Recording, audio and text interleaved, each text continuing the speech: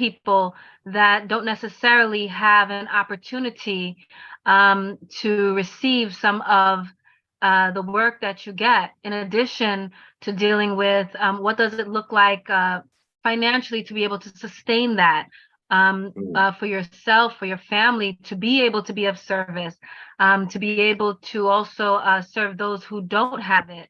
And what does that and how and what does that look like in the overall understanding of our inclusivity? You've also served in arenas that that look very different from you and have been treated differently.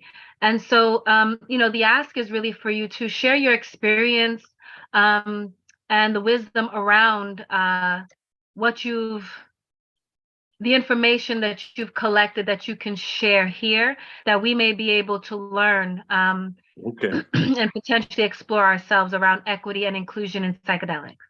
Okay. Okay. I see. I see. All right. Thank you, Nikki. Keith, I appreciate that. That kind of gives me a little better idea where I could go with y'all.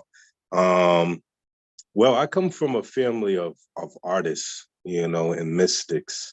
My father, he's still with us, God bless him. He had me exposed us to a lot of different things at an early age. So, he would, I remember going to a keto class around 9, 10 years old and being exposed to tea ceremonies, Japanese tea ceremonies, and learning about just different cultures, to go into the Hare Krishnas, for instance, in the Boston area, and being exposed to bhakti love and all these different concepts. And my dad was also into healing with, we used to go to healing racism workshops. So I used to be with my dad and some of his friends, and we would explore things like poetry and different things to explore certain things surrounding prejudice and racism and things of that such.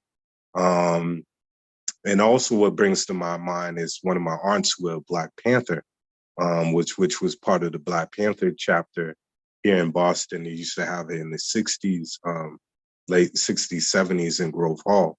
So I had a lot of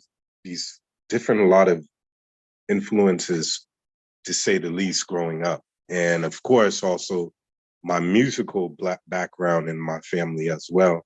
My dad, he used to play jazz music, and, I got exposed to a lot of different type of music growing up.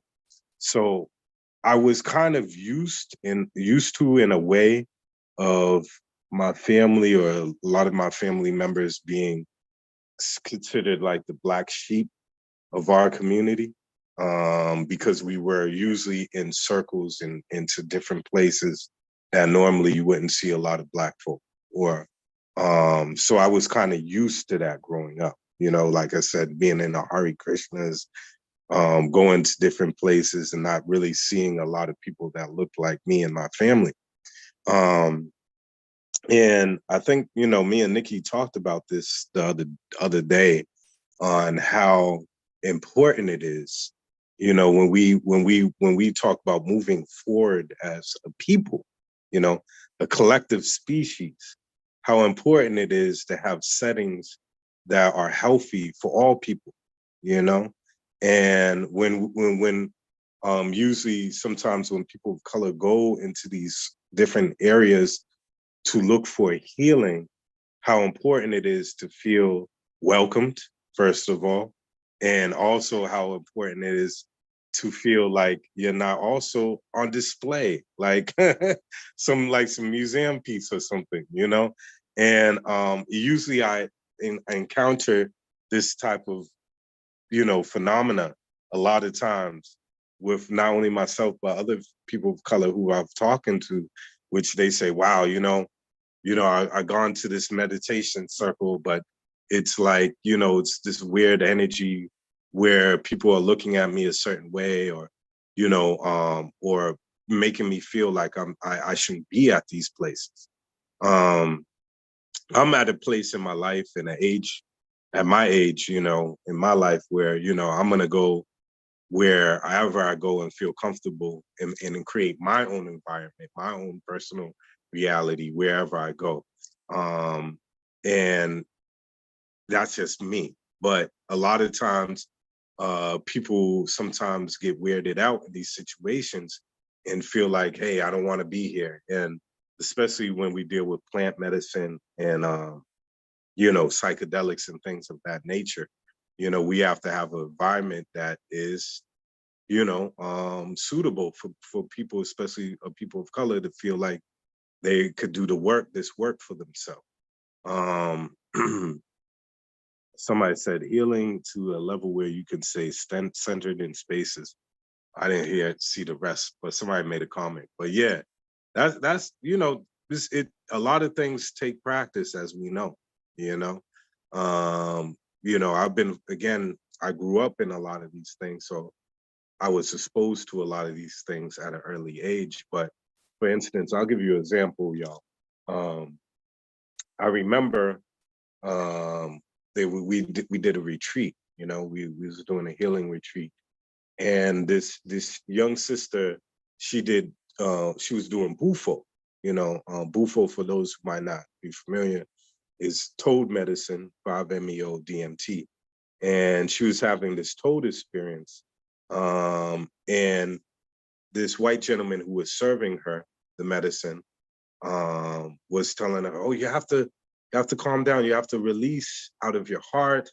You get heart centered here." And she was having a whole nother experience. And she was calling out to me. I was working with someone else at the time, and I didn't know that she went in with the bufo. But she told me later, she was like, "Dooley, I was calling out for you, because this guy is saying deal with the heart, and my ancestors were coming through at the time, and I was trying to process some things that she felt that she needed another person of color to help ground her with. Some of the things that were coming up for her were ancestral trauma, you know, and for her to look up while she's going through this and see this white gentleman serving her wasn't really helping her at the time. And so having settings that, first of all, that are safe and relatable for people to do the work. Um, I think that's very important, first and foremost. You know what I mean? It's like someone, for instance, that might have been molested or went through some molestation, and they're working through some issues along the lines of, if it's maybe a woman that's dealing with that has been violated, and feel more comfortable with working with a woman. You know what I mean? To be able to push through certain things. So the comfortability level of for an individual to go through things that they need is important, you know. Um, also too is for me, this is just a message to people of color in just in general, is to really just know one's history and know where one comes from, you know.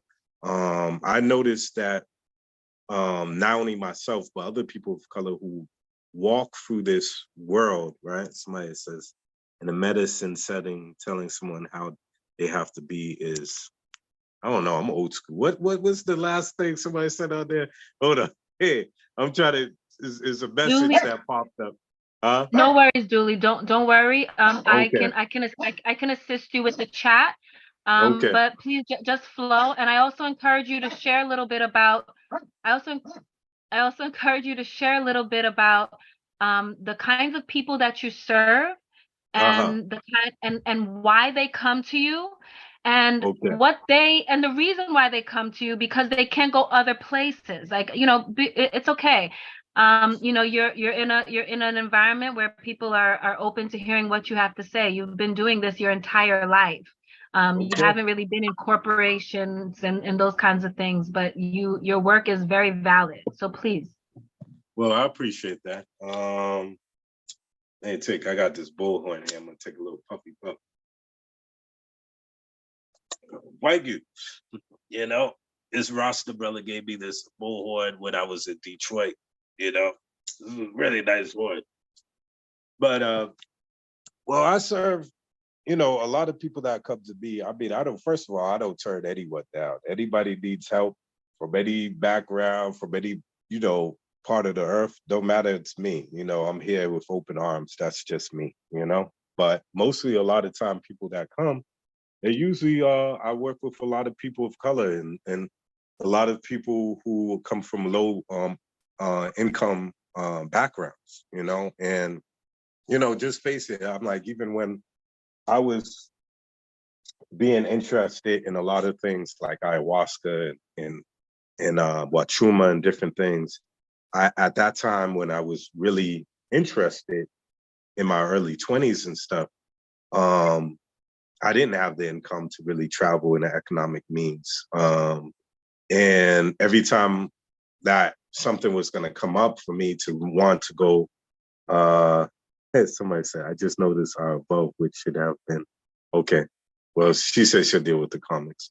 Um, I noticed I didn't have the access during that time, but I created it through my mental. So I was able to set up certain scenarios, even though I didn't have the ability to go to the jungle to do ayahuasca. All of a sudden, my interest would create a scenario where a particular medicine man, a woman, would be coming to my town, and things of that nature, which was interesting. Um, but a lot of people that I deal with don't have that access like that, and that's been kind of the population I've been dealing with, and a lot of the folks that come through, they're very appreciative of this work that I do, and you know, occasionally I might get work dealing with you know, maybe corporate setting, but not so much. You know, I remember that Ann Arbor, Michigan, that was a highlight for me. That's when they just did decriminalization, and I was serving some medicine that weekend. I think I did like 20, almost 20 some people that weekend with the bufo. And I remember one guy that was there, um, he was like, I've traveled the world, you know, I've been into the jungle, different places. You've taken me places in the spirit realm and different things that none of these people in the jungle were able to do just in this little room. And he really thanked me. And it was interesting, you know, to see people's different response because when they, you know, a lot of times people sometimes they look at people outwardly, you know. Unfortunately, that's just, you know, how society really has taught us to be. You know, most of the time it's like, oh, I'm looking at someone and I'm determining they're like this or that just from their outward appearance. So when people look at and see me, sometimes they might, hey, you know, when we're thinking about a medicine man or someone dealing with something of that nature, there are a lot of these stereotypes that go along with it, you know. So it's like, oh, he should be having these feathers in his hair and all these other things. And if he doesn't look the part, then you know, you know, who is this guy? But you know, my thing is I come from a background again of dealing with mysticism. So the mystics would tell you that it's an inside job. This is something that's going on within the individual, you know, not to get caught up in this outward appearance type of thing. So yeah, I mean, my journeys of dealing with folk has been different people from all kinds of backgrounds, but particularly um, people of color that are coming for mental health, that are sometimes coming through spirit attachments. A lot of times I do exorcisms, you know, you name it. And it's very interesting because a lot of this stuff you would think that you know, this is something you would see on a movie or something, an exorcism or something. But these things are real. And a lot of this stuff is gathered through trauma over the years in different ways. And it has been solidified in a person's psyche, into their auric field in different ways. And when a person is releasing this type of stuff, is manifested in different ways. I'll never forget, um, there was one client I had, this guy was having these spontaneous movements, and the doctors didn't know what to do with him, and it became very dangerous to the point where he didn't know when this shaking or what happened. And he could be driving his car, going to work or whatever. So him and his girlfriend heard about me, and they seeked me out, and I did a session with him. And I never forgot that I opened my eyes for a second, and I seen this dark spirit, this entity leave from the top of his head, and it went right out the window. Um, I'll never forget that situation there. And I remember he said after that experience, he never had this whole thing with this shaking, uncontrollable shaking thing happen to him again. So there's things that happen all the time within these sessions, and it's interesting. I'm learning more and more different ways to deal with these particular situations. A lot of times, um, sacred songs come through me, you know, and there's certain songs that relate to releasing certain things for people, or being able to let go of certain things, or, and when you go into regard to psychic surgery, for instance, um, there's ways that you can deal with these energies or these intelligence, these lower vibrational frequencies.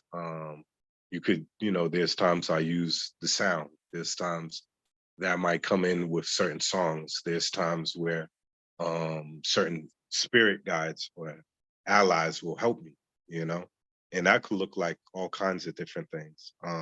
Because each session is very unique and different, and it's amazing. First of all, it's amazing to know that this type of reality exists.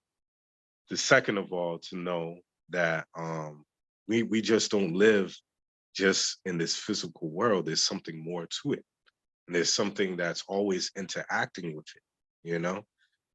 So to have direct experience with that is an amazing thing, in my opinion. It has changed my whole view on reality in this world in a whole different way, you know.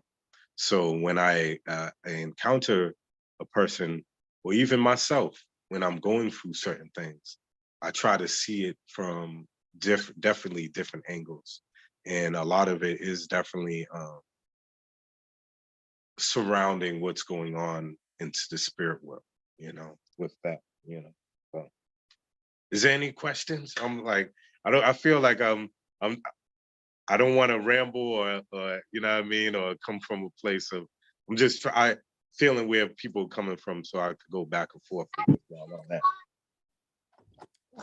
This is a question. Yeah. I have it's a personal situation I'm dealing with right now. I have a niece who she's mixed, and she's like, and Suzette, Black people don't do coke and they don't do psychedelics, and mixed people and Black people, they don't do those kind of things. Like, what are you talking about? And I'm like, what? And then, and she's, she needs some assistance.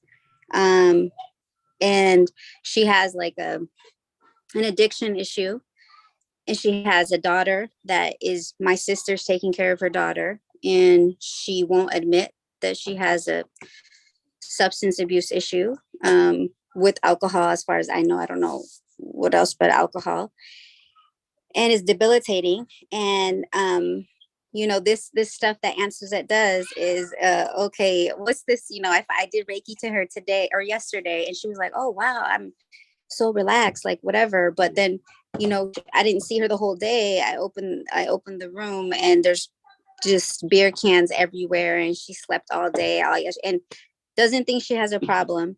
And the thing is, you grew up in this culture, so it's not weird. It's not like some weird, my other niece was like, yeah, those people that don't wear shoes, those people who don't wear shoes and walk around and they wait to the sun, and like, what are you talking about? So it's like a cultural thing, and it's like hard because she needs this medicine. And it's like, how do I get like her to buy into this without it being so weird, you know? I don't know. I'm kind of just speaking on a personal story that I'm dealing with right Right, now. right. So it's like, that's why we need people like you, Brother Dooley, because like you don't look so weird to them. But if I took her somewhere else, she'd be I like, don't mm, know. As that's some too people weird. say, I'm a weird looking mother. Just play.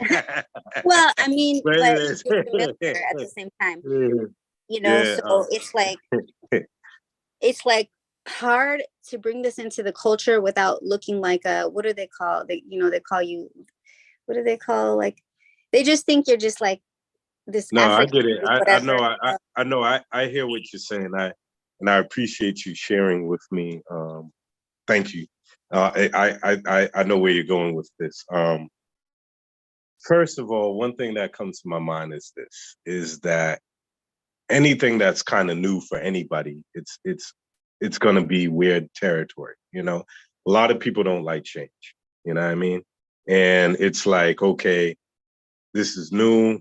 You know, I'm used to staying in my bubble. I'm used to staying in what's familiar with me. Then I'm not sure if I'm ready to venture out into new territory. That's just over that's overall for any race or any culture in general. We see that throughout the world in history. Um, that's where I think the artists come in, the musicians, the artists, all that. I come from an artistic background, so I always seen as the artists as the key figures, as people to shape reality, to be able to shape the cultures, to be able to go along with the times, because the music has always been a background of what's going on with the people, you know. So for instance, the 1960s, I never forgot my father. Again, he was into jazz music, but if you really look at it, right, you had on the top 10 Billboard um, this jazz musician called Pharoah Saunders. And he had a song called "The Creator Has a Master Plan." That was on the top 10 Billboard at one point during the 60s. So that type of music is a reflection. The music was a reflection of where people were mentally, spiritually, you know, as a collective. We've seen a shift in consciousness in the 60s with the hippie movement, with the pro-Black movement, even with the women's movement, the free exploring free love movement, all these type of things that were happening. You know, there's peaks, and we could look at that in the 1920s too. All these different times in history where we see this big jump in the evolution of our species. So I feel like this, like someone told me, again, I'm not really big into astrology, but someone was telling me that this particular time of the year has the last time it had this energetic signature was around 1775, right before the American so-called Revolution. So they were talking about this time we're in is a time of change on on the level of thinking, and also the energy of revolution right now, you know? So my thing is the artists. What are the artists doing? How is that going to affect popular culture? How is that coming in? Someone said Pluto. That's what's up. That makes sense. Um, the artists are always a key figure to be able to bring in what's popular amongst the masses, you know? Because let's just keep it a buck. Let's just keep it 100. Most people don't think for themselves, all right? We have this whole sheeple mentality where everybody's moving in accordance to what's going on with the collective, okay? But it's the free thinkers, the innovators that come along and say, hey, I got this great idea. We need to move in this direction. And now we have it becoming more popular. Now it's becoming more accepted. for people, and people follow suit.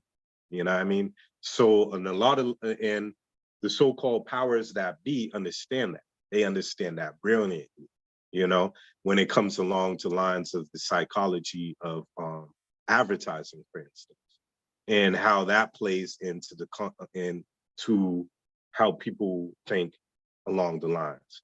So when you have people that know this on their own selfish type of narrative, then we say, okay, how can we make better consumers, better workers for the system?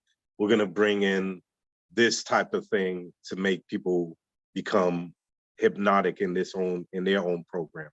And they will use artists, they will use commercials, they will use all kinds of things. You know, it's like a hit song that at first you might not like it, but now it's being played over and over to a point of that you say, well, the song is not that bad. You know, it does have a jingle. You know, the next thing you know, it's in your mind being played over and over. You know, so the level of repetitiveness, you know, all these things, we see that in our world. So I would say the same thing along the lines of artists, you know, looking towards the artist to be able to affect our culture, you know, to affect society at large. Also, we have to understand too, history. If we know that, for instance, you know, I mean, a lot of Black communities were affected by the crack era, all right? I had several friends of mine who their parents or parent were addicted to crack cocaine, all right? Had several friends of mine that actually hustled and was dealing crack. You know what I mean? This was a reality that was happening in the 80s and the early 90s, to the point that the level of respect for our elders went down the drain, something that was not looked upon at one point like that in the Black community. At one point in the Black community, if you were skipping school or whatever, you would have the elders, even if they weren't your parent, saying, hey, young blood, or whatever, what you doing? You need to get in school or whatever. You know, there was more involvement and there was a level of respect that had happened along the lines with our elders, all right? Now, if you're coming into the era of the crack era or the drug epidemic, or even some of the veterans from Vietnam that was strung out on heroin, that whole level of respect for your elders, especially if you had these young drug dealers, all right, serving this product to their elders, that level of respect went down the drain, all right? So we've seen a whole decade dealing with this crack that people in the Black community, when we talk about anything of mind altering anything, they're like, nah, I'm good. That's why when you said, sister, well, in the Black community, we won't deal with no other stuff than maybe drinking beer or smoking a little reefer or weed or what have you, because of a lot of trauma that has happened in the community surrounding real hardcore drugs. We have to understand that. You know what I mean? We're not coming from a place where, well, we're gonna kind of experiment here. No, ain't no time for experimenting, because we've seen the damage that happened to our community. All right. Now that's becoming a little different with the younger generation when we come along the lines of those who are into the trap music and all that. We have a lot of people in the younger generations that are dealing with the pill popping, you know, popping that Percocet, you know, the perks and all. They got songs talking about popping perk and different things of that nature. All right. So a lot of the younger youth, they are starting to embrace a level of pill pop, which was not really embraced in the Black community at one point. But there's a lot of different things going on, even again with the music, you know, with the artists and how the artists are again affecting the community. and how they see things in their community, you know? But again, on the subconscious level, you have something within our DNA where these young people, even this youth, that are looking for this altered state, you know, this altered state of mind experience. There's something that's in them that's even on the level of like, hey, this is something, even if it goes back way back, that I know there was a part of my family that embraced this level of a medicine woman or a medicine man, you know? So there's things that are in us unconsciously that we're still looking for, even though we might not be aware of it in regard to the youth on that level. Brother But Dooley, Brother yeah, Dooley. I just wanted to let you know, Julian has his hand up. So if there's a question that you may want to ask, okay, Julian. Yeah, I just wanted to piggyback on that and say that there's also like, aside from like the role that artists play in kind of shifting our perception about these things and taking into account the cultural trauma that we have around the crack epidemic and the ways in which it impacted our communities, there's also another historical component to it where we're just not taught our history, and we're not taught any history prior to colonization. And right, before we were colonized, a lot of us came from communities that practiced shamanism. And in these right, shamanic cultures, we had, sacramental ritual use of these medicines in order to access these deeper states of consciousness and in order to affect healing. Like, while there are many advances that have been made within the field of Western psychology, like Western psychology is the first time that human beings have utilized tools to heal their inner lives. A lot of shamanic cultures and technology use these things, and that's the cultures that we came from. And so the fact that it seems weird to us just shows the degree to which we've been colonized and disconnected from our original cultures and our original traditions. And I just wanted to add that component to it too, because the fact that when we think about psychedelics, when we think about like white hippies using psychedelics and things like that, the fact that that's the only image that we attach to those things just shows how the images of our original cultures and the shamanic traditions that we came from is erased from our historical memory. right. That makes a lot of, thank you for that add-on. That, again, she's right on, because, and again, there's that place I feel, again, even on the subconscious level, that especially from the youth, of feeling that they want to go back to those earlier practices and ways of life, even if they don't have the right guidance of knowing the true healing technology, plant technology and different things, it's still there, and we could still see that as the Akashic records or tapping into one's DNA, it's still there.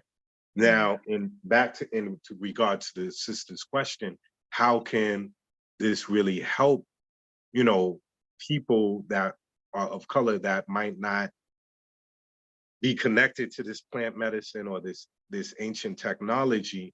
It's by living by example as well.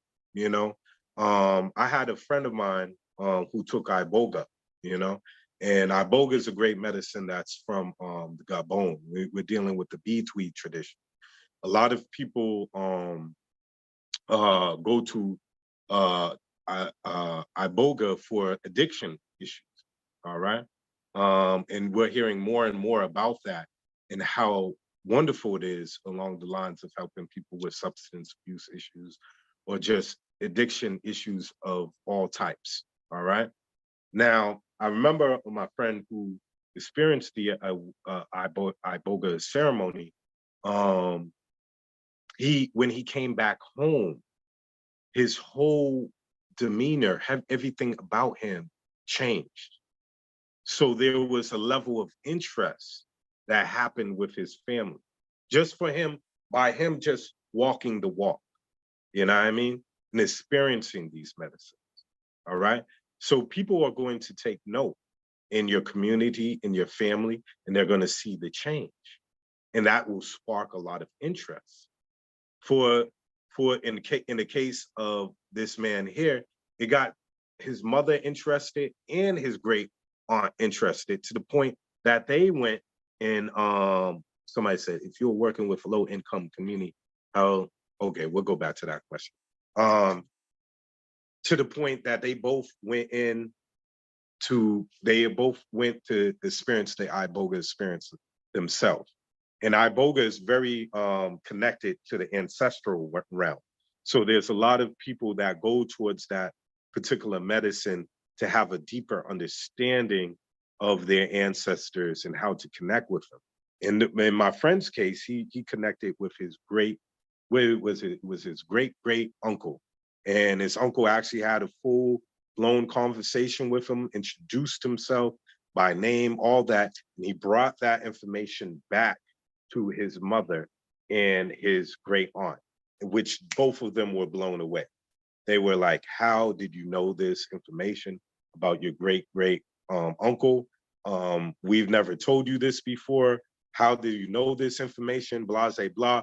And that's another thing that sparked a level of interest for them to start getting into this medicine work. So one thing, sister, we can do is by having more people of color that actually experience these things and who are walking the walk, to be able to expose them to these people. So it won't be looked at as something as abnormal or weird. You know what I mean? And seeing and having the testimonies, seeing how these things has changed people's lives. You know, I could talk about from my own experience how these particular plant medicines have helped me with so many different challenges that I had over the years. You know, even dealing with depression, all kinds of stuff for myself. You know, and I also have a background with my mother being labeled as schizophrenic. You know, so there was a lot of things that I went through even growing up, dealing with the level of mental health and how that affects children. You know, so there's things that I had to realize and deal with myself along the lines with the medicines, and just exposing people to that so they can know that this is not just for one particular group of people. All right.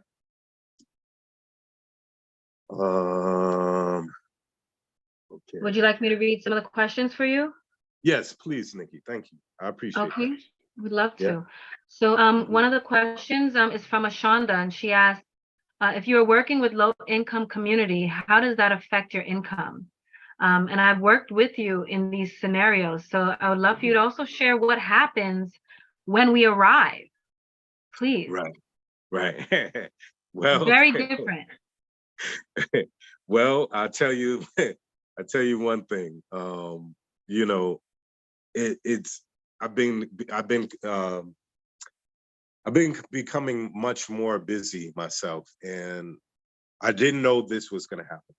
I didn't, like some people say, "Oh, I'm going in this because I'm going to be a healer. I'm going to do this, that, and the third." I had no clue that I was going to be doing this. You know, in one way, maybe, but not really. You know, not how it started unfolding, but as I started to see that this is going to be a way of life for me, I started to see more and more of the particular gifts that were bestowed upon me during this lifetime, things that I learned from other lifetimes that I brought to this lifetime.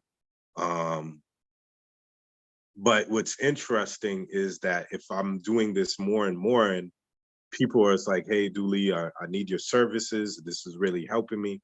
I have a family, you know, I have two little ones. And a lot of times I encounter people like say, "Hey, you know, I just don't have the money to deal to pay for these services," which in a lot of times it can be frustrating because you know, especially if we want to look at statistically, Afro Americans in regard into this country that we live in, we're one of the biggest consumers. You know what I mean? So, you know, Black folk, when it comes down to it, we got all the newest gear, all the newest gadgets, these different things. And there's people that are experts in economics that are talking and having conversations along the lines of saying, how can we get our priorities right? How can we be, instead of consumers, be more investors and look at things from an economic level as a collective for Black folk. So when I see people that say, hey, I don't have enough to pay for this particular treatment or this medicine that's really going to enrich your life, but yet you, on the other hand, have that same money that you claim you don't have that you're going to use for some new Jordans or go out to the club, it's about one's priorities at one point, that we have to really look at that. And then there's some people that really just don't have it, and I don't turn people away. That's not me, because at the same time, I feel like what we do is for the people. But there was plenty of times where I've worked with Nikki Keither plenty of times. We've sat in plenty of ceremonies, and I love working with Keither. She's very talented in many ways. And there's times where people wouldn't have, the income, to pay for the ceremony or what have you, or the services. But what I respect about Keither is that she wants to have a person vocalize that and put that responsibility in their hands of looking at scarcity as a mindset. And I find that's very interesting because, again, at the end of the day, as we learn more and more, we're understanding that our mind, our consciousness plays a big part on how our reality unfolds, So knowing that if a person stays in a mindset of lack and have been taught that their whole life, then that is their reality in a lot of ways. I'm always amazed to hear how Keitha says, I'm never in lack. I'm always in this place of being able to generate whatever I need to generate. And that's powerful. That's powerful when anyone can be able to confidently walk into a place of abundance and know that the universe is not a place of lack, that I can pull from wherever I need to pull from. That's amazing. But I've seen that type of behavior even with some of the elders, that I've came across over the years, where's this level of confidence of walking in and saying, somebody says, empathy will be our collective superpower. I amen to that one. At the end of the day, it's about the heart, and that's why even if you look at the Egyptian or Kemetic mythos, we look at the underworld, the Duat, right? You have Anubis there, or Anubu, and you're dealing with the scales of Ma'at. You have the scale there with the heart and the feather, and is your heart lighter than that feather? Are you walking around, having everything, all these burdens on your back, So it's always been about the heart. This is a path that is dealing about how can we understand and know that we're all connected, And for me to even do this type of work, my friends, I was saying earlier, I did a video earlier today addressing some things that have came up in the community at one point. And I said, my mom used to always say, when she prays with tears coming down her eyes, And that's the level of just a level of gratitude, And having a level of gratitude allows a person to be more receptive to their own inner happiness, to be able to say, man, shit can get fucked up sometimes, but, I'm still counting my blessings here, And the more gratitude we have, the more level we are able to connect with the next person, be able to have more empathy. That's important, But a lot of this stuff is shedding old ways. If you've been in a program mindset, and these type of fears and different things have been passed down from generation to generation, that it's a blessing if you're one of those people in the family, to break that generational curse, you know, to break that generational type of mindset, you know? So to come along and say, wow, you know, I can live in abundance, even though I come from the ghetto, or I come from this place where, you know, I wake up to my community being a place that looks like it's lack, you know?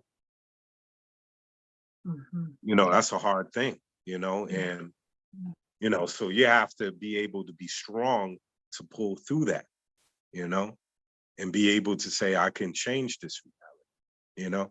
I mean, it's like, if you look at certain communities, and I was even talking to this other person that we was in regard to this video I made, and this person who grew up on the reservation and stuff like that, you know, there's an old saying, I forget what Bruce Lee movie it was, but Bruce Lee was on the scene in the movie where they said there's a ghetto all across the world, you know, and it's true, you know.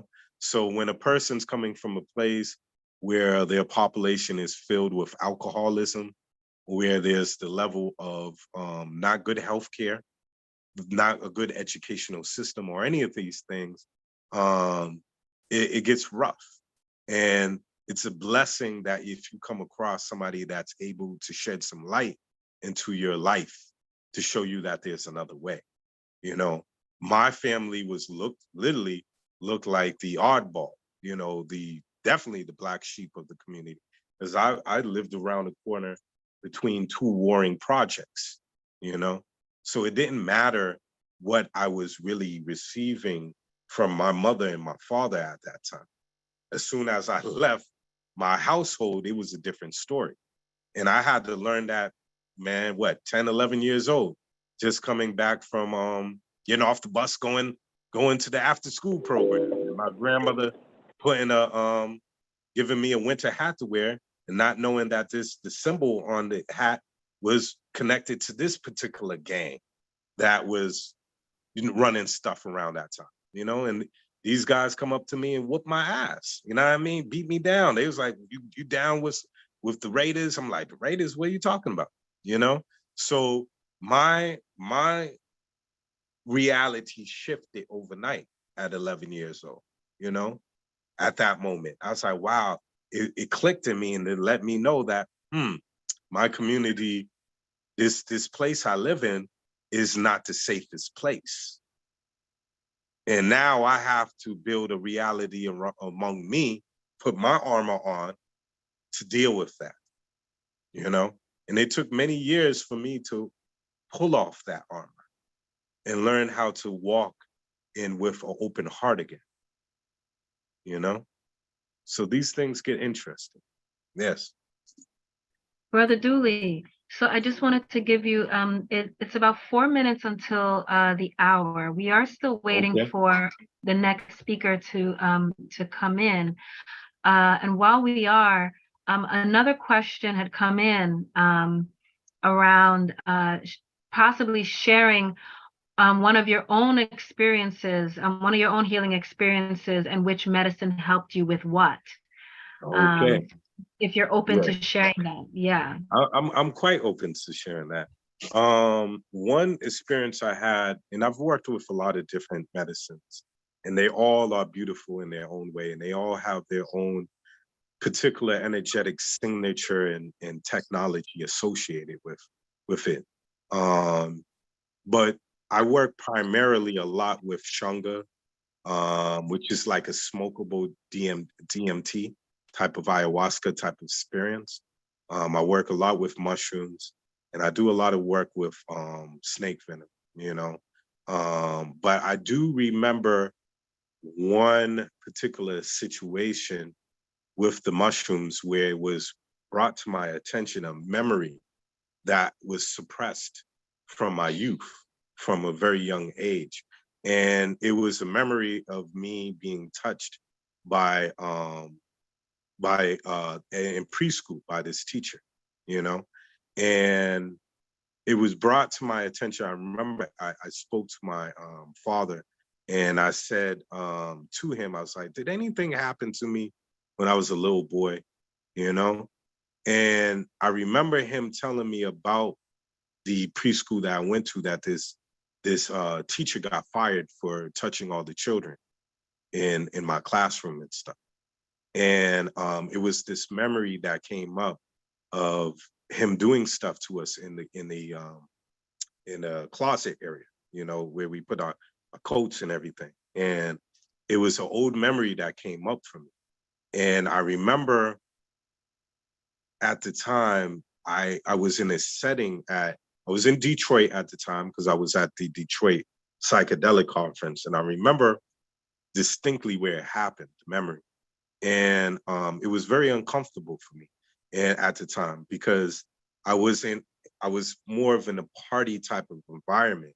And I remember I was trying to process what just this memory that came up in real time for me, you know, and I wasn't in the environment, in an environment that was supportive of me to go through that. You know what I mean? So I remember one of the fellas that was there, I remember he was saying, "Dooley, are you all right?" And you know, I'm brushing it off like, "Yeah, everything's good, bro." You know what I mean? Or what have you. But I remember I had to do a lot of just reflection, my own healing work of me embracing that little Dooley, or that little Abdul, you know, and sending love to him, you know, to deal with my healing for now, you know. Um, and it made sense for like me not really knowing this or suppressing this memory, but it made a lot of sense for me as I'm reflecting on it as I'm older, and a lot of insecurities, a lot of fears and stuff that I was dealing with, even not really understanding why I was feeling these ways and different things growing up, you know.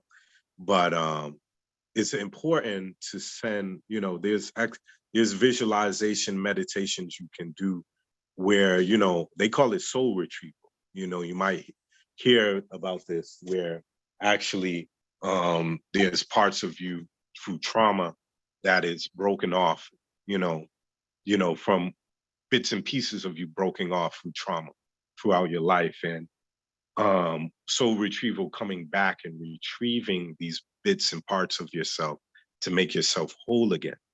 So a lot of that work sometimes can be even used with a person drumming to put you in a trance-like state, and going back and to those times of trauma, and really embracing that little you, sending it love, to be that 4-year-old, 5-year-old of you, and saying, you know, you're safe, you're loved, you're supported, you know, I love you, you know.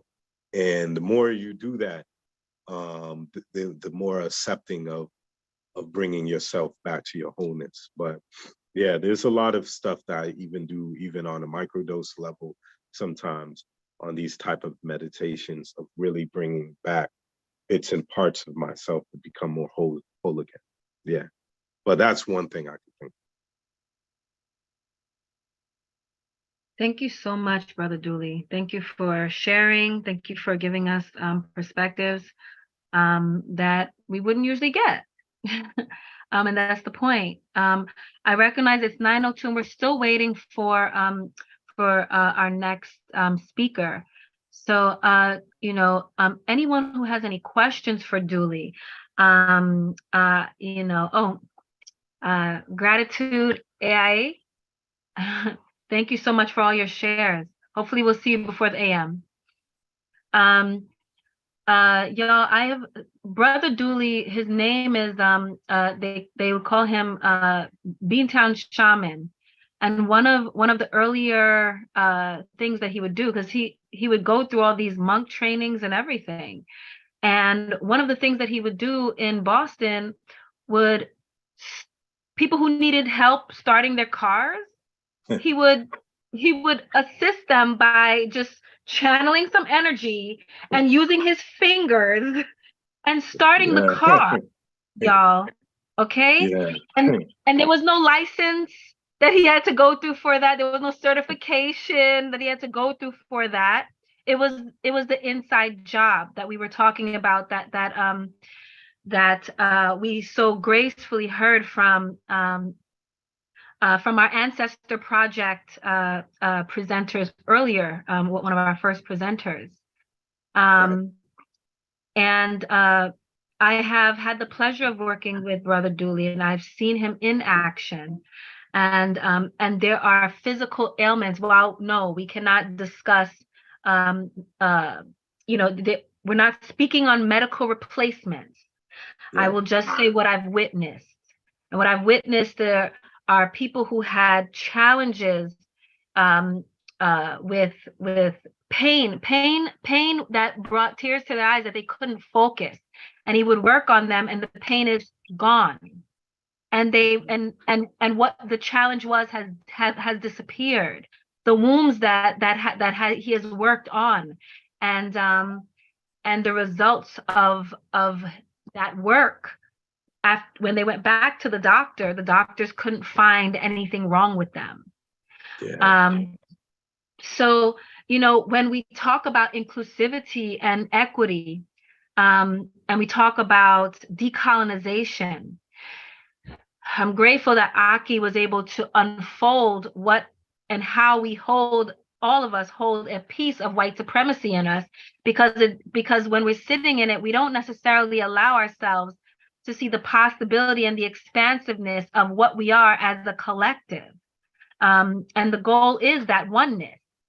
So being able to hear our communication differently, being able to feel our communication differently, understanding that things are not always delivered in the perfection or the compartmentalization that we've been trained to, and we feel comfortable with the compartmentalization because that has been the programming. But because we feel comfortable with it does not necessarily mean that it is the best, right? I mean, we see that even with iPhones. iPhones are one of the most popular phones, but when we look at the actual technology of it compared to some others, it's not the best technology out there. But because we're familiar with it, that's what it is. So we're asking ourselves to break the habit, or how much of your identity is a habit. And by your embodiment of whatever it is that you're moving through, allowing yourself for full acceptance of you then engages others to touch and tap into the acceptance of self. I'm just curious if there's anyone else that wishes to ask questions or share, or if Dooley, if there's anything else that you wanted to share before. I just say that thank you again just for letting me be on here with everybody. And I might have to, I would love to keep on listening, but I have to put my children to bed. But thank you all, and thank you everyone that's listening for taking interest in this type of work, and it's wanting to explore the medicines and different things. I think we're at a wonderful time in our lives right now, because I think we have more guidance, more science and different things to support this, Baba Kalindi, I'm sorry, is somebody going to say something? No, I know you just mentioned that you have to put your children to bed very quickly, and Yasmin had a question for you. Oh, okay, yeah. So that we can catch the question before you go. Thank you. Yes, hi. I just want to say gratitude and appreciation for your sharing your energy with us today. As a fellow mystic, shaman, black sheep person, I really resonated with a lot of what you said. And I asked a question about interested if services in the future. What is the best way to contact you if I wanted to work with you with certain things, because I do feel my ancestors heard my call today, and you're here now. So, I believe in synchronicities and stuff. So I just wanted to know. Gotcha. Yeah, you can contact me directly if you want. My phone number is 617-386-9502. That's my actual cell phone number. I'm sometime on Facebook, under Shaman. Well, no, it's Brother Dooley. BRO, Bro Dooley, DULI. Yeah, and what else? Also, yeah, I'm on Instagram. Yeah, I think it's Shaman Dooley under there. But yeah, either way, just send me a message, or sometimes if I don't get back to you, I'm kind of busy sometimes, but just bear with me and I'll get back to you as soon as I can. And but thank you for your interest, and I appreciate it. Thank you. Appreciate Yeah, it. you're welcome. You're welcome. And I was just gonna say about Baba Kalindi. Baba Kalindi been a great, for those who might not know about this man, he's a great martial artist. He taught African martial arts. He has the Tamarian Institute, and was a real big high doser. So we're talking about maybe 40 grams and up in one sitting. And he talked about going in deep, deep, deep, deep with the mushrooms, and he was a great friend and a great mentor for me at one point in my life, before his passing, which was very untimely.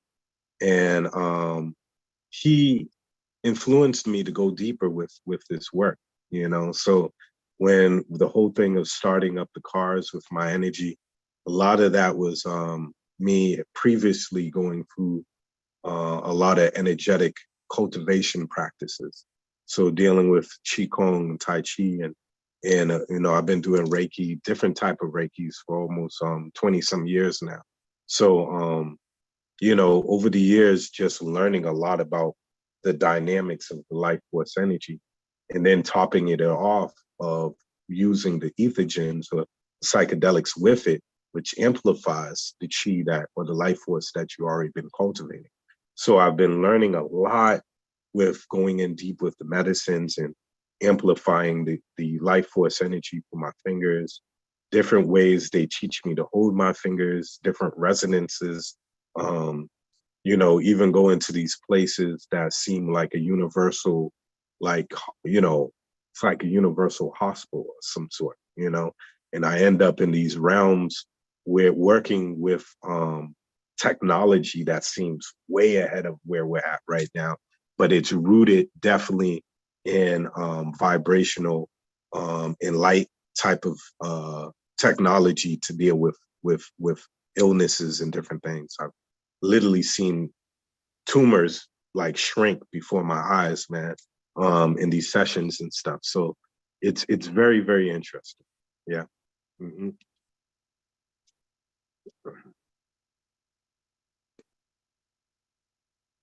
Brother Dooley, would you be able to share an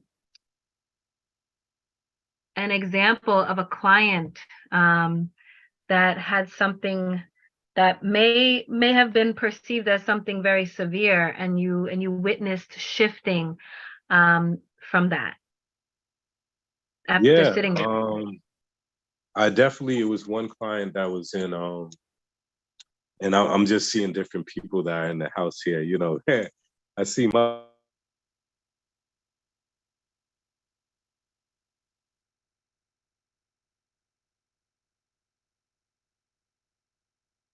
You're muted.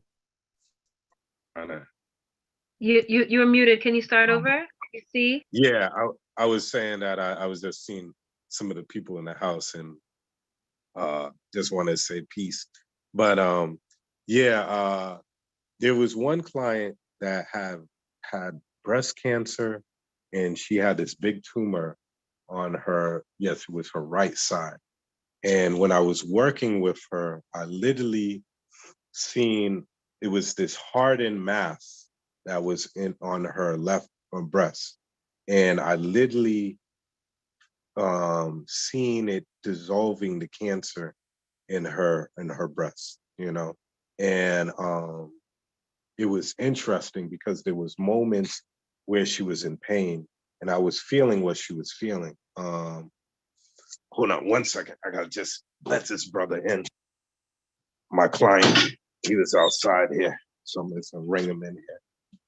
But I was feeling what she was feeling, And it was very interesting that after the session, she was like, "Wow, I felt like this type of operation or something you was doing to my breast." And then I literally seen she had a tumor on her neck and it was puffed out. I seen it shrink down. It was almost gone, but not totally gone because of the timing. You know, I had so much time. I had another client behind her, but I've seen a lot of interesting things, to tell you the truth. Um, I had this one client the other day. She was psychically attacked. Um, I come across a lot of that too, where there's unfortunately a lot of people that like to throw hexes and different things on people and do very negative things to folks. She could not rotate her cuff. She could not move her arm. She was in severe pain, very severe pain. Um, I started working with her. I seen the individual that was sending this to her, and it was an entity. It was like, describe these particular things.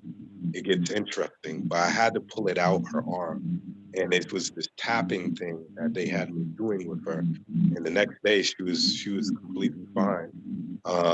There's times that I've worked with people who have had COVID, and I would have to eat the COVID up, you know. But that goes into a whole thing of transmutation. There's different levels of dealing with entities and diseases, where you can do transmutation and literally bring it into your being. But there's a way that you handle that, way of a certain way of breathing, a certain way of technique where what doesn't hurt you, and thus you transmute it to become a pure source of energy at that point. But that's more advanced type of thing. There's times where, put it into the earth, or sometimes I put it into the sun, so there's different things, you know. Yeah. I hope that was useful. One second now. So y'all, before Brother Dooley puts the children to bed, while we await our next speaker, are there any other questions or feedback or anything at all? Something that may come up. Alicia says, would you recommend any resources for people interested in learning how to work with energy in this way? I say Qigong is my foundation. So I would say seek out a good Qigong teacher. And from that place, cultivating the energy. Reiki is wonderful too, of course. There's different type of Reiki systems. I've gone through traditional Usui Reiki, gone through Shambhala Reiki, different type of things that I've been involved in. And that's one of the first things I do in the rising is I do a healing on myself. That's the first thing I do even before I get out of my bed. So I'm constantly, working with the energy. And it's like anything else. It's like if you're lifting weights or you're working out or anything, the more you do it, the more you learn about it.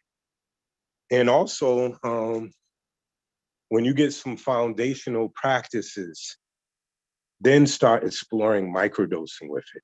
And there's a part of yourself, your higher self, that will kick in, and you'll start learning the more deeper aspects of the energy work. They'll just start to kick in your own intelligence.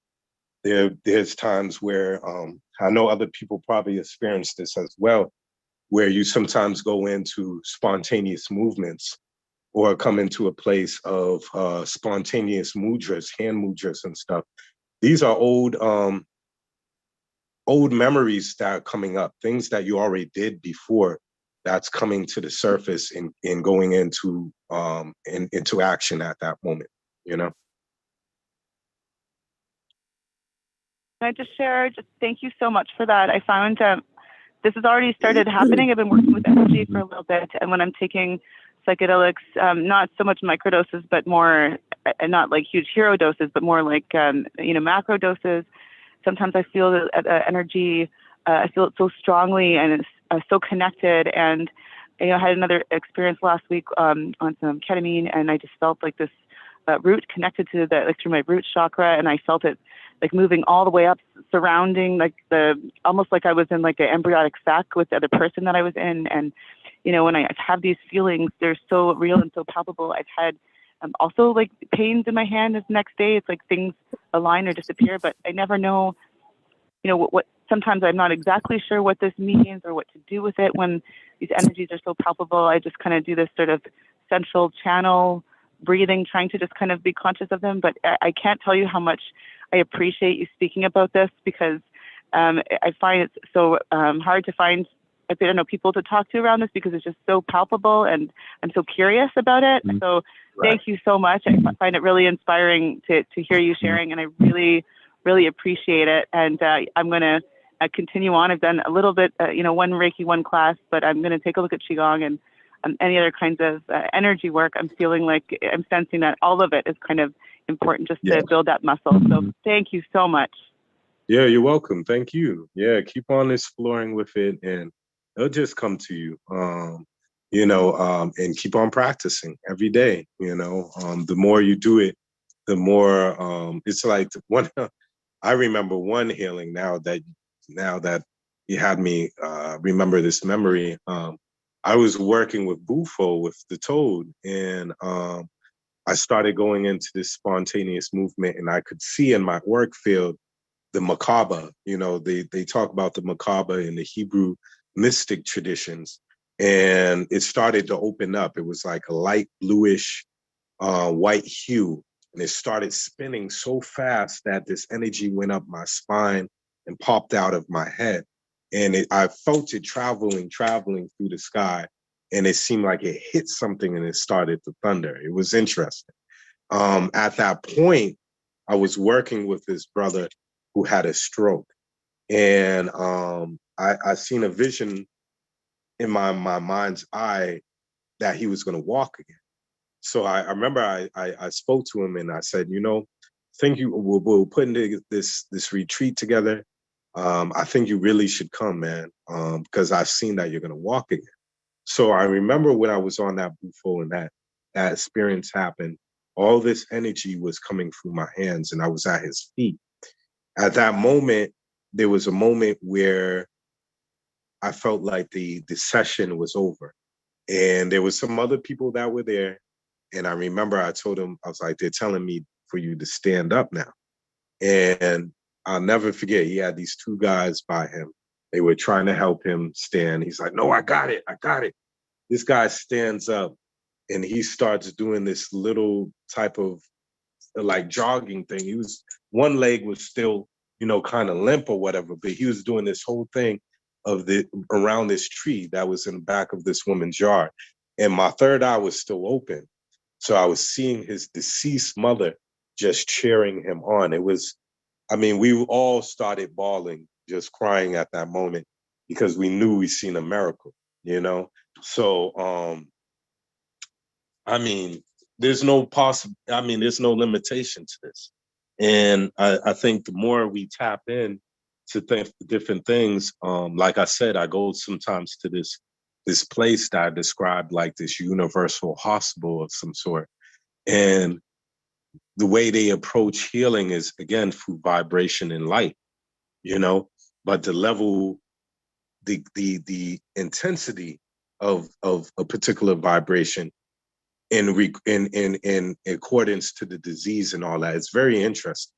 And I really considered these places I go sometimes more advanced star systems, more advanced civilizations that are dealing with things on a whole different level. So we're just playing catch up here. Thank you so much. Thank you so much, Alicia, for your question. Brother Dooley, thank you so much. Thank you. Our speaker, our long-awaited speaker, we're very excited to have Joy Vaughn here. Brother Dooley, thank you so much for sharing. Everyone, you see the number in the chat. So I'm sure this will not be the last time that you'll be engaging with him. Thank you, Brother Dooley. Okay, I'm gonna be out of here. Y'all take care, okay? Take care. Take care. Peace. Have a great night, Peace. everybody. Love you. Love you. Love you too. Yvonne, All please. right. How is everybody doing? I am hoping to get, a very engaging back and forth, because I think, this is the perfect opportunity in a summit like this to be able to kind of have a meeting of the minds. And, we're discussing about equity and inclusion. And I'm curious, and, I said this on the Clubhouse, but I like to say this here as well, is, what is everybody's goals when they come to ingesting and taking the medicine, and what do you think an equitable world would look like in the world of entheogens? And feel free to unmic and talk. Let's have a conversation. Women leading. I'm ready for the female revolution that includes all genders, but that is female led and no longer asking permission for men or using patriarchy's tools, but really leading the way. And I really want to see a focus on intersectionality. Doxy, do you mind? Hey, Tierney. I'm just sorry, I was just speaking for a moment, but it's so important to me to see the intersectionality, because if we're only talking about race over here, we're only talking about class over here, we're only talking about gender over here, like we're not seeing a lot of women leading in the psychedelic movement as far as the politics. So I'm just really feeling like this wave of the psychedelic revolution, and there's been many waves throughout history, needs to be strongly led by women. And I see a lot of men stepping up for supporting that. Thank you.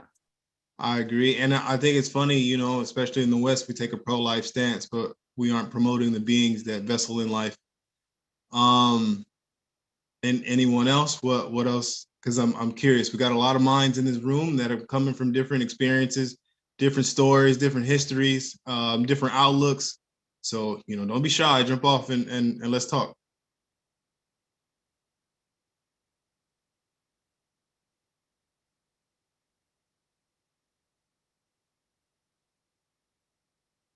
Yeah, I think for me, psychedelics are very much connected to healing and also the path of enlightenment. And I also see that as we live in the United States in this place and time, like, psychedelics and psycho-spiritual tools for mind set for programming, for reprogramming your subconscious minds can be very helpful and important towards marginalized and oppressed people, liberating ourselves and healing from generational trauma, but then also for settlers as well in deprogramming the kind of colonial white supremacist cis heteropatriarchal mindset that keeps us all imprisoned, and moving more towards building a kind of social reality that's grounded in this awareness of the divinity of all. Okay, that's beautiful. I like to ask one step further is what is your definition of healing?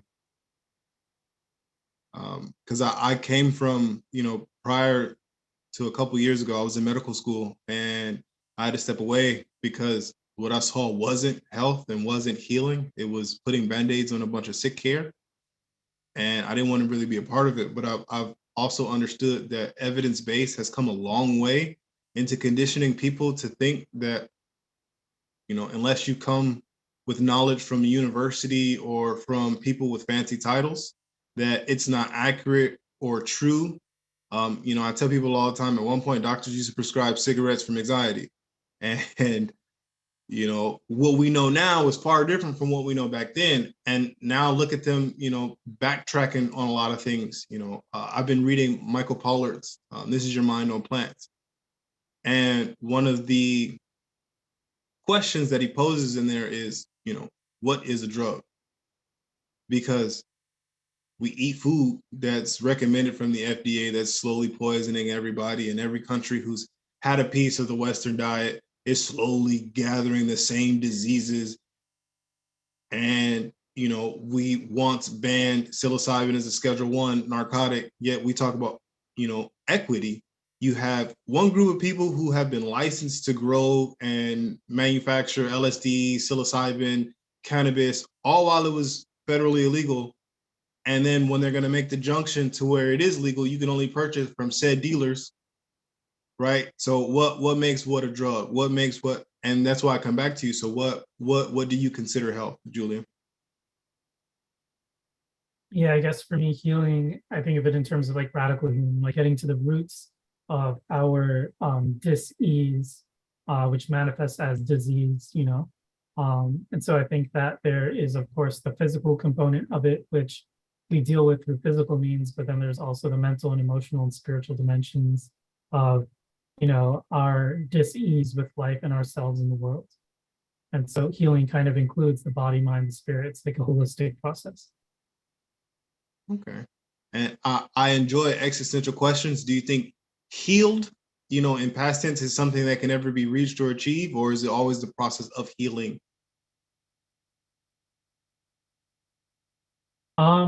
I think that some things can be healed, but healing is also like a lifestyle. It's a whole ongoing process.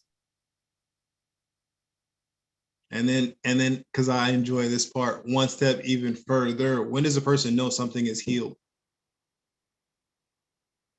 I guess when you move past pain and you're able to function at a higher level, basically you extracted the wisdom from whatever painful experience was originally there. You're able to move with a higher level of wisdom and an absence of pain. Okay. And when do you know we get to a place in which the entheogen world is, you know, what we call equitable or completely inclusive?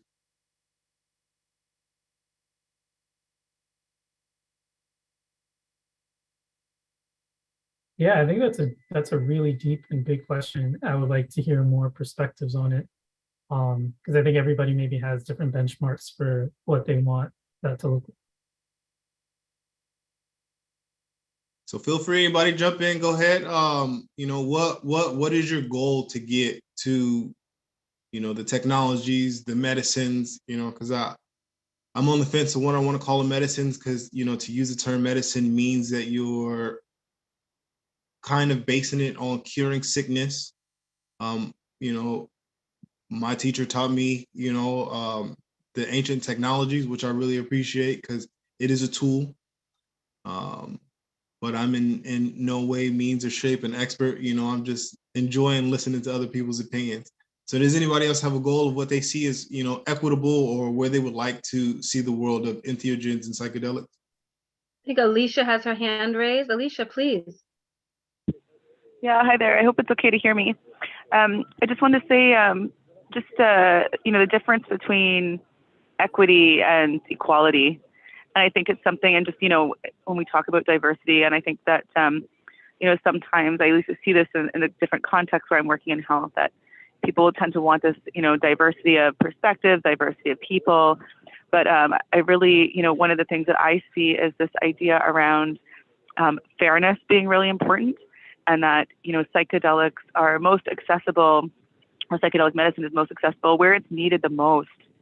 You know, so I guess, you know, the groups of people who have the most health needs and maybe face the most systemic barriers in society and the least access to medicines and require it most are able to access psychedelics on their terms, and also in combination with medicines from their communities. It's original peoples, that they're able to, that there's also equal respect and access to supporting their medicines along with psychedelic medicine. So anyways, that's something that I see. It's not just everyone, you know, free for all, everyone being able to have access to psychedelic medicines. I realize I'm talking about in a medicinal kind of context, but something that I think is really important is that equity piece, that it's really able to, psychedelic medicines are able to be available, accessible, beneficial for people who, you know, who need it the most. So if handed the key to be able to create, you know, an equitable world or an equitable platform, where are some places that you would start? What are some things that you would love to implement? Well, you know, I'm a little bit, you know, biased, but I always think in order to get there, one of the most, you know, we can't make good decisions without involving people who are directly impacted by it. So here in this part of Canada where I'm living in, in the context of health, we see a lot of inequities experienced by Indigenous people who experience the most intense kinds of discrimination and racial stereotyping in the healthcare system in particular. And I think that, you know, in order to, if we look at the direction of therapeutic or psychedelic assisted therapies, I think that meaningfully involving people who are impacted the most, you know, is most important. So I think if we want to make a difference, if we want to look at, you know, equity and psychedelics, for example, in relation to healing in Canada, I would look at meaningfully involving Indigenous people in psychedelic medicines. And, you know, I think that would just be a first step alongside that. I think it's also, you know, it also calls for, or hopefully would lend itself to the inclusion of different knowledges and different knowledge systems in the way those decisions are made. And, you know, this doesn't necessarily need to be just about, just for Indigenous people, but I guess any groups of people who really are needing it the most. I think we need to look at meaningfully including people in psychedelic decision making, and that's meaningful and influential. So including people in decision making in relation to the distribute everything, not just you know, superficial decisions like you know, what is the logo of our psychedelic therapy, or you know, just being on working or an advisory, but actually making key decisions around every part of the aspect of service delivery in the context of services. But yeah, so my vote is meaningful involvement, and that also includes investing. And what that means is meaningful involvement. So it costs people's time. You know, when people are asked to participate in an advisory committee and they're salary-based professional, it's very different from someone who's rooted in the community and has limited time and resources. And might even have difficulty in accessing technology if people are asked to participate virtually, or if people are responsible for child rearing and don't have child rearing coverage, or if people are living in remote areas and participation means gathering in person, and that's a barrier. But doing whatever it takes to remove barriers so that people can participate meaningfully and influentially in decisions. So that would be one place where I would start. Okay. And then, so I like to bounce off of that. So when you say, you know, you create more opportunities for people to be engaged in discussions, you know, most people understand that at some point with, you know, psychedelics, you need to have an exclusionary line of who can and who can't participate for outcome purposes. How do you decide at what line do you draw the exclusionary?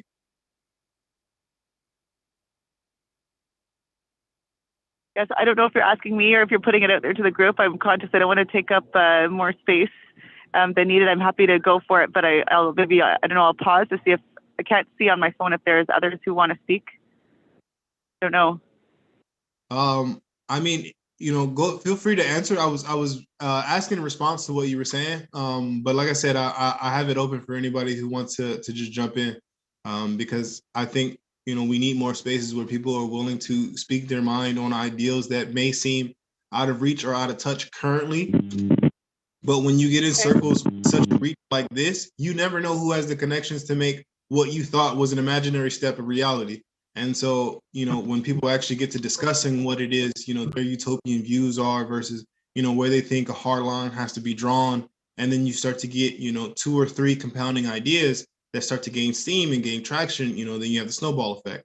So I love to, one, I think it's important to be able to respectfully have difficult conversations, because even in a place where you're offering inclusion and equity, we need to have, and everybody understands who's done psychedelics, there needs to be a line in the sand for some people that, you know, this might be such a danger to the people around you that is it worth what you're going through? And then on the other token of that is who technically has the right to say what may possibly open a new level or may create harm. And, you know, so I'm just interested in where do we decide to draw exclusionary factors? Julian, go ahead. Yeah, I mean, I think that like that is a kind of circle by circle question, and how you vet who gets to participate in a circle has less to do with these kind of identity categories, but more to do with, unless you specifically need, like, if this is a healing space that's just for women, or a healing space that's just for Black folks, or just for BIPOC, or like whatever. But I think that more often than not, like, the real category has to do like consent, and can this person show up to this space in a way that they're respecting the consent of everyone involved, that they're not going to like trip and end up touching people inappropriately or starting to get violent or anything like that. So I think it has more to do with respect for boundaries, consent, self-control, like things like that. Okay. And having people that are like, if you need to, I've been in plenty of spaces where like you need someone to vouch for you. So you're not like a total stranger, but you have to have degrees of separation to the community there. And people need to be able to vouch that you're someone that can be safe and trusted in that way. Okay. So you think of like a vetting process, and as long as that circle is contained with those that are vetted, then it's an open space.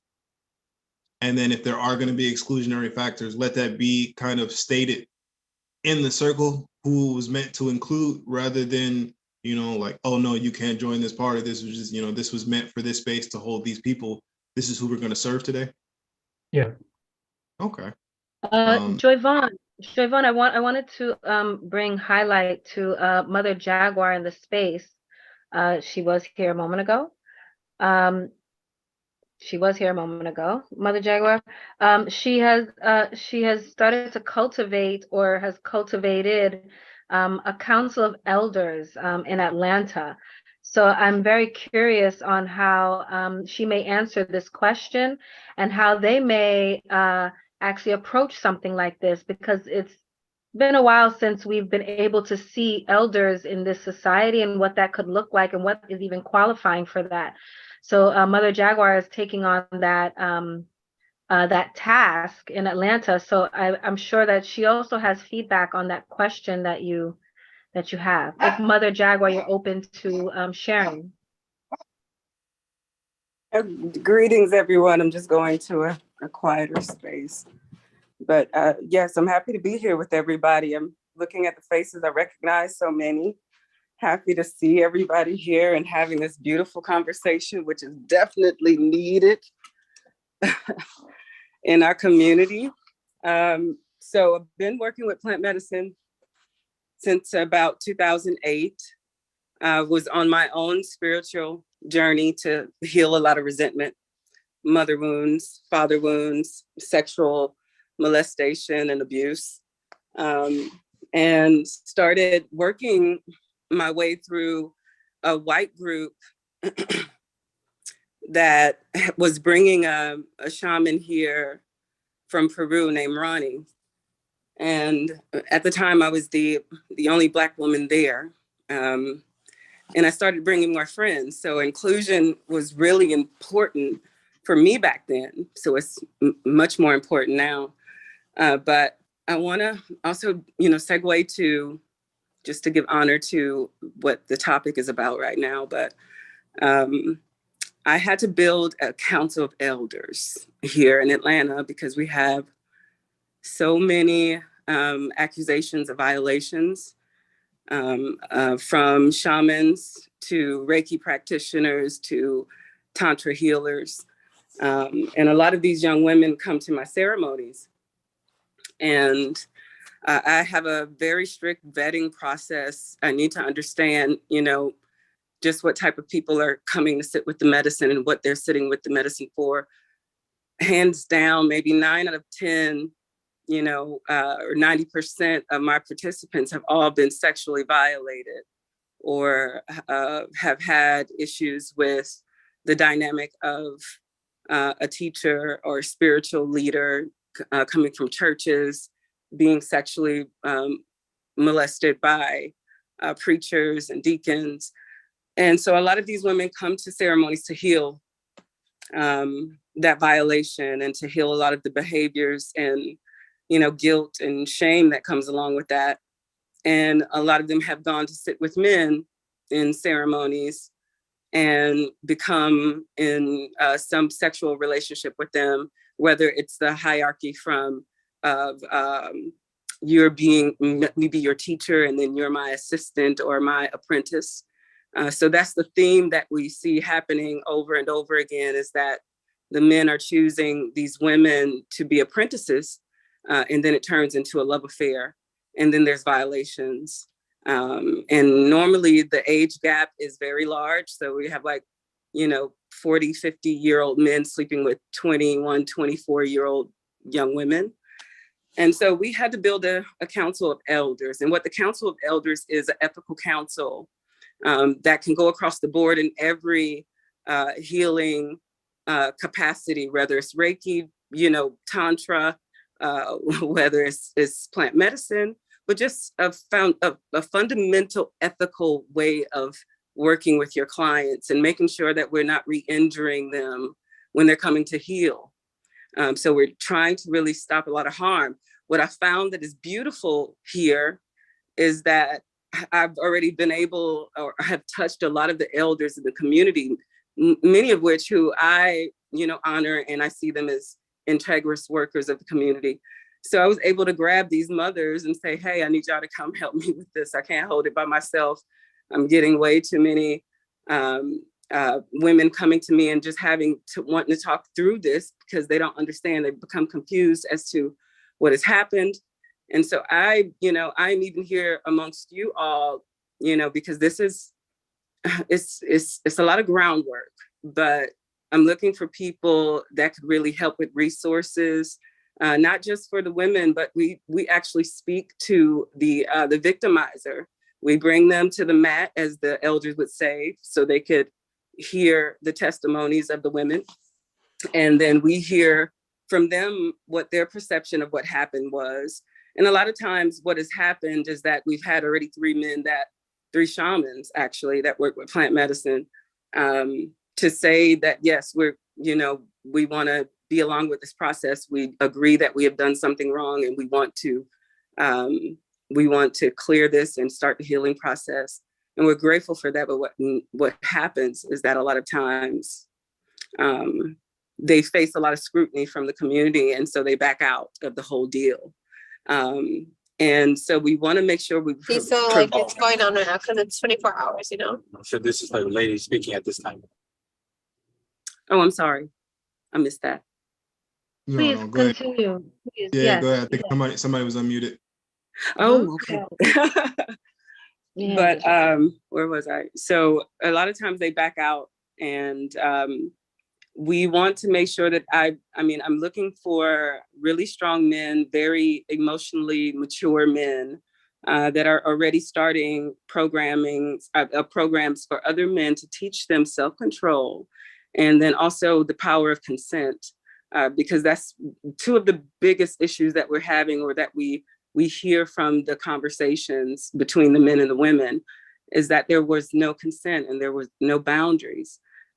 So we are trying to heal the community from within out, and trying to attack both issues, because fundamentally, sometimes people just don't know that they don't know. And then you have others that are intentional. And a lot of these shamans have never been trained in a traditional setting. They've just sat in ceremonies and decided that they wanted to serve medicine. So they haven't really had the mentorship to teach them how to ethically serve their community and the women and the men that have been sexually violated. That's been the biggest issue. So this is why I've started teaching my shamanism courses, is just because I realize I can have a lot of judgment about everything, but I have to do something about it to fix it. And one of the traditional, what I've learned traditionally, I realize is so valuable, just because when I'm speaking to these men, they just have no clue that they've done something wrong, just because it's mixed in with a lot of other, I'll just say with this gentleman, he was also a Tantra facilitator. And so, of course, he pulled that into the healing with ayahuasca. And then it just re-injured a lot of women. And a lot of these women are coming and really desperately trying to understand why they keep attracting this type of energy again. So I want to start by saying it's the Council of Mothers, it's Atlanta Ethical Council of Healers. We're putting the website together now just to kind of start with getting support and, maybe having some third party healers that would come in to kind of build resources for the community here, for the men and the women. So if you know anyone that is able to help with that, please send them my way, as well as legal. We want to make sure that we're doing things in a way that I'm not interested in sending people to jail if it's not a heinous. If it's a rape or something like that, then definitely I allow that woman to go in and seek counsel with a lawyer or press charges. But what we're hearing so far is, gratefully, it's not that, hard.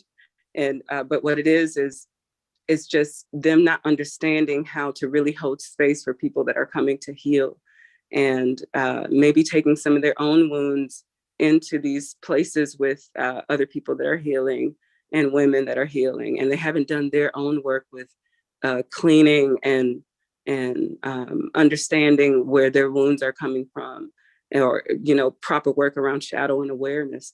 And so we're really grateful to have a lot of these elders that have stepped up. We have 11 so far. We have 11 elder women, as well as 4 elder men. And then we have a supportive council that supports these elders, full of 12. It's 12 now, of younger adults as myself. I don't put myself up there with the elders.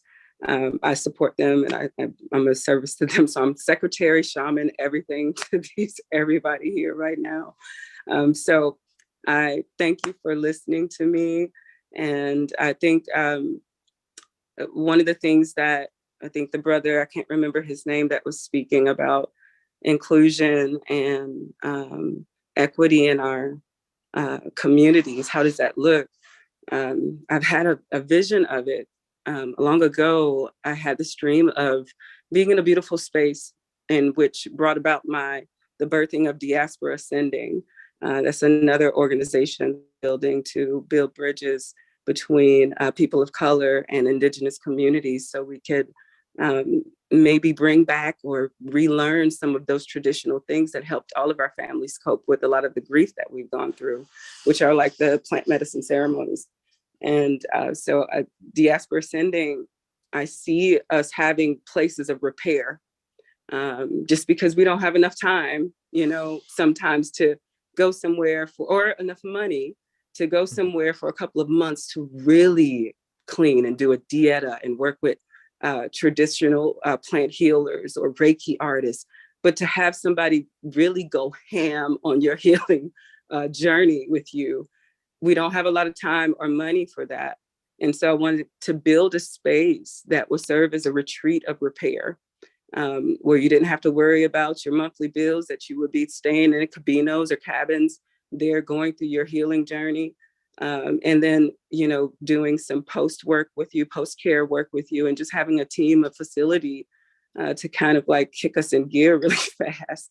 Because that's what I feel like we need. We need places of repair. Our nervous systems are going haywire right now. It's a lot of people out here that don't know which way to go or where to start. And they're already, stressed with all of the bills and the weights of the world. And so we just need time, so that's what Diaspora Ascending is about.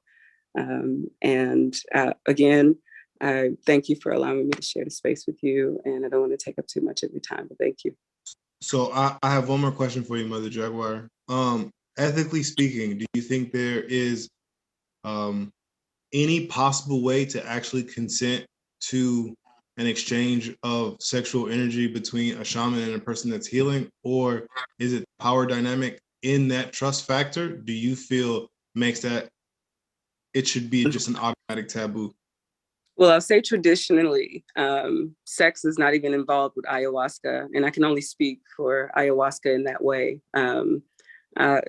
They review ayahuasca as a very sacred plant, and they believe a lot of energies enter you sexually, and a lot of unknown energies enter you sexually.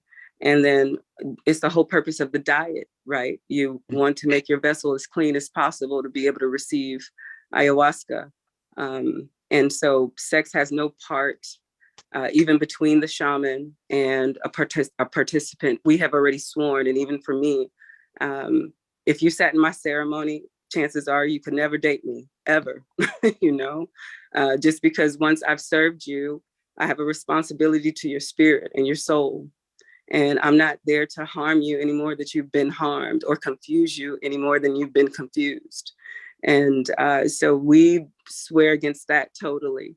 Now, psilocybin, and I know some of the other, like cacao, I can't speak for that. I want to, but I don't like to step on everybody else's territory. I do work with psilocybin, and I also work with iboga, and I also work with hape, and one of my beautiful medicines of the heart is my beautiful cactus. But for me, ethically, and coming from my healing journey has become the reason why I'm a shaman. And so I cannot harm those who have been harmed, or harm in a way that I've been harmed. The awareness of my harm teaches me to hold space for your harm. And so there's no way for me to even include sex. And also the way traditionally looking at sex, like, you know, I know a lot of us may come from Baptist or church backgrounds, and we hear about, you know, entities and energies, but it's real. I see it on people's faces all the time when they've gotten out of a horrible relationship and they come sit with me. You can see the impression of all the energy that their partner has left them with. And then they have to understand how to find themselves again and become aware of their divinity again, in order to cleanse themselves from all of the things that they've taken on from their partner. And for women, that is a big deal. We do that anyway. You know, any partner that we're with, where you're entering us and we're taking in your spirit. We're taking in your spirit. So when you're sitting with someone in a ceremony, you know, and well, let's just say you have a lover that you're in a ceremony with, whatever that lover has, you know, inside of them, what's governing them at that time, whatever energy that they're feeding at that time, you're hosting with it.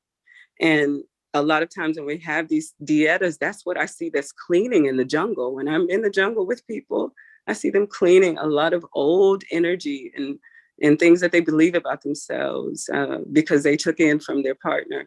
And so this is why they don't include sex. It can be very confusing. The whole quest of ayahuasca is a soul search for you to find your real self, your soul, because we've had so many attachments that we create personalities for, that we don't know who we are. We have too many distractions. And so if you have a partner, the other part of that, if I don't mind, like with psilocybin or some of the other ones, when you're taking small doses and you're sitting with your partner to enhance your relationship. And long as there's consent there about what happens next, that's between you and your partner. I'm speaking from the dynamic of a teacher, of a person that's serving you medicine. You have a higher moral compass than, you know, the people that are coming to you. It's funny you said that, because I did ayahuasca and psilocybin both with my partner. And, you know, the ayahuasca, the dieta is, you know, no sex 2 weeks before, no sex during, right, and 2 weeks after. And, you know, follow the dieta. And then with psilocybin, you know, we were on a healing journey. And, you know, before it was, you know, let's heal all of our past wounds and traumas. And then, you know, we had opted to consensually go into one. And the irony is, like, it didn't turn out to go any way that way. It was just me intimately holding space and kind of seeing what was going on deep inside of her. And it was one of those, like, you know, as much as it was intended to go that route to see what was open there, it turned out to be, I think, one of the most intimate moments that I've ever had in my life, because like it made so much of her understand and like make sense that, you know, I found there's a strength in just being gentle and being a strength in holding, you know, space. I agree with you that because I have a background in psych and in medicine, you know, I see how slippery of a slope is. Somebody who's coming in to hold space for you, knowing all your dirt, your details, and being super vulnerable, I think it should be an automatic taboo. That's just me personally, because you know, there's a lot of people who get into a spot where in the moment they'll say yes, but it's full of regret and it's really a no. And I think, you know, along your conversation with consent, I think we need to start teaching young men and young women to be able to honestly see if, you know, are we going to derive pleasure from this experience that we're having right now? Because then you get these cutesy ways of trying to say yes. You get these cutesy ways of trying to say no. And like nobody's willing to have blunt, straightforward conversations because we teach everybody to kind of dance around the bush strictly when it comes to sex, right? Because you know, some women are afraid that, you know, how are you going to view them when the experience is over? So, you know, do you say no now, even though you really don't mean no? And some men, you know, are taught that persistence pays. So you push and you push and you push. And clearly, like if it's not an aggressive no, then it wasn't really a no. And then, yeah, it's just a weird boundary already without medicines and technology. You know, that whole vulnerability of someone entering your space and entering into your vessel, like once you share those energies, right, you're forever locked, both male and female. And I do think, you know, we should start teaching young people that, you know, enjoy comfort, don't desire to be comfortable, if that makes sense. Like, understand it's okay to, you know, be in a situation that makes you comfortable, but don't look to be in situations where that's the only thing that you'll strive for. So be able to have tough conversations, like say no. And like, you know, I teach my daughter now, you know, no is a complete sentence. Point blank period, no is a complete sentence.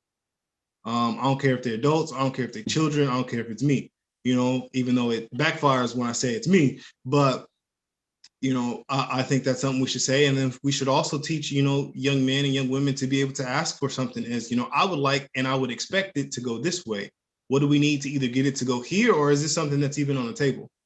Well, yeah, that's what being sexually mature is. I think there's what you're speaking of right now is, I do believe that there is something that has been missing from our rearing, you know, giving us our voice to be able to say no. I thought about when I was growing up, how afraid I was to say no to elders, even if it was a man or a woman, because your parents teach you what, respect your elders. Mm-hmm. And so, you know, that used to make me feel like I was vulnerable then. But there's something lacking even in the women that are going, they're not empowered.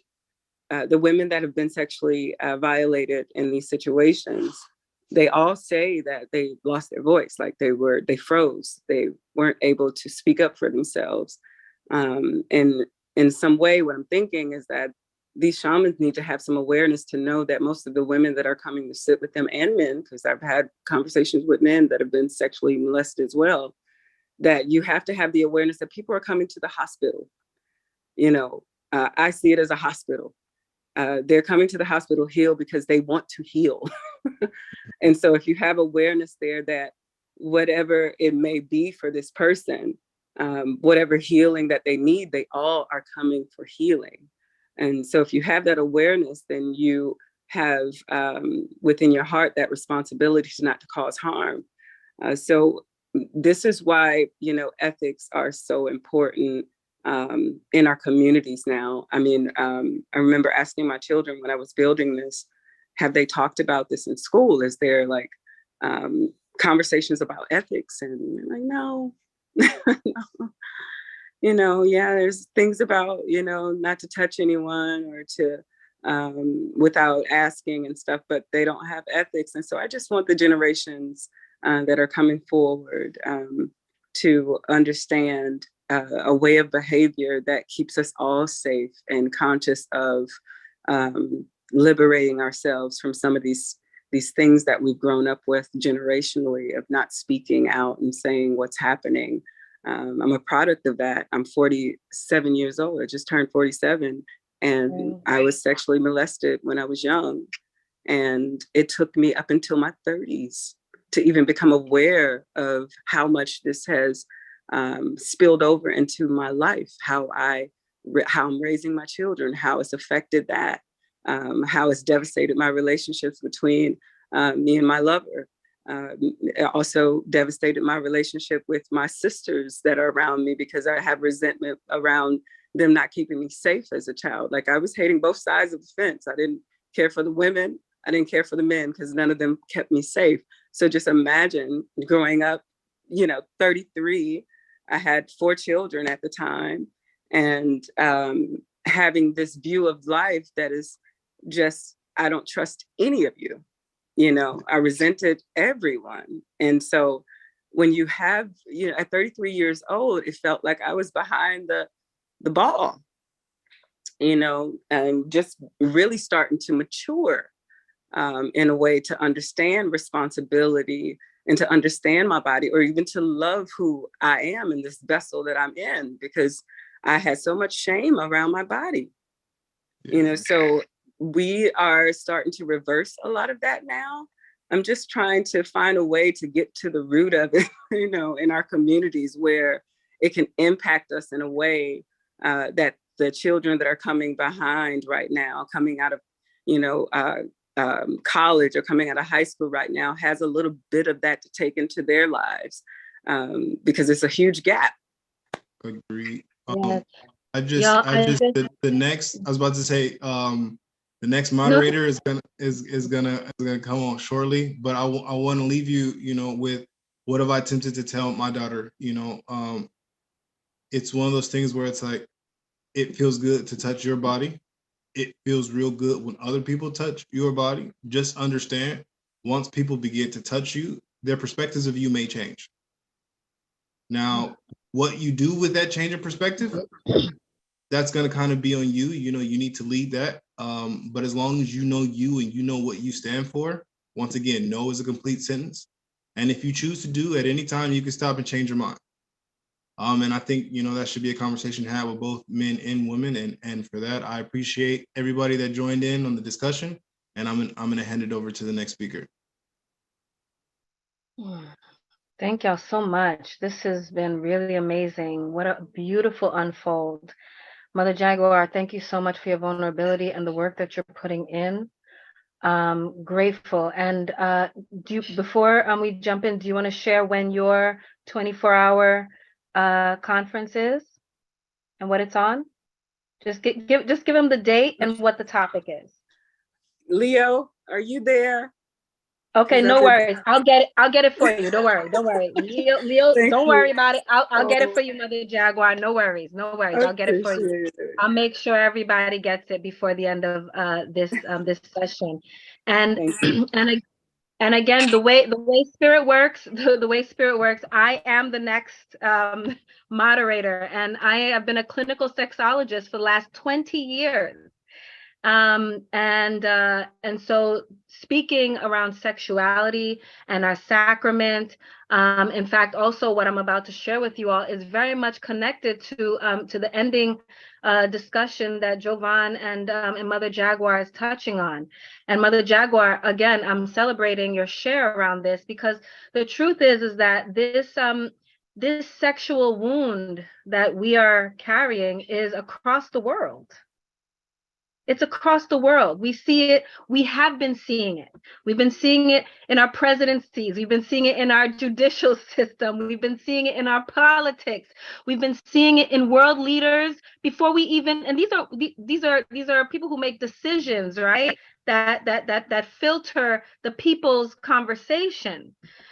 Before we even get to what's happening in our high rate of sexual violation, and then all the secrets that we deal with when it comes to ancestral situations that we don't even want to discuss.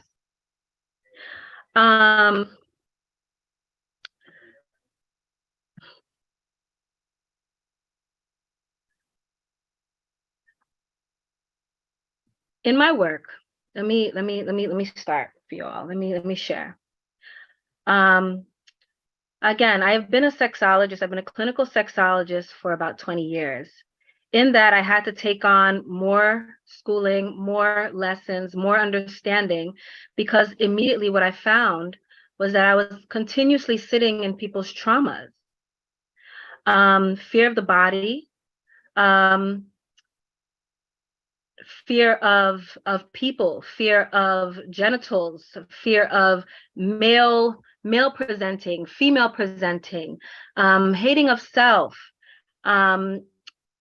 shame of the violating thoughts that they have to fight, that they do not act on, but they don't know what to do with it, because if they share that these are the thoughts that they have, that they're going to be judged, that they're going to be put away, and so then they won't get the proper support. Again, our societal programming, as we had discussed when we talk about mental illness, and then we realize that there's a new view on this. There is an aspect of revenge that sits in our society, because we also thrive in our victimhood. And when I say this, I say this with care and gentleness. We have all been put in a position that, what it's been said is that we don't know officially what healing looks like. Because if these people aren't okay, then we're not okay. So what I'd like to do first to speak to our inclusivity in psychedelics, especially when it comes to our sexuality, is recognizing these bodies and recognizing that we have bodies, but we are not our bodies. Now, in understanding that, it helps to start to navigate these things differently. It helps to start listening to each other as well as ourselves differently. So I figured, I know we're late night on the East Coast. We're a few hours in on the evening on the West. And I know there's a few people in the UK who are here. I want us to do a quick exercise, because we've been intellectualizing all day. So what I'd love for you all to do, and you could do it laying down, you can do it sitting up. I just want us to take some deep breaths right now. I want you to take a deep breath. No, before you take a deep breath, acknowledge what is going on in your body at this moment. I want you to pay attention to how your feet feel, how your back feels, how your head feels, how your heart feels. Just take a body audit, okay? Just listen to what your body is saying. All right? And see if you can even, just offer yourself some words or some sensations that come with what you're identifying in these bodies, okay? While you're doing that, the one thing that I love about sexual energy is that it is a universal language. That is the ultimate inclusivity. It is one of our oldest languages.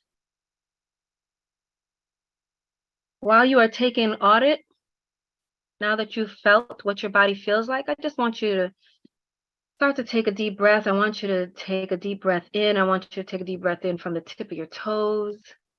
Bring it all the way up to the top of your head. Bring it back down. Continue. Breathing in through the nose fully. Out through the mouth. And I want you to just take note of those bodies. Please take note of those bodies.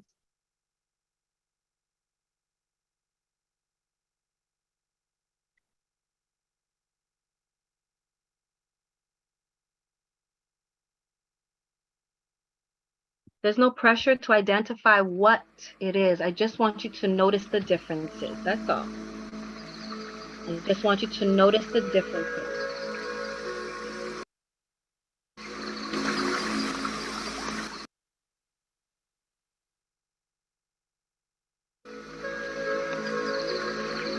Now, on your next out That's not copyrighted, is it? Because they can shut the whole stream down if that's copyrighted music. No, this is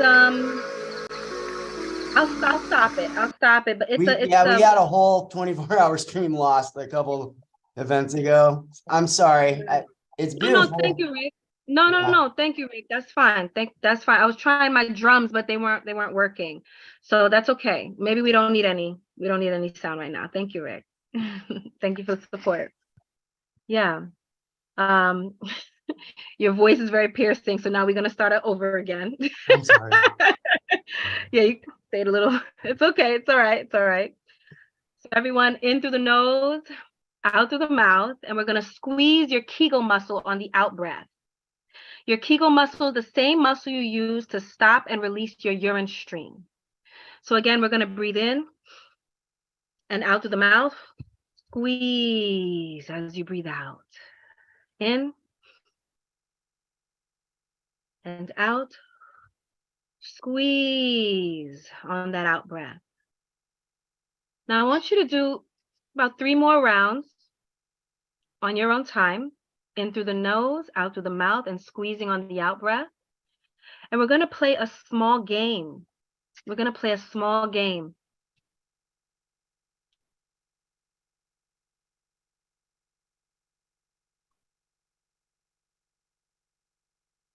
Okay. All right, so when you're present, I'm going to walk us through a short visualization. Now, you're all in a forest. What does the forest look like, or how does it feel? And you can drop your answer in the chat, or you can just keep your answer to yourself. But I want you to be able to look back at that answer, because it's going to inform some things that will be very eye-opening for all of us who are looking to decolonize. So you're in a forest. What does that forest look like? How does it feel while you're in that forest? Now I'm going to need you to walk in that forest. And when you walk in that forest, you're going to come to a body of water. Now, what is that body of water? Again, you can put in the chat, or you can just hold it to yourself.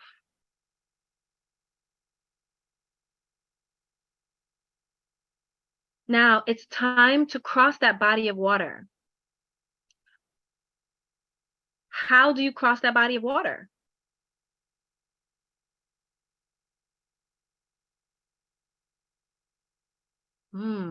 Okay, beautiful. So now you have made it to the other side of this body of water, however you did it, if you did it. And you run into a bear. Now I need you to continue on with this walk. So how do you get past this bear? How do you get past this bear?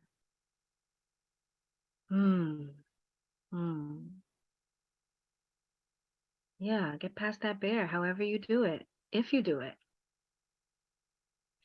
All right. Julian, stop making me laugh. That's funny. But also your truth, and that's fine. Okay. So now you make it to the other side of this bear, or not, and you walk and you run into a rock, a stone. And on top of this stone is a cup. What does this cup look like? What does this cup look like? Give yourself a second. Visualize the cup.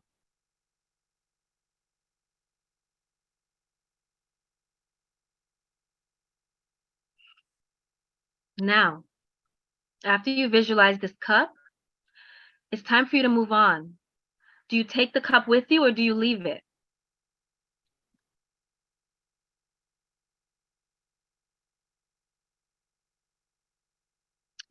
And now you come to the other end of the forest, and there is a beach. And this beach, what does it look like? What's on it? How does it feel? What's your experience with this beach? And that's the end of our visualization. I'm going to show y'all and tell y'all what we all just did, but take a minute to complete.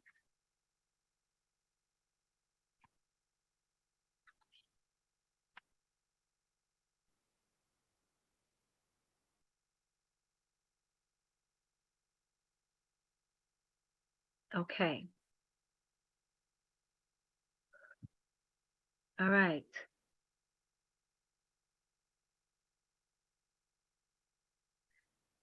All right, so I'm going to ask you all to come present with the room. You don't have to be on camera if you don't want to be. That's okay. Thank you for moving through your imagination. Now, I'm going to tell y'all what all of those prompts meant. And I want you to think to yourself how I handled that. Okay? All right. So the forest is how you generally feel about life. How you generally feel about life. The water represents your sexuality. So how deep was that water? How shallow was it? Was it a dried up stream? Was it a deep rolling ocean? Were there animals running through it? Fish, life teeming? What was happening there in that water that represents your sexuality? And how did you cross it? Did you cross it? Did you find challenges crossing the water? Now we got to the other side of the water and we ran into a bear. The bear represents how you handle your problems. How do you handle your problems? And then, because remember, it's your imagination, y'all. You can do whatever you want in your imagination. So now we got to the stone with the cup. Now the cup represents opportunity. What did the opportunity look like? How do you see the opportunity? Did you take it with you? Did you leave it? There's no wrong or right or answers. It's just how did you interact with it? And then the beach at the end of the other side of the forest is how you perceive your social life. Now, I'm not going to go through and judge any of the listings here, and I'm asking you all not to either. The point of this is to recognize that if we have challenges moving through our unlimited imagination, then when we are asking ourselves to anchor a world of inclusivity and decolonization, it is an ask to seriously take a moment of gentleness to look at ourselves and each other, to recognize that we are still challenged in even being free in our own imagination. And yes, I'm pronouncing it that way intentionally, because when you cultivate your sexual energy, which is your creator energy, it bridges your imagination to your physical reality. And the things that deplete that creator energy, that life force energy that we walk with, the thing that animates us, the thing that animates this energy, the stress, the shame, the regret, the ideas of staying in your past and staying in your future and not being present so that you can give yourself the opportunity to move all of that life force energy in that space. The way Brother Dooley said that, you know what, I couldn't afford to fly out to all of these countries and have all of these dietas and all these things happen. But you know what? I really wanted it. And so I started to attract the things that I required. That is our reality, y'all. So how could that be our reality, but we can't figure out these things? It doesn't add up. You can manifest $10, but we can't manifest our oneness. It's time for us to look at ourselves. And so I want to share. I want to share just a smidge of intellectual stuff, just a little bit, just a little. My academia still kicks in every so often. So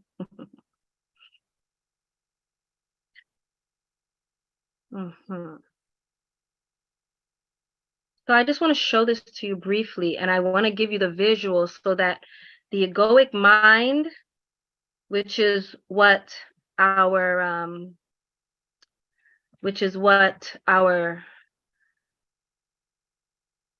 our sacraments assist us in putting down, so that we can see the other aspects of ourselves. So I want to show you this. Now, I know I've only listed orgasm and meditation, but I want you to see just how they all do the same things. And the thing is that so do our sacraments.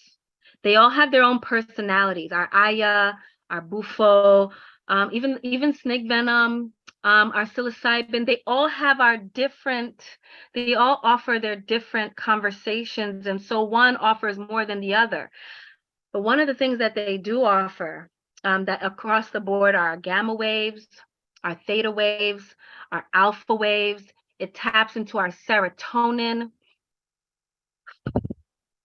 Yo. So what I'm showing you here, what I want you to understand is that these sacraments that assist us in putting down our trauma and our shame and all the things that it helps us to do in the healing aspect, as well as some of the fun things too, right? It's also the capacity of our bodies to do this. Without it, it is in the body's capacity to do it without it. These sacraments are teachers. And so as we begin to start really going deeper with our sacraments, it is also important for us to go deeper with ourselves so that we can understand how these sacraments can hold our hands and walk us through this. But it requires the work, because if you're in this space, chances are you've been through some of these sacraments. And how was your journey through your imagination? Right? So I wanted to bring that point up. Now, the other point I want to bring up around the sacraments and our decolonization is that when you're moving through this life force energy, after we've completed transmuting some of the pain, some of the traumas, once we've let go of our mother's abuse or our captors abuse on our bodies, and I'm saying this not lightly. I just have seen and been in much. But there is another side. And when you have the capacity to put it down, your unifying conversation starts to really kick in. So as much as we can do as much intellectualization of this, it is still an inside job. It just is. So we can call out all the names, we can call all the things, and yes, we can still walk through holding others accountable. But we have to, at the same time that we are holding others accountable, because of just the makeup of these physical bodies on this plane, when we're able to understand what the source of that wound is inside, why it continues to repeat externally, then we'll be able to really hold hands. I don't say this lightly. I had a personal loop that I continued. I lost a partner, my first love, at 15 years old. And it was pretty traumatizing. I went silent. I didn't speak, which also gave me the gift of being completely indifferent for a long period of time, which is another conversation. But then I continued to repeat. I continued to repeat primary partners dying, like in my adulthood.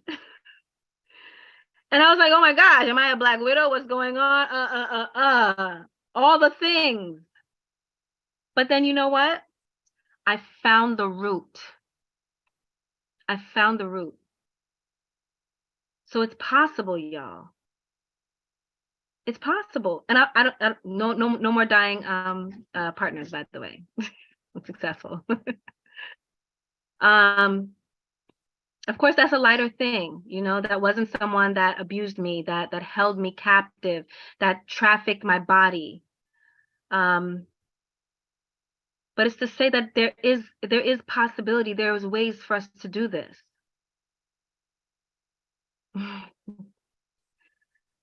I'm realizing I'm about 30 minutes in to my share. So I want to open it up to any kind of conversation, questions around these things.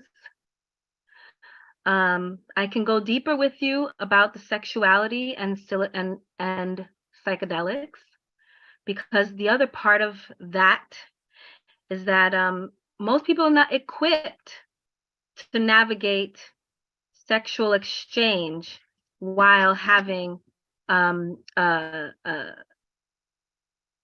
psychedelics in place. But it is possible.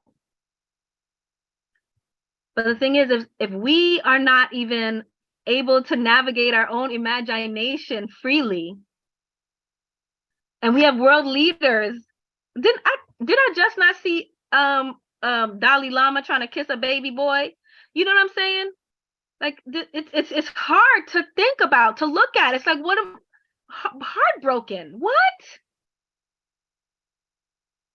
So of course, be easy on yourselves. Of course, it's not gonna be, no, it's not. Like, even the assumption that sex, what is sex for you? What's sex for him? What's sex for her? What's sex for them? We're still even trying to navigate and be okay that gender is not a two-direction job. So be easy on yourselves. Be easy on yourselves. People still start fights because they don't want to talk about a pronoun. You know, these are things that are really happening. So we got to take a deep breath and allow ourselves to move through this and be easy on ourselves. No, sex is not always penis and vaginal entry, y'all. That's not how everybody sees it. That's not. And if you don't know that, then you should not be touching sexuality in teaching yet. And I encourage you to experience and practice with yourself and exchange, because there is so much evolution in relationship.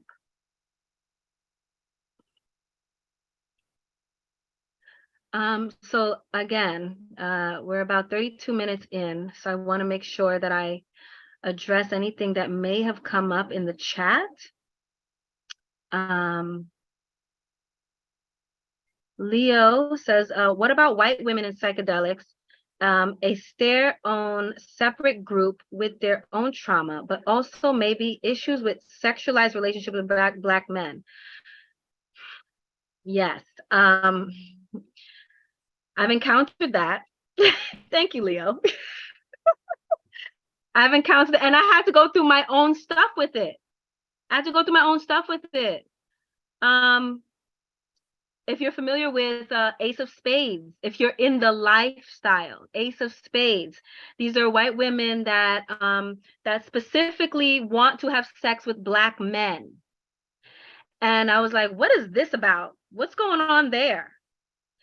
And the conversations that came up, some of it was out of scarcity because the white men that they had encountered did not care for their bodies the way they would like to. Also, they didn't know how to communicate it because that's also part of the challenge in everything that we're doing, right?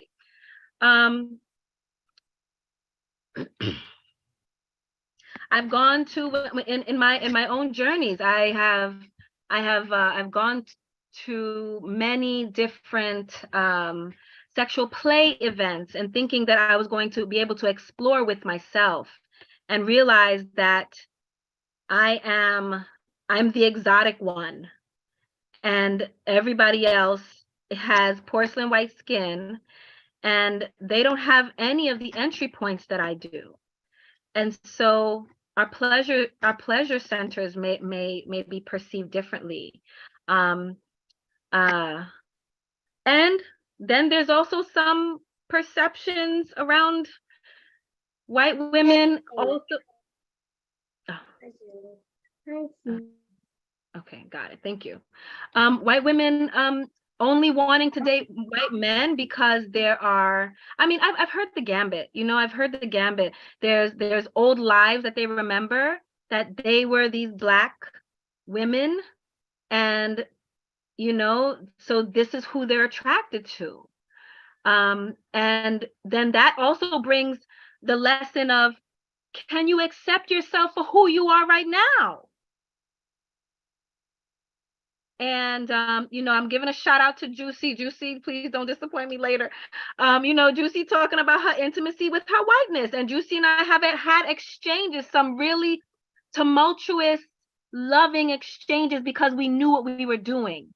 And we made the choice to exchange. And it was nasty and loving all at the same time. But we made the choice to do it because we were like, yo, I need to understand, what is this wealthy white woman thing? I don't understand why do you want to do that? Why can't your expression be broader? But again, this is my identity talking. And I'm telling you the things that I've been through. I'm over it now.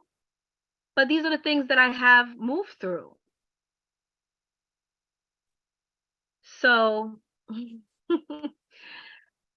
the conversation, Leo, this question is, it's a deep question, and I can answer it in so many different ways, but the reality is that it comes from so many different directions, and it can be very uncomfortable.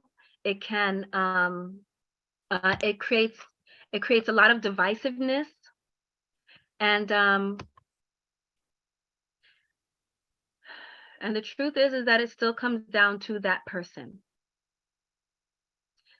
Sometimes the black men want to be the ones to have sex with those white women because it's a conquering thing. It's like, yeah, you know what? I've done all of this. All my history had all of this happen. So yeah, I'm gonna fuck a white woman. And then so what does that mean about how you see and perceive sex? And dang, are you using your body for revenge? You like, why would you want to use your body for revenge? Don't you want to use your body for pleasure, maybe? But again, we all are on our own walks. I've seen the gambit, y'all. And I'm still learning, and I always get surprised still. And what psilocybin and what some of our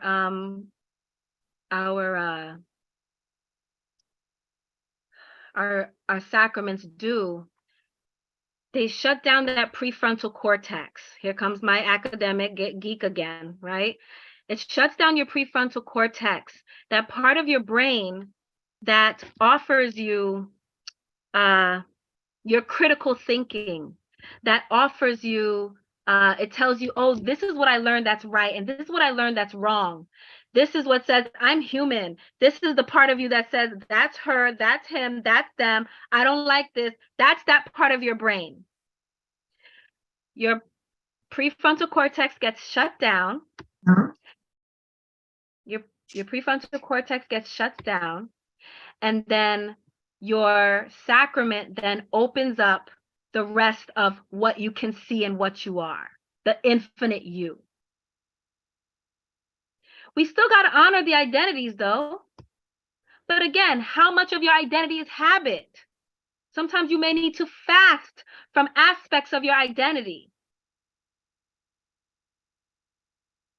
Oh, she's like this. Oh, they're like that. Why do they say that? Take a break from it for a week and see what comes up for you. See how you may have created energetic relationships that you didn't even realize that you were doing. Because, oh, you're so funny. Oh, you're so beautiful. Oh my goodness, you have this disability. Allow yourself to step away from the habitual understanding of what you know about yourself so that you can open up. This is the purpose and this is the offering that our sacraments offer, and this what offers our decolonizing way of being.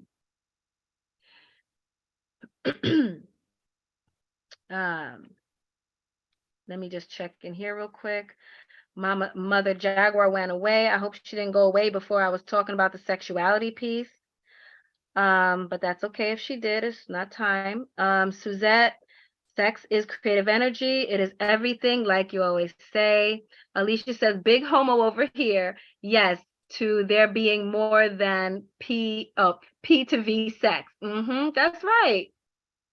FYI, when we think about foreplay, the reason we think about foreplay is because there's an aspect that says, oh, so this is what happens before the penis enters the vagina, which means that you're literally perceiving your whole sexual everything around a hard dick. And I'm sorry, even if you have a hard dick, sometimes it's not hard, and there's still things you can do with it when it's not hard. Because it's a body.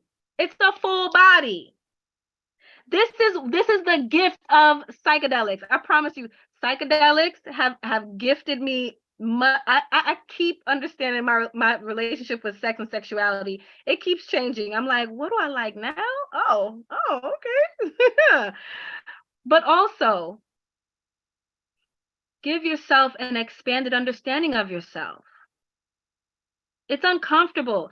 It's uncomfortable to think that, oh my goodness, but this is my culture. Go at your pace. Go at your pace. This is your journey. It's our journey, but it's your journey. But own it. Own it. Because the faster. Okay, I just heard my white supremacy going, right? The faster. Slow is fast in on the other side, y'all. Slow is fast on the other side. So, okay. Leo, any thoughts on our sexualization or emasculation of Black men in the US? I have lots of ideas around that and lots of thoughts around that. I will first say that understanding gender role is a challenge here, because Western understanding of gender roles is not the same everywhere else on the planet. In addition, remember, our media is so carved, and now that now that there are so many rules that are filtering our internet, our intranets, you know, it doesn't allow the certain words that are not allowed. your general exploration really has to be triggered from inside your imagination. No one can affect that if you allow yourself to go there. The emasculation of Black men. Now, we're talking about a group that just in our regular language is not considered. You know, when they say things like, men make more money than women. Are they considering Black men in that? Right? So then that means that Black men aren't even men. Do you understand how easily these spells can come out? But when we work with our psilocybin with the intention, or when we work with our psychedelics with this intention, we can understand just how powerful our words and our thoughts and the way of being and how we relate to one another can shift everything.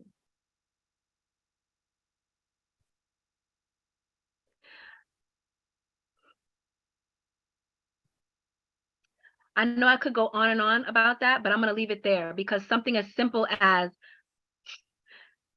men make more money than women shows that they're not even considering Black men.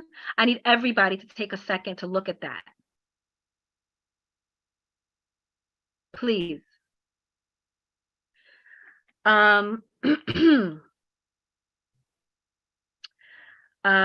Jessica Juicy, plenty of white folks intentionally use their psychedelic work to spiritually and culturally bypass. Girl, you ain't lying. So I know that earlier, if you were here, some of the people that have experienced my ceremony work shared a little bit. And you know, the groups that I was trained in, the groups that I was trained in for the accessibility came through a lot of my melanated recessive communities. And then it wasn't until later, after I've already gained the access and all the things, and even when I was in it, you know, there's a certain way that people were looking at me and saw me. And the only reason that I continued is because I was like, yo, why isn't this available where I live? Why isn't this available for the prices that make sense for the people that I see every day? Because your problems,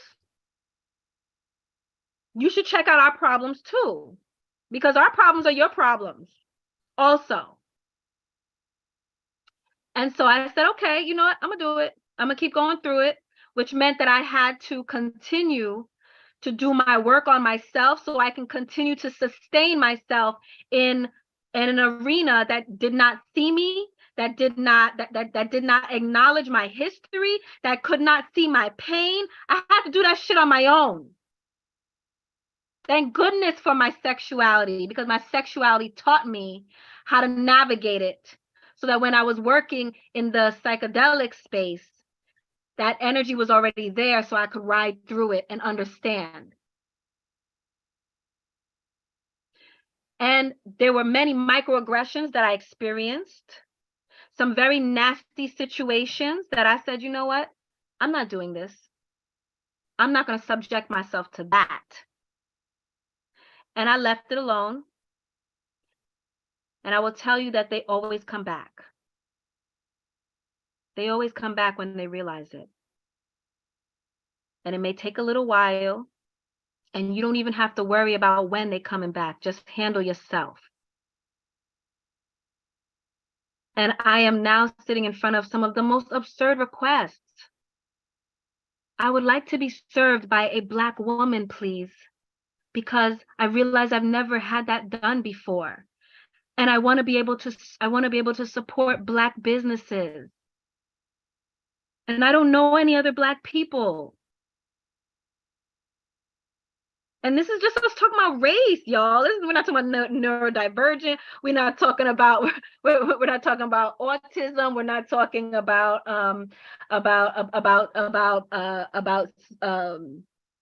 about little people. We're not like, we're not talking about any of these other things that offer our inclusivity.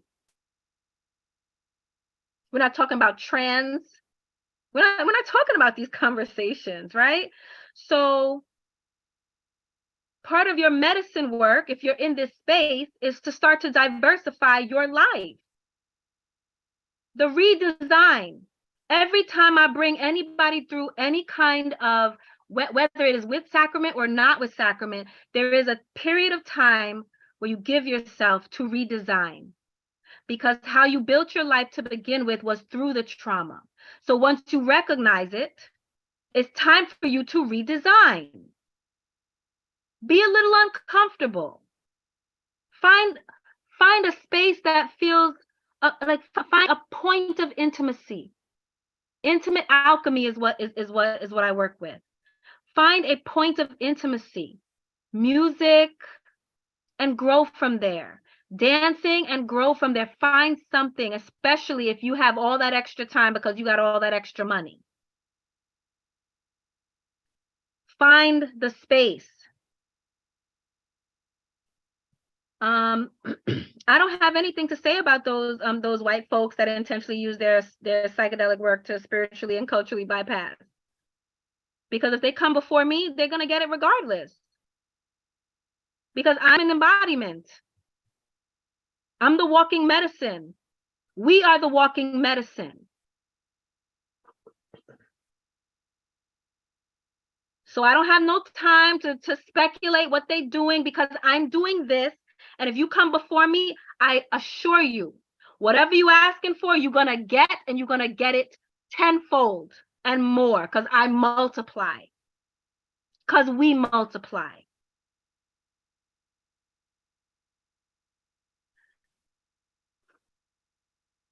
I realize I have 11 minutes left.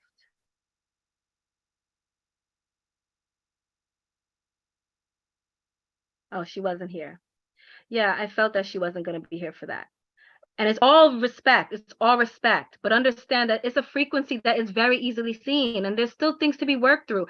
And if we don't have the energy to hold it, we can't get in. You understand how we resonate in these bodies? The reason I've been able to go to wealthy spaces, white spaces, black spaces, poor spaces, because I dissolve those walls within me. So I don't walk on the street and get catcalled anymore, because I put out enough love, enough respect, and enough, hello, king, greetings, queen, eye to eye. And it's all stopped. I make jokes about it because I take pictures. I'm half naked on the internet, y'all, and I can't. I don't even get like rude. Okay, maybe I shouldn't say this on YouTube, but I don't get the unwanted the unwanted images that everybody in my peer group gets. You know why? Because it doesn't resonate with this vessel. No more. I dissolve those things. And it's okay for me to talk about it now, because that's how much I've built up that resonance for it, until I got to break it all down again and forget about it and go through it however I need to go through it to relearn whatever I need to relearn. Because that's just the way we are.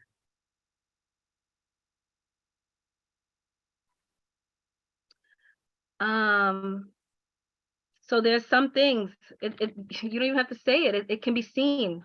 We hide nothing. And the only thing that we can't see is because we hide it from ourselves internally. Because we are one.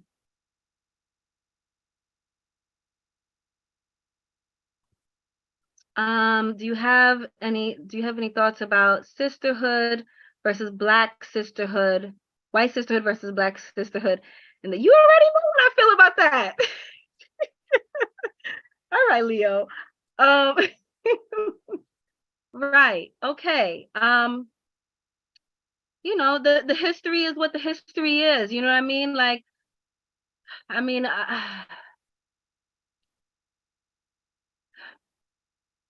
you know, I'm of the thought process that that there are some things that have been sewn together so that our programming will kick in a certain way.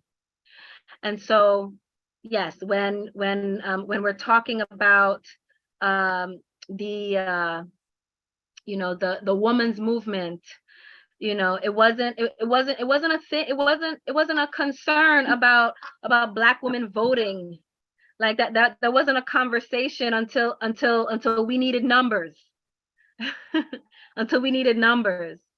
You know, like this, like, and I encourage us to, just be real with it. You know what I mean? Like, don't allow yourself to be the pawn or the extra if that's not what you want to be. Or if you are the pawn and the extra, then make sure that you have decided on an intention for yourself, and this is what you are getting out of this situation, because your perception will shape it, and it will create a vortex to do exactly what it needs to do, regardless of what everyone thinks or what or the etiquette that we perceived it to look like, because all that is built in too. And again, our psychedelics assist us with this. So I have six more minutes. Okay, let me just see what this says here. Okay. Okay. Do you find white women are pitted against Black women? Yes, I experienced white women, yes, being pitted against Black women. I have white women that have natural microaggressions and tightness around Black women. I've experienced it myself, and the only reason I even noticed it was because someone brought it to my attention. Otherwise, I was just like, I don't know what's wrong with you, but I got other things to do. So, you know, but I've also created a lifestyle that I don't have to answer to anyone else. So that's the other part. And I recognize that, you know, if you're at work and your boss is this, and, you know, all these things, it's a different conversation. And so again, you're going to have to navigate it strategically for yourself, but you're not going to be able to navigate it until you recognize that you are the value. And the sacrament will show that to you if you go in with that intention. How can people share their privilege?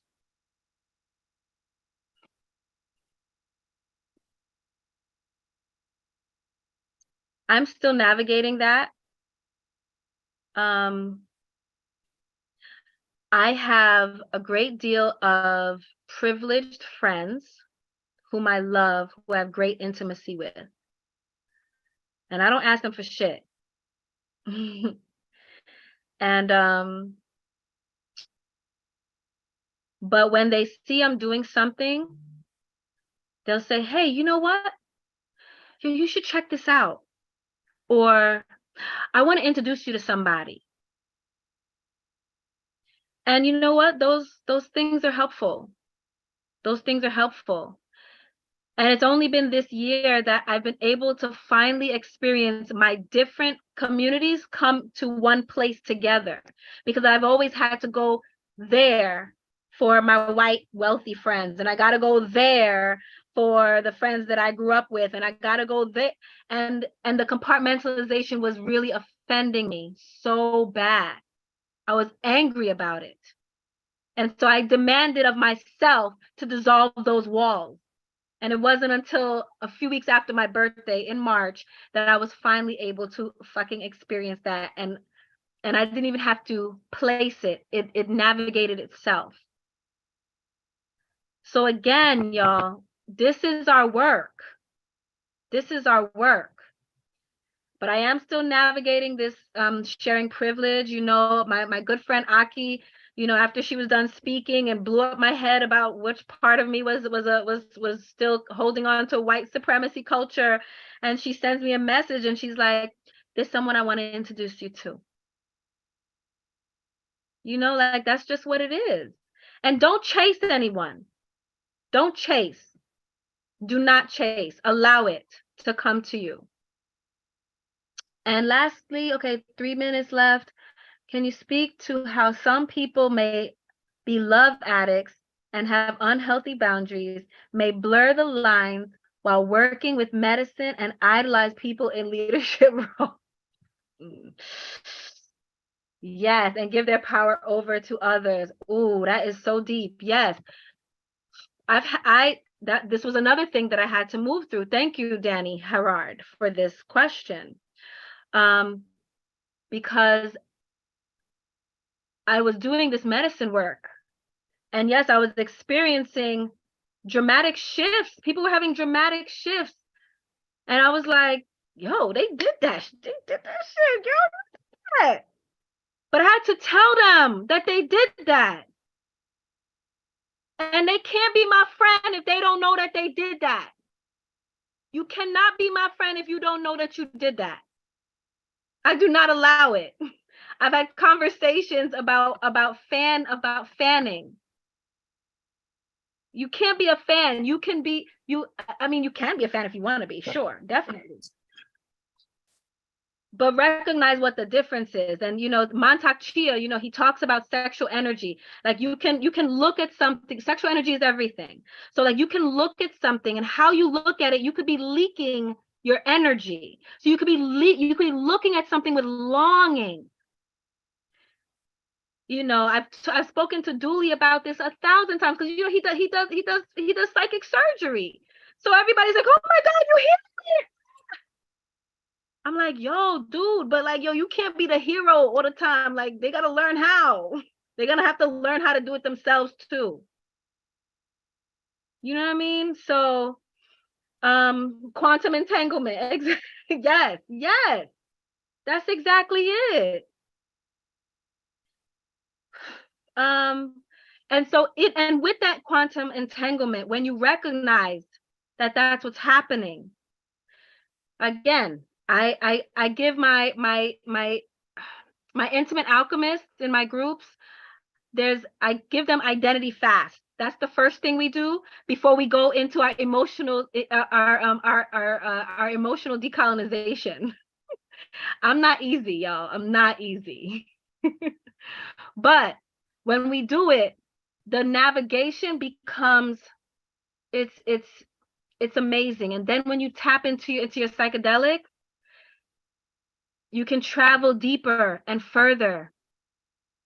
So I'm going to end it there. I'm going to land my plane. I'm gratitude for the questions and me just being able to chat it up. I'm grateful. We have so much work to do, y'all, but like, let it be fun for you. And I want to hand it over to Jessica Juicy Chamberlain. Gratitude for you being here and staying up for this. And I'm looking forward to what you got to share. Yeah.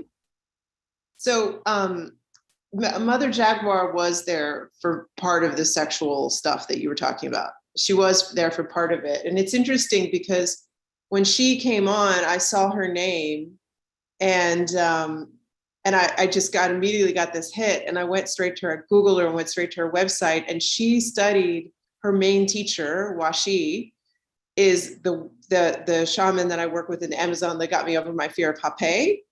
And like, I know the community and who she sat with so much for a long time. And I'm like very excited to talk to her and hear more about her experiences and find out more about her work, because that the dieta they do in the community there is really hardcore. There's don't drink water, no salt, no, nothing sweet, no fruit. And you get like super duper skinny, and you're only allowed to drink pressed cassava juice and ayahuasca for like the first 3 months. So the work that she has gone through to be able to do what she does is extraordinary. And I know it quite intimately. I've never done that extreme of a diet, but I know many, many people have, and I know a great deal about what it takes. So I'm like, I have deep respect and honor for her and what the work that she's doing. It's really incredible. And that piece that you were talking about the sexuality piece, I've been doing so much work around that for the last 6 years, like the restrictiveness around the sex and also my own erotic energy and that push-pull. And I finally found a community where I felt like my queerness and my eroticism can be fully expressed, even if there's no tantra or actual sex work into the ceremonies or into the processes, because there's still no sexual interaction even with yourself. But it's still like really, really, really like powerful work to actually be able to talk about sex openly and erotically in the medicine circles. So I just wanted to speak to that piece a little bit. But thank you so much for everything. It's like, I'm really happy to be here. So I think this is going to be a little bit different than what you all have been experiencing thus far. I actually have a slide deck. And before I get into the slide deck, I just want to preface that I'm in a 2-month, nearing the end of a 2-month long, mostly isolated dieta in the Hudson Valley. I've been not working with entheogenic plants. I've been working with plants that are deep teachers that have, altering, incredibly deep healing, qualities. You're not in like a deeply, deeply altered state in the same way you are with mushrooms and ayahuasca. And I mainly work with ayahuasca. And I also work with other plants. Was that a question for me? And Andrea, was that a question for me? Neodetta? What I'm doing is something called a social dieta, where you're in the flow of life, but you don't eat any salt, any sugar. And actually, one of the women who's doing one of the diets with me is here on the call today. Lovely to see you. I won't name you unless you want to name yourself. Hey, Karen. And so we're in a group dieta where we get together once a week on Zoom, and we're all working with frankincense. And frankincense is really this incredible, powerful dieta for helping define and understand what is sacred to you. And really it has this capacity to collapse time and space and pull you through all kinds of portals. And it's this really powerful medicine.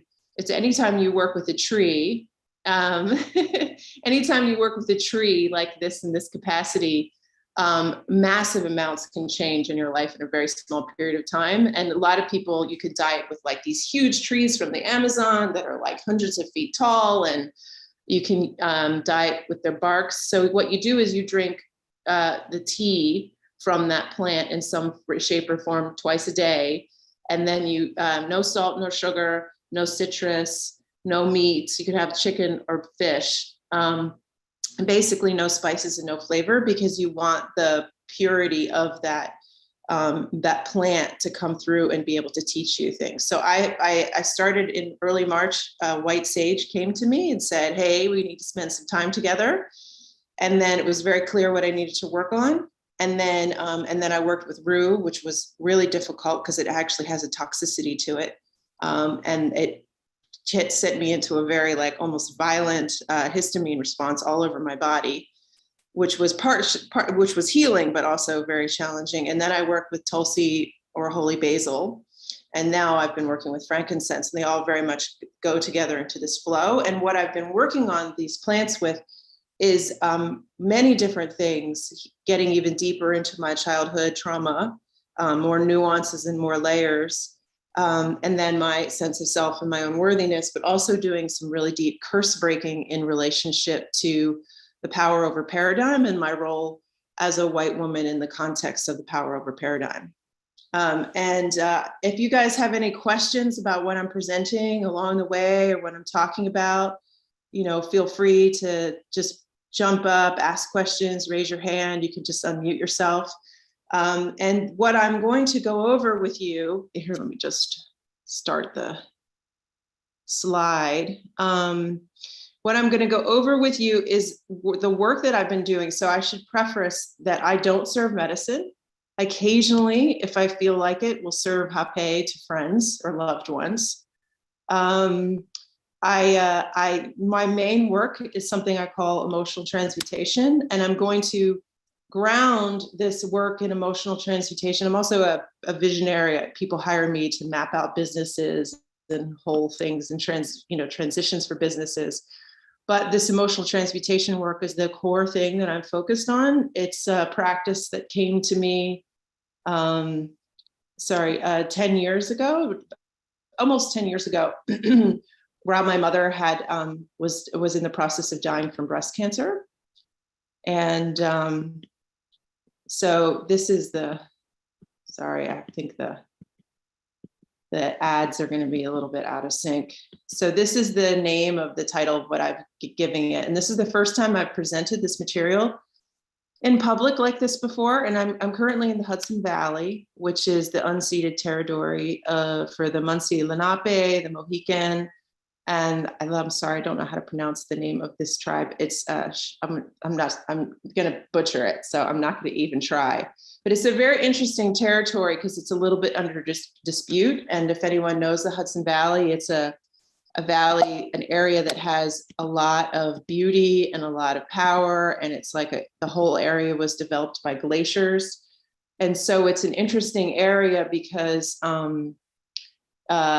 there's a lot of different types of land, and there's lots of different types of soil, all within relatively few square miles. And it's not really even, it's an area that has always kind of been in flux and flow, even going back to pre-colonial times, because no one really knows whose territory this actually is. So there's a lot of energy and a lot of nexus of energy happening in this area, and it's an ancestral home for me. It's one of the first quote unquote frontiers during colonization.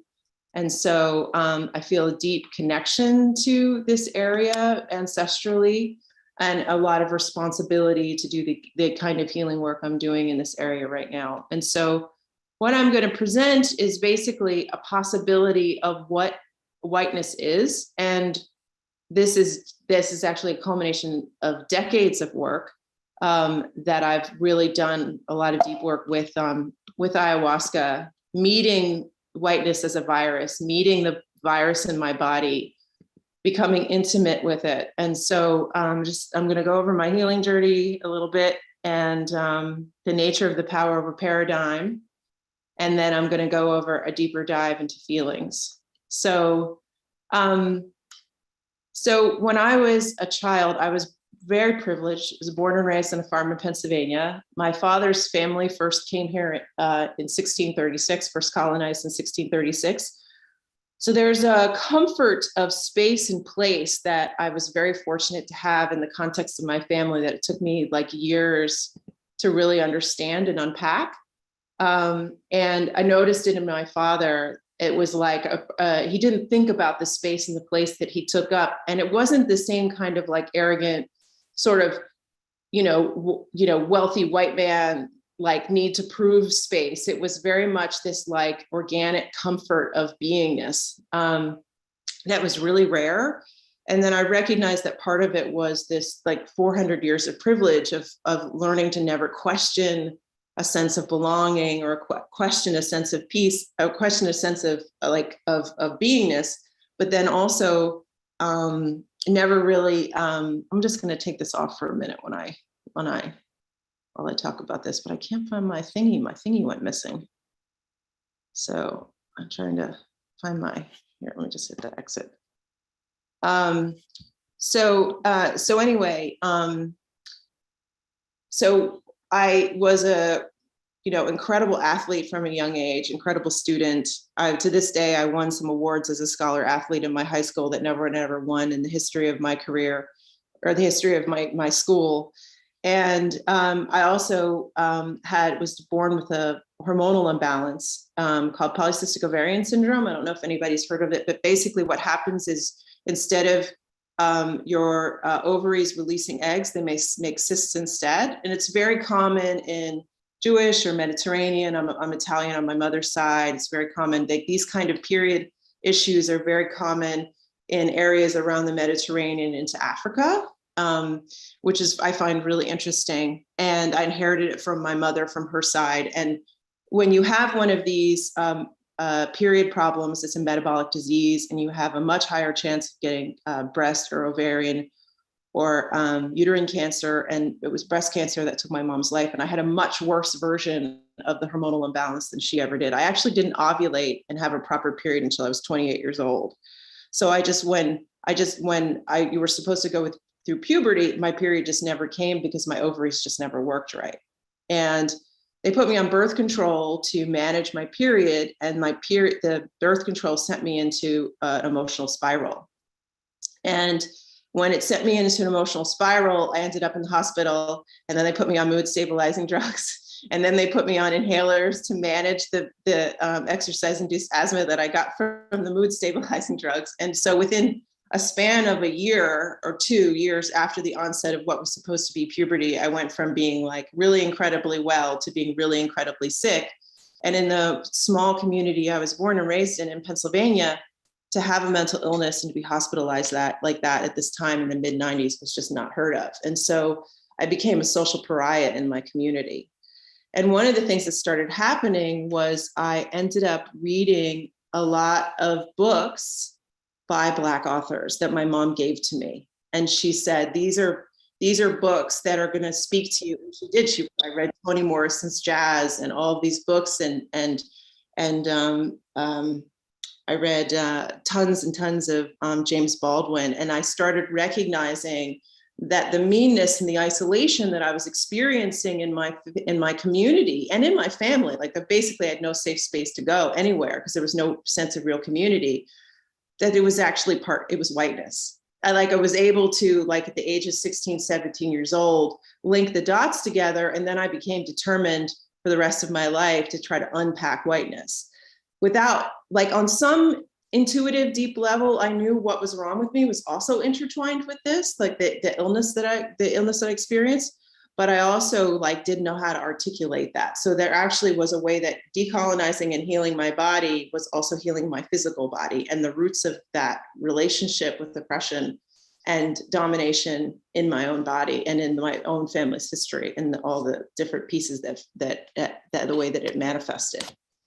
And so I tried to solve the problem with academia, and then that failed.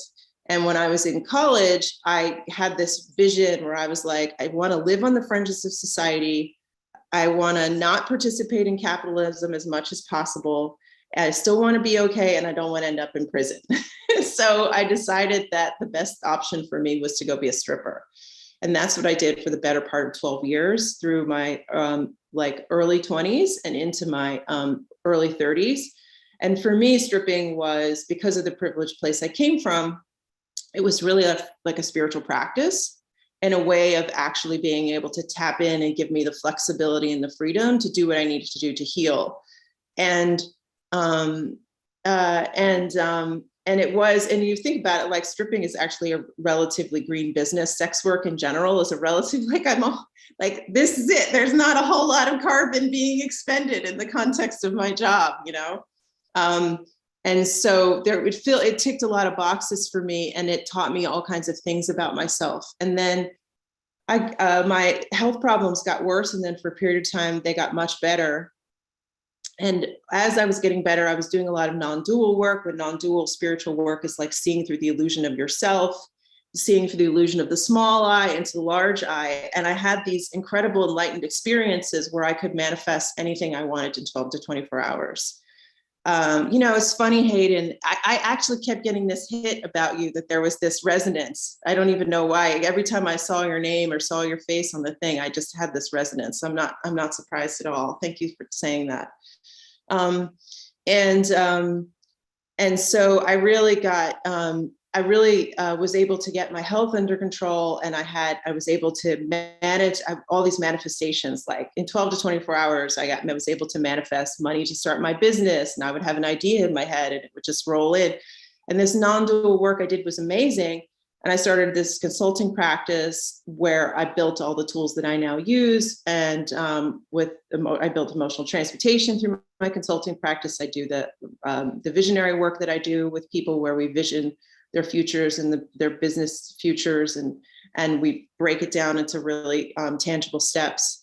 And it's been an honor and a privilege to be able to do that work and do it out as a sex worker, do it out in networking in New York and Manhattan and going to business meetings at Goldman Sachs and being a stripper and representing sex work in the community out loud without apology. And knowing that my privilege and the way that I talk and the way that I look, and the fact that I was an academic All-American lacrosse player in college, gives me the ability to try to like open those doors and bend minds and try to open them up in a different way. And trying to use that privilege in the most, like the healthiest and most generative way possible.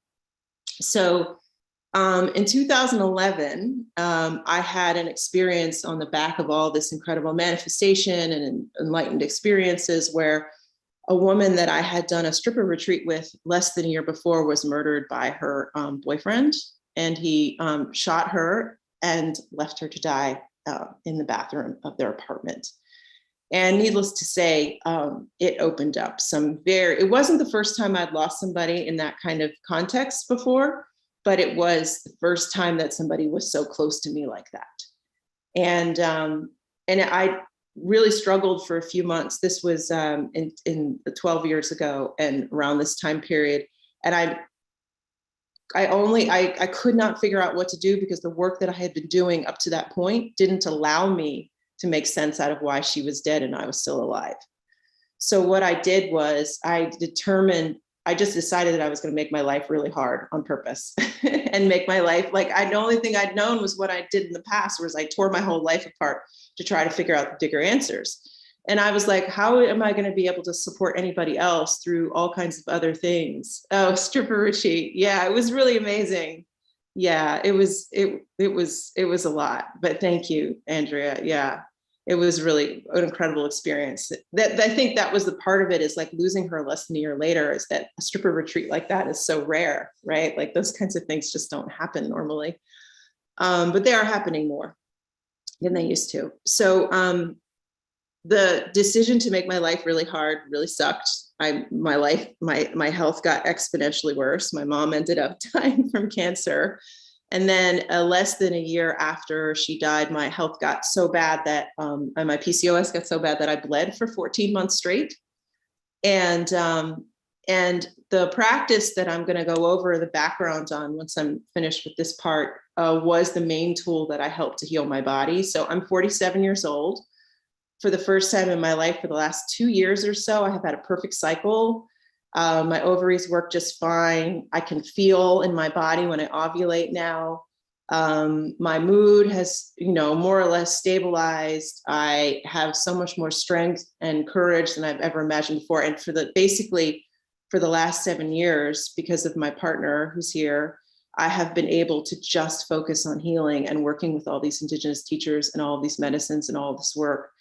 And ironically, it's brought me, I've this work that I'm going to share, I've always felt like it was a bit of a fluke. Like, oh, this isn't really as good as you think it is because you just have this privilege. And why do you think that this work is so powerful when all the rest, there's tons of people that say the exact opposite of what you're teaching. And so it was really interesting that I beat myself up for it for years, even as I used it on almost basically on a daily basis to help direct my healing. And it's only been in the last month or two that I've really come into a space where I'm like, oh, actually, no, this work is really good. It's really amazing. And you just need to stop hiding and actually share it with the world. So this is one of my first kind of experiences of sharing it in this. I've done some in-person things and I've done some online things, and I work with people who come to me who are referred to me. But the thing that's really specific about this work is that I also bookend it with helping to show not just how this work can help us heal and help us work with psychedelics or whatever healing work we do, whether it's breath work or past life regression or hypnotherapy. This practice helps strengthen and have those experiences be more powerful.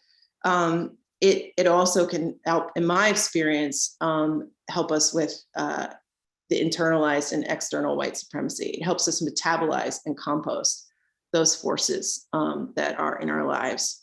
And so before I go back into the presentation part, I just want to know, I know that was a lot, probably some triggering stuff in there. So just want to make sure everybody's okay. Anybody got any questions? The next part should probably take maybe 10 minutes, and then we'll just go into questions and all the rest of that stuff. More questions? Anybody? No? All right, everybody's so quiet. Here we go. Where did I? Right. Okay.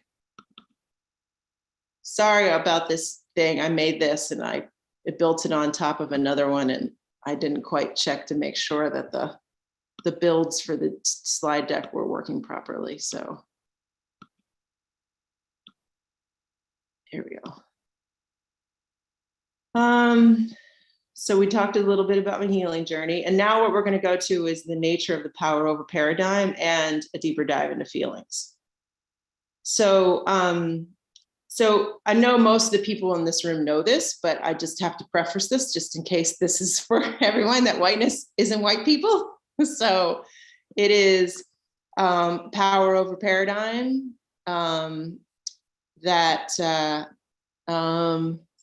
where the parts are worth more than the whole. And that's where that comes from. I keep losing my little cursor thing, so I can't see the chat from here. Hey, Nikki, can you help me out? If someone has a question that's relevant to what I'm doing, you can ask it to me. Absolutely, I am on it. Okay, perfect. Yeah, I don't know why my cursor thing is disappearing, so I can't do it. So I have this is the core of some of my work. So I have the power over paradigm, white, it says heteropatriarchy, whatever you want to call it. I like power over paradigm because I think it's really specific, and it comes from an indigenous woman named Woman Stand Shining. She's Dene, and she was adopted into a Lakota spiritual tradition. And by the way, if anybody wants, I'm going to put together a little like bibliography with videos and things. So this is Women Stand Shining. So what we have here is the power over secular and the power over spiritual. And these two mirror each other. And these are sort of the forces that have been dominating in the West for a very long time. And then over the last 500 years have, taken over the whole world. So this power over secular is that the self is all that matters. That it must win at all costs. It's sex is violence. It's about survival. The body and mind are objects for accumulation or for domination. I should probably add that there. And obedience is to victory. Like this is where the power over really expresses itself overtly in our culture. And nature's value is for extraction only. And the power over spiritual is that the self is immaterial. The body doesn't matter. It's inherently sinful. Sex is bad. The body is bad. God is all that matters, and it's obedience to order. And nature is a curse to be managed. That's like the way that periods are seen. Periods are seen in this paradigm as like, Eve's curse, or birth is seen to be as Eve's curse. So there's all these aspects of what it means to be human. And Women Stand Shining, I put her name in asterisks there as an asterisk. Part of the thing that I really like about what she says is that we don't know what masculine and feminine actually is, because we only know what it looks like in this power over paradigm. And I think that's, as this power over paradigm, we face it, and as we dissolve it, it makes sense that finally, we're looking at gender in a different way, which, by the way, I use all pronouns. I'm non-binary. I forgot to put that in. And then then this is the core piece of my work. At the core of the power over paradigm is resistance to intimacy with the self, intimacy with nature, intimacy with others, intimacy with our bodies, intimacy with our minds, and the divine. And it's this core fear of intimacy, that intimacy in the paradigm that we work with is like the biggest threat in the world. That intimacy gets in the way of extraction and wealth accumulation, that it's something that you can get to later, or that you use, like that we even extract from our intimate relationships in order to make sure we can further our power over our place in the power over paradigm. And ultimately, these two pieces, the power over secular, which we think of as our economy, and the power over spiritual, which we think of as, the churches and things like that, they completely mirror each other. And the thing that they have in common is that they all need, both require shame and fear in order to function. They require us to be ashamed and afraid. And the big trick is that you also have to pretend that you're not ashamed and afraid in order to survive within it. So what happens is we have all this shame and fear constantly in every single aspect of our society. And as a name for the era we're living in that I really like is, there's a couple names, just the polycrisis. There is the Great Turning, which is Joanna Macy from the work that reconnects. I love calling it the Great Turning. I think that is really, and the Great Turning means from capitalism to something else, right? And so what happens in this is we're constantly all ashamed and afraid in so many ways. And then we have to pretend that we're not ashamed and afraid. And then we end up projecting shame and fear onto others. And that shame and fear calcifies into unprocessed grief and projected and calcified anger. And so what the trick though, is that the shame and fear are simply love taking shape, showing up to liberate us. They are sacred. And this work that I do really comes out of my experience as a sex worker, that when we work as a sex worker, when you work as a sex worker, shame is your raw material. And being able to help people transmute the shame and being intimate with the shame is exactly where, like if they weren't ashamed, to a certain extent, we wouldn't have a job, but our job would evolve. Like what our job right now, I always like to say that sex workers are like the fail-safe in the patriarchy because they can use a lot of the same energy of oppression back on it. You know, look at like it's Stormy Daniels, like, you know, going after the president, right? You know, with her truth. And there are lots of examples throughout history of sex workers doing that kind of work. And this intimacy with shame is something that I think lots of people in different careers have, and that there's a special understanding of shame and the intimate, incredible healing power of it that I think is specific to sex workers. You know, when I was talking about this a lot in Clubhouse in 2020 and 2021 in rooms with sex workers, it was just, they just were so appreciative that someone's talking about that. And so the core of this work, the emotional transmutation, rests on this understanding. And I am not here to convince you of this. I am not trying to, I don't try to preach this to anybody. I walk people through the practice and let them draw their own conclusions about their own feelings. And I also, like I said, this is a proposal of a possibility of what liberation in relationship to the power over paradigm can look like. So love, and we work with what I call like the 7 primal feelings. There's tons of other feelings, but these are the ones that live most deeply in the body. Love is life force, which the switch turned on. So it's got like a glow, there's a warmth to it. Peace is life force at rest with full access. Joy is life force in motion. And interestingly, gratitude is often, but not always, made up of love, peace, and joy together. And fear is the sense of life force will be lost. Grief is the sense that life force has been lost. Anger is life force defending itself. And sometimes with grief, it's not just a sense, it's actually happened. And shame is life force completely repressed, and it's an unconscious apology for one's existence. And all of this work rests on this idea that we all deserve love and to thrive because we exist. Not because we jump through all these hoops, not because of even the deep healing that we do, but just because we're alive and we breathe air, and that all of life deserves to thrive. So I call this the love box. So love is the box. And there's all the sides are all the different feelings.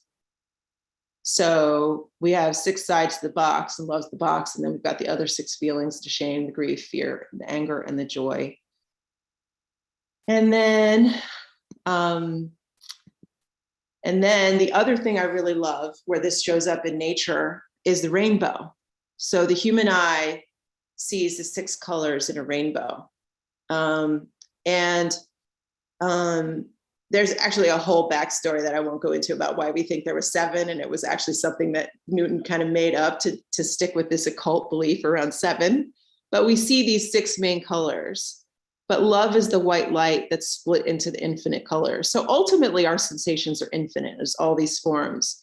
The reason why I have these 6 is to help us articulate and become intimate with them. And it's the practice that I teach allows people to become intimate with the feelings and have the feelings name themselves. Because a lot of times we're feeling shame and we don't know it. We're feeling fear and we don't know it.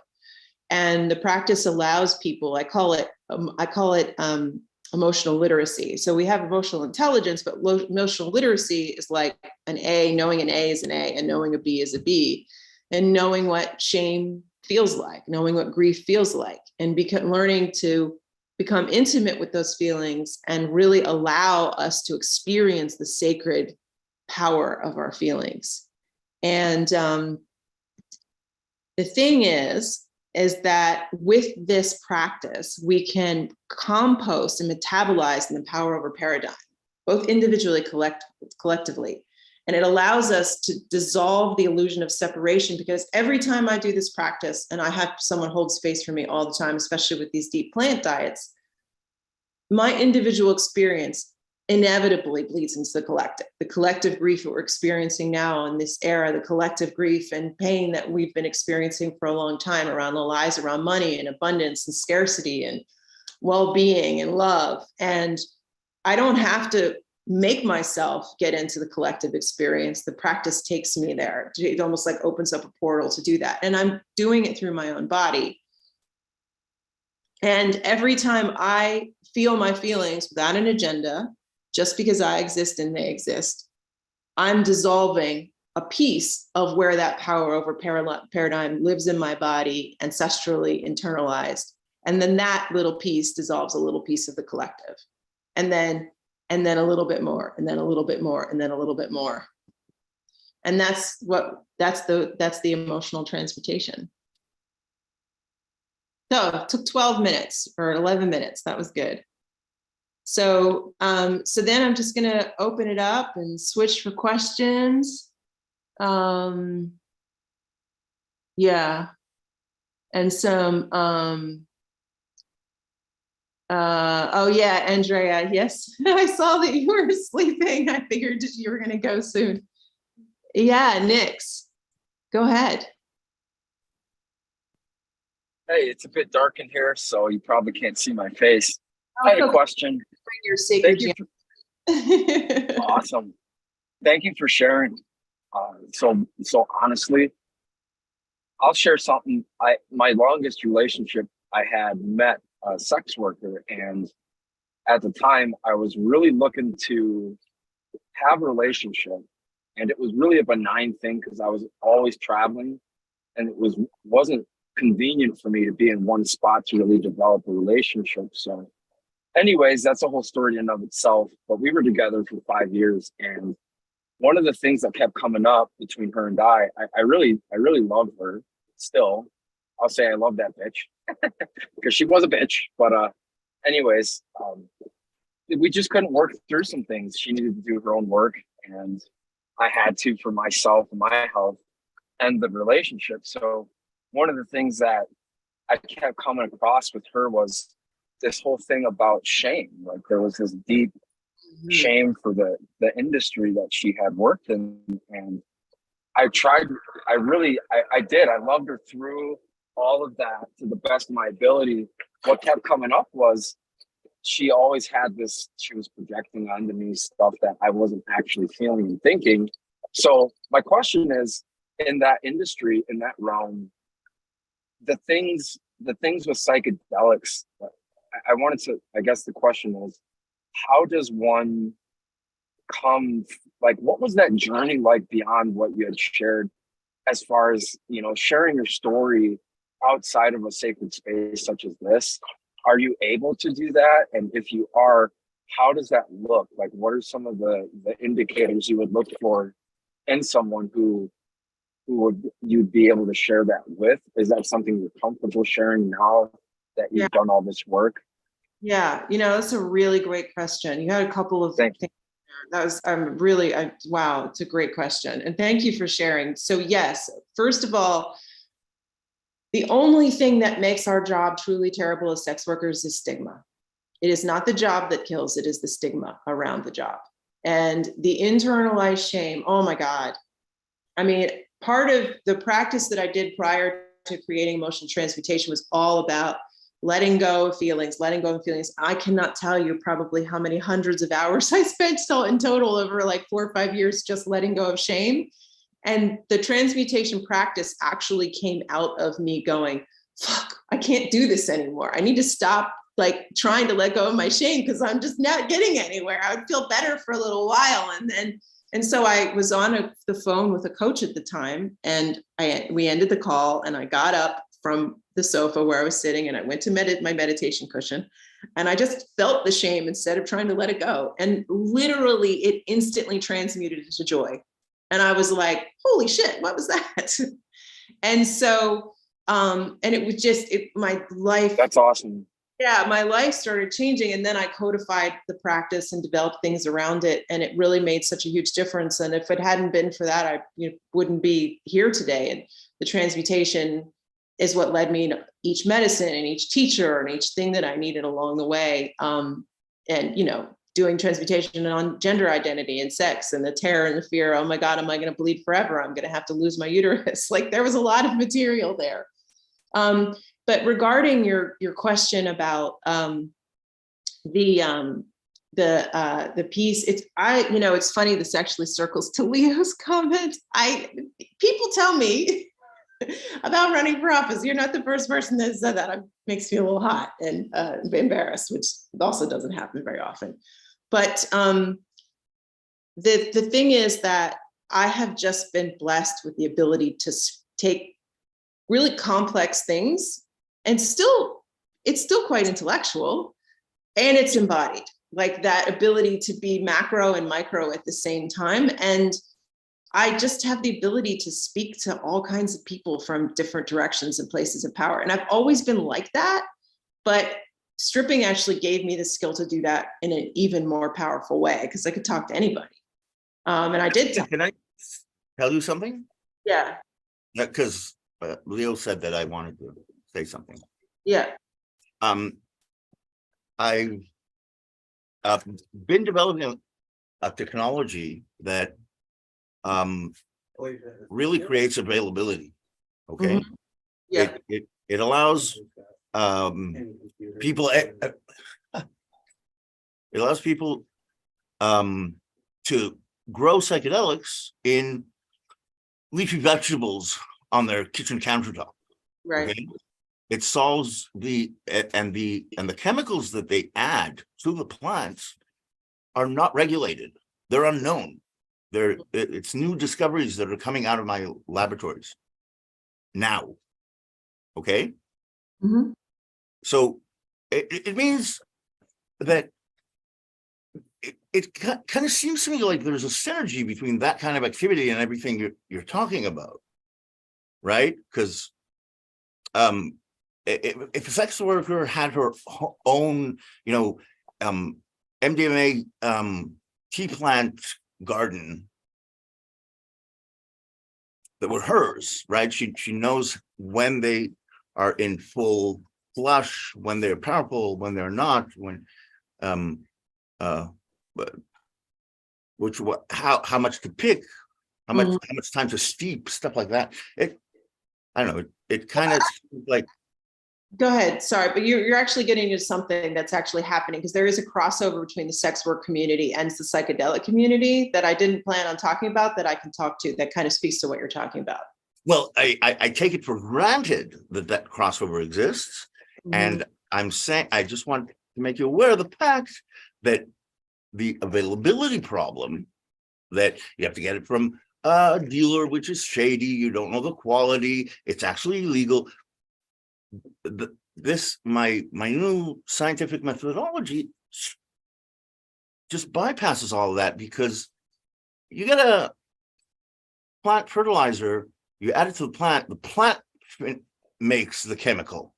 Mm-hmm. Okay. And according to American law, that's considered a biological, which is not FDA regulated. Biologicals or nutraceuticals are not FDA regulated, so it's completely legal to do also. And I just wanted you to know that it could be really synergistic. Yeah, well, there's a couple of big differences between where sex work is. First of all, sex work is increasingly demonized because of laws like FOSTA SESTA and things like that. So because there is a clampdown happening in our culture around sex and gender expression and things like that. But there is some movement, and the conversation about psychedelics and decriminalization and legalization is a little bit more, there's more layers to it, there's more nuances to it, but for sex workers specifically, we do not want legalization, we want decriminalization. Because and that's, but if you want to bring psychedelics and sex work together, if you do it through the garden, there won't be any impediment, there won't be any resistance. Right, no, I'm getting to that part. And so there's not a whole bunch of overt crossover between the sex work community and the psychedelic community. It's kind of more organic, and there's like, there's one stripper that's written a really interesting book. She talks about the erotic and her relationship with medicine. But part of it is because there is also this thread that in these indigenous communities that, that Mother Jaguar pointed out, that there's no sex, there's no this, there's no conversation about. And so there's this kind of like twisty turny thing that's happening where it's showing up. There's a woman named Amina Peterson who runs Atlanta Tantra Institute, who's doing a lot of work with this stuff, teaching people to be sacred intimates and sexological body workers and stuff like that. And there is a small community of sex workers who do psychedelic work who want to actually create basically resurrect the old temples from back like a couple thousand years ago, that these are healing places for people to go. And psychedelics can absolutely be a part of that. But the amount of training and work we need to do to get there, I mean, this is a vision that I've been holding for a long time. And I know people in the community that are also holding this, because the work we do is so powerful. And what makes it terrible, and going back to thank you so much, Ashanda, for your points, is that, yes, the reason why that happens is because of the stigma and the shame around our work. And if it wasn't stigmatized and it was seen as being sacred, there's this old British term that's a dirty term that you say, like, oh, turn the doorknob, like as the actress said to the bishop, because it's about this idea that 150 years ago or 100 years ago, actresses were seen as prostitutes. Ballet performers were seen as prostitutes. And so there's this weird thing where all these professions peel off. And actually, this goes back to something that you talked about, Leo, white women in power. The white women's power movement, the original women's feminist movement, was always built on the back of sex workers, Black women and sex workers, separating themselves, because throughout history, the only women that had any power were healers or sex workers. This is in European history. And then they killed all the healers. So the only women with any power remaining, unless they happened to be a queen or a noble person that had some power, like average women in society, sex workers wielded a ton of power throughout history. Incredible deals were done and things like that. Listening to you is so mesmerizing. Can't we sell your footage to Netflix or something? Oh, get there one day. It'll get there one day. I'll be on TV and you can say that, whatever. Yeah. We'll record you, put you on Movify, take an avatar that looks kind of like you, but, and says all the same things. I don't need to be hidden. That's fine. I just wanted to read Hayden's comment here about, I was a stripper by choice too. I was always attracted to strippers in media. Yeah, it was funny. I grew up without cable. It was like this, sent as a divine choice to my body. I never even knew anybody who had ever been a stripper, and I didn't see it on TV at all. I think I saw it in one Beverly Hills Cop movie or something. It was definitely like a past life thing. Yeah, toxic feminine energy, bizarre experiences. Yes, of course. Yeah. Okay. Yeah. Sorry. Thank you so much for sharing all that, Hayden. Yeah. Yeah. So does anybody else? Oh, I wanted to speak a little bit more about the white women in power. So a lot of my meditation work, especially when I work with Hape, has shown me that white women are in this weird space, and it's part of the reason why we're misbehaving right and left and being such big babies, is that, you know, whether people realize it or not, the writing is on the wall, and we're in, you know, late stage capitalism. And, you know, one of my good friends says this all the time. She's a Black woman. She says, you know, we're not all going to make it. We're going through a really tragic time. And there's this guy, his name is, I can't remember his name, Francis something. He's a guide, and he says that humanity is entering into a collective apprenticeship with grief, which I just think is so powerful and really accurate. And part of, I think, what some of us are grieving is that we're not going to be able to like have all that money or have all that fancy stuff, you know, because it's like, and I think that we need to, that so many of us, especially white women that have been like coming into their own power or their own sense of themselves, are like, wait a second, like, oh shit, this whole thing, you mean I'm part of it? You mean I'm toxic too? Oh my God. And we're kind of getting squeezed, which is not necessarily a bad thing. You know, white men still don't want to let anything go. And then you have a lot of folks, non-white folks, claiming space. And I think that a lot of white women feel like they're kind of getting squeezed. And what the vision and the meditation that I have come to is using my privilege to allow myself to have a spine and to be a spine and to be of service, and be of service where I'm invited to be of service. Like showing up here, Nikki invited me to be of service in the context of this conversation. And that, you know, and that's what I really love about the emotional transmutation practice, is it allows me to be responsive to the flow of life, responsive to what shows up, and including, like, I've almost said this before, but if I could sum up my life in one sentence, and this has only come to me in the last few months, is I want to be able to feel and receive all the blessings of my life without cultural and spiritual bypass. And the medicine has really helped me do that.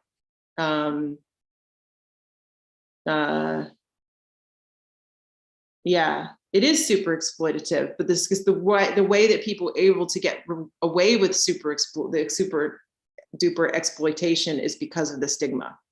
So with these laws that they've passed, FOSTA SESTA, which makes it basically almost impossible for sex workers to network online, to protect themselves from bad clients, from all these things. They've basically eradicated that. And there's ways around it, but it's extremely difficult. And it's made the work for sex workers much more unsafe. And if we lived in a society that saw sex as sacred and saw the work that people in the industry, and it's not just women, do in the context of this work, you would be recognized as someone that had a healing talent not from a young age, but you know, if you had visionary abilities, your visionary abilities would be cultivated.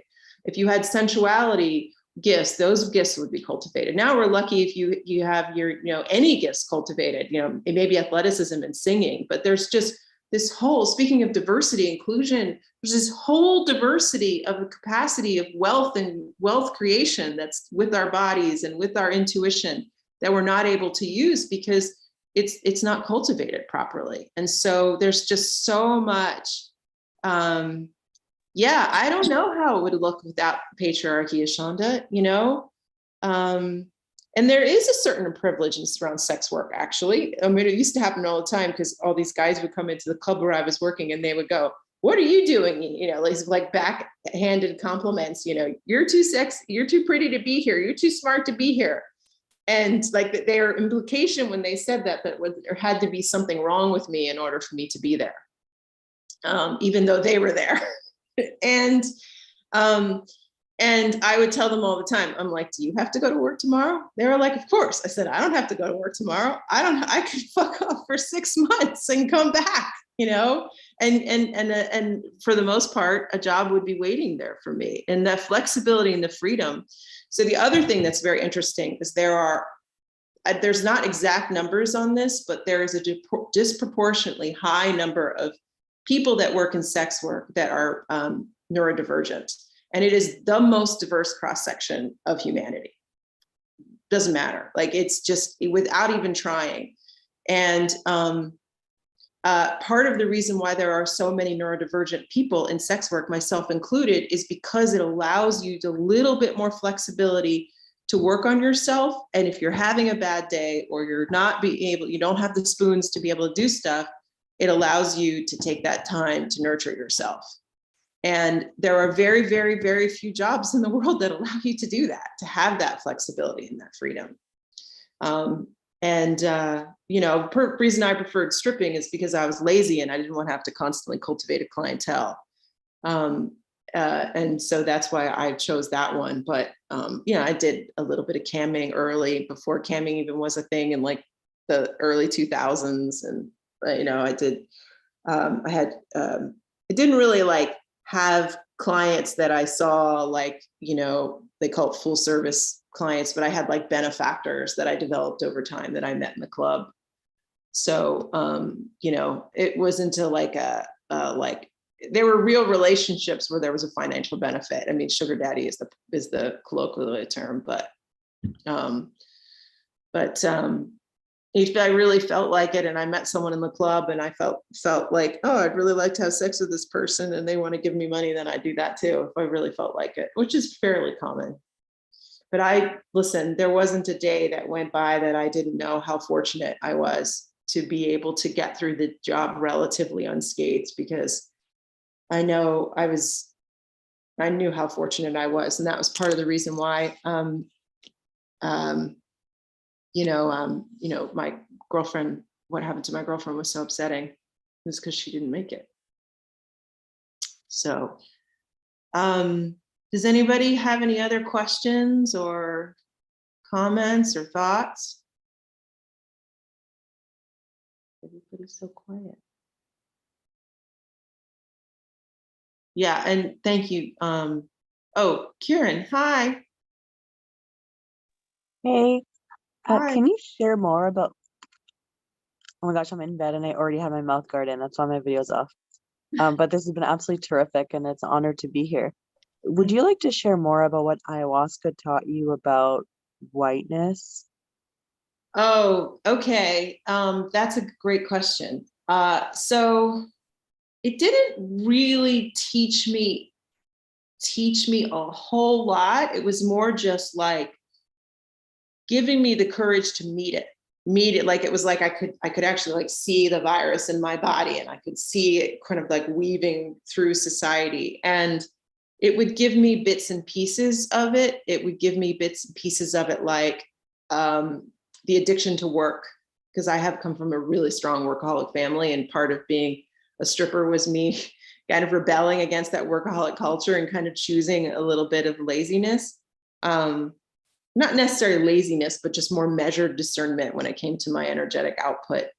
And the heavy, like lots of visions of the heavy load of the addiction to the work for the sake of working, work for the sake of accumulation, forced labor of work, all those kinds of things. And how toxic and deep that addiction to work for the sake of work is. And how it really lives in our bodies, and the shame that it carries. That was one of the things that comes up as a theme over and over and over and over again, is that work, that this idea that work is this obligation and this punishment, and it's non-negotiable in order to thrive, and that pleasure is not pleasure and care is not necessarily a way of being that allows us to survive in the overall context of it. Trying to think if there's anything else about it. I mean, it doesn't really teach me anything specific about it any beyond the work thing, and I'm not sure why. It's just, I'm so enmeshed and immersed in constantly learning and feeling into it and doing my own work around it. But, I think, I will say it shows up in my family and in my body with the the ancestral healing in relationship to it. And I'm part Black on my mother's side. My grandmother is a carrier for sickle cell anemia. And the medicine revealed to me, I knew that story, but it revealed to me, and I'd spent years healing this, that my grandfather harmed me when I was 2, molested me, probably did the same thing to my mother for years. But that also what happened in my mother's family is that my grandmother was the carrier and had the Black family, and that in order for someone in my family to be light enough to pass in that era, they had to be raped many times by white men. And so that toxic history of my grandmother and my grandfather, and the history of the Catholic Church as an Italian young boy, just came together and set off this powder keg. And so a lot of the healing that I've been doing is in relationship to those pieces of whiteness and domination within my family thread. And ayahuasca and I've been healing that together for a long time. And I'm actually going to be doing a diet with Dieta in July to really pull out some of this stuff by the roots. It's there. I can still feel the tentacles of it in my body and the patterns, but there's some looseness and some openness around it because of all the work I've been doing. But I'm moving into a place where I'm finally ready to release it completely. Yeah. I just wanted to jump in. There's about 2 minutes left in your share time, Juicy. So I wanted to give anyone an opportunity to ask any other questions, or Juicy, if there's anything that you want to leave us with before we move on to our next speaker, Paul Mark. I just have to say one thing, and that our feelings will never hurt us. They will never hurt us. The only thing that gets us in trouble with our feelings is the way that society has taught us to relate to them and to feel them and to think that they constantly need managed and fixed. And our feelings are only here to love us and to help us, no matter how deep and profound and overwhelming they seem. I just wanted to say thank you. Thank you for everything you've all been saying for the last couple of hours. Thank you. Oh, thank you so much for being here. Yeah, thank you. Wonderful. Thank you, everyone. We have about, we just hit midnight on the East Coast. Thank you, Juicy, for all your shares. And all the speakers that we have been moving through as of late. I now would like to, if Paul Mark, if you're ready, we welcome you to the stage. Gratitude. Hello. Peace. Lovely to see everyone. That was a lot of information there. And I actually have a background in sex work myself. So lots to talk about there. So what I do now is I incorporate self-acceptance work for everyone. And I work a lot with people who are in their, being two-spirit. I work with some people who are in their trans journey and people who are in their journey of figuring out who they wish to be. And so that's kind of where I am right now and what I do. I've been hosting rooms on Clubhouse for quite a while. I've really worked in the microdosing space because sometimes the deep dive that is necessary for the self-discovery can be assisted with a microdose. So I have worked with people, I've been a psychedoula for a while, and as being a sitter and as being the facilitator, helping people through their journeys. I work with preparation and integration. And that's a little bit about me so far. I do come to this from a spiritual aspect. So I like working with more spiritual beings and getting them to the space where they can access a journey without the additional molecules, because it doesn't always need to be something extra. You know, we have within ourselves the ability to reach those levels through breath work, through meditation, through other ways. And sometimes if things are repressed, oppressed, depressed, a molecule can help you unlock some of that stuff. However, I've been one of those that was completely sober for the first 30 years of my life, you know, and to learn how to do this stuff without the assistance before going into the deep dive. And I've noticed that there are some people that are, you know, just trip hoppers, you know, going from substance to substance and not really integrating what they're coming in contact with.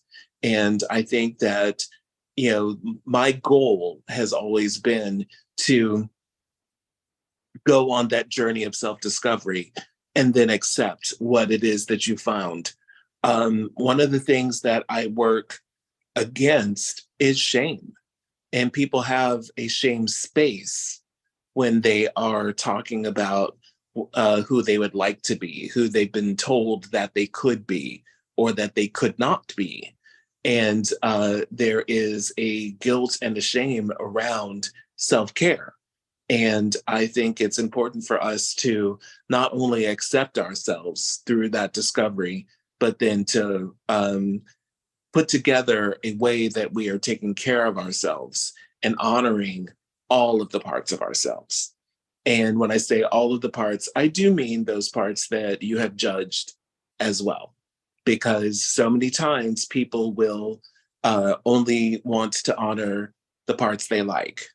And there is balance. The universe looks for balance. And so you're going to have to embrace, you know, in order to completely accept yourself, you're going to have to embrace those things that you have judged and make amends and bring them all into the fold. And so that's what working with me is all about. And I am here to moderate and answer any questions if anybody has anything.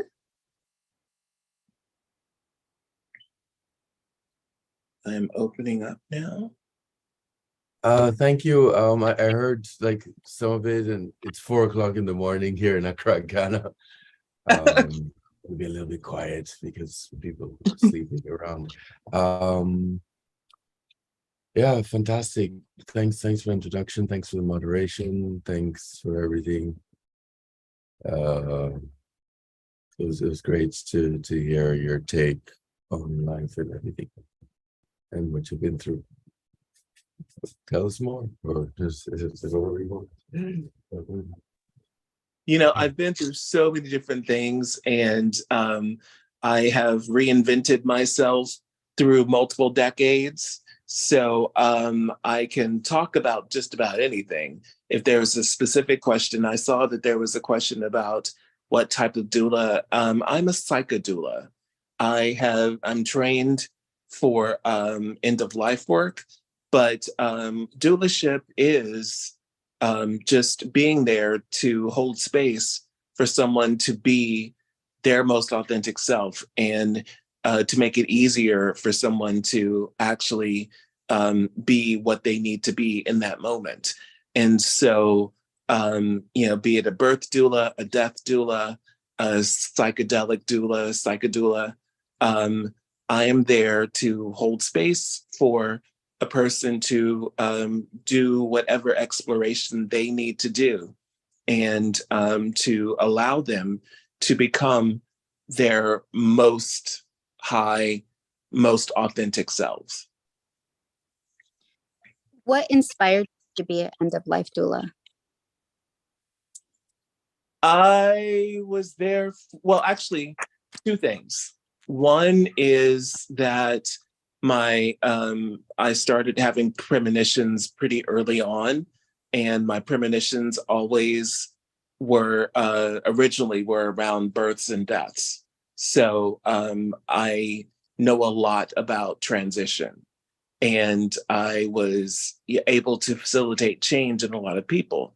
And then my mother was not well, and I was there for her in the end of her life.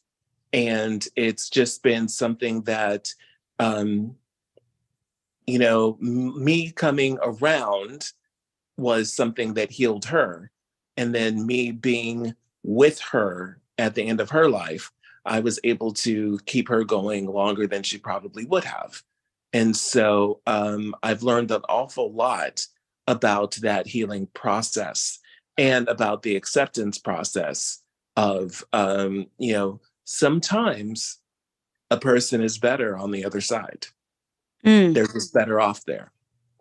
And, there are the limitations that the physical body has that once you cross over, you no longer have those limitations, and you have more access to answers and to your full power when you're on the other side. And so it's okay.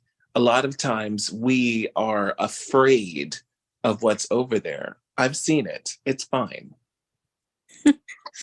Yeah, that's another thing. It's like I've been recently like looking at like actors and actresses that I grew up with, and I'm like, whoa, I'm like seeing them age. I'm like, if they're aging, I'm aging. And then I'm just like, oh my gosh, like starting to be like, wow, this is happening, this transition is gonna happen, and like thinking about it. And so it's like, is that the thing you tell people when they're feeling kind of scared? Like, because life, like you said, when you were young, you thought about birth and death. Well, they're one and the same, right? Birth and death is part of life. It's like, what do you tell? It's a transition. Yeah. It's all about transitions, and I don't subscribe to the idea of it's a great darkness or that it's anything to be scared of. What happens is people, during the death process, you can go out of any chakra. And if you are really, really tied to this reality that we call, and I'm using air quotes, if you're tied to this, then you're going to go out of the lower chakra, and it's just going to take you a little bit more time to acclimate. But if you can just basically meditate yourself into a dream state that allows you to get out, it's almost like preparing for a psychic journey, or to be able to astral project, to be able to get yourself higher and get out of the body. And that way you can leave out through your crown and then just gently let go.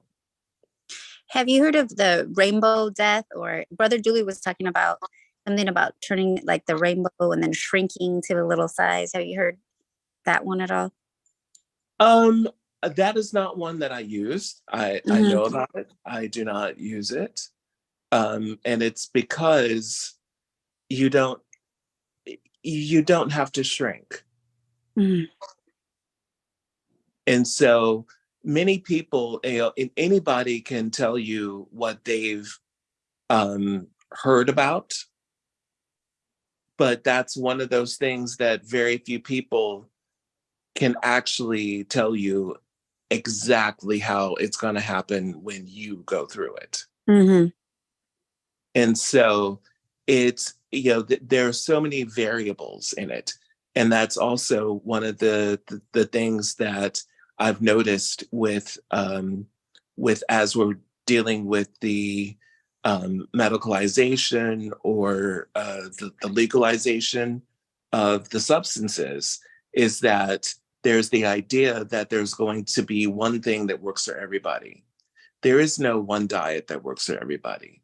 There is no one pill that works for everybody. And so we are bio individualized, and we really do need to, understand this is how one person did it. I have a choice. I can create my own journey, and I can make it look like I want to make it look. Thank you. Paul Mark, I personally would love to hear your navigation around sex work and psychedelics, the energy movement around that, and how it projected for you and your experience. And then I also want to acknowledge that Leo has a few questions for you in the chat that I'm also happy to read to you. Okay. Yes. So which would you like me to take on first? Your question? Yeah, my question, please. Okay. Leo's fine. So I can tell you that, being where I was, first off, I was not a dancer. And I knew people who were strippers. That was not my cup of tea. I actually started working the phone lines for an escort agency, and I ended up taking it over and running it. And so I realized that, and that was a sober decision. That was a well-calculated decision. And I realized that at that time, the people who were getting caught were the ones who were going out high, or the ones who were promising one thing, and trying to, being the drug traffickers. My agency was clean. We did not do all that stuff. And I do realize that there are some people who, specifically men who have always lived the cis straight lifestyle and who are opening up to something that they're curious about. There is this idea of, I have to get high, I have to get drunk, I have to be all these different things in order to give myself permission to experience what it is that I would like to experience. And I realized that from my work, my spiritual work and my body work, that, that second chakra is creativity and sexuality. And so you can create anything with your, with an active second chakra. And it also balances with your third eye. So if your creativity and sexuality are off, your intuition's going to be off too. And I realized that although I might not have been the prettiest on my own roster, I was the one that more people connected to, because I had the spiritual ability to give them the true spousal experience.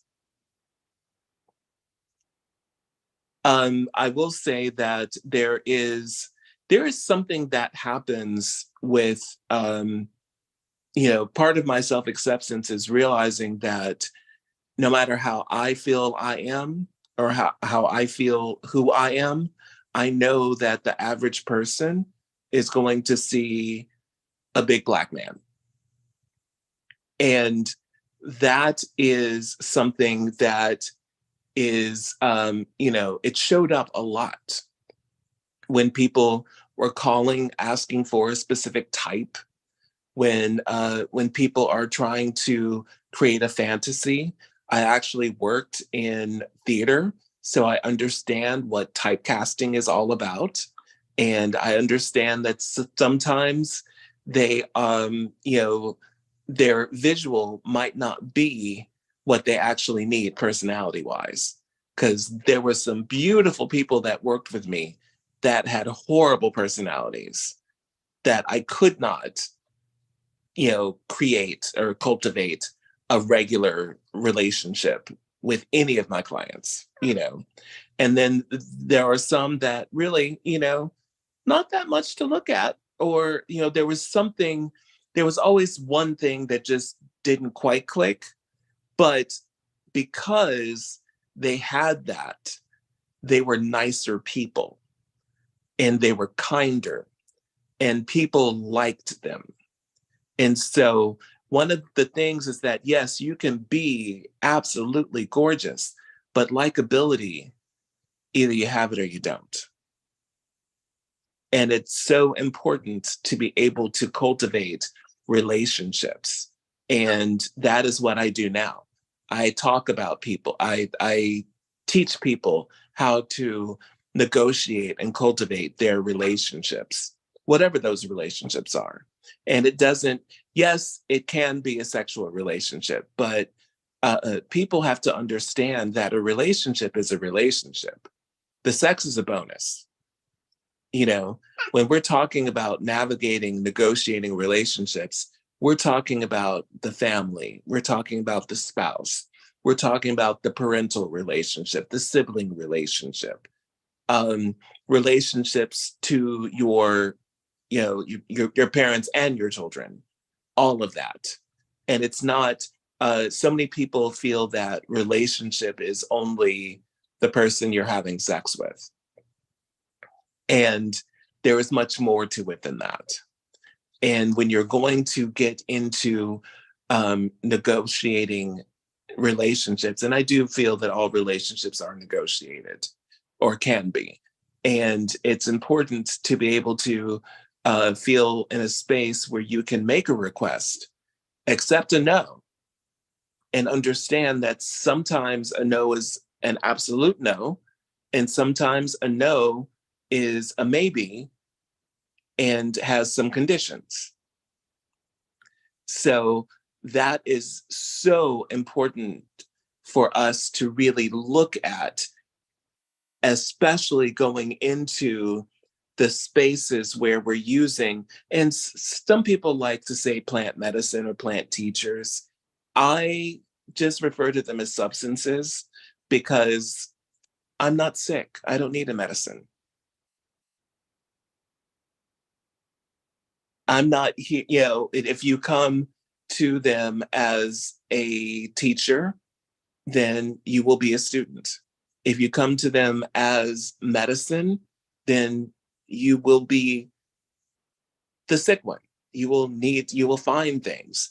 I have faced many of the things, and those things that I choose not to face, I know exactly what they are and I know where they are. And that is something that happens with ongoing work on yourself, and as well as doing preparation for journeys. So I did journeys for specific reasons with specific intentions. Some people are kind of open-ended when it comes to the intention for their journeys. I have never been one to just grab my keys and hop in the car just because. I've always been a person that, says, okay, where am I going? How long is it going to take to get there? And what else can I do along the way? So I am the planner when it comes to that, and I'm going to be that way. And I know not everybody is like that. I'm also a person that has a lot of training in cooking. And so when I'm working with different substances, I'm going to know, it's like knowing what each spice tastes like, so that when you add something, you know exactly what you're adding. And it's important to develop a relationship with your substances so that you know exactly what you are adding to the mix. And for me, all of this is titration. And I am so into a beneficial titration. Let's see. Thank you. What other questions do we have going on? Let's see. Sure. So Julian asks, what do you believe happens to people who die in their sleep? Do they just drift into astral realm, never to return to earth until the next life? Well, then, yes and no, but yeah, go ahead. What else do we have?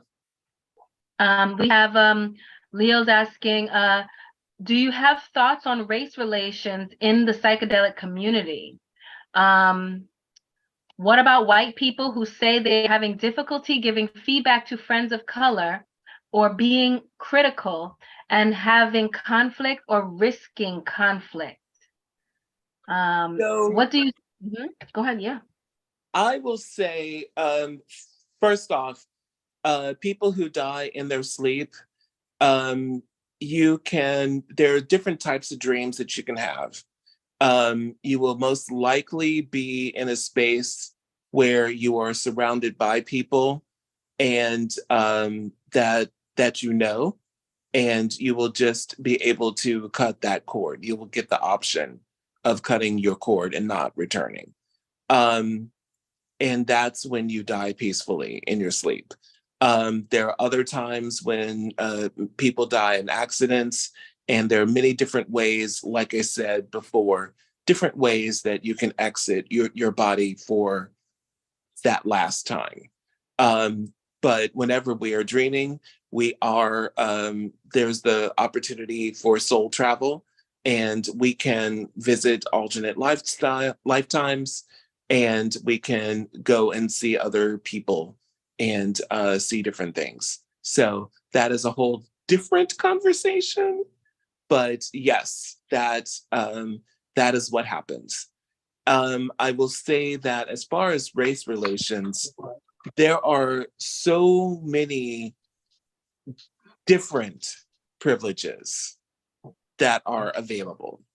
And the reason why I say different, we have a hot mic somewhere.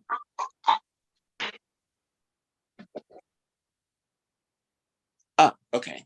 So the reason why I say different privileges is that so many people will talk about privilege as if it's something that one person has and another person does not have. And it's not that blanket statement. It is that each person has a different set of privileges. And so there is such a thing as white male privilege. There is a different thing, which is white female privilege. There is a different thing, which is Black female privilege. And there are different things that are Black male privileges. They are different, and some are more beneficial than others. And I think it's important for everyone to realize that there is a difference. So when people say people of a higher privilege or people with more privileges or more accepted privilege say, well, everybody has the same options, the same privileges that I do. No, we don't. There is a totem pole. There is a sliding scale of privilege. And whereas I might be able to speak in a certain vernacular with people that look like me, that does not mean that I can walk in the same spaces as someone that looks different from me and gain the same amount of respect. And so it changes, again, with each person, the amount of privileges. And it's not something, it's not an all or nothing thing. So I can understand, and I think I think it has actually beneficial, and it would behoove us to think about who we're talking to and what privilege we may have over them, or what privilege they may have over us, and just play that, just put that out on the table. Take it out, put it on the kitchen table, and talk about that. And I think that that is the most important thing for us to be able to speak about, well, in this situation, I would do X, Y, and Z.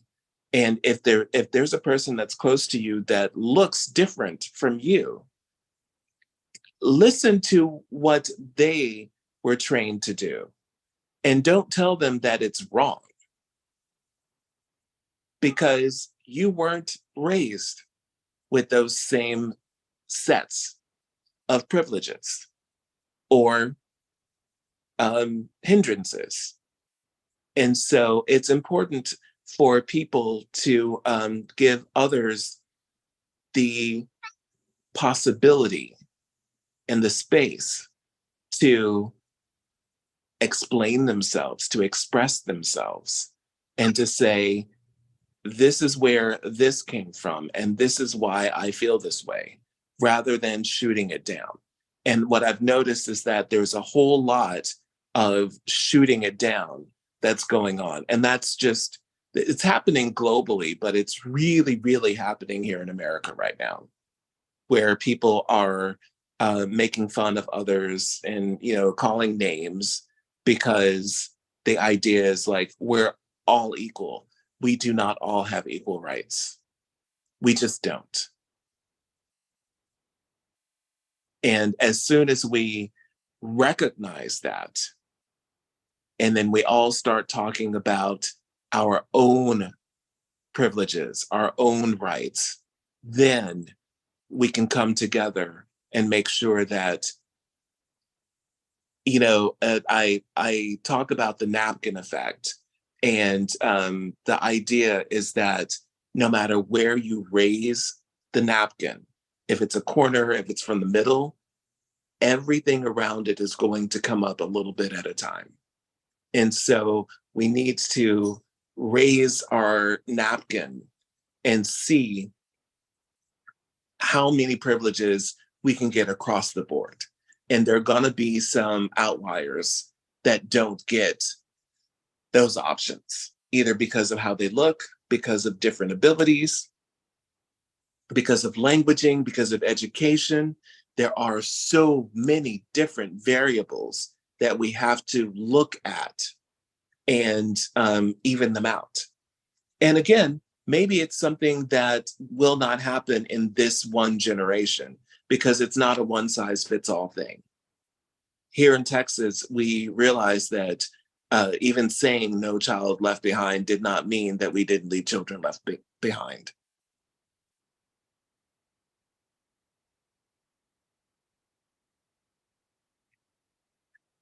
Did I have another question? Well, I'm hearing that Tan has joined us, and she has some shares as well. So Paul Mark, if there's any concluding thoughts or shares or wisdom that you want to share with the group, we open and welcome for that before we move on to Tanny. Well, of course, I'm available at PMQ Spirit Works. I do a lot of empath mentoring. I have some decks that are available at decksbypaulmark.com. And a lot of them are based on negotiating relationships, making sure that people feel heard and seen in the relationship, and cultivating a really strong relationship with yourself. So the Mirror Work self-talk deck is one that I really recommend, because it gets you, you may notice there's 74 different affirmations, and then there are a couple of blank ones that you can make your own. However, you may notice that as you go through, some of them will give you a little tightness in your body, and some of them you're like, oh yeah, I feel that, you know? And so that would be an excellent place to start. And it's Dex by Paulmark. I will go ahead and put the link. Dexbypaulmark.com, right? Is that Yes, correct? that is it. Yes. Okay, wonderful. I want to make sure that it gets out there. And Thank of you course, so much. and of course, PMQ Spirit Works, if you want to talk to me or connect. .com? Yes. Okay, pmqspiritworks.com. All right, Exactly. everybody. Thank All you right, so everybody. much. Thank you so much. Gratitude for your time and your space. Gratitude, truly, truly. Of course. Thank you. Thank you. Thank you.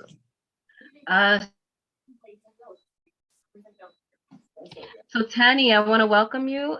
Please, you have welcome to the space. I'm going to ask you to unmute. Nice. There we go.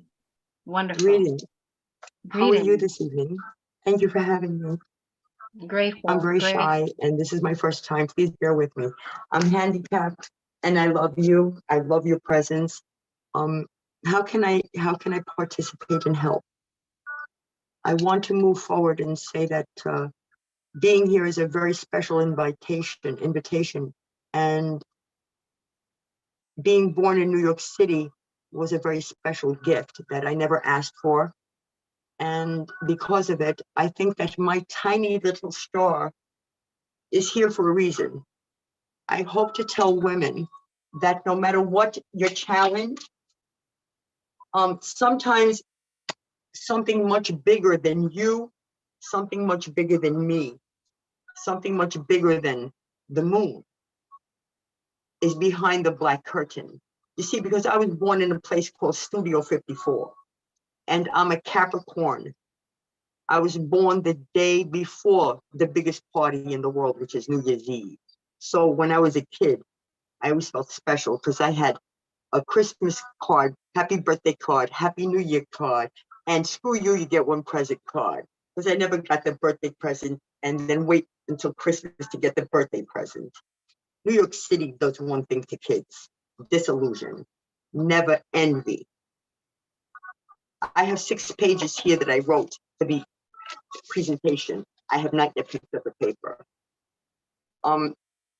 Ma'am, I don't know you, but I do love you. I have nothing left but love. I happen to be Greek, born of Spartan Athenian descent. My color is delicious. My flavor is disco. I've partied with the stars that fell and many stars that died. I'm still alive, but I am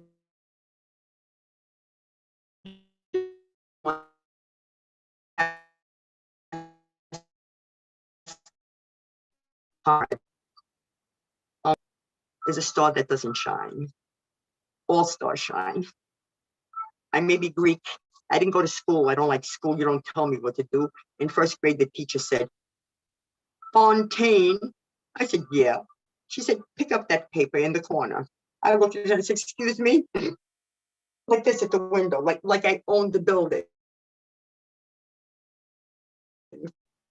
I said, excuse me, paper. You pick it up. The Greek, big freaking Greek. Yeah, Greek this. I said, Greek. I said, principal. I said, the teacher sent me to see it. He goes, the guy said, sit down.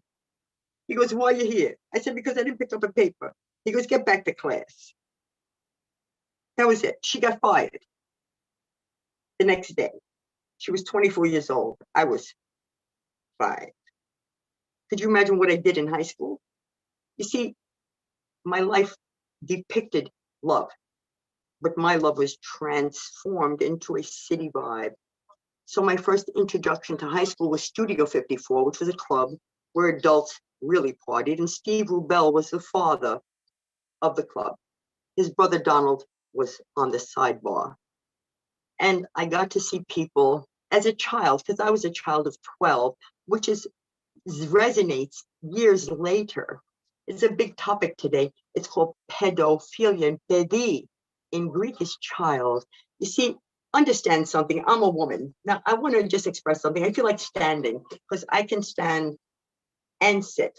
Why? Because when I had the surgery in my spine, the doctor was so FN high that he was turning the screw just a pinch too much. So when I woke up from the anesthesia, okay, the doctor said, you know, with his trench coat on, Tanny, I said yes, and I was high because I was on opioids. And he said, you'll never walk again. And I said, the only reason why you're not out the window, sir, is because I have meat in the game. And he paused. And I said, now move quickly, which he did. And I never spoke to him again. Karma falls into place.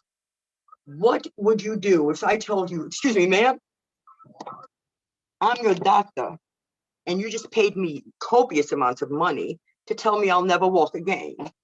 How would you react, ma'am? Huh?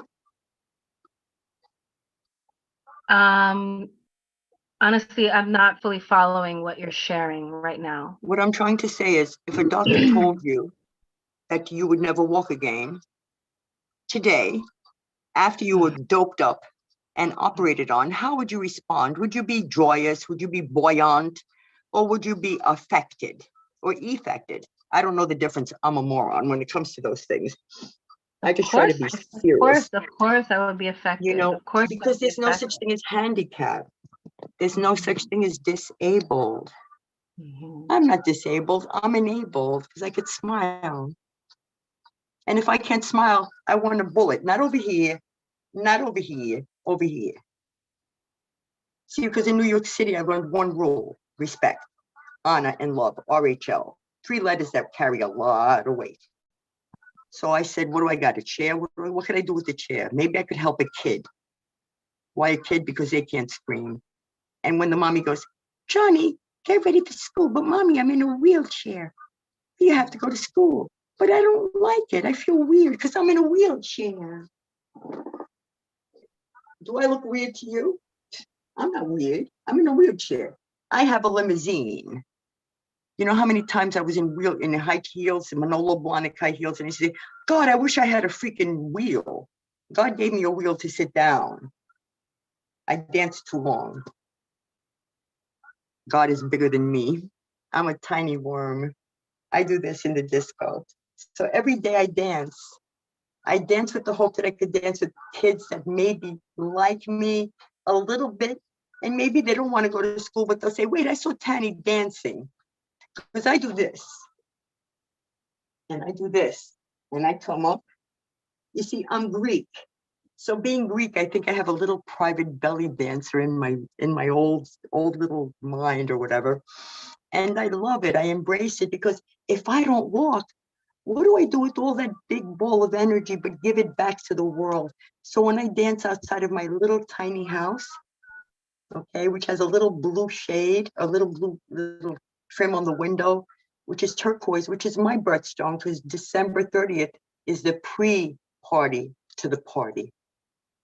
Okay, so I think that God put me on the earth right during that Christmas holiday because my name is Fortini, Penny. and Force is light. Yes. Hi. What nobody knows is that when you're dancing, you're really high on psychedelics, which is what this, But if it web wasn't meeting for, is let me ask about. you something. If it wasn't for the ability to expand your mind, how could you possibly process and develop new theories, new ideas, and have discussions? If You're you stay absolutely right. based, you don't I get just there. wanted everybody to know that, to put it in context, that everything you're saying is actually embedded in a psychedelic experience. I just know Tanny really well. That's all. And I really love you really well. So what I'm is very following. high. So what I'm following is Tanny. Yes, darling.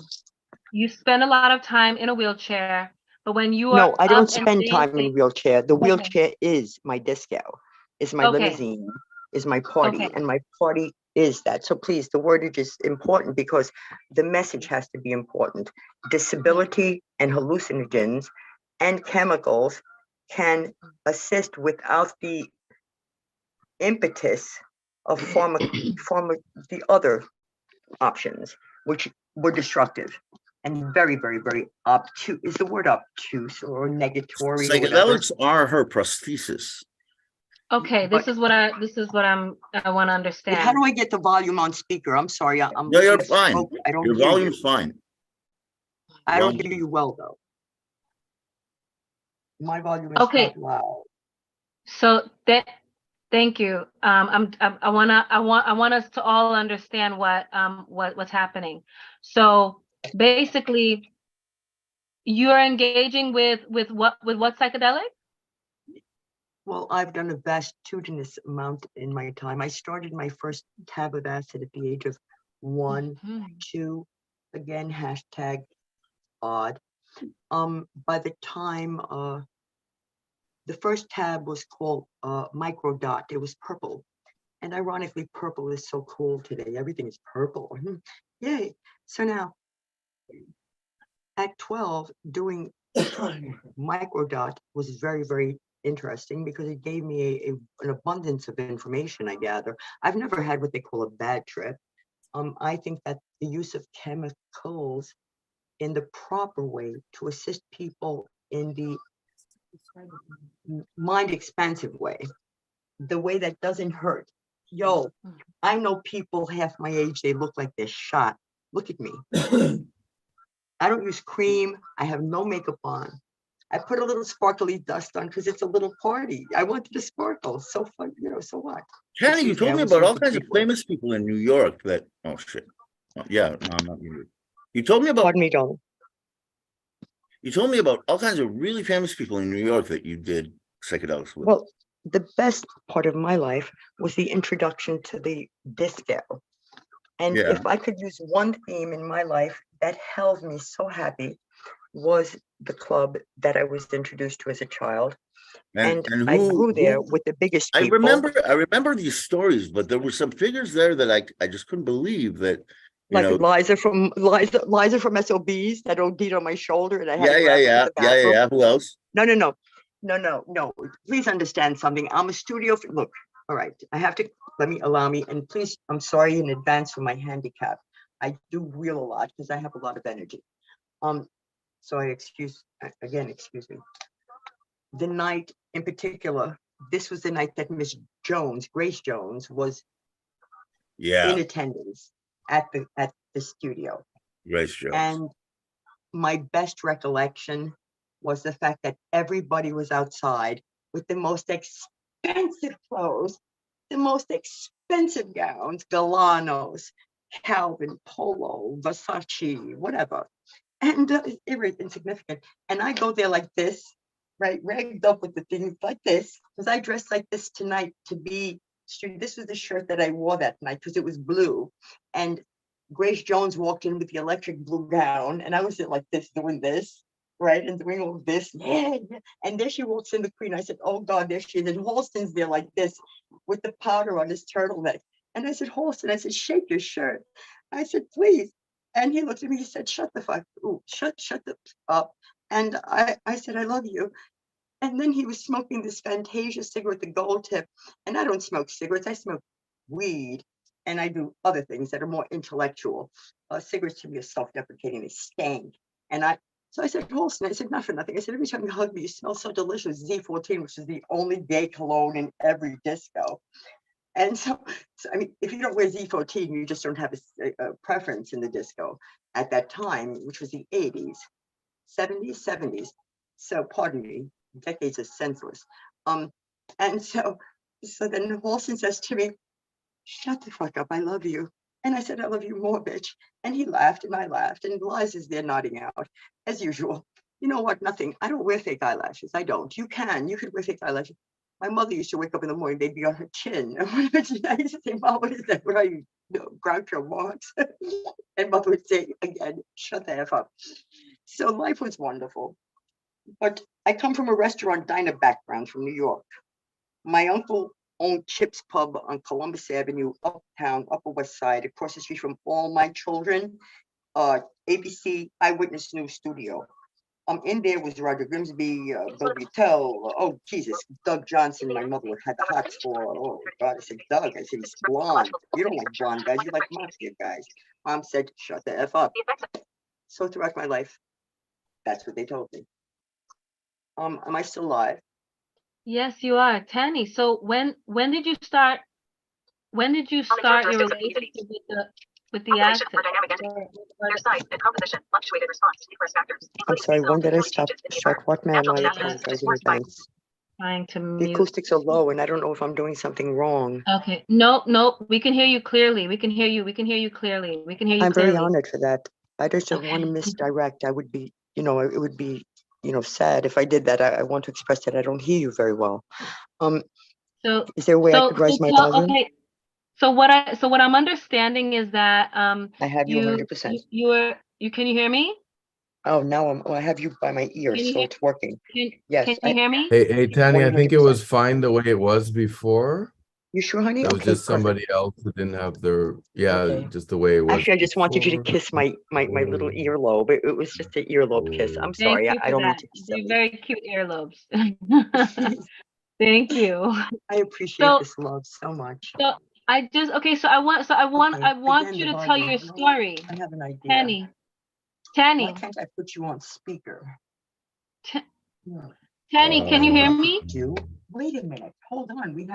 We have science. Hey, This is called knowledge. hey, Tanya. Nice. Oh, nice. Watch this. Tanny, can you hear me? You're sort of sideways now. Tanny, can you hear me? I muted her just because I wasn't sure if she was still taking some time to do something, but if she's back, never mind.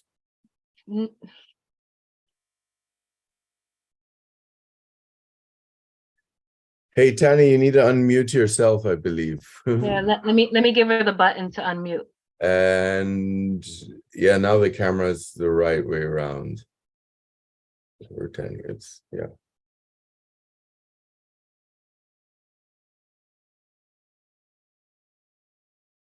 Tanny,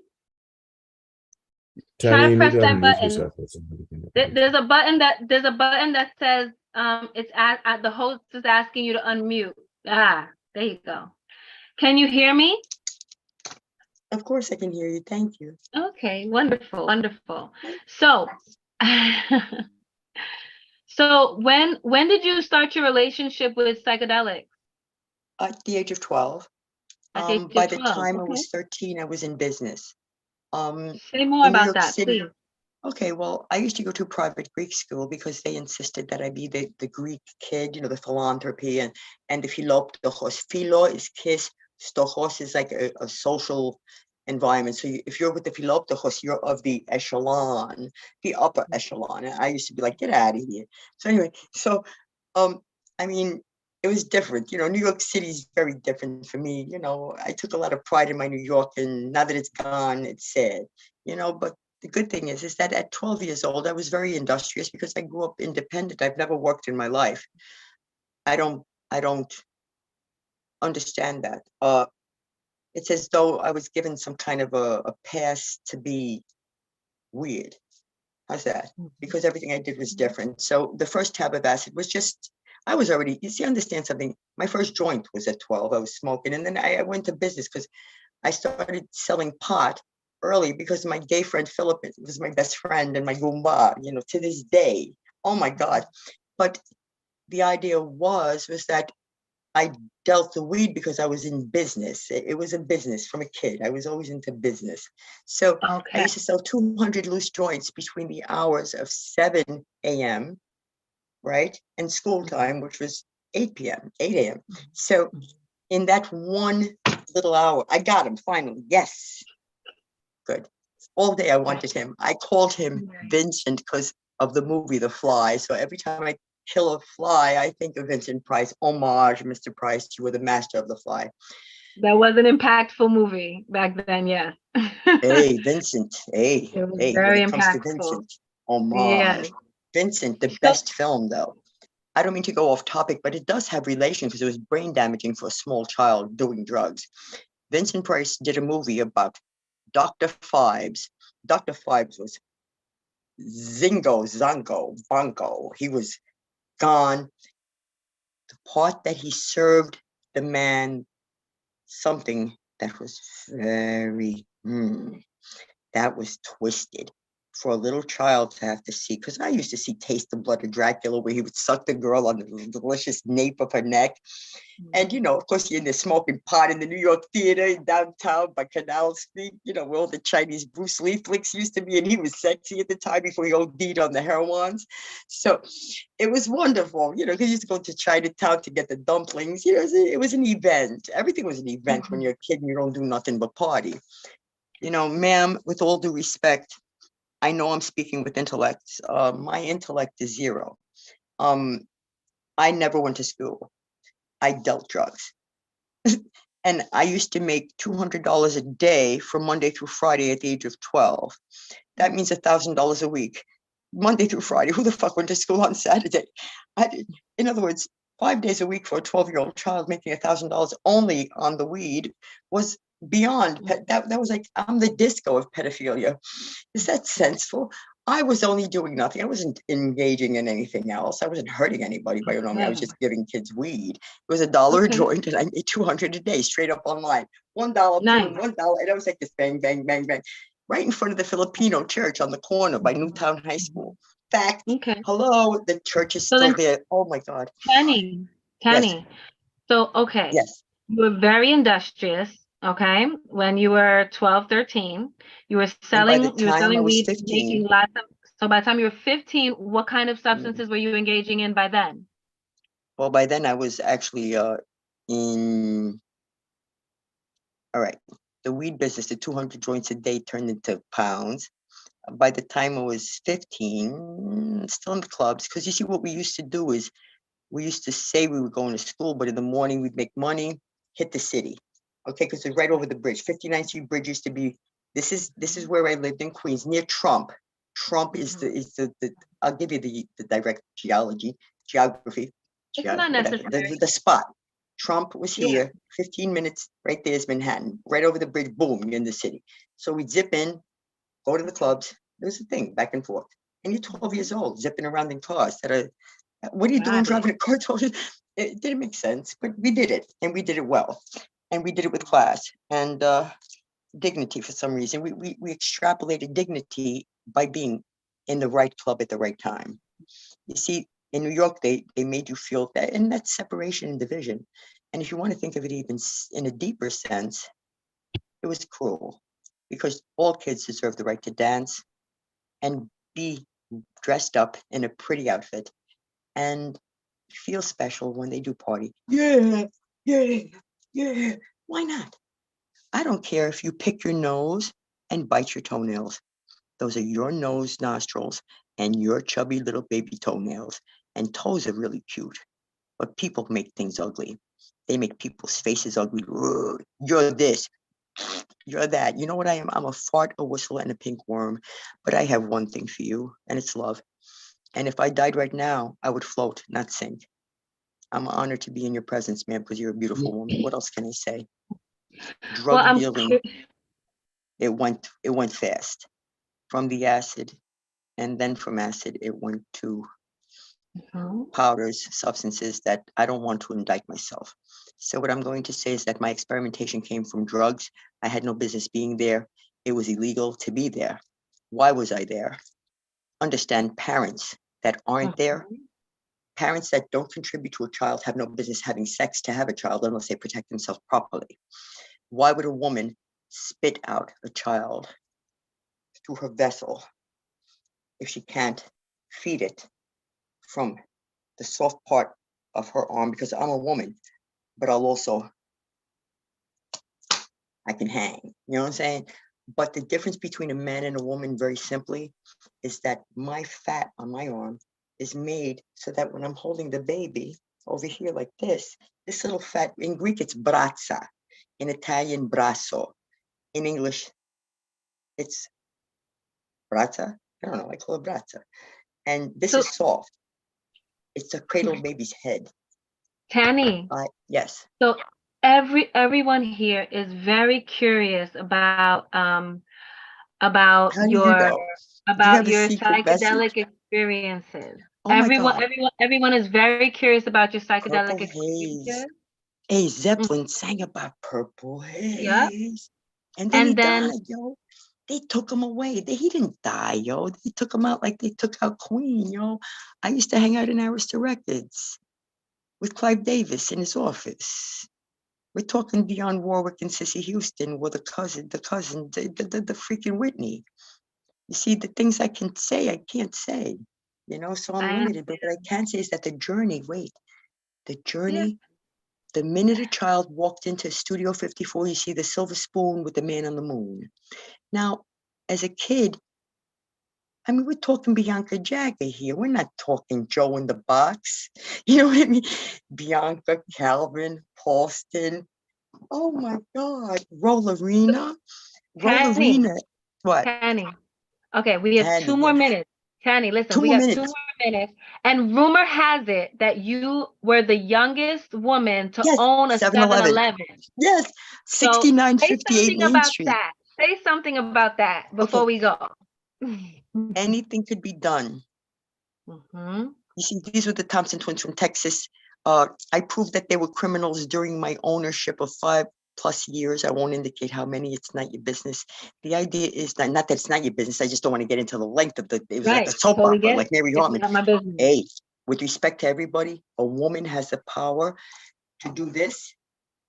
If I can do this and still stand for the kids that can't stand, I want you to dance with me because I will dance alongside you with honor. And anybody have any questions, I'm there 24 hours a day because I don't work. And I love you. Let's use this last 60 minutes to just dance. Let's just dance. These So last let's do 60 it. minutes. So I'm gonna, you know what? If Before I we bring stand, I on might Justice fall. Manslayer, right? All right, I'm gonna put everybody, music come on on. now. We dancing. We dancing Yes. with Tanny. Studio 54, y'all. Come But on you know now. what? In studio, it was so free. No Yay, music. thank you. I'm crying. Yes. Crying. Yes. I feel Yes. as, Okay. you know what? This Okay. is better than being on stage. Seeing Oh, you. Tanny, it has Thank been a you. wonderful pleasure. Thank you for giving us all the I am shifts, all honored. the changes, and you showed us your journey. Thank you so much. Thank you. Listen, Thank you. Thank you. anytime. Thank you. Thank you, Tani. That was amazing. Fantastic. Thank you so much. I'm crying. I'm sorry. I'm very emotional. No, those are beautiful tears. Rub them around your face so that the messages get through. All right.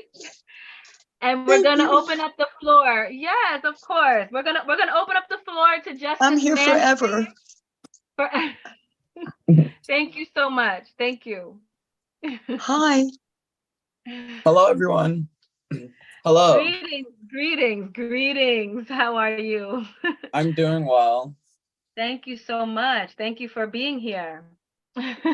Yeah, I've been hanging in and out all day, and everyone's had such great stories. It's been nice to have in the background today. With that being said, I had a long day. And so we're going to just do this hour. We're just going to chill, story time, ask questions if you guys have questions. But otherwise, I'm just going to talk. My name is Justice. My pronouns are she, her. Can everyone hear me? I'm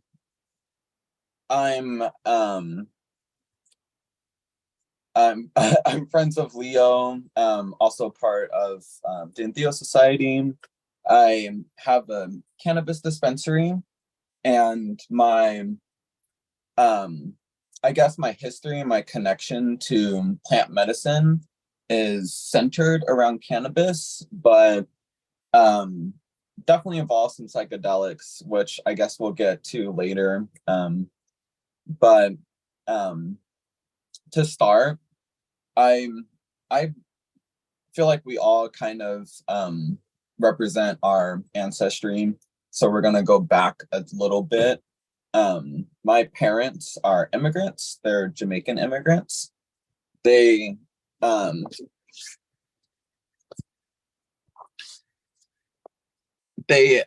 they're maroon. So I don't know if a lot of people know about how the natives are in Jamaica.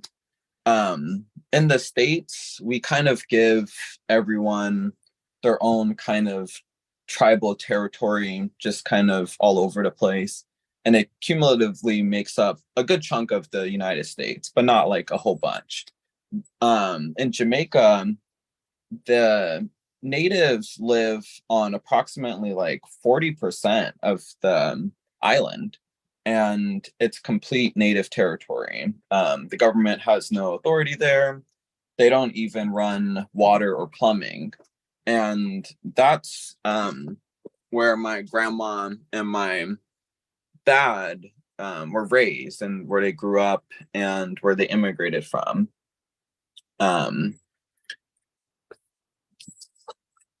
My grandfather was the first man and the first person in my family that was born out of slavery. In the West Indies, that didn't end until a bit past the States. So my great grandfather was actually a slave, and he had gained his freedom in his teens, his like old teens, when he was like 18. And he took the name Rudolph Emmanuel. His old name was Augustus. And that's the name that my father has, my brother has, and is our family name. But my idea of equity is autonomy, and autonomy is going to be kind of like the theme through this whole conversation. And it starts here with my ancestors, with my great grandfather, who lacked that autonomy, who gained it in his 18, 19 years old through freedom. And through that was able to move into the Maroon territory. His son was born, and my father eventually, and they were able to immigrate to the States.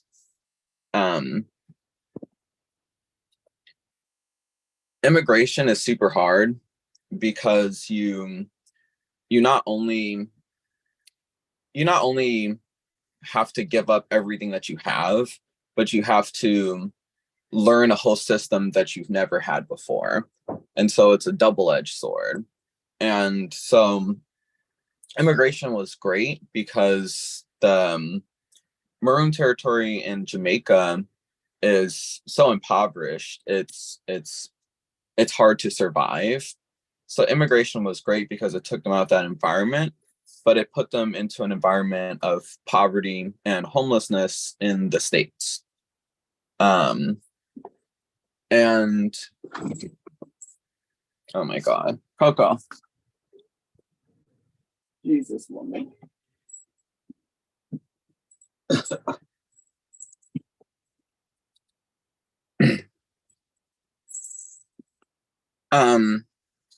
And my experience as a youth was growing up in homelessness and poverty, and not having autonomy, not having access to, even when we think of equity, we think of pretty kind of privileged things. Like we want equity around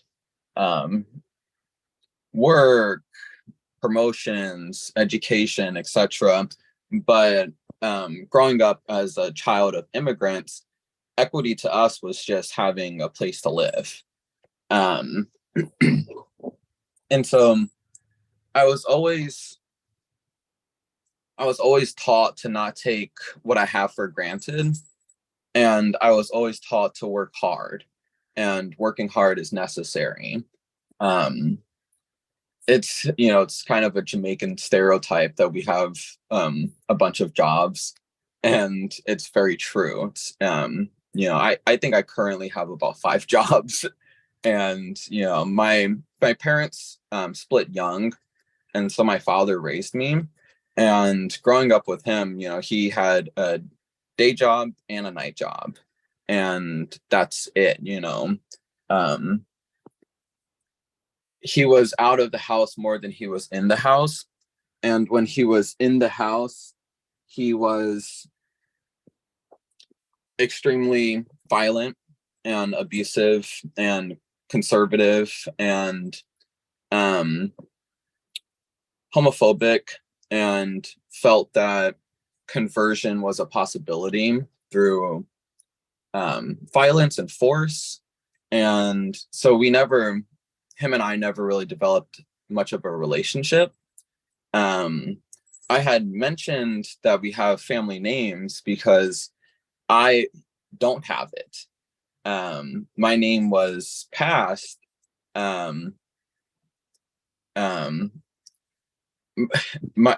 My youngest brother now, who is 18, I'm 32. So it's almost, just almost half my age. He has our family name because my father actually changed my name when I was young because he just didn't feel like he didn't want me to carry the name. My father's Jamaican. He's a Wiccan. Wiccans, especially male Wiccans, are kind of crazy. In the sense that they're extremely spiritual, but then at the same time extremely jaded and like this closed-minded conservative world that they never get to grow spiritually. And so it's this kind of weird like contradiction that they live in. But they believed in reincarnation through their oldest son specifically. And so that's why, they give each, the oldest son always has the father's name, because it's kind of like a passing of the person. And so my dad just he didn't want to reincarnate in my vessel. And so, I've always had this kind of feeling that I have to reach this bar that's unobtainable.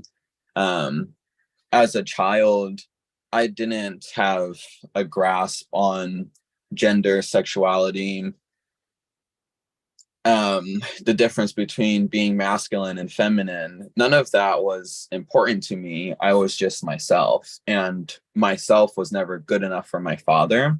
And so I grew this personality of someone who just obsessed with bettering themselves.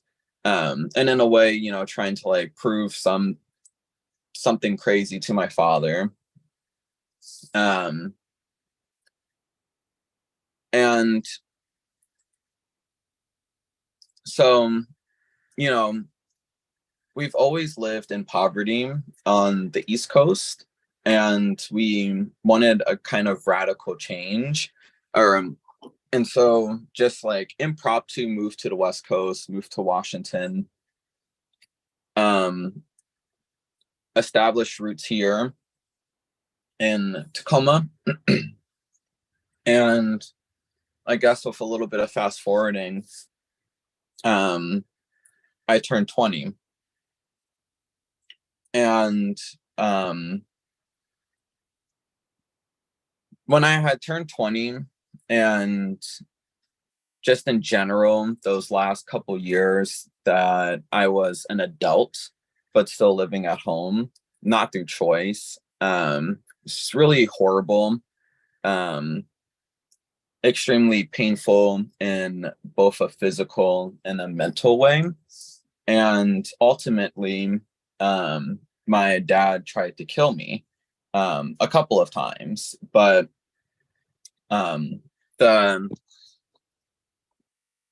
the last attempt, he had beaten me up pretty bad and had went to get a weapon to finish the job, and I just ran out of the house. And I was a nerd, because my dad was really big on education. I always wanted to appease him. And so the only adult that I even knew outside of my family was my engineering tutor. And so I ran to her house, and she ended up giving me a ride to Seattle, and I started my life here, homeless again, actually. For the first couple of months that I lived in Seattle, and it was rough, but it was strangely normal for me.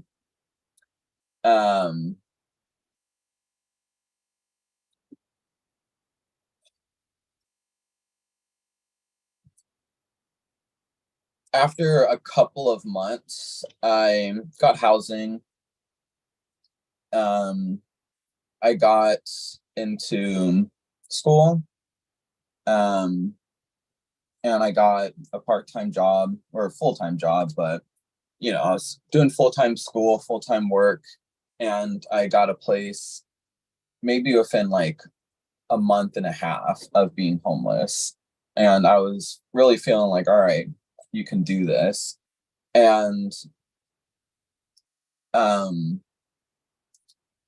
junior year of college, I got hit by a car, and the damage was so bad that I had to drop out of school. At the time, I was getting a software engineering degree, so it's just a lot of typing, and my arm was obliterated, so there was no typing that was going to happen. And I had, up until this point, had this upbringing from the super conservative father who, had these huge expectations of me and pushing me really hard. And I had these horrible opinions about plant medicine, psychedelics, and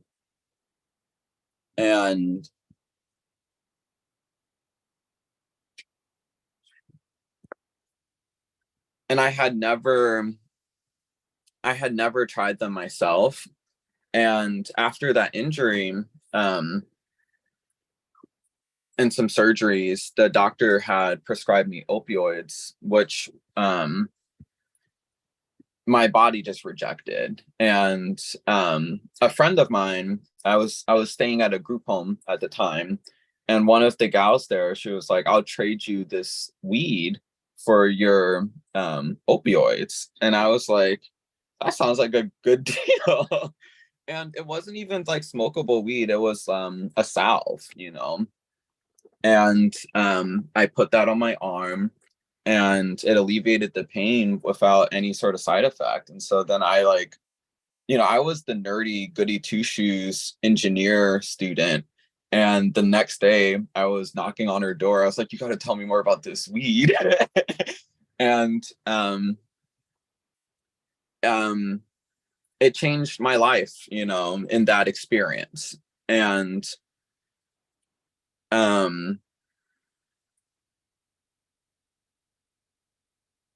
it's crazy how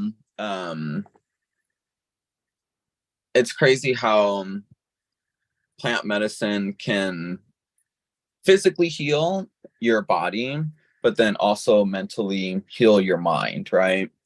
And from that point, I got kind of, curious about it, and I started smoking a little bit. And then, of course, that led me into other sort of psychedelics. I tried mushrooms for the first time, and, acid. I did your typical kind of like college student, usual suspects when it comes to psychedelics. And by the end of that year of me having off school, being introduced to plant medicine, psychedelics for the first time, and having that experience for the first time, I no longer wanted to go to school for software engineering. My whole life point had changed. You know, I dropped out of school. I went and got I started working on a business degree because I realized how limited my lifestyle. You know, it doesn't matter if you have a really great degree, you still end up being somebody's employee. And so you know, I wanted to have a future where I could have true freedom and autonomy, because that's something that I've never really had. And the only way that I saw that that was really possible is just through building that future myself. And, you know, right about this time, you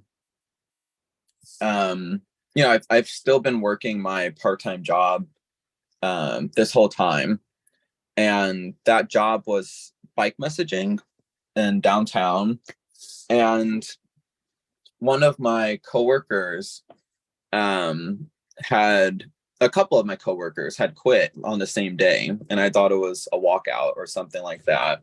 And I hit one of them up and I was like, if you guys are leaving, I'm leaving, you know? And they said that they were leaving, but to go get a better job for this weed delivery company. And I was like, oh, well, you know, I like weed, yeah. And they're paying well. So I quit my job too. And I just blindly followed them to this random weed delivery company called Winter Life. And the company was shut down within 4 months.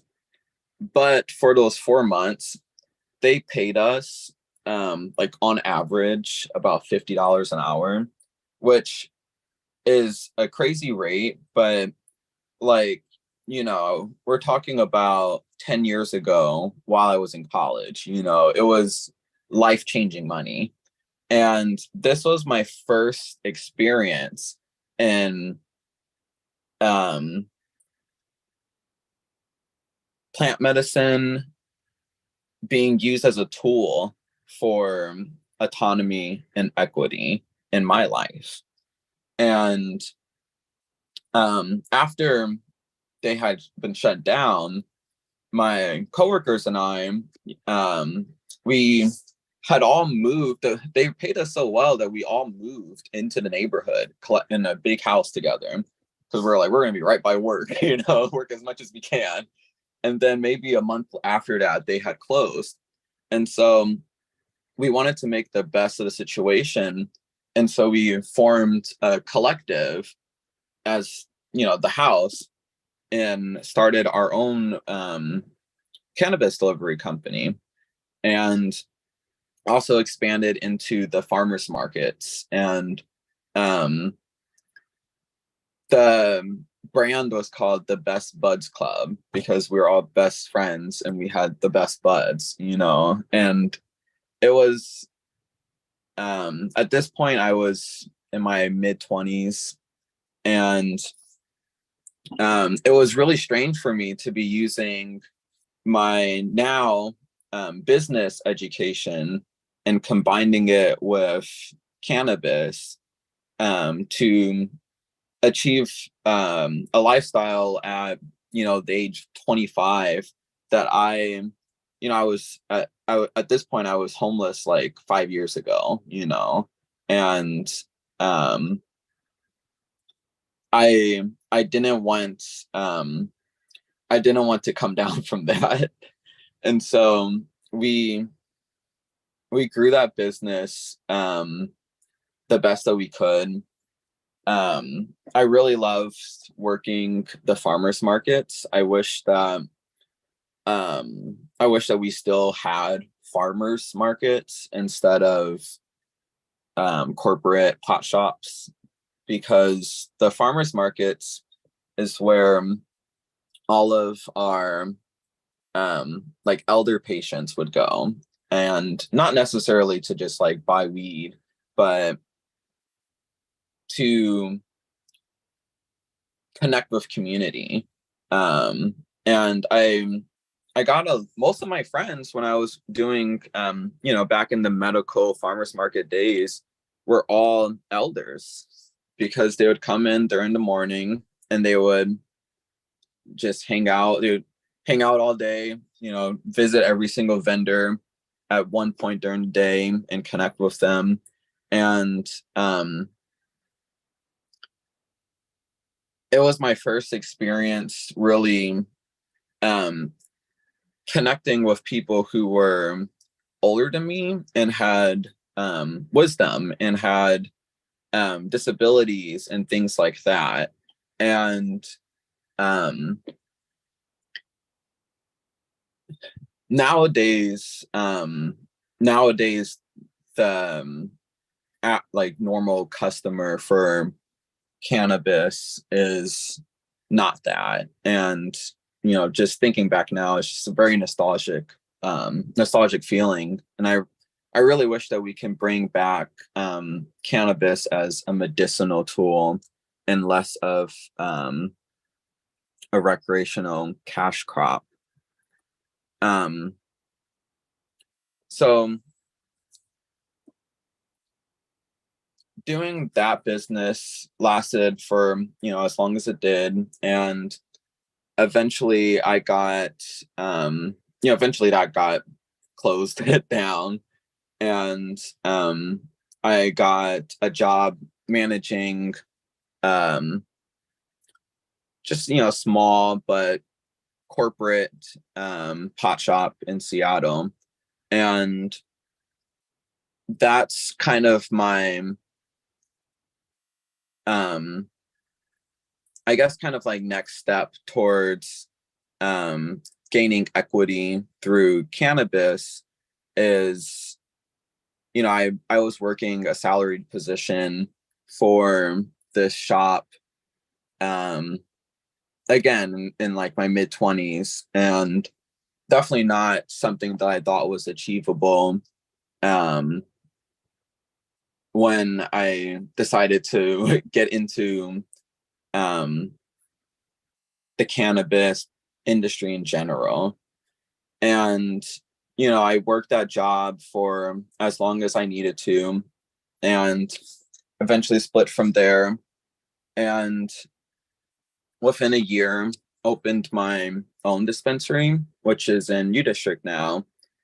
And you know, this is the current stage of equity that I've achieved through cannabis, which is business ownership, and you know, having a slight level of autonomy in the sense that I have my own business. I can make my own decisions. I have more or less control over my future, and it's a really good feeling because it's not something that I ever had when I was younger, and it was something that I've always like been working towards. And in retrospect, if I would have continued the mindset that cannabis and just, you know, in general plant medicine and psychedelics were such a negative thing and never had experimented and then ultimately changed my whole career path, I would have never ended up where I am today. And you know, I'm so grateful for that, more than anything else. And so, you know, when I think of equity and psychedelics, my true experience is equity in cannabis. And the pattern that I've noticed with cannabis and now entheogens is the decriminalization then legalization process. And ultimately, the entheo societies goal and mission is to legalize psychedelics. And that's one of the biggest attractions that I have to this group and this community, because I truly believe that we could grow equity not only in psychedelics, but we could use psychedelics as a tool to grow equity in general, through the legalization process, just doing it correctly. Legalization has to come with prioritization of people of color, people who are elders, specifically elders who have been negatively impacted by the system before it was legalized, and people who have disabilities. And just to like kind of sidebar on people with disabilities, because at this point I've worked in cannabis for 10 years, for 9 years. And I've interacted with people with disabilities for most of that 9 years. And our society in general needs to give more respect and admiration to people who have disabilities, because they have a perspective that gives a different insight on everything, no matter what it is. And so I revere people who have disabilities. I don't even, necessarily like to use that word. I like to just call them different abilities instead of disabilities. But I put them on the same reverence as our elders, and specifically our Native elders, because again, it's that access to different perspective that gives that certain sort of insight that's just always nice to listen to. And so I think that there should be a prioritization when it comes to legalization of psychedelics to those groups. Those are also the groups that suffer the most from lack of equity when it comes to access to jobs, education, even just safe neighborhoods to live in. And so, all of these, for instance, mushrooms specifically, are legalized in Portland and Vancouver right now, but not in Seattle. But they are decriminalized. And the legal businesses in both Portland and Vancouver, they've only been legal for I think a year or two, and they're already like multi-million-dollar businesses. And I think that wealth should be recirculated back to people who need equity and opportunity more than anything. And if we can build a system that does that, then we can directly use the legalization of psychedelics as a weapon to fight for, autonomy for all sorts of people in our community that need it. And that's my ultimate goal in participating in this group, in my own participation in plant medicine and psychedelics in general, is to not only legalize but normalize it, and then put the control back into people of color's hands, Native people's hands, elders, and people with different abilities. And hopefully those are generally the people who use psychedelics the most. And so hopefully it'll be just us building a community where we kind of just like foster that together. Does anyone have any questions? We're at the half-hour point, and I've been just kind of rambling. Justice Manslayer, I really, really enjoyed your story. Thank you so much for giving us that outcome and where you are now with it. As far as your business is concerned now, as you also referenced community, what does community look like for you now? Community looks like a lot of different things. But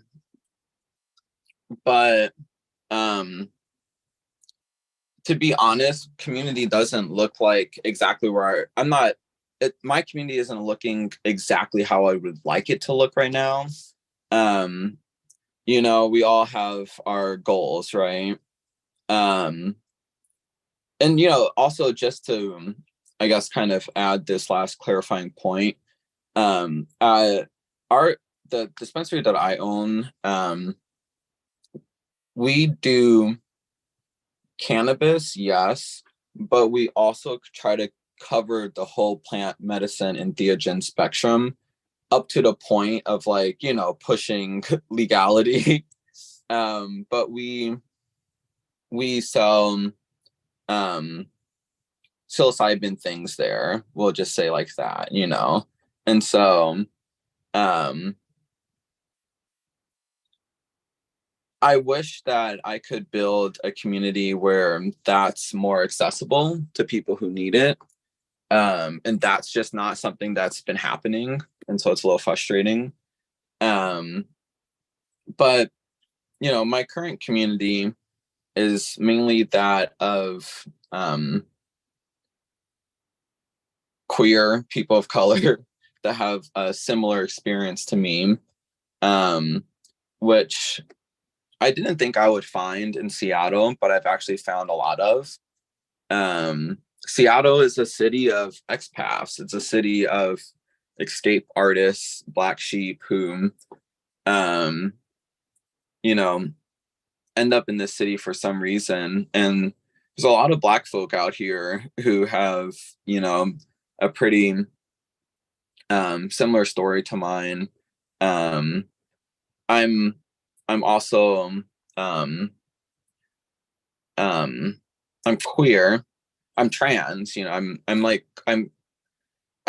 community. I'm in the queer community, the trans community, the Black community. I'm a musician, so I'm in the music community. I'm in the plant medicine, psychedelic community. I'm in all of these different communities, but I would love for it to just be one big community that just is all, collectively interested in all of those points. So, that's something that I'm working on. That's something that my community is working on, and something that we're going to build soon in the future. I believe that. I have no doubt in it. I just want to check in to see if anyone else had any questions around Justice Manslayer's experience and what brought them here. Yeah, thank you so I don't much. really have a question. Oh, sorry. Go ahead. Yeah, comment, question, anything. I don't really have a question, but I just found your story extremely inspiring, and I would love to stay in touch with you and a lot of people on this call. That's about it. Yeah, thank you. I hear that a lot, actually. I'm being a little bit, we're just on a Zoom call, and so there's a couple of you that I know in real life, but most of you I don't. And so I'm being a bit more candid than I normally would be. But the few people that I've for instance, currently today, I own a dispensary. I have 3 businesses actually.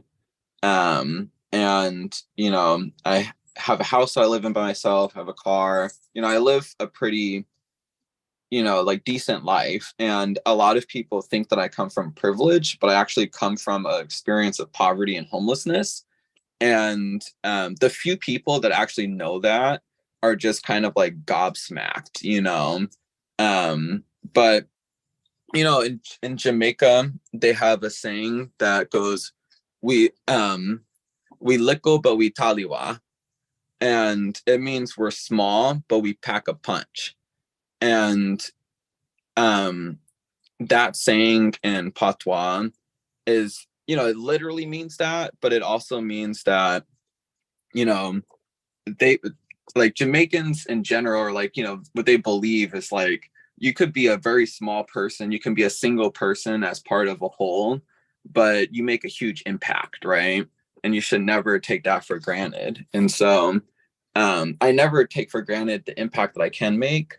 And so I try to make as big of an impact every single day that I can. And that's what Grammy said. Someone else had a comment. Yeah, thank you so much for being vulnerable and sharing your story. It definitely related to a lot of parts of it, especially like, having issues with like Jamaican father, violence in the household, feeling very indifferent towards performing gender and masculinity in a particular way, and that invoking a lot of ire and running away from home. Even I also, for different reasons, my dad like got a gun on me, and shortly after that, I just left home and never went back. So I definitely relate to having to start out on my own in that way. And I thought it was really amazing that you were able to use plant medicine as a way of like starting your own business, and that there's that like economic justice component to seeking equity like on your own terms, as opposed to simply waiting for it to be handed to you by the benevolence of settlers or your oppressors, And so yeah, it sounds like there's almost like this very like magical component to it, where it's kind of like the plant spoke to you and became your ally and helped you throughout like all these different areas of life to kind of rebuild your world, with like the power of the earth. And I think that's really amazing. And so like, do you foresee like the psychedelics kind of industry, if psychedelics were to be legalized, do you think that it's important for Black folks, people of color, people from marginalized communities to kind of stake a claim into having like owning businesses within that sector as a means of kind of like upward mobility and economic justice? Yeah. Okay. So yeah. Thank you. And that's a great question. So yeah, like you said, not only did plant medicine help, but it was like an accelerant for me when it came to business ownership and things like that, which honestly was unexpected. And then also to, I guess, clarify another point, I had, you had said that, like the kind of a creation of an allyship between myself and plant medicine. And I feel like that's just like, it's just such a correct way of stating it, because up until I had tried cannabis, just because of my background and where I come from, I was on a lot of pharmaceuticals, and for depression, anti-anxiety, the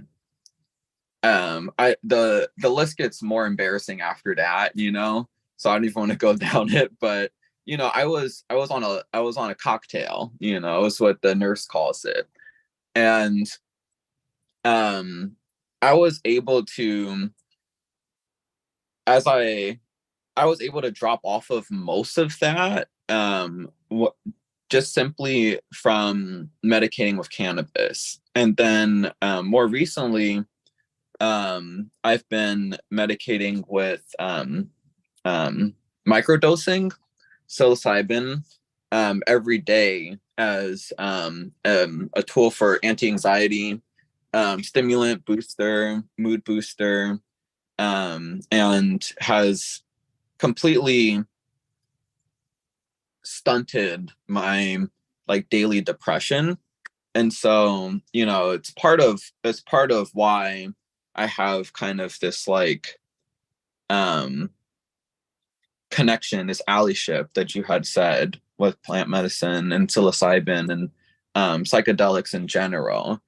And then to go on to what you're saying about like legalization and taking more of kind of an ownership of that, Lenora had asked a question about what frustrates me about the pot shop culture.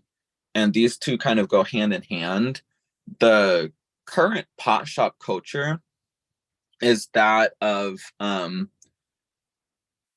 appropriation. Mostly Black and brown people were incarcerated, criminalized for the sale of cannabis for forever, forever. And the second it became legalized, well, I guess like to back up, when me and my friends had the Best Buds Club, and we had a delivery service and a farmer's market, and I had said that got shut down. It got shut down because the state had closed all of the medical businesses to make space for recreational. And so the farmers markets, the community centers for elders who can only really connect with people through cannabis, those were shut down by the state. And in general, when me and my friends were able to make this business, and you could only imagine the other kind of hodgepodge entrepreneurs that were there.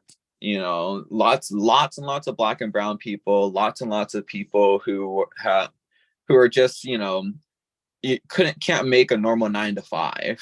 And all of those people were replaced with mainly wealthy white men whose agenda is sheerly to capitalize off of cannabis. The pot shop that I eventually went to manage, it was called Ponder. It got shut down. It was after I quit, the staff, because I hired a bunch of very smart and intelligent queers to work there. And so the staff was mistreated so much that they unionized against the owner and got his ass. And they were the first and only pot shop to unionize in this state. And to combat the unionization and to end it, he ended up selling the shop. And so it no longer exists. But the owner, as you can tell, is not a great person. And I worked pretty intimately with him since I was managing the store. And it made me disgusted with the direction that cannabis had taken. Because I went from being in farmers markets with elders to being, forced into like a button up in slacks, and this old rich white guys in the back room telling me about how much money he's going to make off of these stoners, and would use, worse language, but really just saw everyone as just like an idiot, that he was just making money off of. And that was the norm. The owner of Ponder was actually the lawyer who wrote I-502 as a law. And so working with him exposed me to the back end, the legislative side of it, because every single year we've been gaining cannabis laws, and him and, kind of like an Illuminati of cannabis store owners all lobby together to force laws that make it more beneficial for them. For instance, they forced a law that instead of, after the first year, they needed to expand and open more pot shops because people were buying. And instead of opening up the licenses to, people like you and me to go downtown and buy one from the courthouse, they instead gave the people who originally had licenses 2 extra ones. And so it's a literal rich gets richer scenario. And so all of the wealthy white men that I knew that already owned 1 pot shop got 2 free licenses to open up 2 more pot shops, and they all could afford it, so they all did. And hence why you have shops that have multiple locations, but all the same shop name. Uncle Ike's, for instance, he has, like 3 shops that are, and if not for the lobbyists and everything being partial towards them, he would be limited to just 1. And 2 other people would have gotten the opportunity to open those other stores. And so you know, I've worked intimately with this group of people, and it's soured my opinion of recreational cannabis. Um, Hence why I have my dispensary now, because I wanted to. You could only complain about something for so long before you have to take action, correct?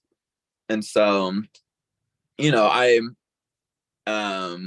campaigned against the I-502 system. Um, be, yeah, when they would go down to lobby, would go down to protest and try to explain to the legislatures how it's the system's deeply rooted in racism, and it's a racist system, because at the end of the day, the only system that makes sense would be to give, first off, free everyone who's currently criminalized, incarcerated for cannabis crimes, number one. And number two, if that's their only crime, that's the only reason why they're in there, they should be the people first on the priority list for access to licenses. Second on that priority list should be elders who missed that opportunity. They should be given it again. And then the third, again, should be people with different abilities that could use cannabis licensing as a tool for autonomy and equity. And so unless we follow that rule, then the system is not going to be set up correctly. And so, I wanted to not only be the squeaky wheel, but also take some action. And currently, as far as I know, I'm the only trans person of color that has a cannabis license in this state. And that sounds nice, but it's also something that I want to end soon. I want this to be a revolution for us. I want it to be common for trans people to have cannabis stores, to have, say they legalize psilocybin, and you can make stores like that, like they have in Portland and Vancouver. I want it to be common that trans, queer people, Black people, natives, elders, people who have different abilities own those businesses. I don't want it to be like some special scenario. And so I'm hoping to be an example of that. I'm hoping, again, I'm hoping that we could use, we could focus not just on equity and psychedelics, but then using psychedelics for equity in general. Does anyone else have any comments or questions? Yeah, I guess just one last comment that I wanted to make in regards to the point of like kind of plants. And also thank you so much for breaking that down so clearly and so well. And I also really like this combination of kind of like pro-union politics and also like business ownership combined, right? I think that there's just this deep-seated kind of like American neurosis where business owners tend to be like super anti-union, and it doesn't actually, like those two things don't have to be mutually exclusive. But in any case, on the point about like plant allyship, like I know that you went through a lot of difficult things with being disowned by your own family, but by your story, it really sounds like the earth has claimed you, and is showing you a far better life than your biological family may have been able to offer you. And so with that, it's like you absolutely deserve to be here. And I'm grateful that you came and shared your story with us. Thank you. Thank you. Thank you so much. Yeah, that means a lot to me, and it's truly how I feel. I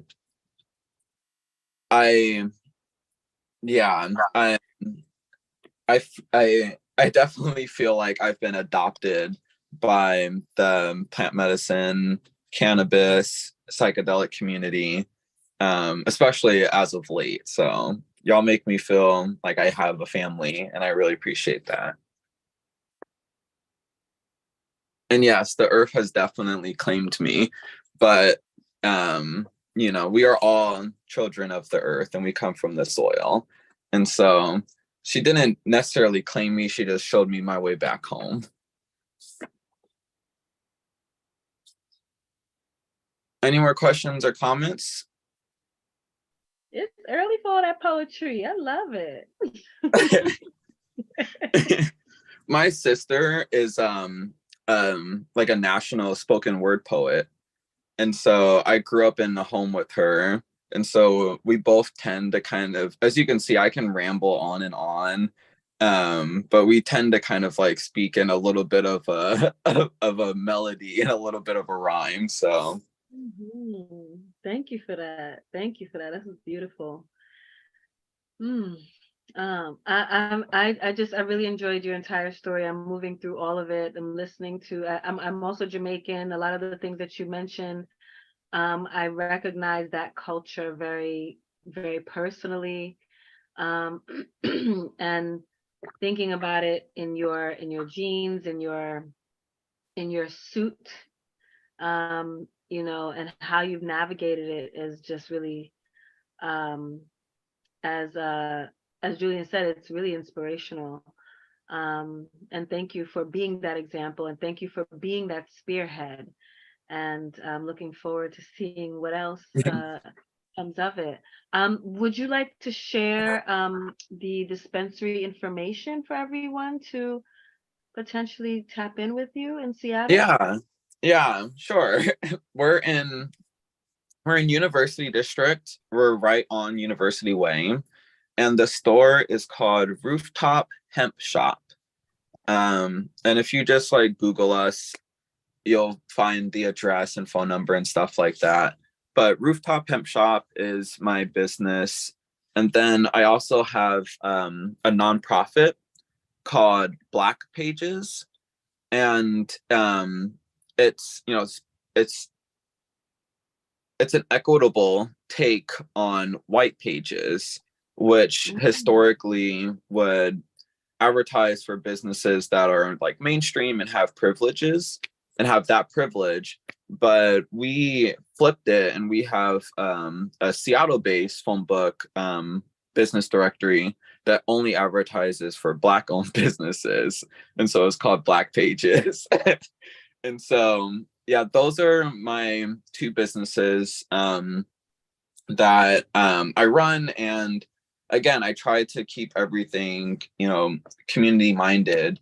And my store, for instance, like we sell edibles for $3, for like a 25 milligram edible. And so not only do we up the dose, but we drop the price, because my experience in cannabis is working with patients that need high potency, but necessarily don't have access to money. And so we're an extremely, extremely affordable and accessible alternative to your normal pot shop. Send your grandma. And yeah, sharing the nonprofit not only helps me, but it helps Black businesses in everyone's community. So I would appreciate it if, check out our website. If it's something that you feel like your friend would be interested in, send them the website. Black Pages, is that blackpages.com or? Blackpagesseattle.com. Black Pages Seattle. Thank you for that. So we can make sure we get you right. And we also are on Instagram. So, there's plenty of ways to reach us. And on all of those platforms, we have examples of our directory. Again, accessibility is extremely important to me. And so if you have a phone, you can go on the website or on Instagram. And if you don't, then we sell hard copies as well. Okay, wonderful. Okay, so I have a separate question relating to Seattle, if everyone doesn't have one. So my understanding from some of the inhabitants of Seattle is that Bigfoot community is very real and just, chill. Have you experienced that over there? I guess I'm not sure. That's fair. That's fair. That's cool. Yeah. I took a shot. Yeah. As much as I do a lot of community work, I'm actually a homebody, and I do my community work, as you can see, through like entrepreneurship. And so I'm a workaholic. I go from the home to the shop, and then on my days off, I work the nonprofit. And so as much as I talk about, building community, which, I do it from like, the third person point of view. I'm really a homebody. It's just me. And I don't know where she's at, but I have a little cat around here. Nice. Yeah. 5 job. You have 5 job. So everyone, 5 jobs, yeah. 5 job. That if y'all don't know the reference that I'm making, it's in living color. Yep. See, you already know. Yeah. It's a I'm normal like, oh my thing God. for us. Yeah, it's normal. No, it is. It very much is. Okay, well, Nora's gonna show us the cat, Yeah, so so I'm it's gonna the find cat. Nana. Nana. Come here. Nana. Okay, so this is Coco. Oh, Coco. I have a Coco too. Oh, Coco. And as you can see, she's a really pretty spotted Savannah cat. Yeah, well fed. Well, you already know. But yeah, she's from Africa, so she's black too.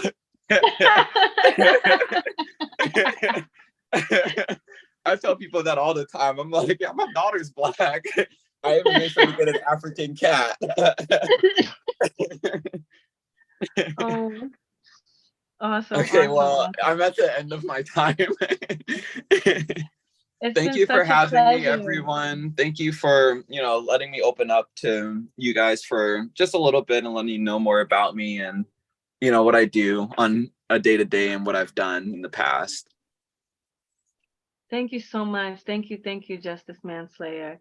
Everyone, y'all see the websites in the chat. Please go for it. If you are looking at this on YouTube, you want to look up in the University District, you want to look for the Rooftop Hemp Shop. And you also want to check out and support the blackpagesseattle.com. That's blackpagesseattle.com, because the fruits that have come from Justice Manslayer's labor is glorious, truly glorious. Thank you for being that. Thank you. All right, y'all. So you can take a breather. There's about 1 minute if you want to run to the restroom, but you better hurry back, because now we have my co-host and co-planner throughout this whole thing. There's been 5 of us. Alisa Fridkin, who will be sharing with us for the hour. So I'm looking forward to the shares. Thank you so much, Nikki. Can you hear me? Beautifully, yes. Okay, great. I've got myself on 2 different screens there. I don't know if that's confusing. Is that confusing? Is it okay? You're good. You're okay. Perfect. Okay, good. The only reason I did that is because then I can get up and walk around. I can just sort of switch over to my cell phone. So thank you so much, Nikki. I hope you get some sleep. I know it's been a long haul. You've been hosting since I think 5 in the evening. So yeah, we're kind of tag teaming here, and thanks to Leo and many of you who've actually, I think, been on the whole time, or most of the time. I know Leo's for sure has been on, I think the whole time, certainly most of it. And Julian and Amilcar too. I think I've seen you on here, and Annie. So I just want to, before I get started, I just wanted to open it up and give people a chance to reflect on if there's been any one thing that sort of stood out for you so far, anything in this session. And I'm just curious, because I can talk in a little bit about the impetus for this dialogue and the topic, but yeah, feel free to put it in the chat, or feel free to put your hand up. And yes, Leslie White, please. Hi, everybody. You know what stood out for me a lot was when Justice Manslayer just said something to the effect of, it's not just, equity in psychedelics. It's taking a deeper look at, equity in all respects, So I really appreciated that. I wanted to acknowledge it, and because, and I think that having this conversation here, I think that a lot of us, in my experience so far, are open-minded and appreciate and support and advocate for, at least, equanimity, that we all have talents and values in us that, and we should be, I strive to cultivate, demonstrating that in all my relationships. So I just wanted to say that. Thank you for asking, though. Thank you so much, Leslie. Yeah, I think that's such an important point. We're not just talking about equity in psychedelics, we're talking about equity in other areas as well. And I think it's one of the beautiful things about psychedelics, actually. It's such a, sits in the center of this Venn diagram of so many different other areas. I know in my life, I feel like it sits in the middle of some of my work in health, some of the anti-racism work that I'm doing, and also spirituality, and then also work in harm reduction and overdose crisis. And I feel like psychedelics has just been right in that area. And so when we are talking about equity in this context, I do see it as being something that has a lot of intersections in other areas. So thank you so much. Anybody else want to share anything that's really stood out to them over the last however many hours? 12 hours, I guess. Maybe 12 hours? 13 hours. I'll go. Can you hear me okay? Yeah, go ahead, Leo.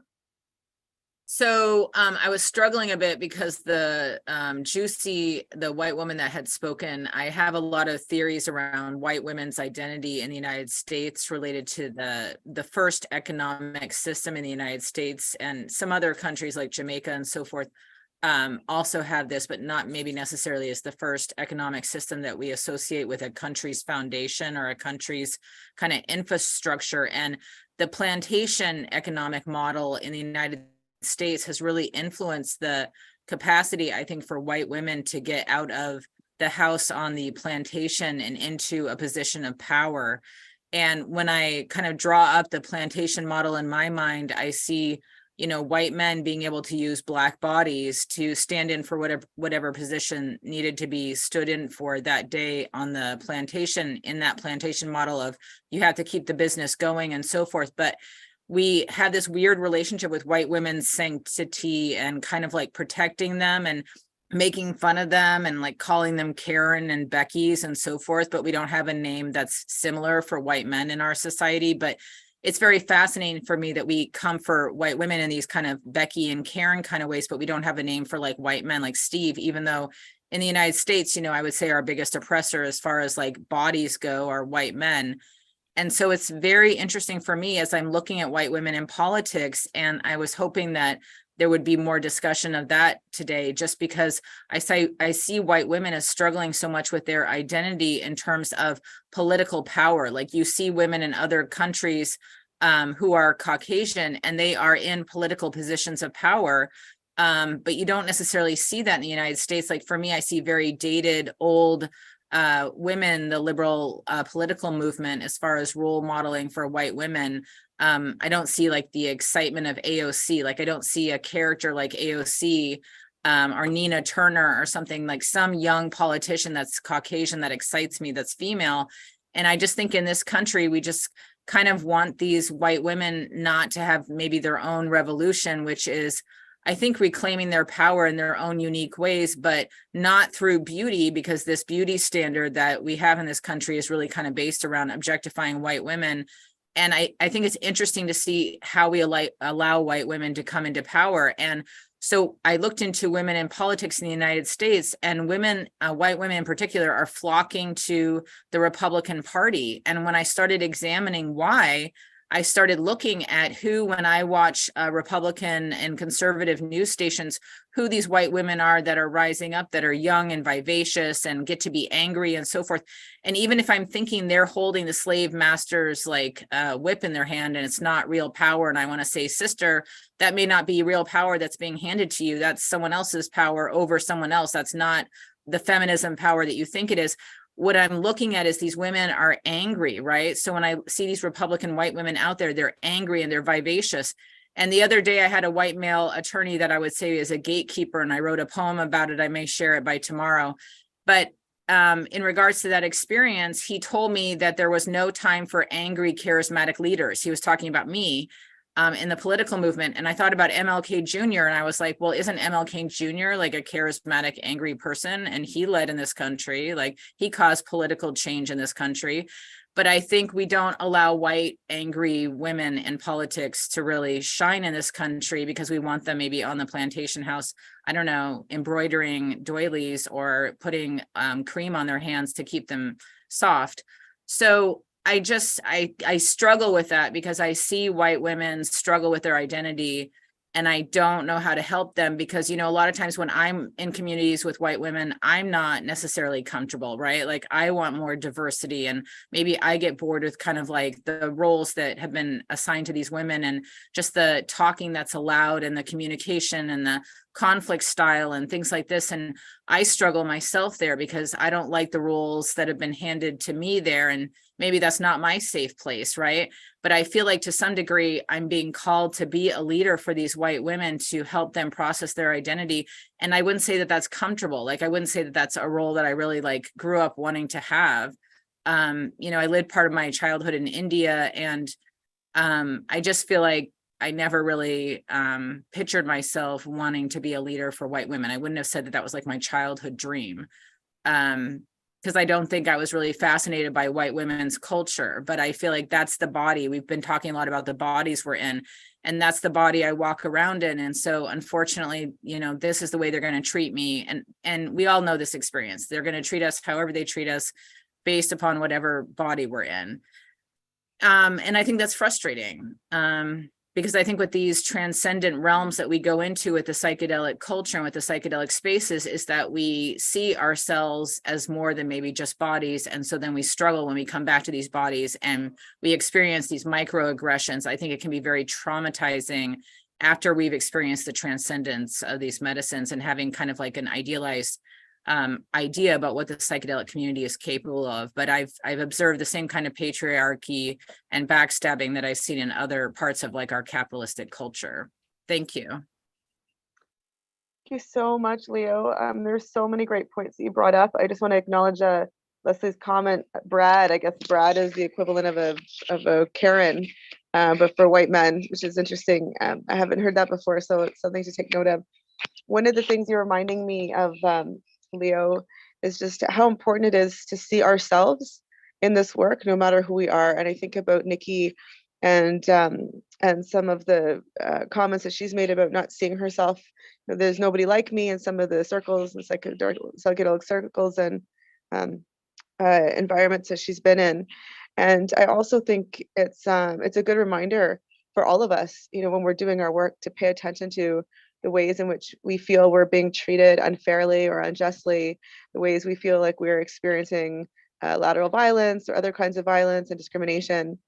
So I think that is something for us to pay attention to. So I also want to thank you, Leo, for bringing up a topic that you feel you wanted to talk about, and that it wasn't brought up yet. So I want to open that up as well. Again, I do have some, some comments that I want to talk about, but I do just want to give space for people just to, because it's been, we're about halfway done. It's been a lot, just to comment on something that's really stood out for you. Or please also, if there's something that you've wanted to talk about and you haven't got a chance yet that's related to psychedelics and equity, please feel free to share now, and we can talk about it. Any other thoughts on something that's really stood out for you, or something that you want to talk about that hasn't been mentioned yet?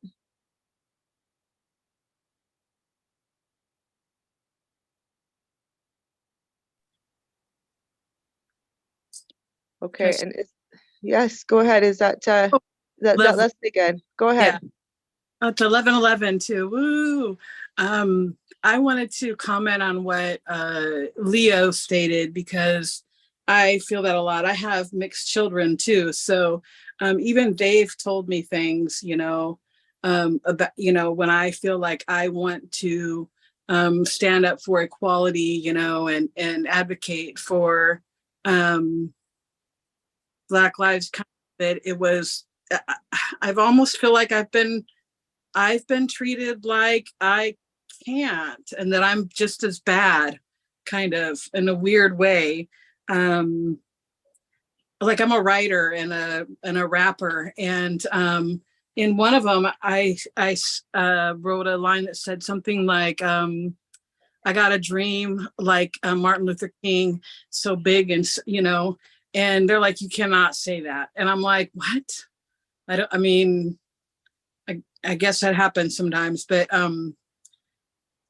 I see it in what Leo was saying. I see that too in the psychedelic world. Like one of the things that I see a lot of, like being a high priestess or facilitator, or something like that.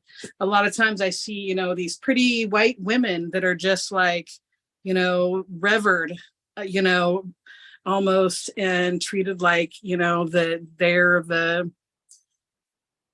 I don't know. I think that's it. Thank you so much, Leslie. That's actually a really nice segue into the thing that I wanted to talk about right now, which is whiteness. So I think this might be a chance for us to kind of flesh out some experiences or just do some thinking about what is whiteness and why is it something we need to talk about. So and I'm just going to check to see if I've missed anyone else or if it's okay. Anyone else have anything that we've missed? We can also talk about this at the end. Okay, so maybe I'll start then just by introducing myself to those of you who don't know me. So my name is Alicia. My pronouns are she and her. I am a white settler with Eastern European ancestry from Russia and Poland. I'm Ashkenazi Jewish, and I'm queer, and I'm living on the unceded, stolen, and occupied homelands of the Musqueam, Squamish, and Tsleil-Waututh peoples here in Vancouver, British Columbia. I guess I could just tell you a little bit about myself in terms of psychedelics and in terms of the professional work that I do and how it's related and why I'm interested in this conversation. So I will just say about psychedelics and substances. I think I've been a recreational user of substances since I've been about 13 years old, and use all kinds of substances in my life for different reasons. And psychedelics in particular have been really a source of healing for me, and I use them in all kinds of ways. I think I would say in the last couple of years in particular, ketamine has been very helpful to me. So has psilocybin and microdosing psilocybin. LSD has just been profoundly helpful as well. DMT in the last year also has shown me some really important sides of my insides, and they've really allowed me to engage in a lot of healing work. And there's other psychedelics as well that I've done and that I do on a regular basis. And I do work in a government setting, and it is not something that I can talk about very often.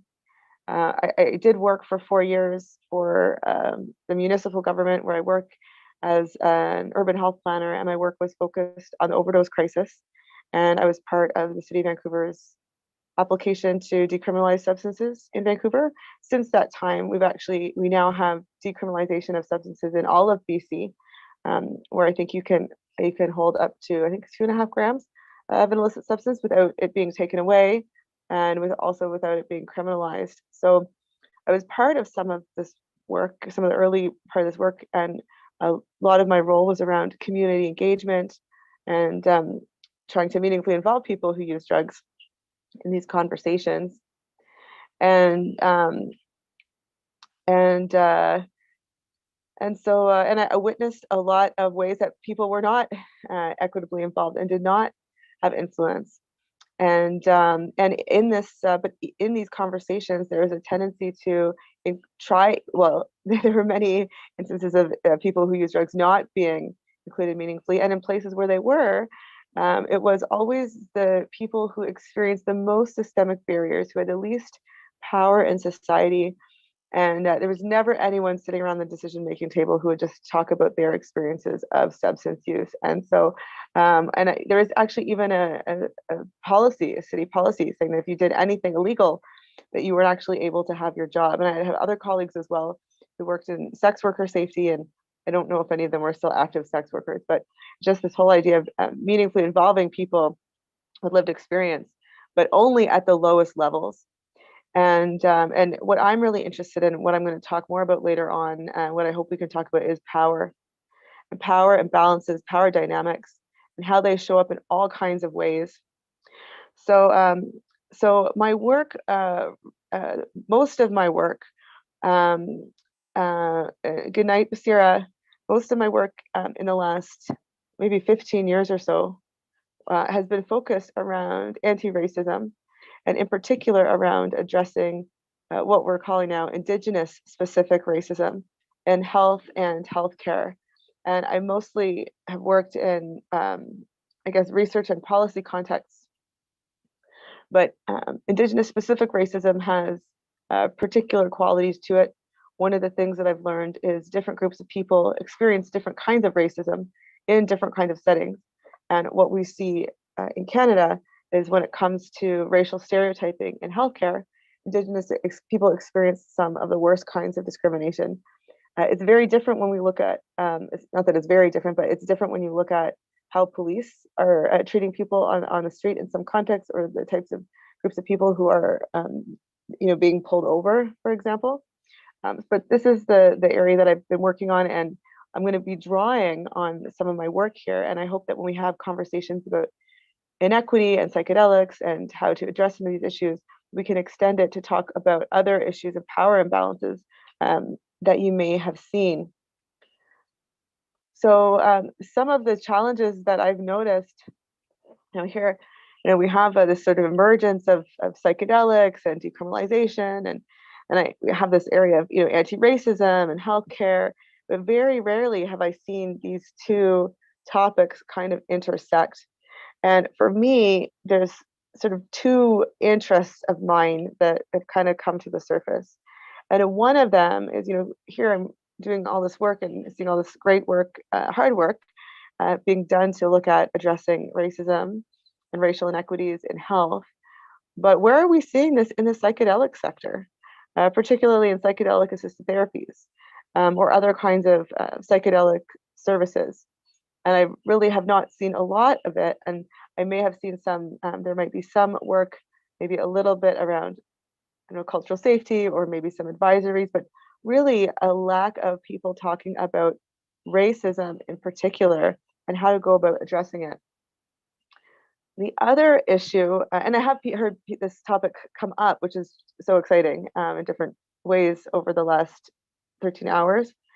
The other topic, which I've also heard come up, which is so exciting, I think Julian mentioned this as well, and actually Justice sort of talked about this as well too. And this is, what is the potential of psychedelics to address larger issues of inequity? And so what I hope to do today is talk a little bit about whiteness, and then and talk about these two topics. And I will just say that my interest in this area, and this is one of the impetus. This is the impetus for this whole event. I talked to Leo when I saw the last. I think I was involved in the 24-hour dialogue around addictions, psychedelics, and addictions.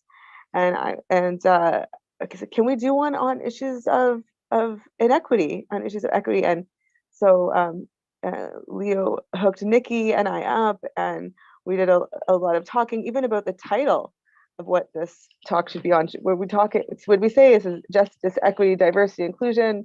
Would we just focus on equity? And so we had a lot of really great conversations around some of the issues that we've seen. And in the process, I was able to reach out and talk to, Leo said, find your dream speakers in this area. And so it was really a great opportunity, whether people could speak on the issue or not. I found it really helpful in making connections and bringing people together around this topic. And I found there was a lot of also really cool organizations doing interesting work. And I also saw that there were some gaps. And I'll just say I really feel there are some big gaps in Canada, but I think we're hopefully working towards this, and I have found some really cool initiatives. There's a new NUTSMUT Center for Psychedelic Research at the University of Vancouver, via Vancouver Island University. And so it's sort of an organization that's looking at involving Indigenous people in some of their clinical trials that I think are using ketamine. And I also had the opportunity to pull some people together around a panel around health equity and psychedelics. So hopefully we'll get some funding for that. Anyways, so this is really an opportunity for us to make connections and to think about where the gaps are.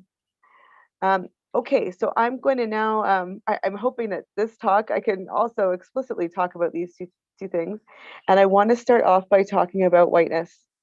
So I'm just going to ask, you know, when you hear the word whiteness, what do you think it means? Does anyone have an idea? You can put your hand up or you can put it in the chat. Or even if you have any thoughts about this term, if it's something that you're familiar with, if you don't like it, if you hear it and you're like, oh, great, I'm with the good group of people. Any quick reactions, your thoughts on what's meant by whiteness and maybe what you think about it? Any rumors about whiteness? The social disease. Okay. Do you want to say anything more about it? Yeah. Oh, sorry, Yasmin. Yasmin? Yes. Oh, yes, go for it. When I hear whiteness, I hear privilege and I hear supremacy. Those are the two things that come to my mind because of the terms white privilege and white supremacy. That's what I gather from that. Great. Thank you so much, Yasmin. And similarly, I see Julia's got some comments in category of privilege, colonial ordering of the world. Great. Do you want to say anything more about it, Julian? Yeah, I mean, I think that I do make a distinction in my own mind between like whiteness and people of European descent or people with like bodies of European descent, because whiteness is not always a word that people have used to describe themselves. It emerged within particular historical colonial context. And so therefore I mostly think of it as a category of privilege. And with that also, it's like the division of the world into different categories of people based off of color is just how, you know, colonizers carved up the world for exploitation of natural and human resources. So yeah, I guess, or natural and human capital. So in light of that, like I mostly only view whiteness in that lens. But that doesn't necessarily mean that that's all I see in people of European descendant bodies. It's just whiteness as like a concept, as like a thing that exists within our minds as a cultural force and as a thing that's enshrined into law, is largely just a vehicle of colonialism. Thank you so much, Julian. Thank you. What I really like about what you're saying, and also about what Yasmin was saying too, around this idea about privilege. Yasmin says oppression as well. Thank you. Is that when we talk about whiteness, and when I'm talking about now, it's more than just not just a racial identity as like a white person, but it really is. I see it as about a system about practices that allow white people to dominate, right? That allow white people to have a certain amount of privilege in society, and so you know, one of the things about whiteness is that we can talk about it showing up at a systemic level in our greater society. We can talk about it showing up at an institutional level in our institutions, and in an interpersonal level as well. So, you know, when I think about, you know, whiteness and these practices that allow white people to dominate, I think, you know, what is the difference between whiteness and racism? What's the value in talking about whiteness? Why don't we just talk about racism? Why do we need to use this term? Why has it been helpful? And I do feel like, you know, in the last several years, I have done some work in this area and some work on whiteness. I know there is critical whiteness studies, and I know some of my colleagues who are indigenous and people of color will say that, oh, I'm so sick of talking about whiteness. I'm so sick of it. And I totally get it. And I think one of the reasons why we do is because there does seem to be value. So I just want to, before I talk more, see if anyone has any thoughts around it, about why do we need to talk about whiteness, or why might this be important, instead of just, why don't we just talk about anti-racism? Because in my perspective, being white is, it's hard to be an advocate and work together when we're still separated. And I guess what you're saying is whiteness, or what I'm hearing is, it's not just about, the descent and the color, someone's skin, but about the way that they carry themselves and, what they stand for, their values and such. I think that's really important, because to change as a society, we have to, well, in my opinion, we have to come together, and comparing skin and like living by that still, on the other side is, I don't think that it's effective. For me, it's not, so yeah, that's what I have to say about that. Okay, thank you so much, Leslie. I'm going to tell you, just talk a little bit about why I think it's important, why I think whiteness is important. One of the things is around, it sort of puts whiteness and at the object of the study, it kind of flips the gaze. So often in conversations about inequity, I hear very often there's this focus on people of color, or some racialized people, or indigenous people, and it really can be this very othering process. When we talk about whiteness, what we're doing is sometimes putting white people in the core of the issue around racism. I think it helps to make the issue of racism also a white person's problem. And so it makes it that racism is about white people too. And I think this is really important. I see a lot of deferral of white people, and when it comes to talking about racism, when it comes to talking about issues around colonialism. So when it's under this construct of whiteness, I think it allows for some room about that. I think this is really important because it's not the responsibility of indigenous people and people of color to address issues of racism alone. And I think there was someone earlier today, I'm trying to think about who was the lawyer, was his name Graham? And he came on and he said at the very beginning, I'm a white guy, I'm a white cisgender guy, and I don't really know if it's my place to be talking about these issues around equity. And it's certainly in the work that I'm doing, I feel it's a very rare to see a white man stand up and talk about racism. And I think it is so needed. And I commented earlier about, as a gay person, if it was only gay people who was talking about gay rights, issues of gay marriage, for example, we would never have it, right? So it's everybody's job to talk about issues about racism and issues about inequity. I know I don't want to live in a world with racial inequities, and I do believe we are all part of this. It doesn't mean that we're impacted the same way.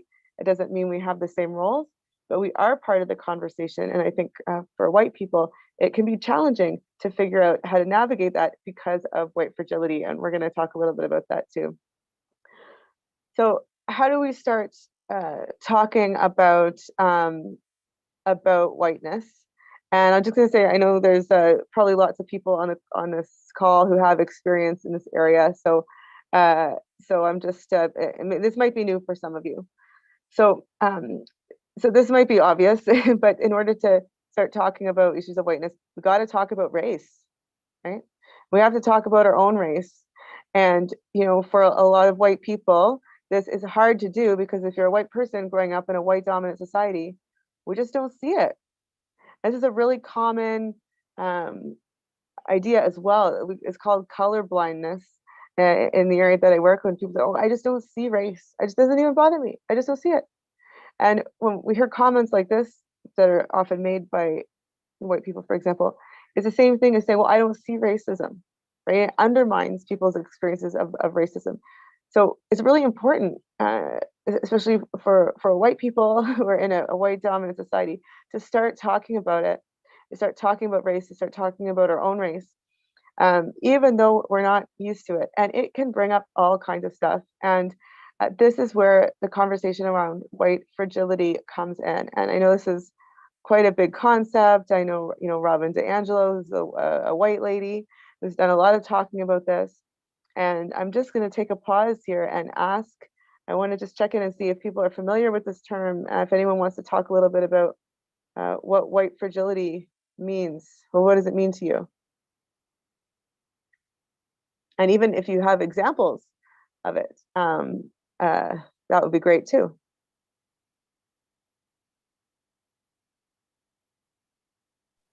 Like me talking about, I almost said reverse racism. Yeah, reverse racism earlier. But that is being, a fragile mindset, like worried about why they will not like validate me wanting to be an advocate and stand up for equality and stuff. But I don't know. To me, it's like that we're so touchy about it, especially if we are advocates, I think, like myself, or are about equality. I guess that's what I get from white fragility. Okay, thank you so much. Thank you so much, Leslie. And I want to talk about reverse racism. I'm going to put in the chat too. I don't know if I can play it, but this is a comedian. His name is Amir Rahman, I think, in his show, I think, Fear of a Brown Planet. And he talks about reverse racism. And if you haven't seen it, it's quite a good one. And I've brought it up many times before. So just this idea of to say that, it's a myth, this idea that we could just, that it's, when a white person is experiencing maybe discrimination or anger, if a white person is experiencing anger in relation to being white, it's really important to understand where this kind of anger is coming from. And it's coming from experiencing racism. So to express, some emotion around it, that in itself is not what racism is. I think it's important to remember that when we're talking about things like racism, we're talking about power in society. So we always want to look at who holds more power in society, who has more decision-making power. And this is where it is. There's a big difference between being uncomfortable and experiencing racism. And in this kind of work, especially if it's work around whiteness, when there's discomfort, this is a sign that you're on the right track. Because when we find out, especially for a lot of people, when we're sort of waking up to these issues and waking up to the idea that people might be angry with how they've been treated by people like ourselves, or how we may have, through our own ignorance, participated in hurting other people. It's hard to take. It sucks, and even harder for people that may have been hurt by us to then listen to our ignorance about it, that we didn't realize, and then to have to deal with our emotions around it. So white fragility, for people who aren't familiar with it, is just this idea that when a person who's not white expresses any kind of issue related to race or racism, that the white person becomes so emotional about it. And usually the emotions could be things like shame or guilt, or sometimes anger or defensiveness. Some of you may have heard about the white people's tears. We were talking about Karen's earlier, and people getting really emotional. How this actually takes away from the conversation around racism, and once again, it centers white people and emotions in the middle of the conversation, and that's what we call being emotionally fragile. And I'll just give an example in another setting, but what I've learned around white fragility has helped me with my emotional fragility in other areas of life. So, for example, my ex and I were, we're getting divorced, but becoming very good friends. But anyways, I recall this one time when we were washing the dishes, and I was talking about something, and they said something like, "Are you just like talking at me? Does it even matter that I'm here?" And of course, I was like, and I got all, I was got mad, and I can't remember what happened, but I was feeling really defensive. And what happened was, when I thought back at it, and then I think they even said, "See, it's all about you again." She said, "It's all about you." Here, it feels like I'm not even in the conversation, and now it's all about you. And I didn't even know what they were talking about because I was so upset. And when I went to analyze the root of what I was upset about, I realized is that I've actually felt really embarrassed and ashamed that I was talking, that they didn't even, that this is how I talk, this is how they see me. I felt upset that I hurt them, that without knowing it, and all of this, instead of saying, wow, wow, it sounds like you're feeling like you're not important, or or actually listen to what they were saying, and what can I do differently, or what is it about this conversation that's making you feel like you're not heard. And I do value, I don't want to do this anymore, I don't want to talk like this, and let's talk about what I can do. But was I able to do that? No, because I was emotionally fragile. So having this conversation around fragility, it's really about getting your stuff together. And in tarot, I think about the King of Cups, right? Having enough control and emotional intelligence to be like, oh, there's a vibration running through me. I'm gonna look at it. Okay, I see you. I see you, Alicia. You're a good person. You're having a wave of emotion. Hold it, so you can listen to the person in front of you and actually deal with the issue. And I'm just gonna see. There's a comment here from Tanny. I asked my blind NYC trans P worker, how do you feel about color skin? She said, naive people can't see the magic I see. Okay, I'm just proves love is transpiration, proves love is happily blind. Okay, transpiration. No, that's okay. So just again, I just want us to think about, and I know also this blind is also a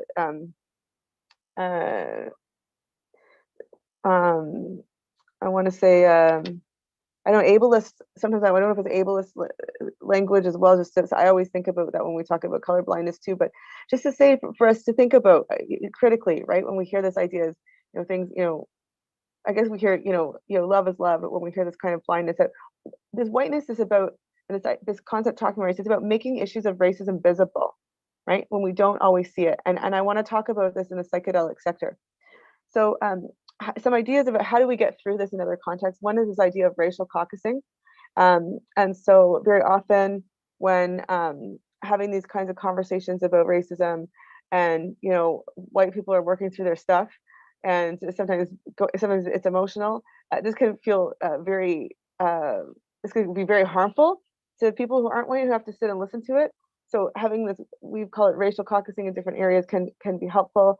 And also for people who are in positions of power in whatever area, to educate yourselves. So in this context, people who are white, to educate yourselves on issues of racism instead of always looking to your friends and colleagues to do that. And also making mistakes, right? Some of the things I've seen around making mistakes, and this is in some research I've done around meaningfully involving Indigenous people in health decision making, is people are so afraid of making mistakes. And white people can be so afraid of being racist, they just won't say anything. And then there's no disruption of the status quo because they're so afraid. And I think Leslie was getting at some of this too, right? Is talking a little bit about just, not really knowing how to maybe speak out because there's a risk of being seen in a particular way. And so this fear keeps us from doing anything at all. So I just want to share a couple examples of my mistakes. And then I'm going to ask anyone to, anyone can share any mistakes that you've seen and related to racism or whiteness in the psychedelic community. And then I want to spend the last part of this conversation talking about what we can do to address it, because I think it's really important to me. And I was going to say, it's one of the things I want to talk more about is not just what's wrong, but when it comes to inequity, but what is it? What can we do to make a difference? Because it's not always obvious. It's complex and it requires all of us, not just Indigenous people, not just racialized people, but it requires all of us to think about what we can do. So when I was in the middle of school, I was doing my PhD and I got my first job because I ran out of funding, so I had to work full time. And I was working at the First Nations Health Authority. It's like the first Indigenous health government. It was so exciting. I talked about this organization in my dissertation, and here I got into my job, and I was sitting down at my desk in my government job. My whole dissertation's all about, involving Indigenous people in health decision making, and here I am, and I thought about that Lila Watson quote, that quote by Indigenous scholar Lila Watson: "If you've come here to help me, then I can't remember. It's like, if you come here to help me, then I don't want your help. But if your liberation is wrapped up in mine, and let's work together." Do you guys know that one? Anyways, I printed it off. I put it up right by my computer. I'm like, I'm inspired. I'm like queer Jewish person doing this work. I see this as part of me. I'm committed. And then I went to this intersectionality conference and heard this speaker, this young two-spirit person named Jessica Danforth, whose name is actually, I think it used to be Jessica Yee.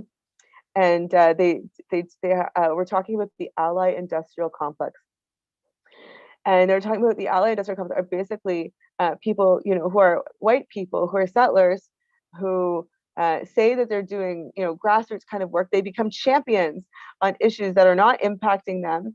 And then they're white, they say they're social justice, they say they're committed to work. They'll work in government organizations. They make money. They're totally capitalizing off of issues of injustice for Indigenous people. And you know how you can spot them? They all have that Lila Watson quote up on their office wall. This is what she said. And I was like, I had just literally put that quote up on my office wall that day. It was just this total sign to myself that here I was basically being a part of the problem. And that's exactly what I was. And so it's just a moment to take pause and to recognize where we sit on these issues. I'm going to give one more example, and this is around tokenism. So I was working at the City of Vancouver, and I was organizing something online, and a woman who was working with me, and I had hired her, and she was Indigenous, joined, and she joined late, and she was the only Indigenous person in the meeting. And so, and she was in a lead role. So before we started, I asked her, I said, "Oh, is there anything that you'd like to say before we start?" Because I didn't want to leave her out. And she said no. So we finished the meeting. At the end of it, she came up to me and she said, it had seemed like I was asking her to do an opening prayer because she was the only Indigenous person there. And she said, "You tokenized me. I was the only Indigenous person there, and this is what happened." And of course I hadn't intended to do that, but I could see exactly why she thought that. And so I thanked her. I said, "Thank you so much for telling me this. And you're totally right. I can completely see how I tokenize you in this context." And I obviously didn't intend to do this, and I did, and and we worked through it. But I was shaken about it, and then I made an even worse mistake. Then I went and I talked to her, and then it was okay. And then I went and talked to one of my friends who's Indigenous, and basically what I was doing was kind of trying to not explicitly, but get her to make me feel better. I wanted her to be, "Oh, Alicia, she doesn't really know you. You're not one of those people." And which is another mistake to do in these contexts. Another, like, not owning the mistake that I made. And what my friend and colleague, is that she gave me a beautiful gift, actually. And she said, "Alicia, what happens in and she explained to me, she was like, and they were friends. She says, for so many Indigenous women, when they come to contexts like this, situations, it's just again and again and again, these same kinds of discrimination. So, you have to understand where people are coming from. It's not just about you. And anyways, it was such an important point. But these are just some examples of mistakes that I've made. And I just want to take a moment to ask you about the psychedelic community. And if you've seen, you can talk about yourself. It doesn't have to be about racism. You can talk about other people that you've seen that have made mistakes. I'll say, if you're talking about racism and you're a white person, it would be great if you could talk about a mistake that you yourself have made. If it's about racism and you're not a white person, if you can feel free to talk about a mistake that somebody else has made in the psychedelic sector or community, or feel free to talk also about if there are other mistakes in relation to other kinds of power dynamics. Trying to, if you're part of the dominant group, then I'd ask you to reflect on your own mistake. And if you're not part of the dominant group, then you can reflect on someone else's. So we'll just do that for a few minutes, and then I want to turn it to, well, I could leave it open to what we can do about it, and I have some thoughts around that too. So does anyone want to share a mistake that they've made? Because we need some practice around this.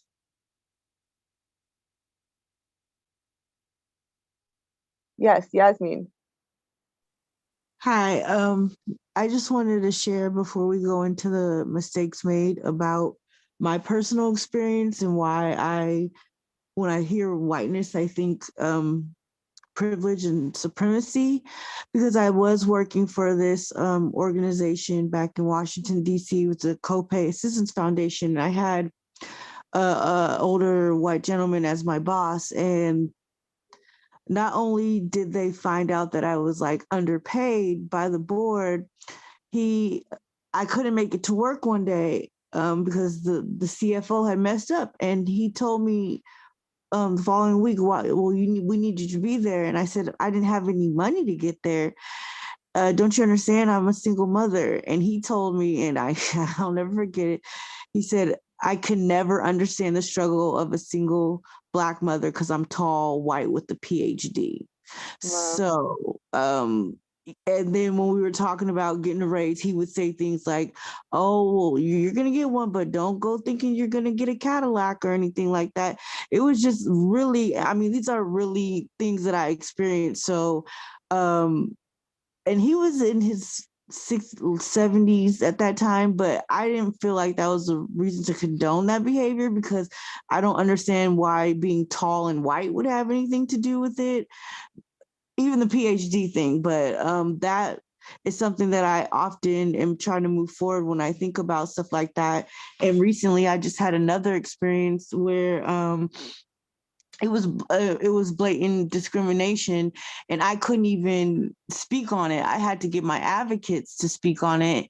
And the narrative the person was trying to create was that I was a angry, aggressive, combative person, and she felt threatened for her life, and I got in her face and everything.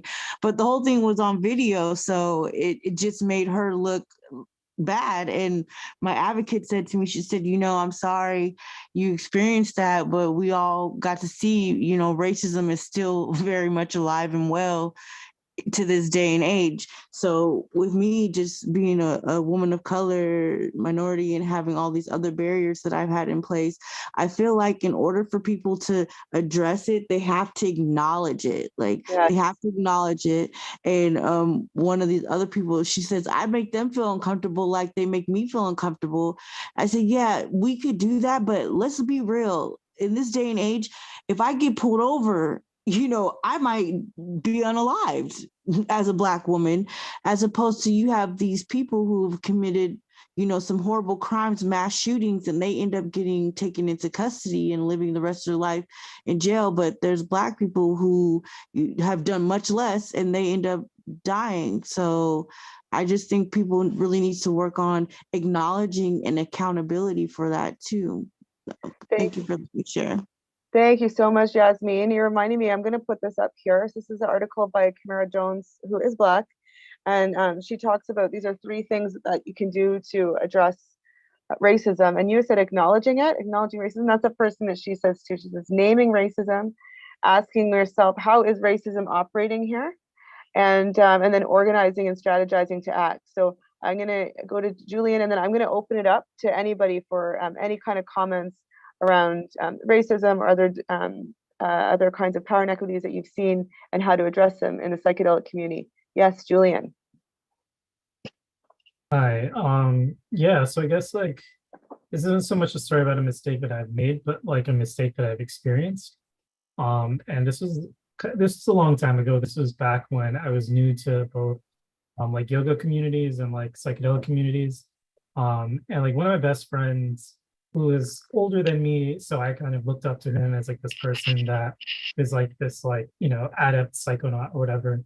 But tell me that like I'm never going to attain enlightenment until I accept that because consciousness generates reality, Black people manifested slavery. And he would like harp on this point like over and over and over again. And eventually that friendship ended up falling apart. But like something that brings me back like much later on, I was like, had like a brief kick where I was reading a lot of like Black liberation theology, like specifically like James Cone. And he has this concept of like the God of the oppressed, right? And this idea that like James Cone, being a liberation theologist, he was within the Christian tradition. And for him, there was a way of reading the Bible and a way of interpreting Christianity that like posited a version of God that was on the side of the oppressed and marginalized peoples of the world. And there's a way of reading it and interpreting it that is God on the side of the oppressor, and that justifies systems of oppression and abuse and marginalization in the world. And this idea of like God of the oppressed versus God of the oppressor, well, he spoke about it within the context of Christianity, could just as easily be applied to any spiritual system. It could also be applied to like psychedelic communities and psychedelic beliefs as well. And there's like a way in which whiteness interacts with spiritual beliefs that can use it in order to reinforce itself and can use it in order to justify its rule and its power in the world. And there's also a way of interpreting these things in ways that support the process of liberation too. And in that kind of interaction that I had for those years that I was having it, I was witnessing like a combination of like the Dharma and psychedelics being used in a way that kind of reified oppression, but in a language that made it seem as if you don't accept this, then you'll never truly be free or something, you know? And so, yeah, that was kind of an experience that I had that stuck with me and that I've like unpacked over the course of many years. Thank you so much, Julianne. I think it's such a great point too. It's just about this, you know, just to always pay attention to when we're talking about these issues, how they have an impact on other people. Brought to mind, I think about in the issues of inequity in health, some of the, you know, on one hand, some arguments, some research that have been shown to show inequities in some communities and Indigenous communities have actually been used, have actually served, some groups have taken them up as to show, look how sick communities are. They're not capable of raising their children. And it was actually justified. Sometimes epidemiological research has been used to justify the apprehension of Indigenous children in communities. And so I think it's such an important point that you make about, you know, when we're talking about, anytime we're talking about issues related to different groups of people and racialized communities, for example, in this context, just think about what are the implications, and how will is it moving us towards liberation? Or is it reinforcing the oppression that's already exists in the structures? And so, yeah, so are there, we have, so we have a few minutes, we have about 6 minutes left for discussion. I do just want to put one more article in the chat. And this one is about, this one is dismantling racism. So if some of you remember Aki's presentation this morning, and she talked about Tama Oken, and there were so many different ways that white supremacy shows up in organizations. Perfectionism was one, the sense of urgency was another. Well, this is an article, sort of an updated article from Tama Oken that has the same principles around white supremacy, but it also has these sections called antidotes. Okay, so it also has these ideas on what is the antidote? How do we start addressing these issues, and how do we start addressing them in the psychedelic community? So even if we, so I open it up for other comments. If no one has comments, you might think about this question, naming racism, for example. How can we start doing this? How do we start making racism visible in the psychedelic community? What are some ways that we can start doing that? So feel free in our last 5 minutes to answer that question or to make any other comments.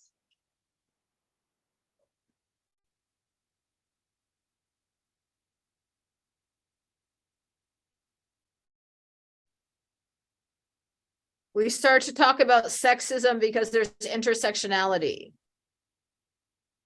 Okay, so just by talking about it, just by saying the words. So if we said we could just start talking, let's just talk about sexism. Let's talk about racism. That's one way.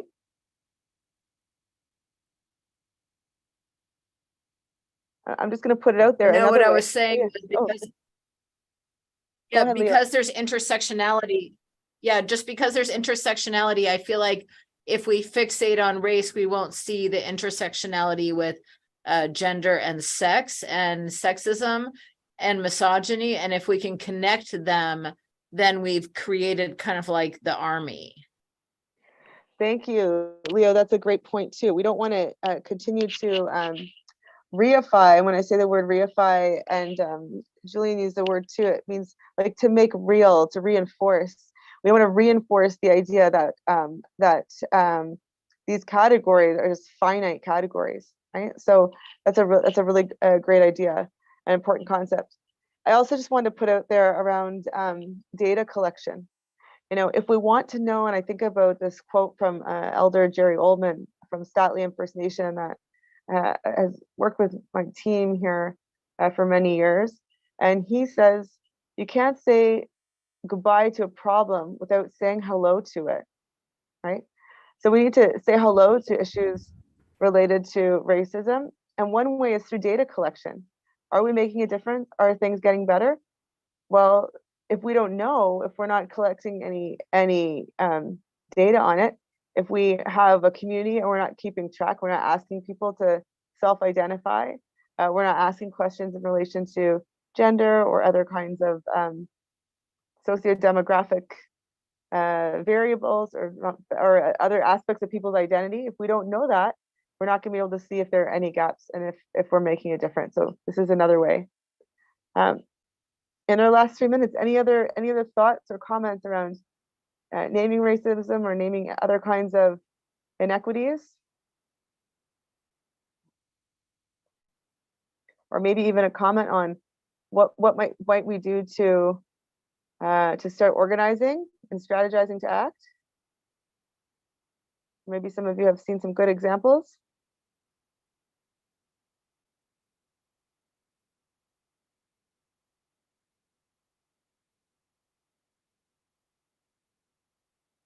Well, maybe I'll just say I can share, you know, one strategy that can be helpful is finding your friends. I think, you know, there's strength in numbers, and talking about these issues, you know, just one person can be a lot easier to shut someone down. So if in the community you're working, in the psychedelic community that you're in, and you're interested in addressing these issues and you see some gaps, you're finding other people who have the same thinking, working together and building a little bit of a coalition. This can be one way to start moving things forward. And this can, you know, coalition building can be a kind of strategizing, working together. And again, it gets going back to what we're saying around naming racism. When we speak these words, this is a way of starting to, it could be a first step in starting to build your coalition, because then you can find your friends. And I will say, in a lot of circles that I'm in, when I go around and I introduce myself, I'll say my race and my ancestry, and that in itself can be a clue to who my friends are. Yes, Yasmin, we'll give the last word on this topic to you, and then I'm going to turn it over to Maria. Okay, great. Yeah, I definitely agree with the coalition. I was going to say one thing I know would be helpful is more advocacy, bringing us into alignment, because the whole situation that happened with me, I had 3 different advocates from the 3 different organizations stepping up on my behalf. So it made me feel like we were getting somewhere, you know. So I think advocating for the change that we want to see, collaborating, is something that's going to be really important, because it can empower us to come together. So thank you. Beautiful. Thank you so much, Yasmin. Thank you very much. So I want to thank Alicia. Oh, Alicia, yes. I wanted to say something about just like fighting racism. At my work, I work for the Port of Seattle, and we have been trying to do different things and with our equity and diversity committee. And one thing we did is we started the change team, and it's basically just different people from around the port, you know, from maritime, the airport, etc. And it's just a team to kind of look at issues to just, you know, look at things more collectively. And so I think the more people we get looking at it and the more awareness around racism, I think that's the beginning of it, is just letting people know that it is still an issue, and it's not, you know, something that was done back in the 1960s, that it's currently happening. So I think the more we're aware of it, the more we talk about it and keep talking about it like this, that's how change starts anyway. And then, it's up to us to like, push it through. So. Thank you so much, Sean. Yes. When we have groups and when there's a specific role and responsibility, whether it's an individual person or it's a group of people whose job it is, and there's resources for that person and that group of people to actually look at issues related to racism, that's another thing that we can do. So thank you so much. Okay, I want to thank everyone for participating in that conversation. I'm really excited, that we're talking about issues related to racism and psychedelics. I don't actually see it happen that often. I've heard a lot about this topic in the last 14 hours. So I want to thank everyone. And I wish that I wish I had notes on everything so we could, continue to build. So with that, Maria, welcome. Thank you so much for joining us. I'm going to go ahead and turn it over to you. And yeah, the next hour is all yours. Thank you so much, Alicia. Thanks for all that whole hour of speaking on all of that. It's midnight where I am right now. I'm in Oxnard, California. It's a very dense Hispanic population and a very, minority community in California. I'll introduce myself. Thanks everyone for coming on tonight. Wherever you are in the world. So as I said, I'm in Oxnard, California. It's about an hour north on the coast from Los Angeles in California. So my name is Maria Robles. I will introduce myself as the daughter of two Mexican immigrants. My parents arrived here in the 1990s, and I was born soon after, so I just turned 30 in February.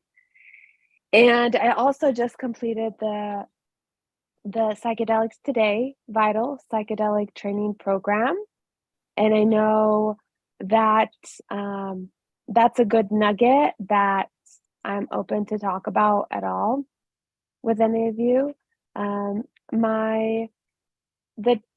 The hour that I'll be having will be touching on or answering any questions that anybody may have, but also coming from the perspective as somebody who is a daughter of immigrants, and so I'm speaking on behalf of other Chicanos in this industry right now.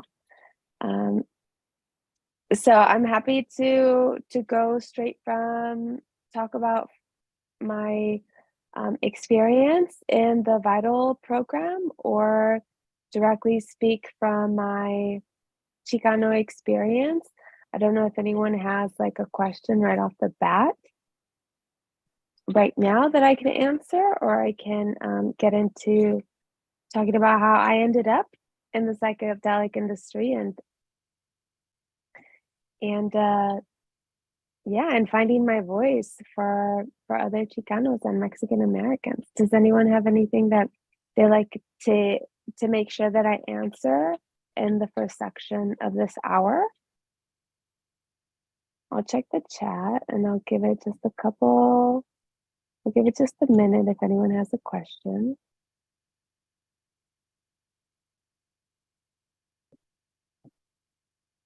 Looks like Leo. Maybe it's just me. I don't know if you can hear me that well, but yeah, I hear you. I think the vibe of the room, like I'm gonna go to bed, but I think the vibe of the room is like needs like some waking up or like some storytelling or something like that. So I would just give your opinion about like the white spaces or feminism, or your stories of dealing with white men in power, or any. I think telling stories is very powerful and people would really listen. Oh yeah. Oh, so sorry, Leo. I totally I know you said that, and I don't know why I couldn't see your box there. Yeah. So we're gonna go with stories. Well, Let's see, Julian. Oh my gosh, you're in New York. That's wild. Oh my gosh. Okay, you sleep well, fellow night owl. Bye-bye. Bye, everyone. Have a wonderful night. Good night, good night. All righty.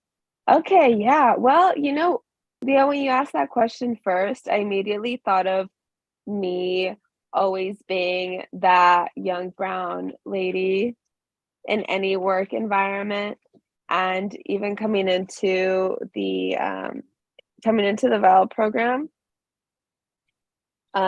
for me being a brown young woman in the space, I was like very, very intimidated by everyone else that seemed to be like therapists and like doctors and researchers, because that's what I feel like the first cohort was for the program. And I only have I do have my bachelor's degree, but it's in holistic health. So I was like super intimidated, as I always am, in spaces that I come into, because I'm the only brown young lady in the space. But I was surprised to also see that in integration circles. And that's what's reinvigorating me to start an Oxnard integration circle, because it's like, I think the Hispanic community here is like well over 50%. It's like a majority Mexican or Hispanic and part Asian. But that's why I want to start it soon, because I was going to the Santa Barbara integration circle, and we had like doctors, like people in Montecito, like high wealth, high network people, and I was there, and I found myself being like the primary resource for answering questions to people that are like not clueless, but they're very curious about the space and they want the help. And I'm here providing so much knowledge and like resources, and I'm still living at my parents' house. So there's like a disconnect. Like, yeah, sure, like I will definitely share all resources, and like if you need like the medicine, if you need a referral, like I got you. But also, it's also like figuring out like, okay, well, how do I support myself though? I've been trying to figure out how to help my community more. And what I've also noticed is that a lot of like retreats are they're like at least like $900 if you want to do a retreat. But I am eager to like be planning like a small dose daily retreat event for people like me, brown people, millennials, and Chicanos, because I feel like, especially from learning in the Vital program, there's so much impact having somebody that's welcoming to hold your hand in a space like this, that already looks like you and that has that same background. It's like, it's such a big barrier to go into a therapist's office and they're just like, they seem to be perfect. Like when I had to go to therapy, it was just another straight white lady. And during the program, we really realized that it means so much to have the same cultural background as the person that's in need. And I'm realizing that the people here that do need help don't know where to start. And it's becoming up to me to begin integration circles for Chicanos. Like I have yet to find a Mexican American Chicano integration circle. And I think that would be like super beneficial to our community, because a lot of people aren't really aware of the healing potential of psychedelics, because coming from Mexican families, if something is not entirely Catholic, it's like it comes from the devil. So that's the other disconnect too, because we're from Mexico, and then it's like it's the same land as Native Americans, like from the US, but people south of the border are still like, that's what I'm trying to figure out, is why are people south of the border, like my parents, why are they disconnected to the Native Americans that are here? Like if it's like literally the same continent. I know a lot of it is from colonization. But my dad is like really indigenous too, and he's still like against Native American practices. So I'm like, it's a shit show. There's definitely a lot of colorism from in different parts of Mexico with other states in Mexico.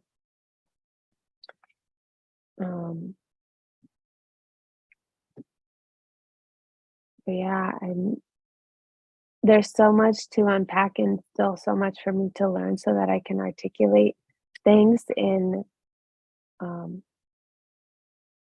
make sense for the Chicano community.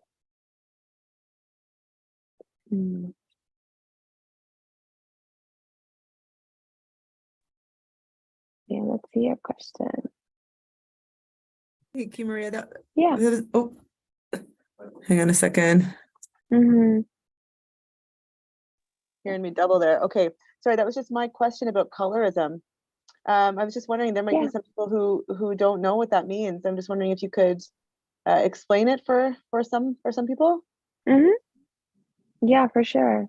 So colorism, especially if it's like in the same continent, colorism is essentially having a bias towards people based on the lightness of their skin, the lightness or the darkness of their skin. So it's ridiculous. Here, it's easy to call it racism, because you can either be, Black or a person of color, or you're white or you're Asian. But even in other countries like Mexico, if you're a light-skinned Mexican, it's a common narrative to look down on darker skinned Mexicans, or more indigenous looking Mexicans, because there's like a European, it's like the European skin tone in Mexico is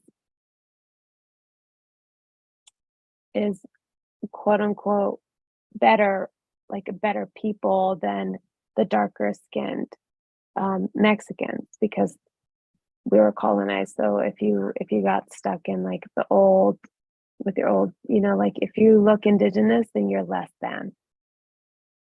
And that it's tied to the color of your skin. So like if you're darker colored, you're more indigenous, which means you're less. I have glorious, very caramel skin, and so does my dad. But my mom's side of the family is lighter skinned. They look more European, more Spanish. And it's such a weird, awkward thing to hear, like my mom and her lighter skin side of the family like see a baby born, and if the baby is born with like a brown skin tone, they're like, oh, he turned out, it's like, it's almost saying like, oh, he turned out like chocolate. Like he turned out like, oh, bummer. Like bummer, the baby turned out chocolate. Or vice versa. If the baby is born with super pale skin, then a lot of times it's like, oh, he's so light. Like how cute. He's like such a light baby. And hearing that from just growing up, I'm just like, that doesn't make me feel nice. And I specifically remember being at my godmother's house, who was also brown skinned, and I very vividly remember telling them, I wish I was white. Like I wish I had blonde hair. I wish I had light skin. And I was crying, and I'm like, I just think back at like my younger self, like, wow, like I really, I could put those ideas in my head, and I'm like, oh yeah, it was my own family. That's totally fucked. Yeah, so that's colorism. It's like having prejudice, having bias based on the skin tone. Not even just are you Mexican, or are you African, or are you like Middle Eastern? It's like, no, are you light or are you dark? Because if you're dark, then like, you know, you could be better.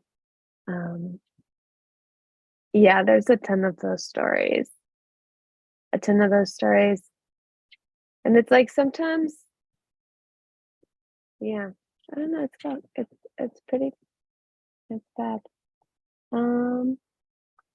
You know, I kind of want to switch it up. I think it was Matthew Ferris that came on. I was starting to talk about the Vital psychedelic training program, and he was kind of nodding his head. Oh, hey, did you have any questions about the Vital program? Because you were like, yeah, the Vital program. I'm not sure if you wanted to ask some questions while you're on. I do not know much about the Vital program. I think I was nodding in more of a interested fashion. I'm Gotcha. Pretty tired right now and Yeah. having technical difficulties, so I'm just a little bit frazzled. But I think I was just kind of listening to what you were saying and trying to digest.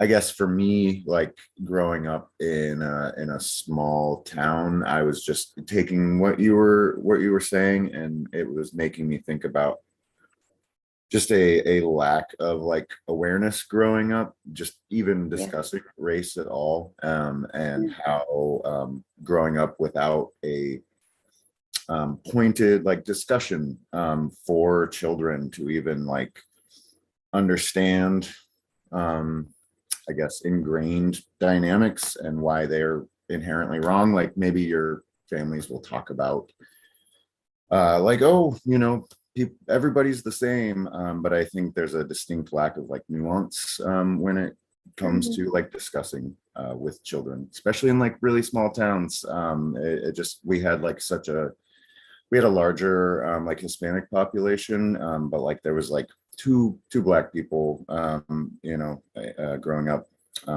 But sorry, I don't have like a direct question about that program. Apologies. Oh, all good. No problem. No problem. It was just an opportunity if we had any questions.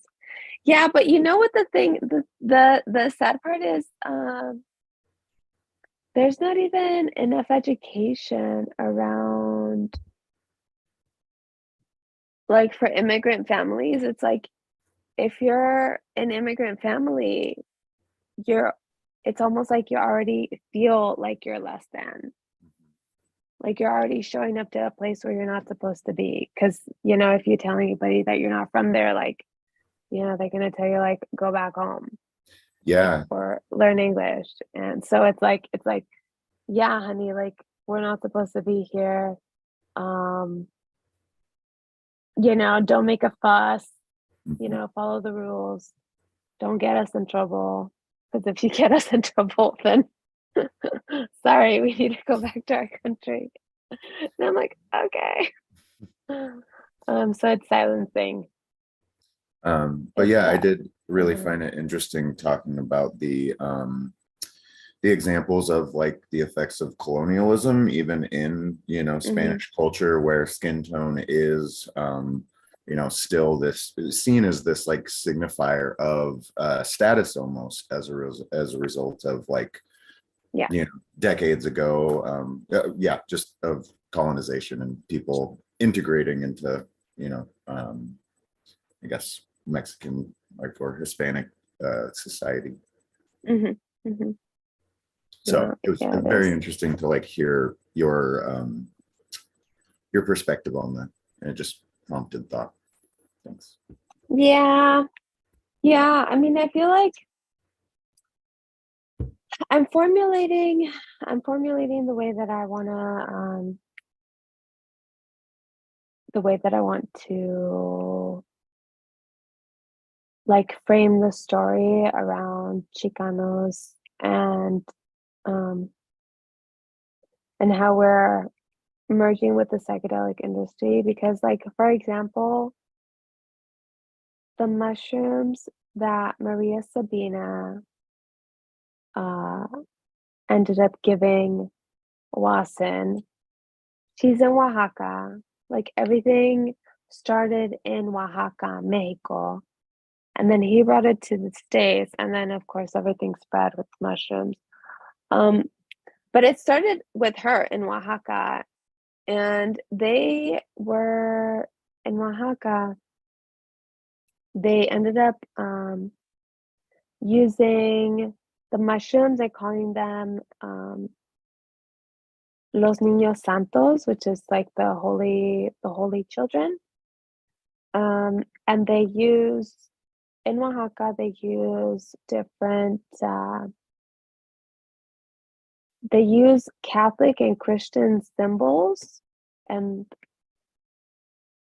as part of their spiritual practices, so that they can intertwine Catholicism to their more original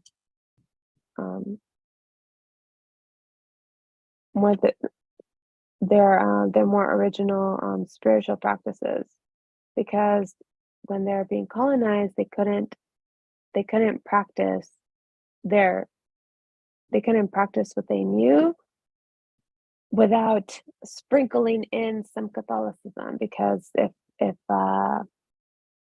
were found to not be practicing Catholicism, then they'd be more like they could get murdered. And so that's why now they have like different Catholic, Christian figures, statues, paintings, and it's just stayed with them over the centuries. But yeah, it's I was thinking, yeah, it's like why do so for Chicanos, so we're going through this struggle, okay? There's like the Mexican Americans that have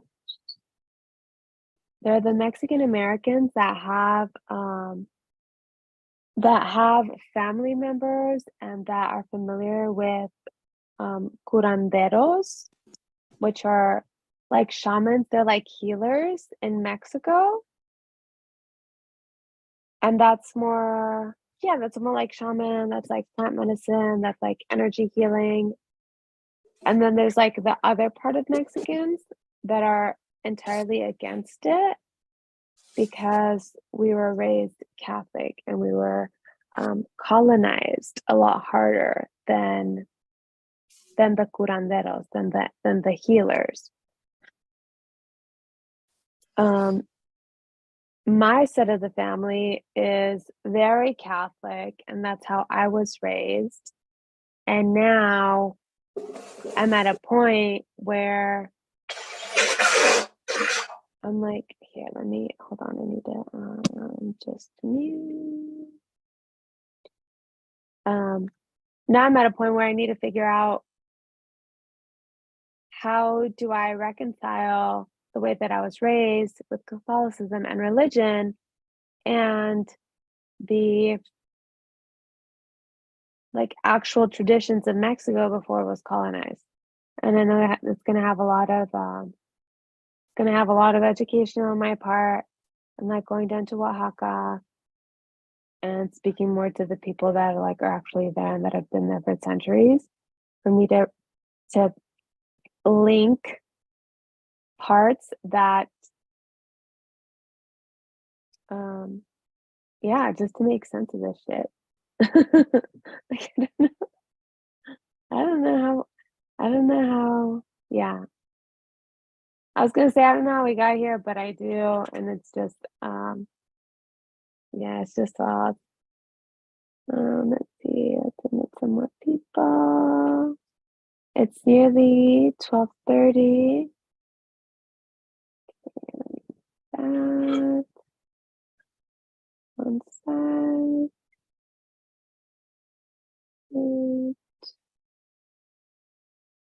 Okay. Alrighty.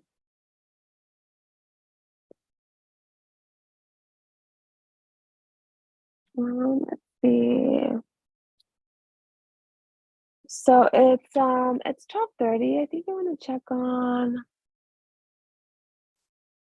So I have a question for you, Maria. Oh, go ahead. Oh, am I coming in double? No. Hang on a second. Just one. There we go. That's better. Yeah. I just wondered about integration circles. Yes. Yeah, I'm just wondering if you could talk a little bit about your experience about being part of integration circles, and maybe either some of your unique experiences being an immigrant or being from Mexico in particular, and just what your experience has been like, and maybe how you felt like your experience or yourself. I don't know if maybe how you were or were not reflective of people who were there, or how what was going on resonated with you, or anything. I'm interested in also the place that you've come from, like like in terms of, I don't know, your worldviews, and if there was any kind of just the different ways that any kinds of I know tensions or may have arisen for you. But I'd love to hear about some of your experiences in integration circles that you were alluding to earlier. Yeah, of course. So the integration circle that I usually go to is in Santa Barbara, because we don't have one in Oxnard, we don't have one in Ventura. So my objective right now is to make an integration circle in Oxnard, California, which is like highly populated with Hispanics. This is where I live. This is where I've lived my entire life. My experience in a Santa Barbara integration circle was just like it was just well-off families. Yeah, just white families. I was always only the brown young lady there. And I provided a lot of like knowledge and resources and experience to the people that were there. But sometimes I felt like we were all in the same space, yet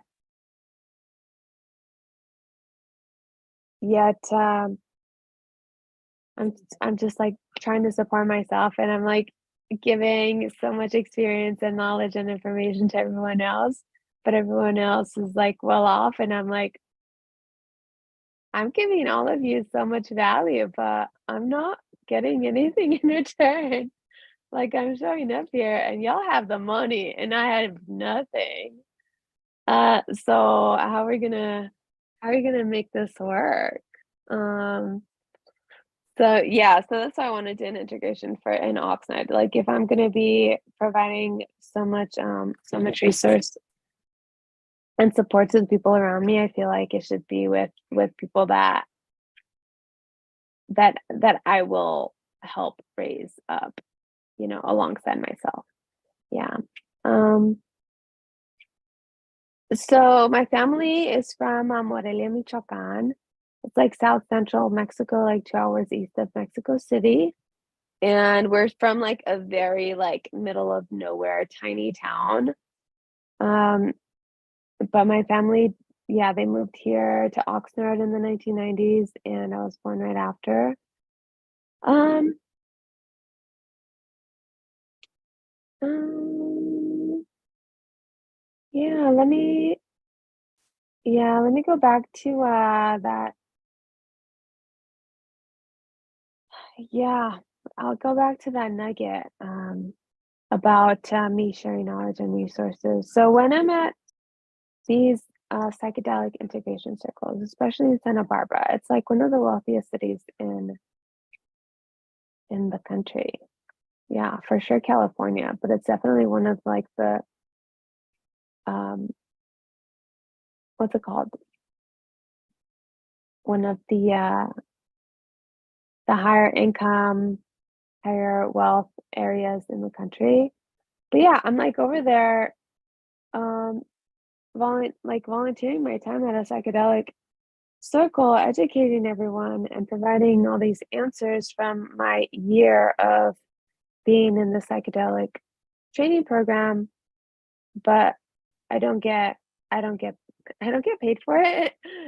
And I feel like I need to start you know what I think it is? I think we need to be more I think there just needs to be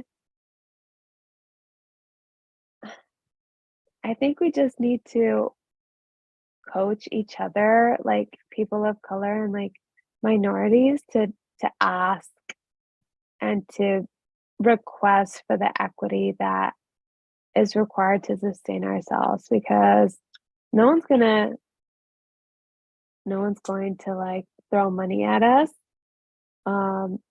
if we don't like really advocate for ourselves. And I feel like Santa Barbara is like such a good place like to have those resources to help ourselves to keep coming back and like sharing more knowledge. But yeah, it's not happening. And sometimes I go to the integration circles to like get referrals or like see who I can like start to guide like on a psychedelic trip or something, like be a guide for somebody of a higher net worth. And sometimes there are leads, but a lot of times it's like, oh wow, thanks so much for the free information. Good luck. It's like, okay. Like so yeah. But yeah, I think hmm, like I don't know if there's any organizations in Santa Barbara that really I haven't found psychedelic clubs or communities that focus on diversity and equity in Santa Barbara. There's definitely none in Oxnard. So you know what? Sometimes it's kind of lonely because I find myself like, oh, I have to do it. Like I'm supposed to be the one that starts it because I haven't found anything. Like there is no Oxnard Psychedelic Integration Circle. There is no Oxnard Diversity and Equity, like it's just, I guess the mycelium is just growing and I might be the one that's supposed to like start it here. Yeah. What's neat though is in Mexico City, there are some like Mexico City psychedelic clubs. That's really neat. So I go to Mexico like at least twice a year, sometimes 3 times.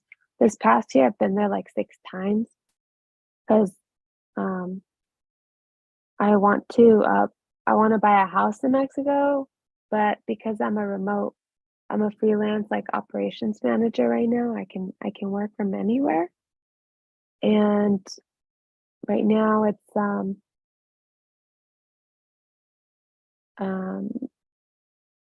see.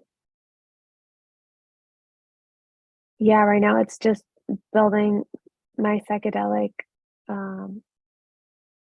resources and like story to make it make sense so that I can like have more mm, like more accurate, impactful stories and like points to get Oxnard on the map to help Hispanics. Let's see. Yeah, but there are some resources in Mexico City that I'm like super curious to get into and to like come back and talk about with people here. It's like this was what's going on down in Mexico City in the psychedelic space. Let's see, where would you need to start?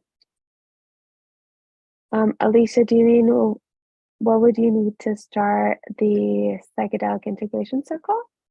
Yeah. To start a psychedelic integration circle would just be pretty easy. It's just like starting it in Meetup on Meetup.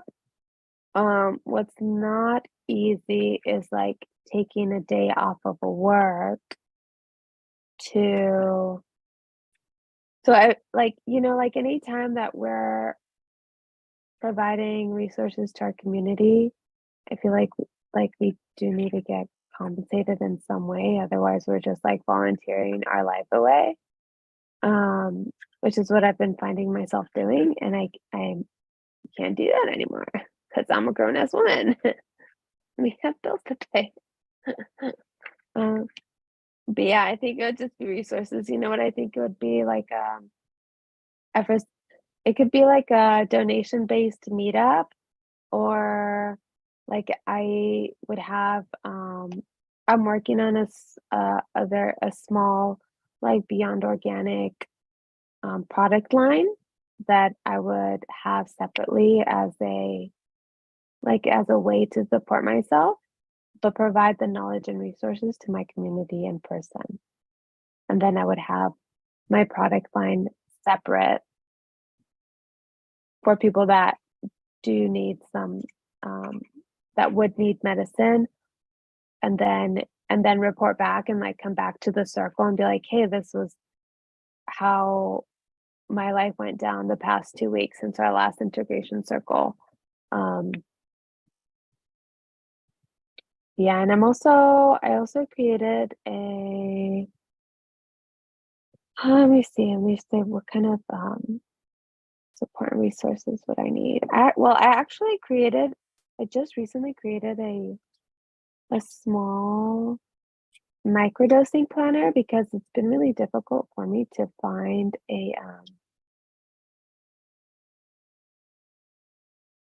way for people to figure out what their dose is, when to take their microdose, any notes, and I just created this because every time I go to an event, people ask me about microdosing. They're like, "How do you do it? How much do you take? What's the protocol and all this stuff?" And like I give free knowledge and like recommendations and everything. Like I'm consulting for free all the time, right? And I'm like, well, I need to make something so that people can buy it, and that's how I'll be supporting myself.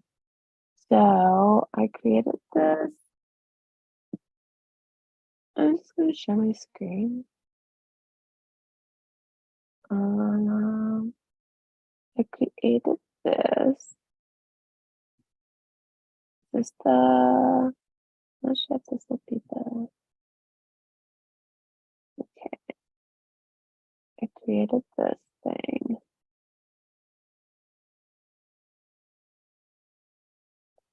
I created this microdosing planner.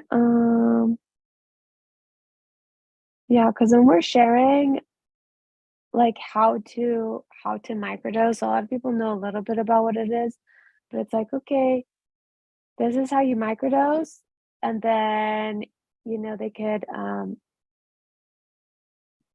can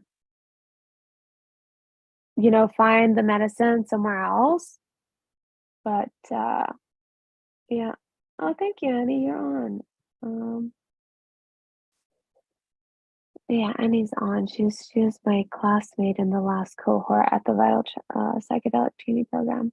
But yeah, so this is a 30-day microdosing planner.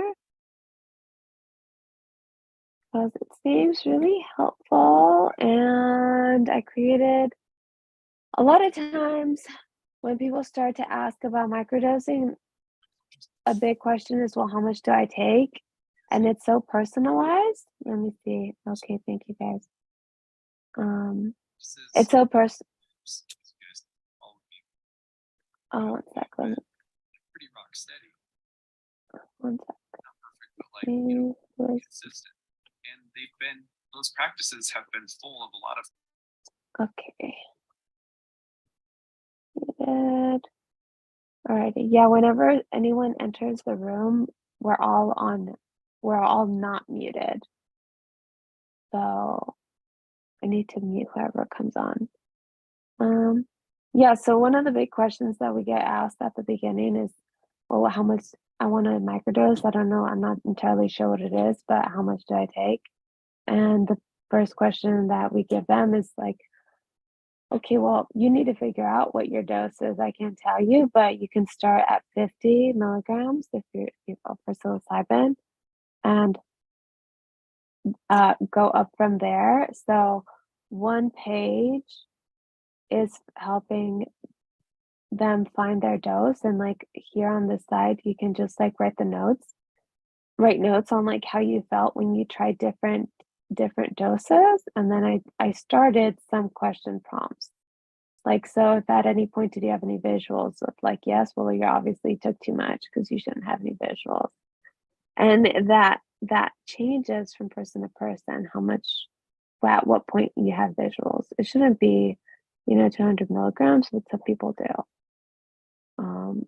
Like started to see things a little extra nice. I did a page for setting intentions, and some of these questions, for example, I took from this book called the Microdosing Guidebook, by CJ, who I don't know yet. Yeah.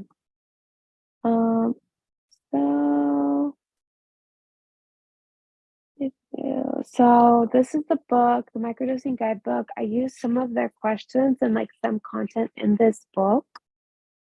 I used a version of the questions in this that I created. So some of these questions, like to figure out what your intentions are for microdosing for the month.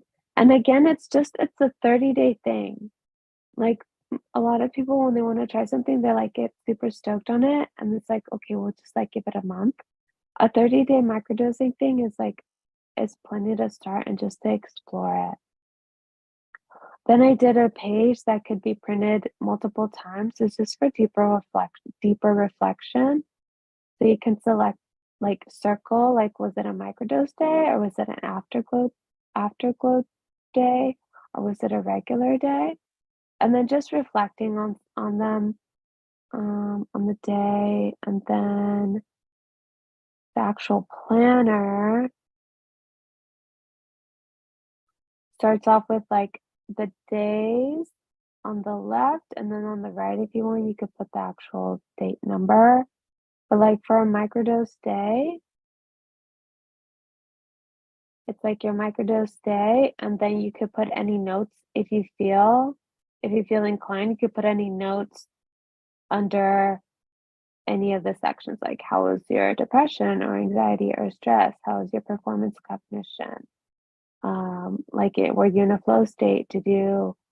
Were you at work and did you feel comfortable working?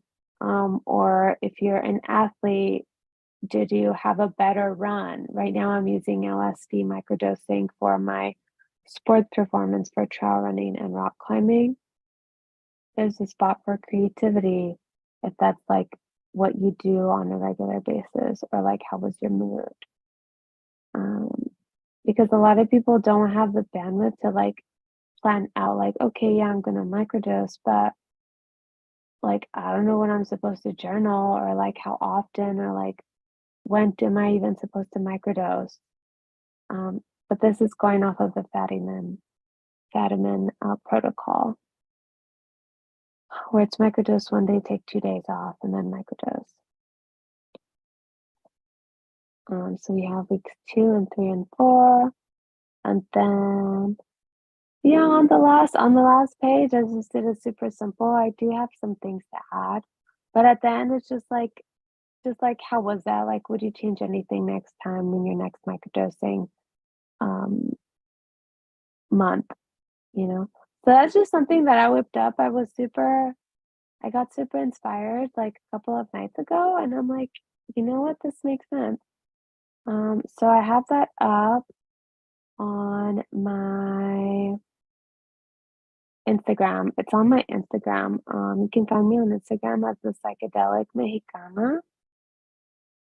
And yeah, the link is in my bio. It's just $10. It's just like to get started. Like if you're gonna spend $100 or $200 on a microdosing tincture, like you may as well like invest $10 to like be able to track your thoughts while you're going through it.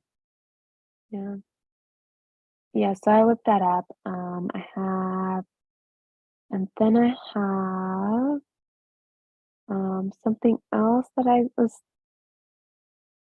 got inspired to do is like a template for menus, because I'm seeing a lot of underground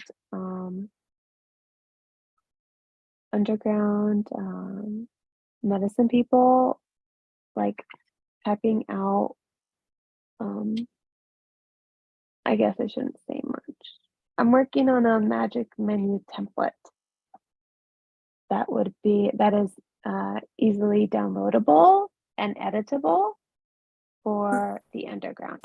Maria, can you share your website with us? Yeah, right now. Or if you tell me what it is, I can put it in the chat. I'm trying to find it. Yeah, right now you can just find me on Instagram as the Psychedelic Mexicana. Yeah, I'll put it right now. Yeah, I'm just at the Psychedelic Mexicana. My website needs to be published. It's on Wix.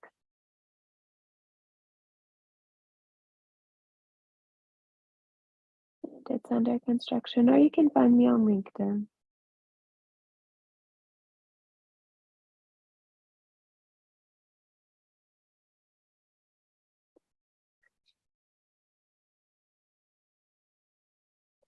Annie, it's nice to see you on.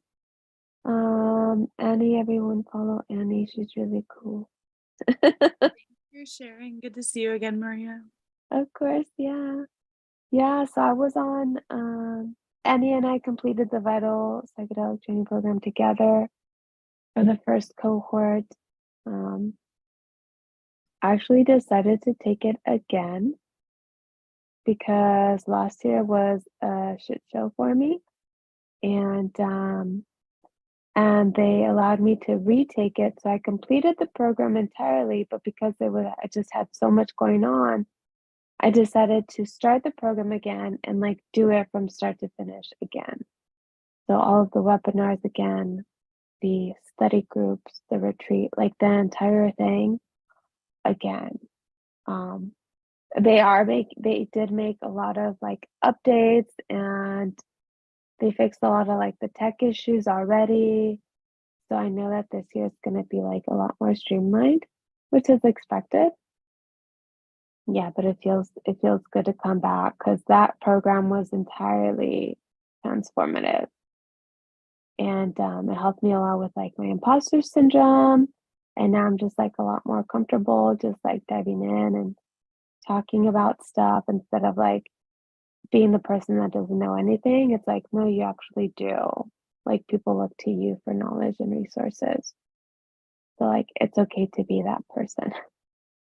But I'm still taking the program again because I'm like, okay, well, it always helps to like have another you have another go at it, and I find myself feeling more confident and stuff. Yeah, while I'm speaking.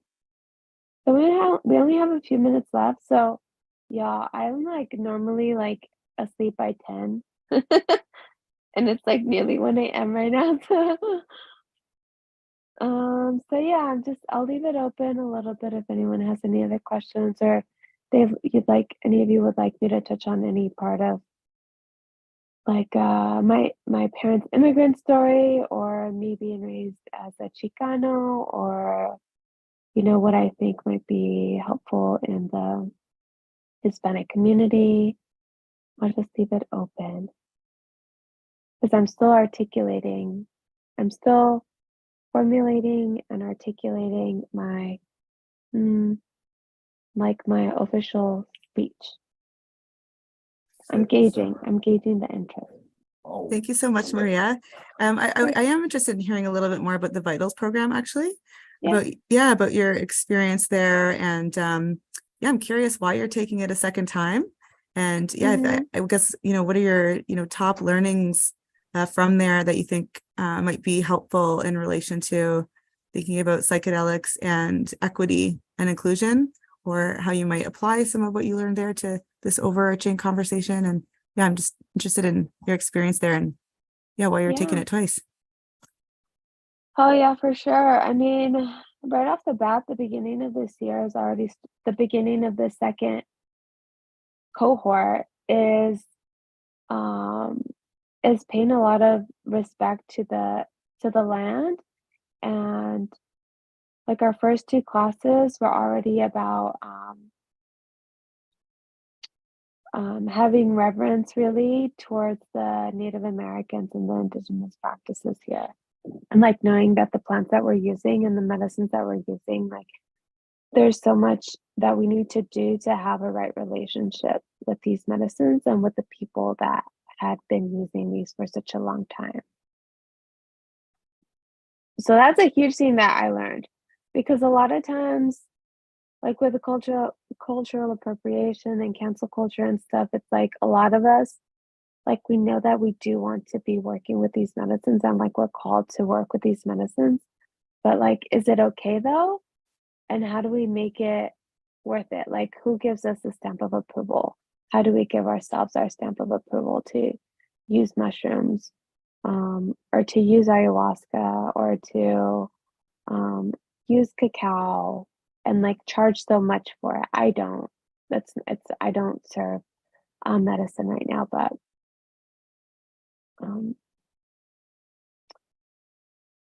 and it's also making sure that the work and the practice that we do have in this space, making sure that we're not capitalizing on it like the marijuana industry did, but like making sure that we provide back and making sure that we reciprocate with the communities that have been using or that have been serving this medicine for such a long time.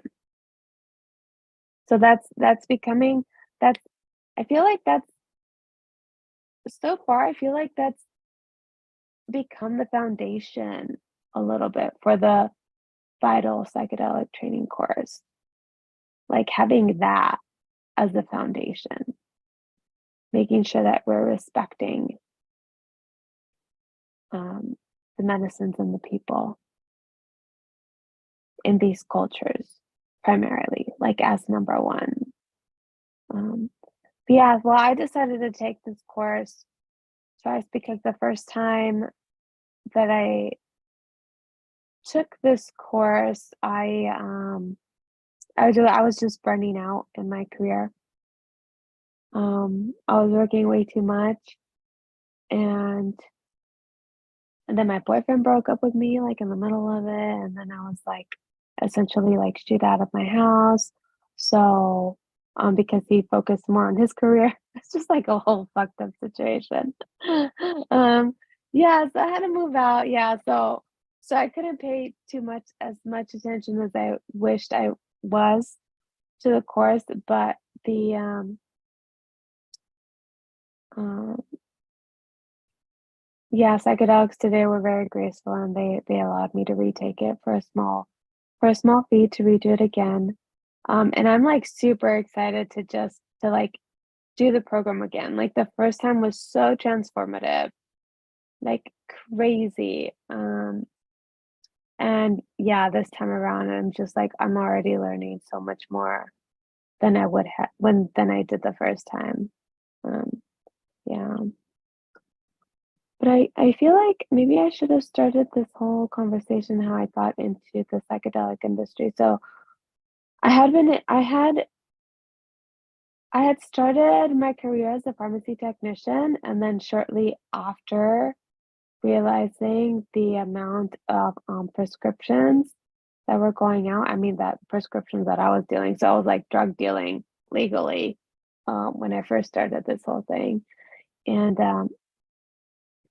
I shortly did a 180 and moved into holistic wellness. So I got my bachelor's degree in holistic health at a Cal State Channel Islands in California.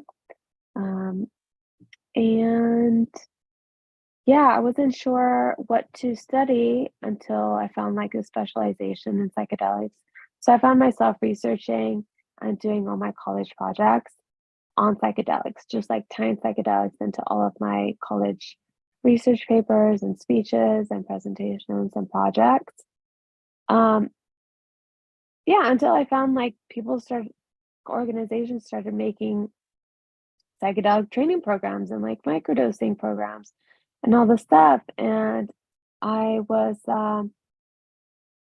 researching for a few months on like the different courses that were coming out, and the Vital Psychedelic Training Program seemed to be the most extensive program, and it was 12 whole months, and the price was quite reasonable for the content and the range of topics. So we're not just covering like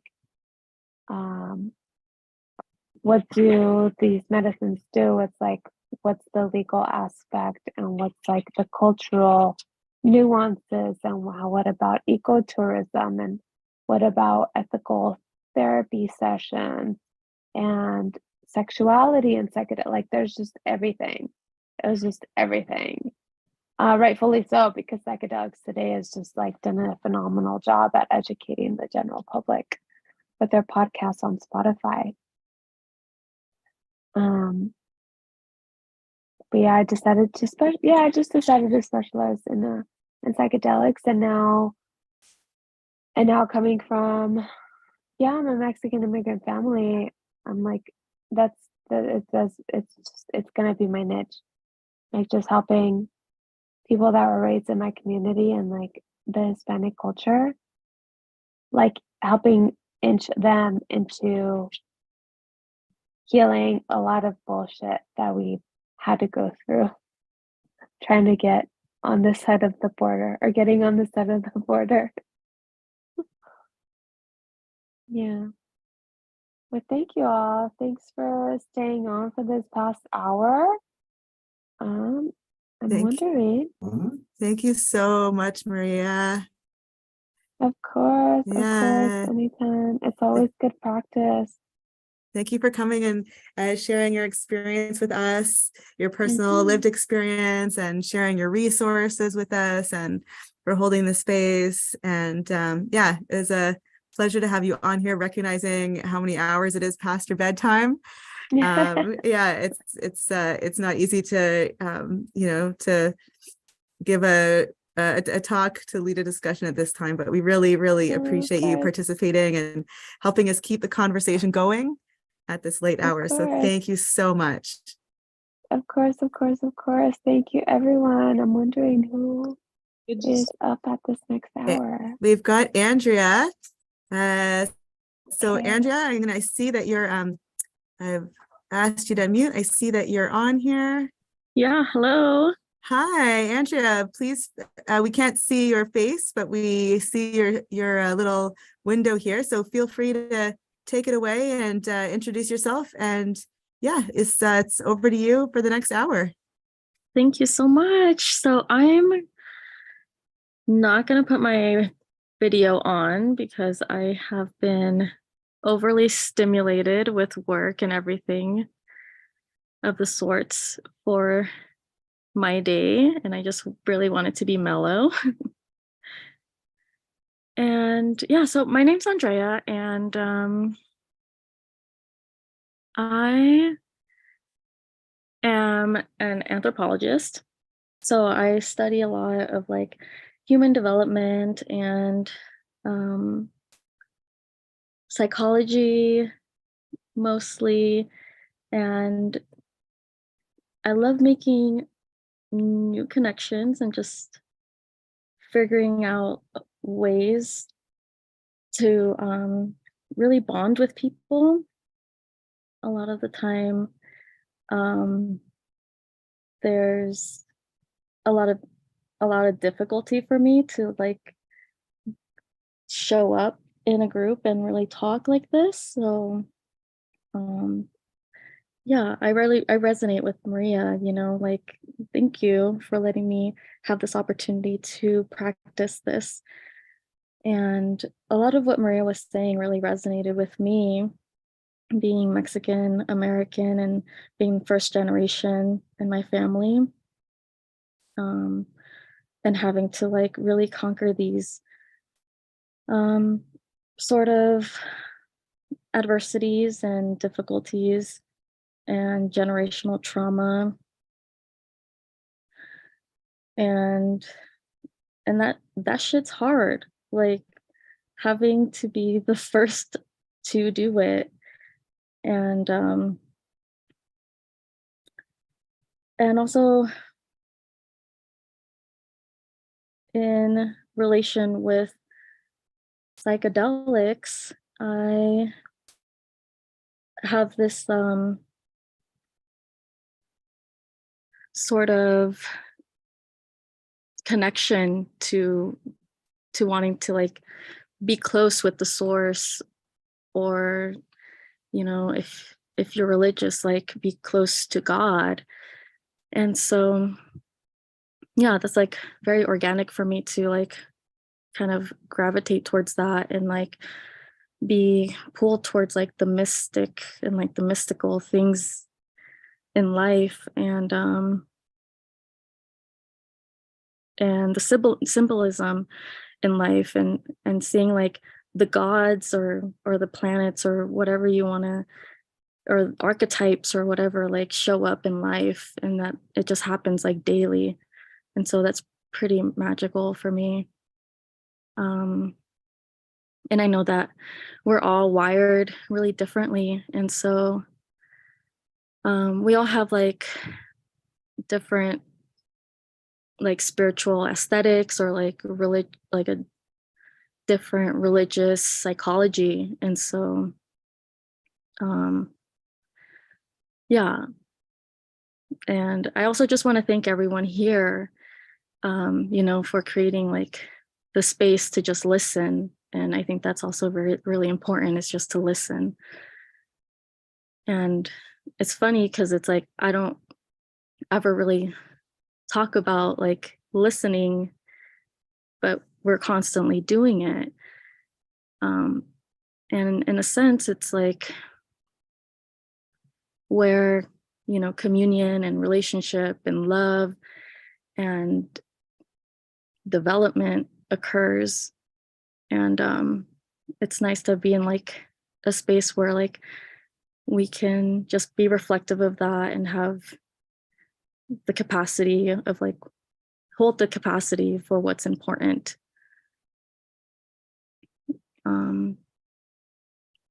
And so I want to talk about my practices. And of course, I also want to open up dialogue. If anybody wants to share like this, your practices as well, and like what you guys have learned in practicing whatever it is that you guys are holding like to your heart, or even if it's like just something that you guys are trying out, because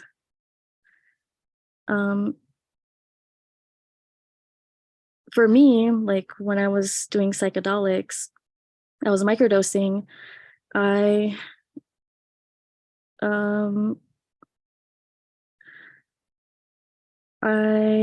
went into yoga and doing yoga for as long as I was like microdosing, and that was a really grounding practice for me.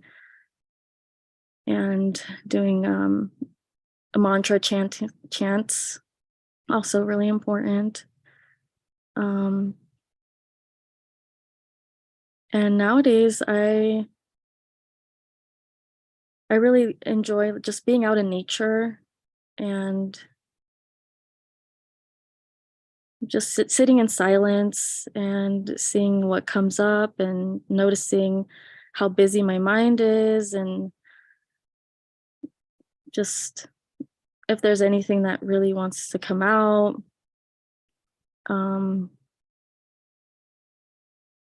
then there's also been a form of creativity that's been coming through that I feel really grateful for right now, because I always have this like sense of wanting to master something or wanting to be perfect in some sort of way. And right now it's just coming through me in like music, and I've been just playing with it, and it just feels really liberating to like not really know what I'm doing, not having to be perfect, and just being playful. It feels like I'm, finding myself in a way where I can just like be a child. And that just like goes back to maybe like the work that you do with like healing your inner child or something, but that's just for me. But yeah, and then there's also been like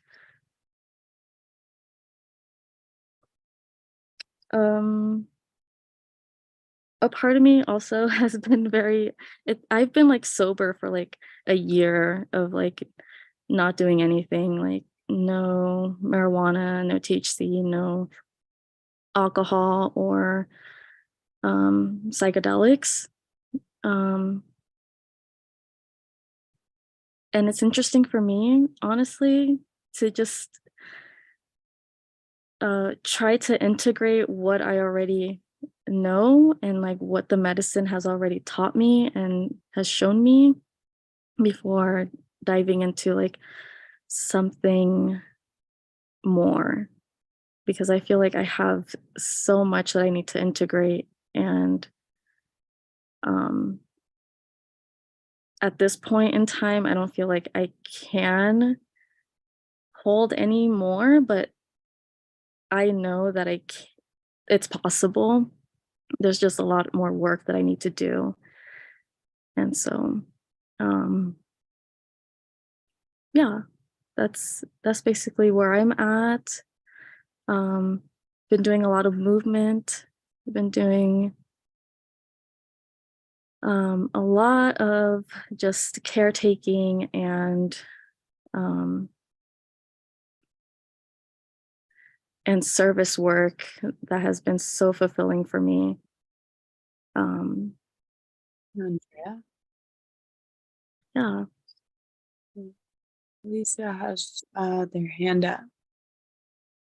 Yeah, thanks, Andy. I was going to jump in. I just didn't want to interrupt you, Andrea. First of all, I just wanted to thank you for inviting us to reflect on our practices and to share them with everyone. And I want to thank you for sharing your practices. And I have two thoughts that I wanted to share. And the first was when you're asking, what is it that we do on psychedelics? And you're talking about, I guess, some of the creative practices that you have and movement. And I really relate to that. And I just wanted to share one of the things that I found really helpful or that I've been drawn to in the last couple of years has been energy and energy work. And I've found that, with psychedelics, and it started out through meditation. Actually, it was my very first experience. It was several years ago. It was a full moon in Virgo, and I was on like 200 micrograms of LSD, and I had eaten some cannabis, and I was sitting up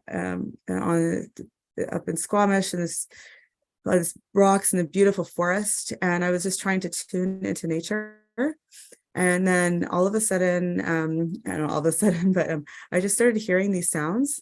They're like really like high pitched, almost like these like insect kind of sounds, and they kept spiraling and spiraling. And I just kind of followed these sounds and started listening, and they got higher and higher, and it sort of got to this place, and things were getting brighter and brighter, and it just got to this place where I feel like, I don't know, like something opened, and I felt this like vibration going all the way through me, and I had this really profound experience after that moment. And I felt the, this was, it was not like a hallucination. It was this physical embodied feeling. I felt like the vibration of the earth, and had a moment of tapping into a collective oneness after this, which gave me a lot of anxiety because I didn't want to leave my ego. But since that time, there's been, I felt like I've sort of, I don't know what happened, but like a kind of awakened to this sensation of vibrations in my body. And I had another acid journey, this is 2 years ago after this is before my sort of official divorce, but I was living on my own, separated from my partner, and I was invited to go and, I wasn't invited, I invited myself to do a solo journey. And I took my camper van, and I went on a camping trip and went out to the rainforest and did, again, the same thing, 200 micrograms of LSD. And I, tapped into these different energy centers, these chakras in my body. And when I did, I literally felt the vibration, my body shifting into these different frequencies. And I saw at the same time this like this color like flash like in my mind's eye, and they were the same colors as the different chakras. And so anyway, since these times, these experiences that I've had, and following the sounds and feeling the frequencies of my body, and sometimes even listening to the sounds in nature, tuning into these frequencies when I'm in the forest, I've just felt that that psychedelics have really been very helpful for paying attention to energy and my own frequencies within my body. And I've now sometimes when I'll use psychedelics by myself, and I'll do energy work, and I will do breath work, and sometimes I do ritual. I'm a little bit of a Jew witch, so sometimes I'll do a little bit of Jew witchy ritual, setting intention. I'll try to tap into the energy centers within myself, and sometimes even energies of other people. I've even recently had even glimpses a little bit, I think maybe even of other people when I'm in these states. But I just wanted to say that, I really appreciate you asking about practices in psychedelics, because I found that sometimes my use of psychedelics, especially in larger doses by myself, at home in a safe space, or sometimes out in nature, has been really, really helpful in awakening me to what's going on within myself and the world around me. And then the other thing I just wanted to reflect on was when you talked about integration, and it's really interesting also hearing about being sober right now and not doing any substances and just taking time to integrate things. And I just wanted to share that in the last, year, I started doing DMT, and I kept seeing the same thing over and over again, exact same thing. And it's just these, like this DMT goddess has her hands, and she keeps pushing this box back to me. She says, "Over to you, welcome back again, over to you." And she shows me this box, and it's basically me trying to get out of myself. This is how I see it. And I just, realized that after so many times seeing this, I wasn't going to get the answer. I wasn't going to get the answer from DMT goddess, but the answer had to come from the work that I needed to do in real life. And all of it is related to this, being by myself, being on my own. It's tapping into really deeply rooted things that psychedelics have helped me to explore. I've experience magic on my own with psychedelics, but you know what it takes for me to get on my own, that's my life project. It's been very, very hard, and it's, you know, my divorce has sort of opened that opportunity, and psychedelics have guided me along the way and helped me to really explore. So anyways, I know I talked for quite a bit, but I just wanted to thank you for the invitation to share. And I feel like this is sort of a safe, intimate space to do that, since it's 1 a.m, or at least where I am. So yeah, I'll stop there. But thanks so much for the space and for letting me share. Thank you so much. Wow, that was really powerful to hear, and really important also to just listen to other people's experiences and where everyone's at.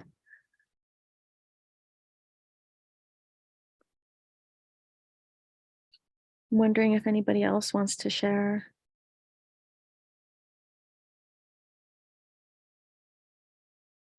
Can share. So you're gonna go, Matthew. You next. Thanks. Yeah, I appreciate the invitation as well. And this last like year or two, I haven't ever focused as intentionally, or maybe a better word is more explicitly around like integration and from experiences and preparation as well. And I think that those moments of digesting, Andrea,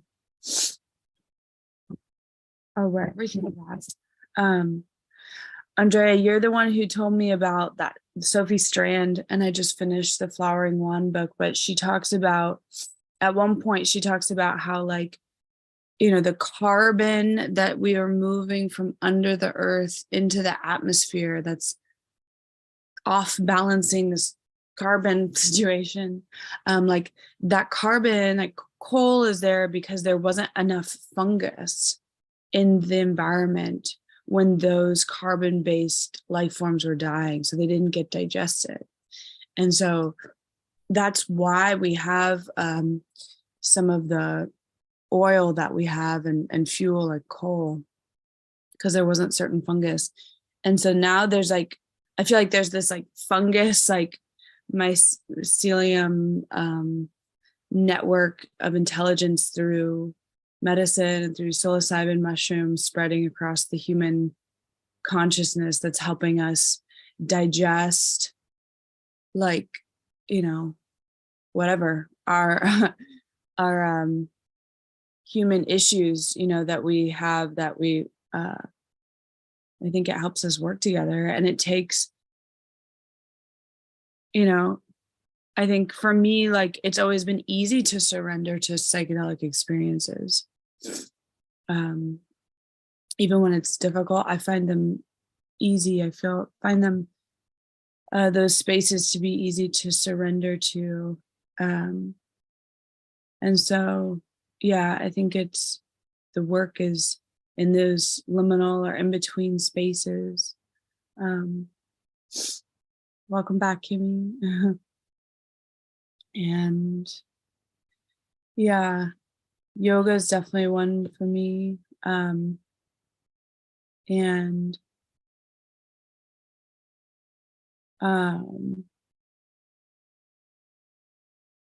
anything that helps me slow down are my practices.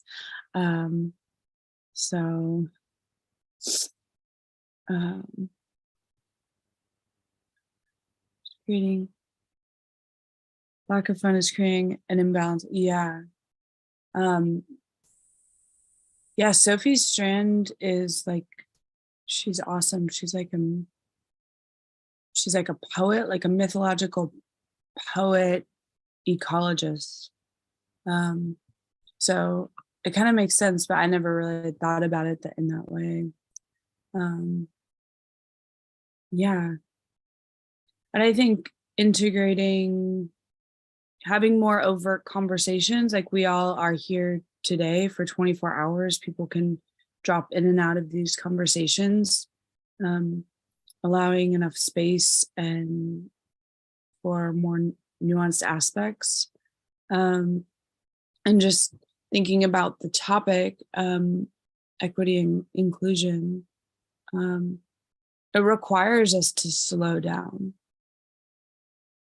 The only way we can figure out, what does equity and inclusion look like with this psychedelics movement where everybody's like, oh my gosh, like, and everything's moving so fast, which is exciting and kind of disturbing because of late capitalism thing.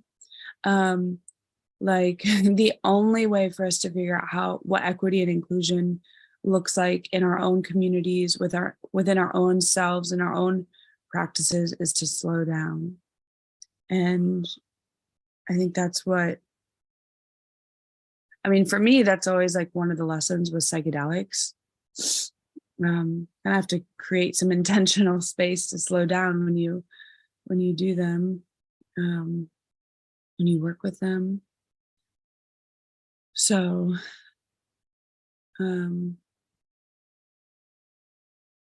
yeah.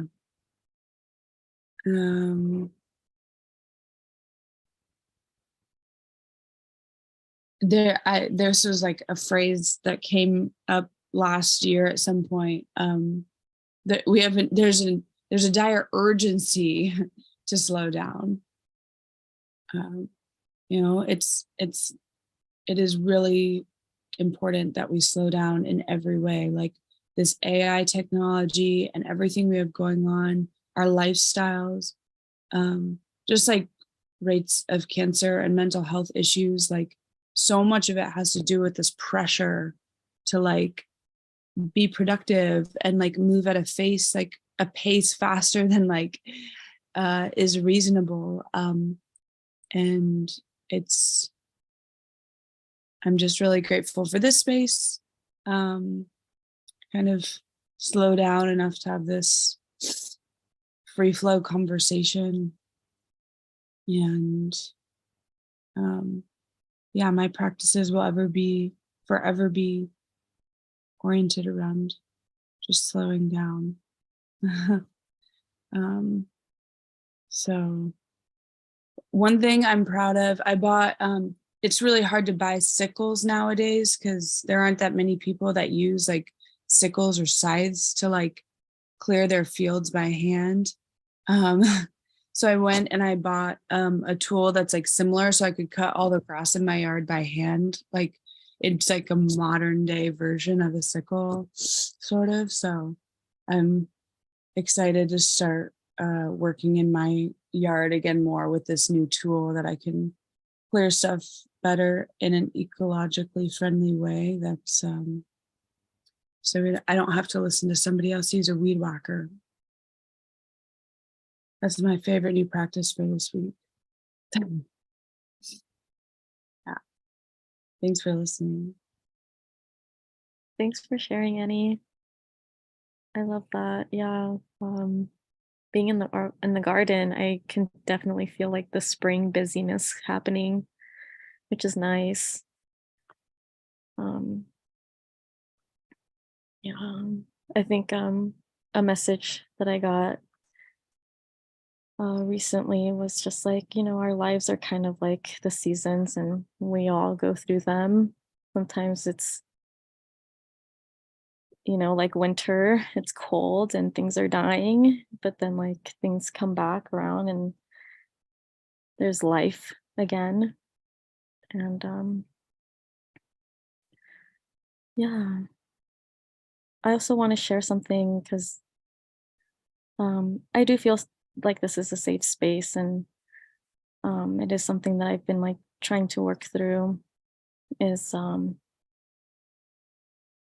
this grief in my heart that I just had to leave like a 9-year relationship. And so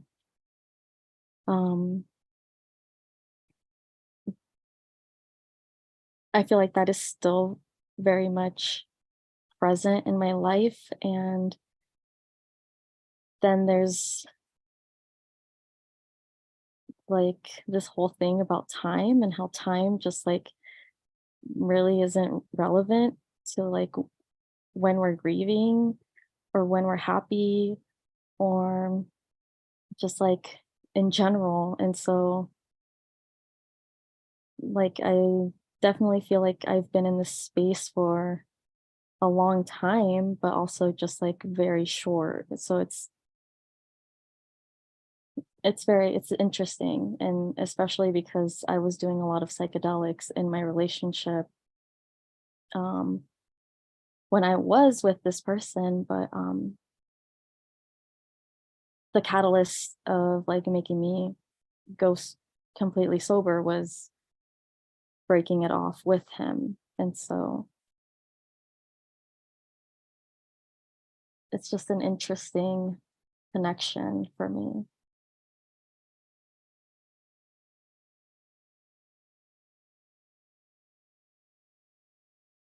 And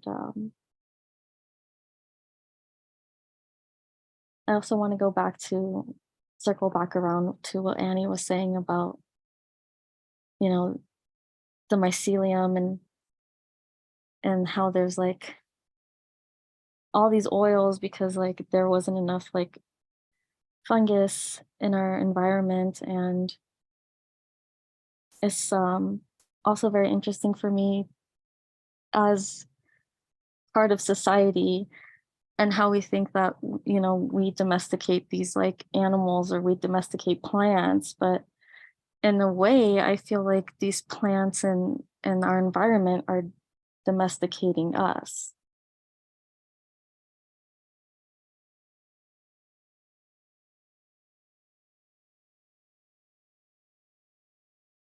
Can you say more about what you mean by that? Or what that means to you? Yeah, like there was an example would be like how we were nomadic, and I don't know how many years ago, but you know, we would go and we weren't really stationary. We just go wherever like there was food, you know, our ancestors would, and they would,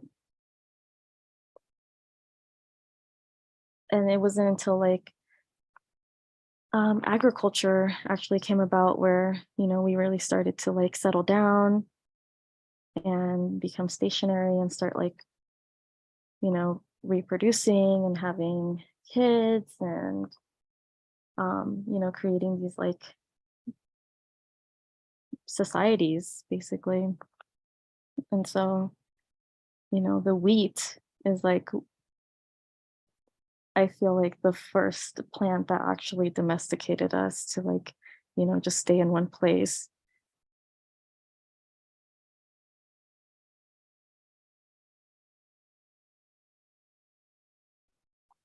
Very botany of desire.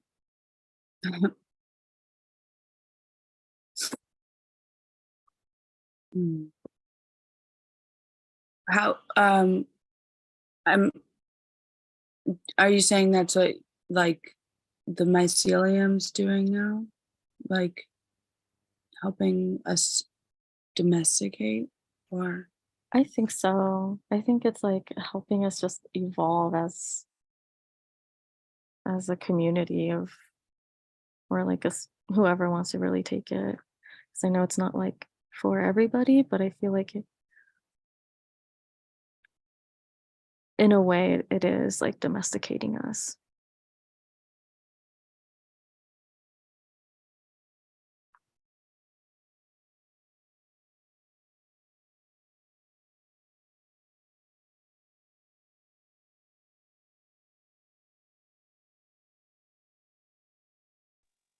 Wow, that's pretty interesting. I think maybe you might be onto something.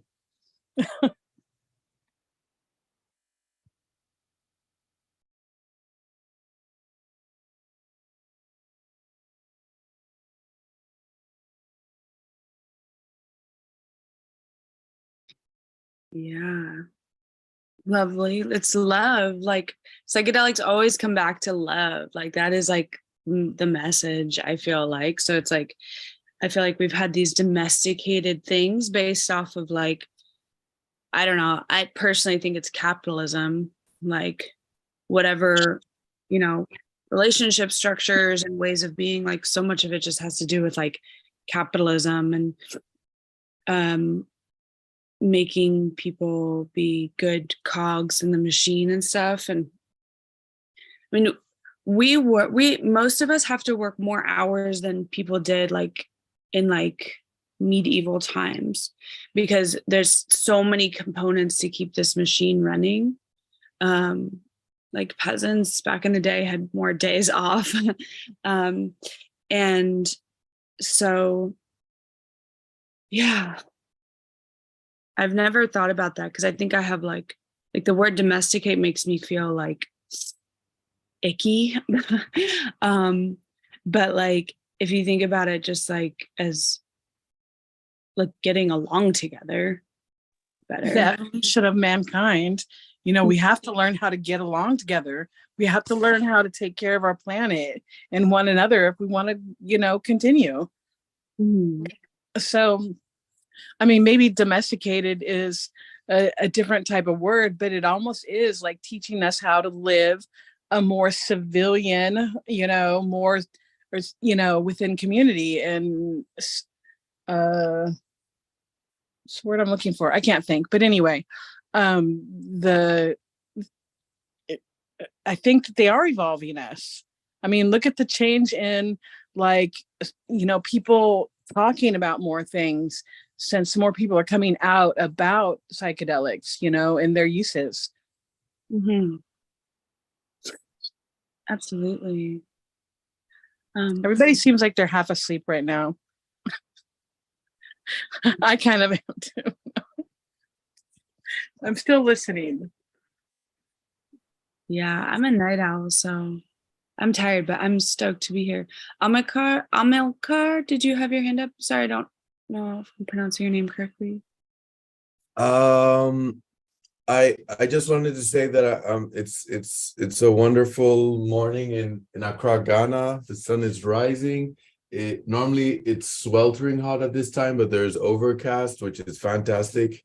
So it's probably about 28 degrees Celsius. I think that's 90 degrees Fahrenheit. I'm just sipping on some pure cocoa, a little bit of coffee, like Wiener Melange without milk and a bit of sugar. Anyway, that's all I wanted to say. Thank you.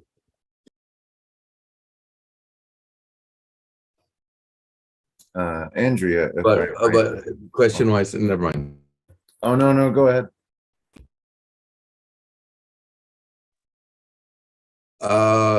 I just noticed that you guys know each other a little bit better. I just wanted to know how long do you know Andrea, Alicia? Is that a personal question, or is it too personal of a question? Or through this society? I'm friends with Andrea. Andrea and I are friends for a bunch. Oh, okay. Yeah. For like how long? I don't know how long we've known each other, like probably like 6 years or something like that. Oh, okay. Okay, that gives me a bit of perception. Okay, thank you. Yeah, it's funny. Annie and I met at a cacao facility. We used to make chocolate together. And we used to have regular dance parties all the time.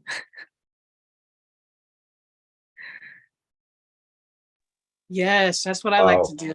That's one of my practices. I know Annie through MPO Society, working with them. I've only met a few times though myself. So, Andrea, you must be in the Seattle area as well. No, actually, I met Annie when I was living in the Bay Area, and now I'm in Las Vegas.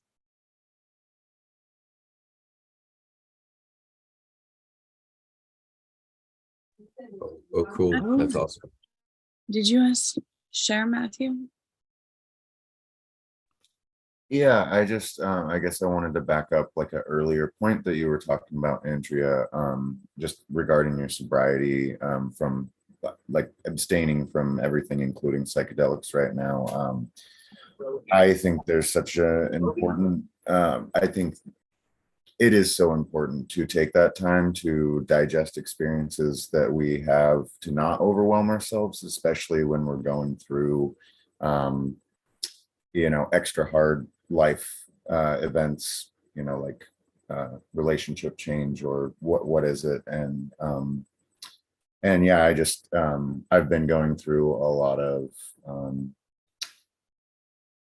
I guess, new experiences of pushing myself to experience sobriety on a more regular basis, and how much more able I am to put into practice like the things that I take away from either discussions like this in psychedelic spaces or psychedelic experiences themselves. So I just wanted to kind of support you in your decision to abstain right now and process what you've already learned and try and gain new insights.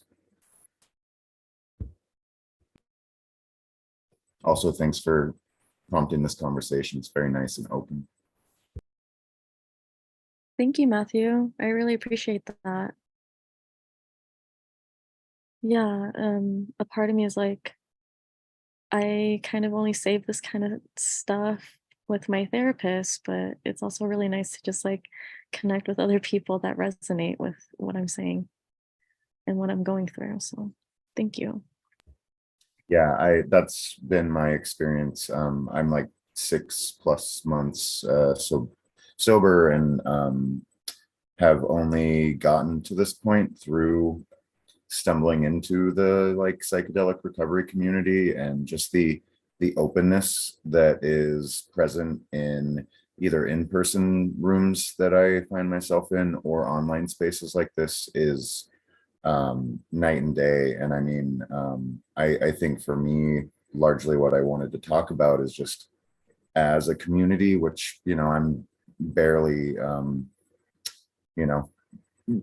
barely involved in these spaces, but really as I become more of a functional human being through sobriety, wanting to facilitate spaces like this where there is so much safety and understanding and compassion towards one another, and how that can kind of further inclusivity on a wider spectrum, maybe let the safety of these psychedelic spaces bleed into normal life. And just to bolster what Annie's saying, like maybe do something about this capitalism problem that we got going on, because it seems to just taint anything and everything.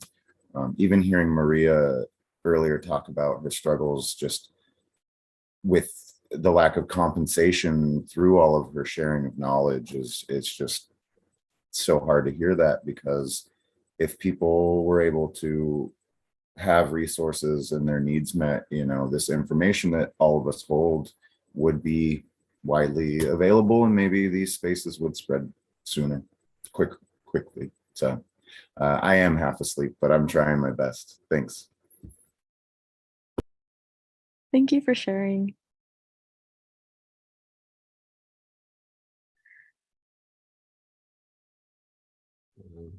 Yes, I'll jump in on that note. I just started going to recovery meetings for the first time since I was like a teenager, because I really like hated like NA and AA and 12-step stuff. I was kind of like traumatized by religion already. So like asking me to find a higher power during that time of my life was just like, yeah, fucking right.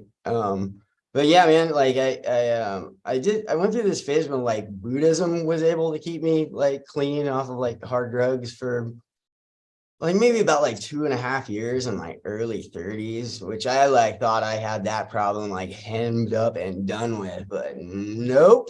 Like unaddressed trauma, just like if you don't deal with it, man, it finds a way to force itself into your life and start ripping your life to shreds. It fucking sucks.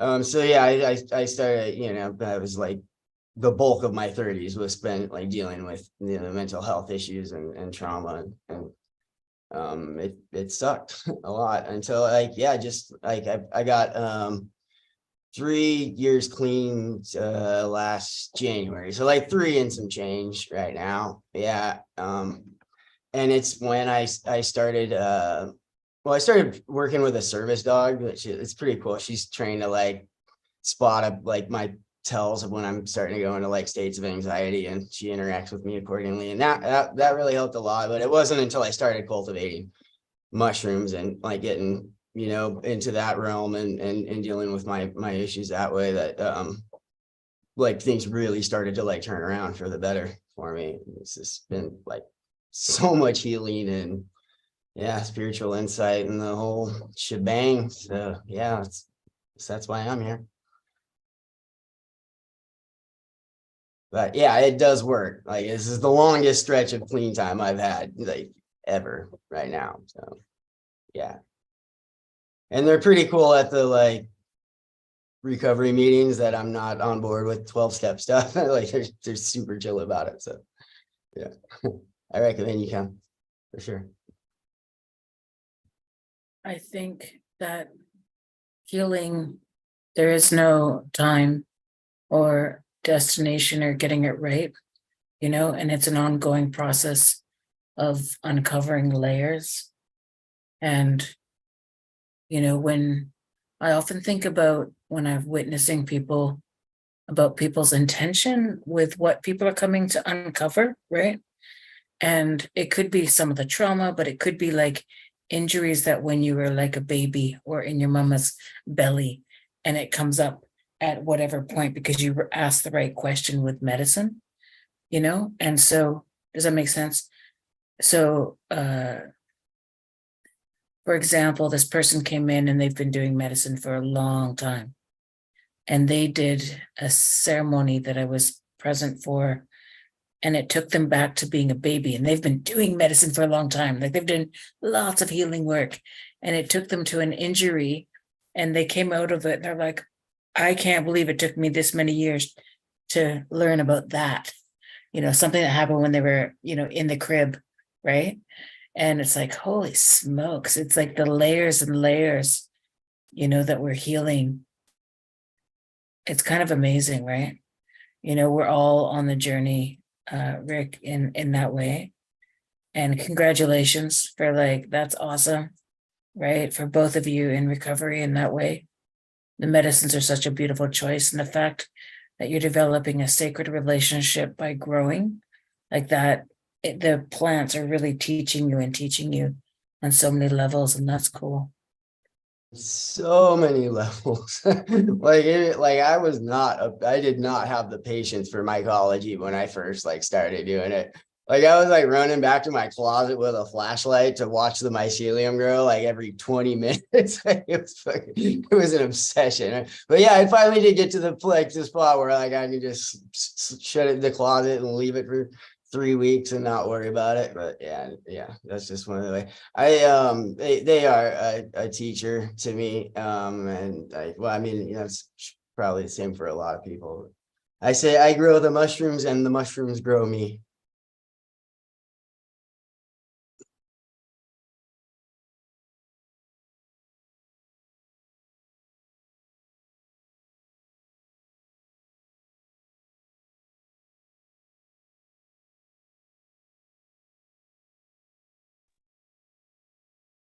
I actually like the quiet spaces in between all of this. Yeah, you know, I'm usually a bit more talkative about these things. I just been kind of like having a funky day today, I guess. I don't know. I'll start opening up now. It's like once I just yeah, I don't know, I just kind of stuck in a funk today, I guess.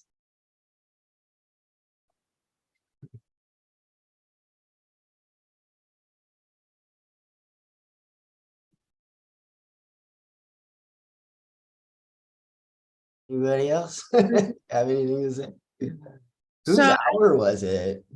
I kind of forgot. I lost track. Andrea is Oh, moderator. I just wanted to say something because I have a few friends who have like also been supported by different recovery services and stuff. And Yeah, I'm just like so curious about, maybe more accessible or like organized spaces for the like psychedelics for people in recovery. Like it's like there's all this research happening like officially around how it helps people with addictions, and then for people who do suffer from like hard drug addictions or other things like that. Like AA is such an honor off the wagon situation that's kind of dangerous. And then also ironically, it was formed because of LSD. So I'm like so curious if LSD will come back into it. And then, just more spaces to support people like with using psychedelics for recovery. Yeah, no, and it like did some damage in my like it's just not for everyone. That's just simply it. Like all of our brains are different, and I was just one of those people where like that type of like dogmatic thinking just wasn't for me. Like I hated being told that I was like permanently broken, permanently weak. I would never be the same, never be able to socially drink anymore. That one hit off a joint would trigger my disease and send me back to heroin within, no time at all. And I just didn't believe it, and like I went to my first court order program, and I think I was like 17 or something like that. But, I got in trouble again when I was in my early 20s, and like had a felony hanging over my head, and so I had to go back, and it was like just I don't know, man. It was so hard for me to believe like that was the best we've come up with. That our court systems are like sending people. And I'm just gonna rant for a second about this. Like one of my frustrations is that when you're at NA meetings, like I was told like it's only going to work if you want it. Like you need to be ready for sobriety. And I'm like, but I'm not ready. But I can't go tell the judge that's handling my case, like, please let me out of jail, or can I come back when I'm ready, and then we'll deal with this then. And it's like spring loaded to fail too, man. Like it seriously has with heroin addicts like a 1% success rate of those people maybe stay clean for like a year or two. So it's just it fell under the like cruel and unusual category for me. So it was I don't know, just made worse. It's something that's supposed to like help people stay clean, and it made my experience with like heroin and the criminal justice system just so much worse and drag on for so much fucking longer. But anyway.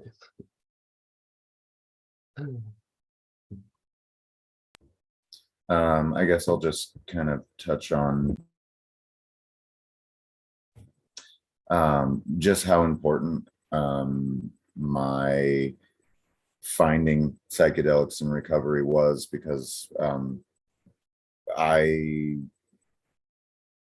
kind of mirroring what Rick was saying, had almost no interest in the like dogmatic structuring of what I perceived 12-step recovery to be. I sought it out by choice, and just so happened to like stumble upon a PIR meeting. And I wholeheartedly believe that like without the like more open, self-guided, almost harm reduction structuring of that space specifically, I wouldn't be abstaining from alcohol right now. And if it wasn't also for like the ability for me to identify that alcohol was the thing that was really destructive in my life. I mean, addiction as a whole affects me in a large way. I had a long bout with opiates, and basically, alcohol was widely acceptable, and that became the thing that I replaced the opiate use with. But I guess what I'm getting at is with the kind of self-imposed growth, not self-imposed growth, self-structured pathway to recovery. Like I'm like 6 months free from alcohol, and only in this last week have I found the strength through the community that I've been a part of and my own just like personal growth from rediscovering who I am as a person through sobriety. Did I just decide to stop using marijuana on a daily basis? Like it was the thing for 20 years that was keeping me regulated, but also dysregulated, and I've been very aware of that. But it was a, you know, the pros outweighed the cons, I guess, you know, whereas alcohol didn't. And now that I am in a place where I feel more secure in myself in general, I am healthy enough to just decide that I don't want to use something every day, that I want to actually find a healthy and respectful way to use it in my life for the betterment of myself. I hope that was relevant. Yeah, yeah, yeah. That's really great, because then you like feel into your own power, and you're not, you know,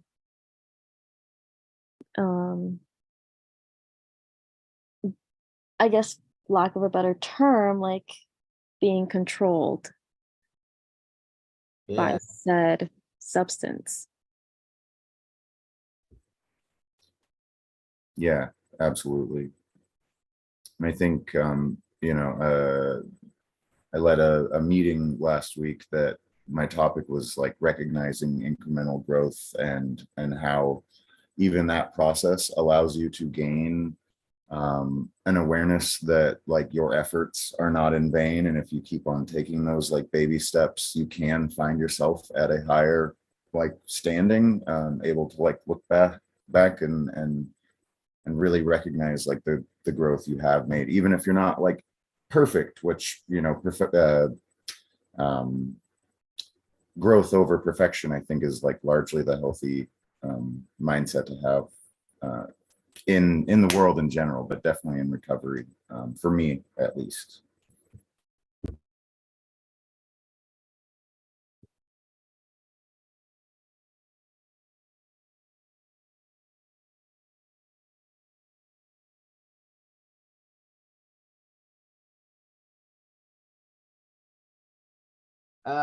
I guess like I don't know, man. I think especially when I was younger, like I felt like it was like robbing me of something, like by telling me that I was permanently fucked and needed to turn it over to, you know, that's like just bothered me so much. Like I felt like it was like robbed me of like determination or like self-reliance or intestinal fortitude, or you know the like I don't know, it just sucked, and it just was not, yeah. Particularly at the time. I think I'm better at like articulating it now, but I was like really frustrated with like Jesus stuff. Still in my early 20s. Like I grew up in one of those like just insane cult like you know, doomsday type conspiracy minded evangelicals. Where it's just like, you know, I was raised thinking the rapture was gonna happen any day now, so nothing really mattered except, you know, making sure my life was squared away with Jesus. You know, which is just a super fucked thing to tell a kid. You know, and like I remember, yeah, too. We watch these traumatizing movies about the rapture that just freaked me the fuck out when I was a kid. You know, but I remember being told, like, you know, one of these days they're gonna ask you to, you know, renounce your belief in Jesus, or you know, or face the firing squad. But in like, if you can, you know, denounce Jesus and you get to live, but you're permanently like are off the list as far as getting into heaven. So it's not really worth it. You need to stay strong in your faith and choose death, which was just like, I remember like even being a little kid, just thinking like, wouldn't Jesus know I had a gun to my head at the time? Like, and I was only like 8. Like, do you think the good Lord would let that one slide a little? But that's super fuck. Weighs heavy on the mind of an 8-year-old child, I would say. Did a lot of damage too.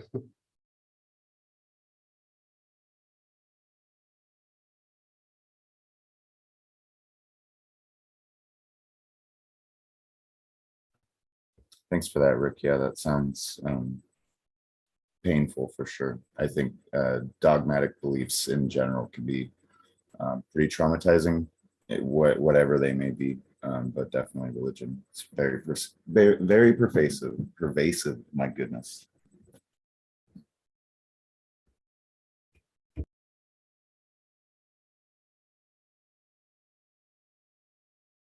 I'll be back in just a second. We just have a few more minutes till the hour. And Andrea, do you have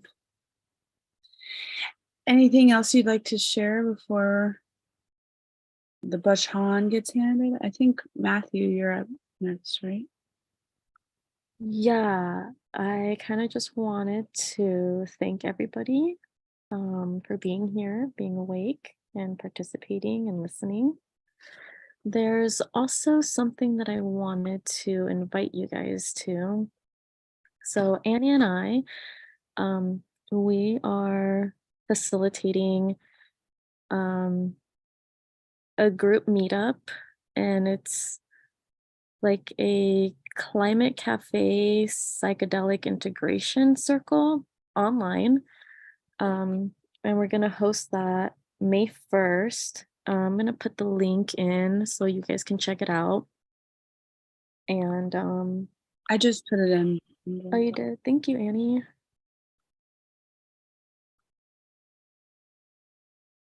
So yes. And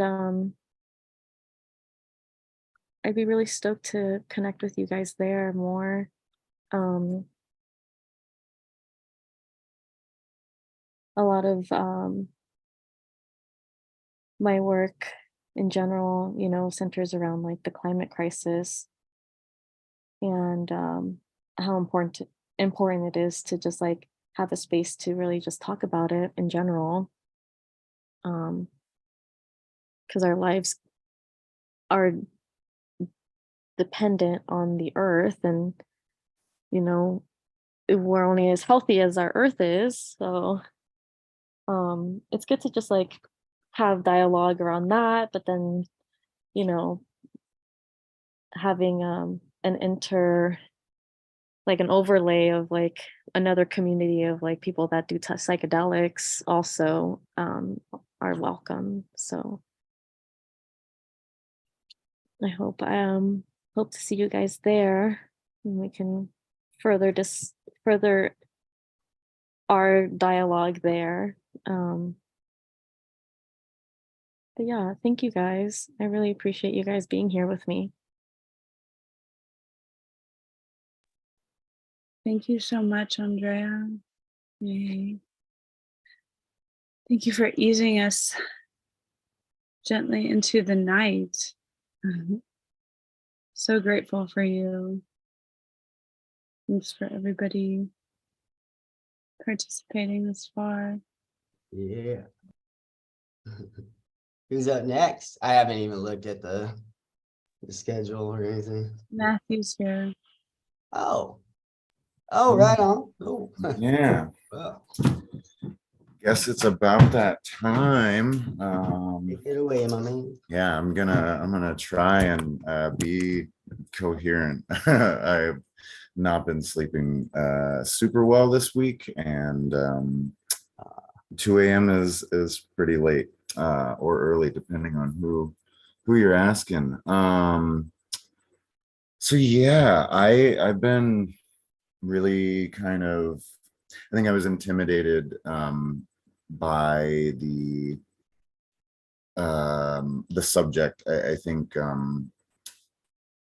I hear inclusivity and as like a white man, I I'm like, oh, that's not my place to talk about that. And Leo like really helped frame ways that I do have a perspective in that,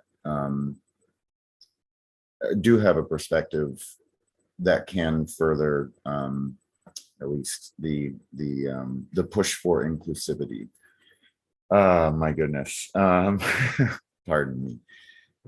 And so yeah, I am still very nervous, and I do Andrea's last hour was like a breath of fresh air for me to just kind of have like this really open dialogue, that I was really appreciative of that. And I'm still really nervous, but slightly less nervous now. I think largely where I'm coming from, I guess I'll get into like my background. So yeah, as I've stated, am fairly early in recovery. It has changed my life. Basically the plan is to do everything I can to continue growing and becoming a better version of myself. And the last thing I want to do is ever kind of regress back into the darkness, because I know now more than ever that if I'm in my disease or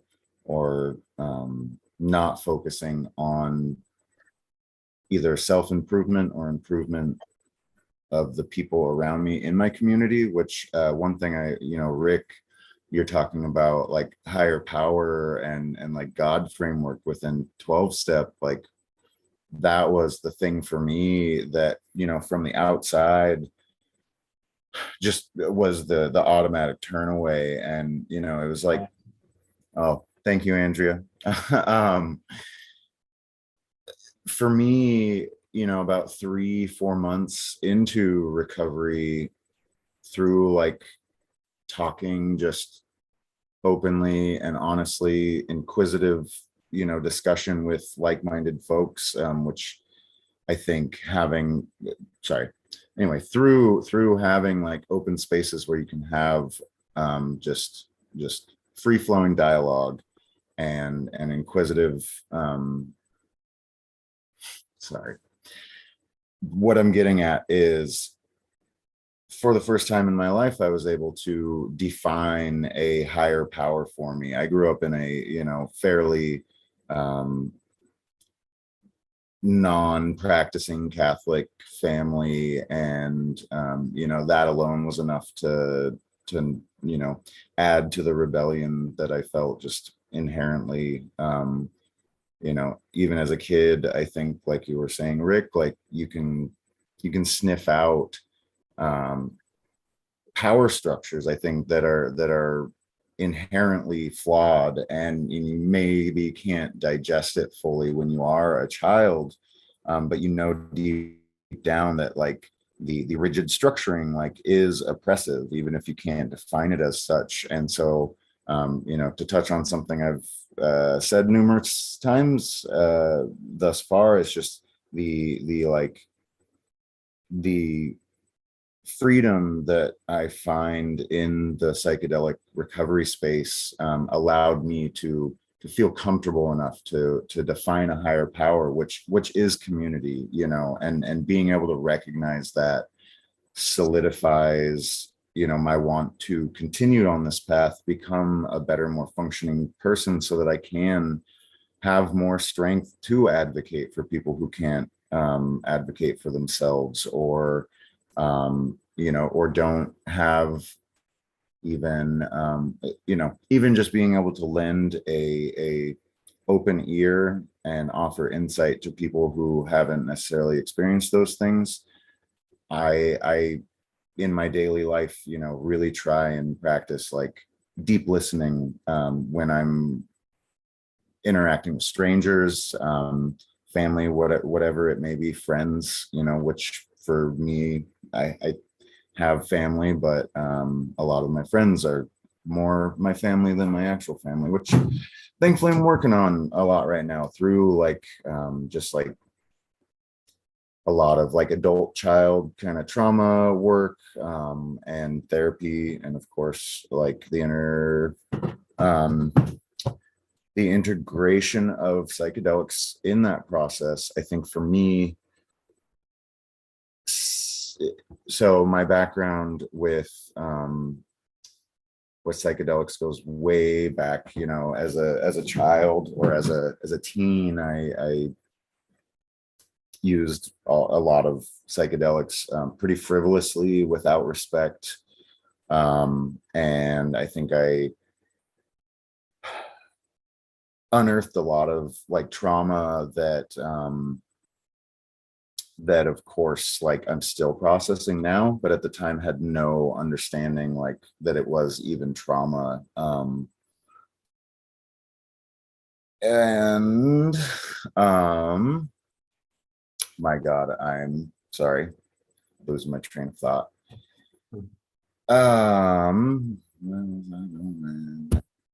Understand God, higher power.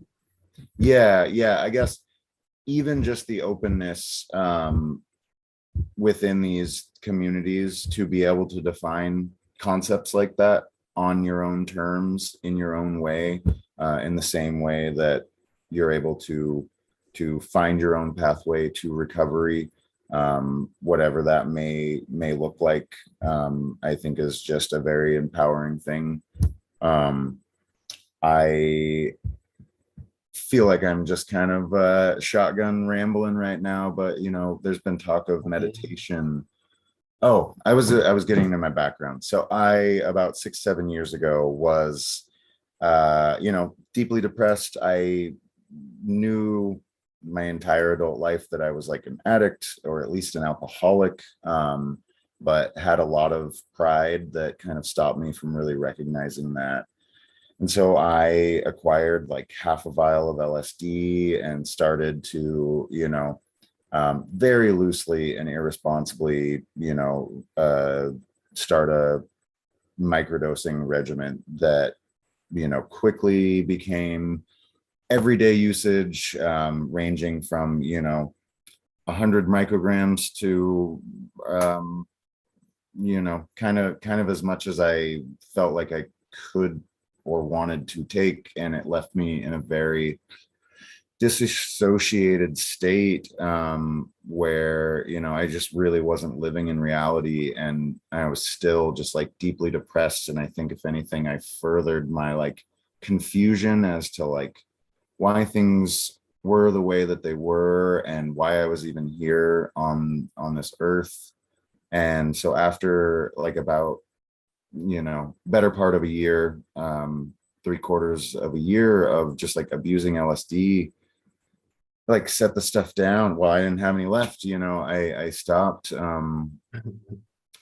using it and was like, I'm done with psychedelics. Like this, you know, I've had trauma come up as a result of their use in the past, and this microdosing thing, I thought it was gonna help me, but you know, now I don't even know, you know, what to do. And it wasn't until finding the psychedelic recovery community that I gained a new reverence and respect for these plant medicines, and was able to, you know, it was a couple months before I even felt comfortable like microdosing again. But once I did, I think with the framework of recovery, and through hearing other people's experiences, have slowly been able to develop an amount of self-compassion that I don't think I've ever had before.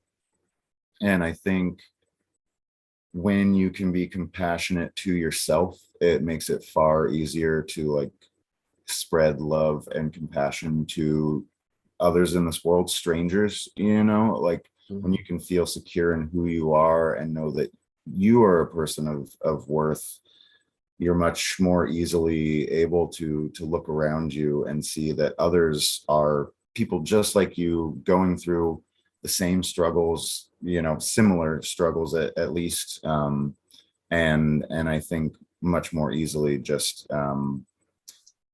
give people the space and like peace that they deserve to fail or to struggle. I guess fail, I don't think is the correct word to use there, because failure implies almost that there's no going back. Like you failed the test, you can't continue going on, like you were kind of talking about, Rick, with the like framework of 12-step, especially being imposed by the justice system. It's like that, again, dogmatic structuring that is so rigid that makes you feel like, it's either yes or no, and if you go back to no, then like you're fucking done. Like, you're not worth anything because you failed in this structure that is laid out by the federal government or your state government. And so, yeah, I think being in spaces where we can further develop ourselves and then learn from others how to use that newfound strength to better the people around us and create a like larger, more supportive community, maybe not even in the psychedelic spaces, but take these concepts and take these concepts and spread them to, quote unquote normies, to just try and at least like open one mind and maybe there's some sort of small cascade effect that we hope will go a little bit quicker, maybe. Yeah. Yeah, I feel like that was quite the ramble. I touched on a lot of stuff there, and I was taking some notes. I think there is a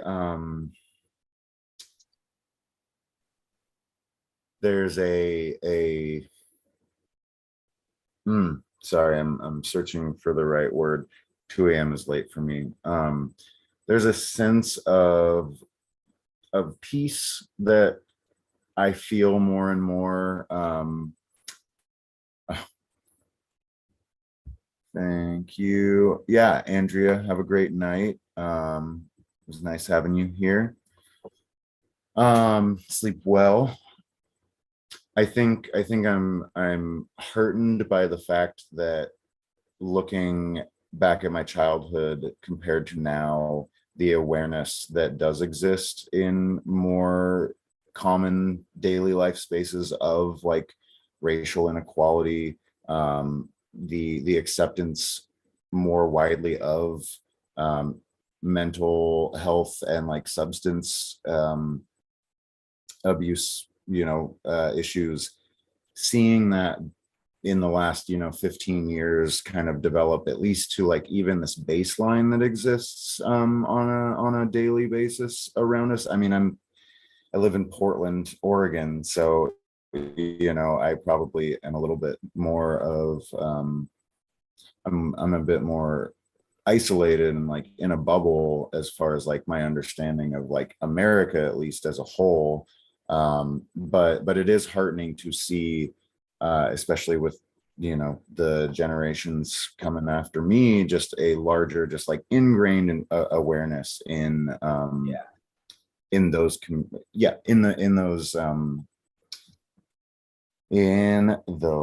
generational communities. But yeah, that was just something that Maria, I think, prompted thought for me on, talking about kind of colonialism, and that made me reflect on just my experience growing up in like a very small town and having, again, like small communities of color within that small town, but having there be no real like recognition of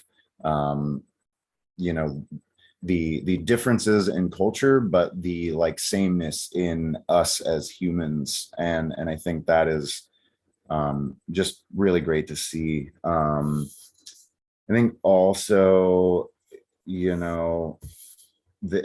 and I don't want to make it seem like all it takes is is the recognition that like people have different cultures, but they're still human, and that's you know, all it's going to take to get to a point where you know, we don't have these grand problems that we do have like deeply ingrained in our society, like the you know, just systemic racism that is so pervasive, at least, you know, in American culture, but definitely across the world, like has been going on for generations and generations through colonialism. So even just seeing an awareness of that is definitely inspiring. And I think I have to, at this point in my life, being in a better mind state and trying to focus on the positives instead of dwelling on the negatives that are so much more present in daily life. You know, again, like thankful for these spaces and for recovery and psychedelics to even allow me to get past my own bullshit and be able to you know, feel good in recognize, like, it is okay to focus on the positive, even if it's smaller than the negative, which seems larger. And I think for a long time, it was hard for me to feel like it was okay to recognize positivity in general, whether it be in inside or, you know, on the macro level with just all of the societal issues that have been kind of touched on here. I think that alone, you know, just feeling like you don't have to feel guilty or shameful for like paying attention to these bright spots when there's this giant dark looming cloud, you know, kind of ever present on the horizon. And I guess going back to kind of Maria's talk, like it was, you know, she kept on kind of touching on how she's done so much sharing of information and still is just like finding herself struggling. And I think just largely, you know, the structuring of like global capitalism and neoliberalism that really upholds the existing power structures and right. And so I think it starts in places like these where we do have, you know, pockets of people who all kind of see these issues that just seem like normal life to everyone else in the world. You know, I guess it's hard to know, you know, what is to be done.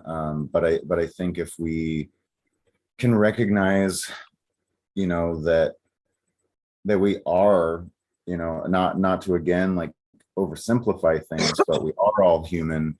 We all are, for the majority of us, like a part of the same social class, and that the thing that is really holding us back from having the material like structuring that we all like deserve as humans on this planet, much more accessible to us, so that we don't necessarily have to worry about monetizing like our passions and the information that is helpful to one another. And, you know, even bat an eye about like being able to just go out and freely give information, or you know, not to say that the change could be made overnight and people's needs will be met. But I guess what I was getting at with the recognition of sameness is that, yeah, like we are a large working class, and if we did find some way to really spread that awareness and work together, like that is how I think larger systemic change will come about. I don't know another way for it to happen without more class consciousness and the recognition that there is these deeply ingrained like social inequities that are a result of hundreds and hundreds of years of like colonialism and power structures, like through fucking violence, that have got us to this point where it all seems fucking normal to anyone who doesn't have any extra like framework to look at it under, or even just like someone to show you a glimpse of like why it doesn't have to be this way. Yeah, and I think that is kind of like a lot of the thoughts I've had. I'm curious if anyone found something they want to ask about in that rambling, or even just has a topic that they'd like to discuss. I think yeah. I'll touch on your idea there. Like, I feel like, yeah, we're all like kind of under the same like blanket of like stress and anxiety. And I think what I mean by that, right, is like I had really bad anxiety issues. It took me a while to identify like why I was spinning around in circles at work and shit. But once I did like figure it out, I started going to mental health and getting, treatment with the therapist and some meds to help me sleep and whatnot. But what I realized, like, the best we can all hope for in this age is like to be at like a cozy 3 or 4, right? Like occasionally something fucked up will happen in your life, or a natural disaster will like spike it up to 7 or 8, maybe like 10 if it's really fucked. But the best any of us can hope for in our lives is to come back to that like cozy 3 or 4. And that's like what you're saying, like the inequities, just the unfairness and the absurdity of it all too. It's super fucked, man. Like living in a day and age where like we cannot address like what to do about climate change, because first we have to have a debate about whether or not it's actually real. And it's the same with systemic racism, dude. Like, what are you talking about? We've got a black fucking president. Look at Tiger Woods.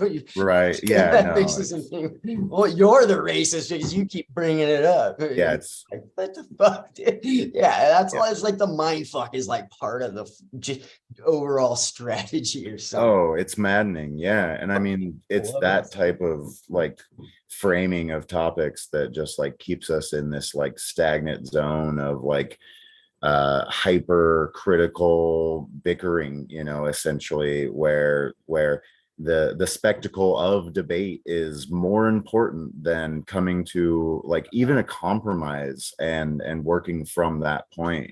Yeah, you're absolutely right. Yeah. Oh man, yeah, that's frustrating, that's for sure. It's hard. That's one of the things I remember about like this recent go around. Like I remember I messed around with like acid and stuff when I was a kid. It was the late 90s. We still had like hippie corner there in Santa Cruz where you could get like doses for $3 or $4 or something like that. But like it wasn't until it's like my early 40s during the pandemic, actually, just to like have an activity. I started going out and photographing mushrooms like out in the parks here in Seattle. There's some fantastic parks out here in Seattle.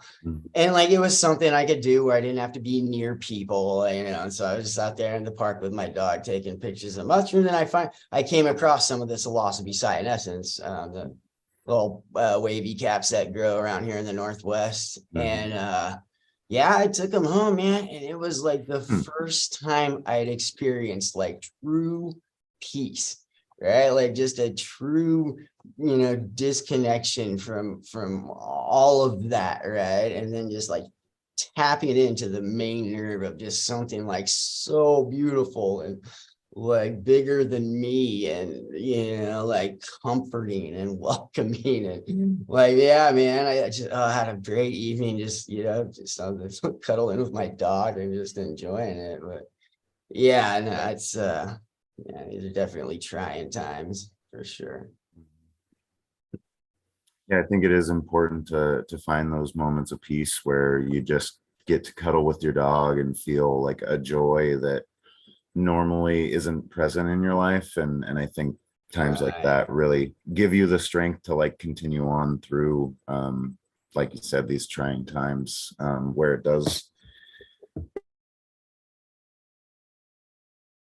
Uh-oh. Oh no. Crap, we lost him. I'll just keep an eye, hopefully try to sign back in soon. We're limited. Oh, there you are, brother. You glitched out for just a little. Oh shit. If you want to back up maybe like 30 seconds or something, it wasn't long. Okay, yeah, I don't think I really said much, but yeah, I meant to kind of warn everyone, like my cell phone is my only internet connection and I'm casting it onto my computer, and I have to charge wirelessly, which causes my phone to overheat, and so there's a chance that I could just like drop off. Yeah, I warned. It's been this kind of like ongoing thing that has just gotten real bad in this like last 2-week period, and I told Leo that like I'm gonna do my best to be here and cross my fingers, but I'm glad that I only dropped off for like 30 seconds. But yeah, I think finding those, I'm not sure what you heard, but being able to like through, you know, finding some cyanescence, is that what you said in the park? Or yeah, and being able to cuddle with your dog and like being able to you know, carry that into your life and hold it as a thing that keeps you going is another just like beautiful thing about psychedelics. I think just it makes you appreciate not even small things, like cuddling your dog is a fucking big awesome thing, but really being able to like embody that feeling is what, you know, helps with that strength. Yeah, for sure.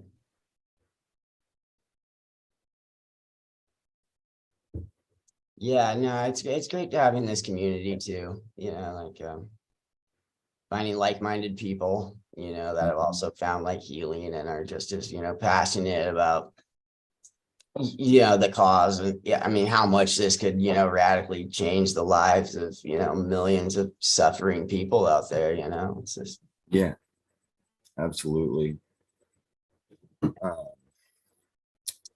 Yeah, I know I could talk about meditation a little bit. That has been, oh, please, Annie. Yeah, please. oh, yeah. Sorry. I'm listening. I'll be right back though. I am listening though. I Oh, just yeah. I just had a question, like, what is your opinion on this? Or any thoughts around like, because I think about like accessibility a lot and like just like the average person. You know, where I'm familiar with, which is the United States, that's the only place I've lived. But like people,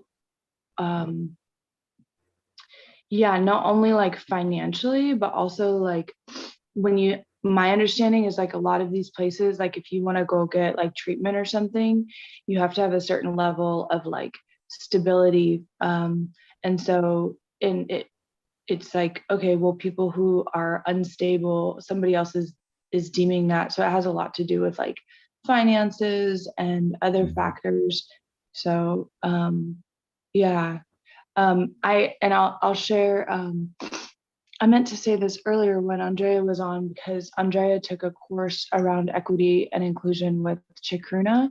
And then last weekend I was at the Chacruna conference, Queering Psychedelics in San Francisco. It was so cool. It was awesome. But, you know, like at the very end, they had their friend come up on stage, like share a little bit of insight into their story. And like this person, I don't know, they said they had some sort of diagnosis, so they're an unhoused person, but they started taking like large doses of mushrooms, like in the like homeless shelter, and then like helping facilitate for other people. So I'm just like thinking of that like environment of people holding space for each other in that way, like so cool. And how, Yeah. you know, if someone in that position like went to, you know, go get treatment somewhere else, like they'd probably be denied for all sorts of reasons. But anyways, that story I recently was exposed to was super cool. And then, yeah, just any thoughts or anything around that from you? Yeah. I mean, I think like that financial gatekeeping essentially is like a core issue with like the structure of capitalism in general. I mean, we don't have fucking free healthcare in America. Like, yeah, if it wasn't for the free resource of the recovery center that just so happened to be, or not even recovery center, but just like recovery facility that offers just like 10-15 different meetings a day. One of them just so happened to be PIR. Without that, I wouldn't be here doing this. I don't think, because I thankfully have a lot of privilege, have a decent job, which still doesn't barely even get me by. Like having $900 to go to a clinic or a retreat, something like that is even out of the question for me. And so for someone who's like on the street already, or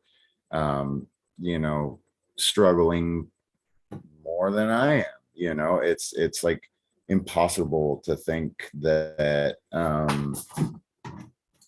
it's not impossible to think, but it is, it's more daunting even. Sorry, very tired. It is, it's sad, just like the fact that we don't have basic health care access, as individuals in America, but especially, access to mental health resources, even ones including psychedelic dosing. I think the homeless shelter facilitator, that's fucking awesome. That's some, anarchist psychotherapy right there, which I think largely, that mirrors like my first introductions to psychedelics, like way back in the day. Not that it was a healthy facilitation, but just kind of like the knowledge of mushrooms being passed down, through generations, I guess, and kind of the like rite of passage of taking psychedelics as like a teenager, which I don't necessarily think is the best idea, or would be a better thing if there was actual structured facilitation for people in whatever circumstances or like situation they find them in. I think that touched on what you said, Annie, which thank you for that question. That was awesome insight. And again, just knowing that there's folks trying to do even that with like no resources, right? It's like, that's fucking awesome. And I think that's part and parcel to like kind of just everything I see in like the psychedelic world. It's like people are just trying to do what they can with what they have. And even if that is just like spreading like open acceptance for like other people around them in the world. Yeah. Thank you.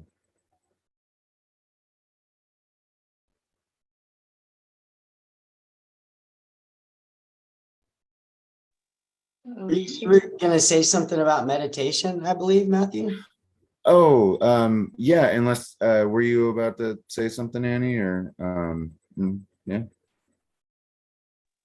I just was gonna ask if Alicia had your hand up earlier. Oh, sorry, Alicia, I didn't see that. Did you have a question? Oh, that's okay. Oh, I just wanted to say, oh, hang on a second. Yeah, you're good.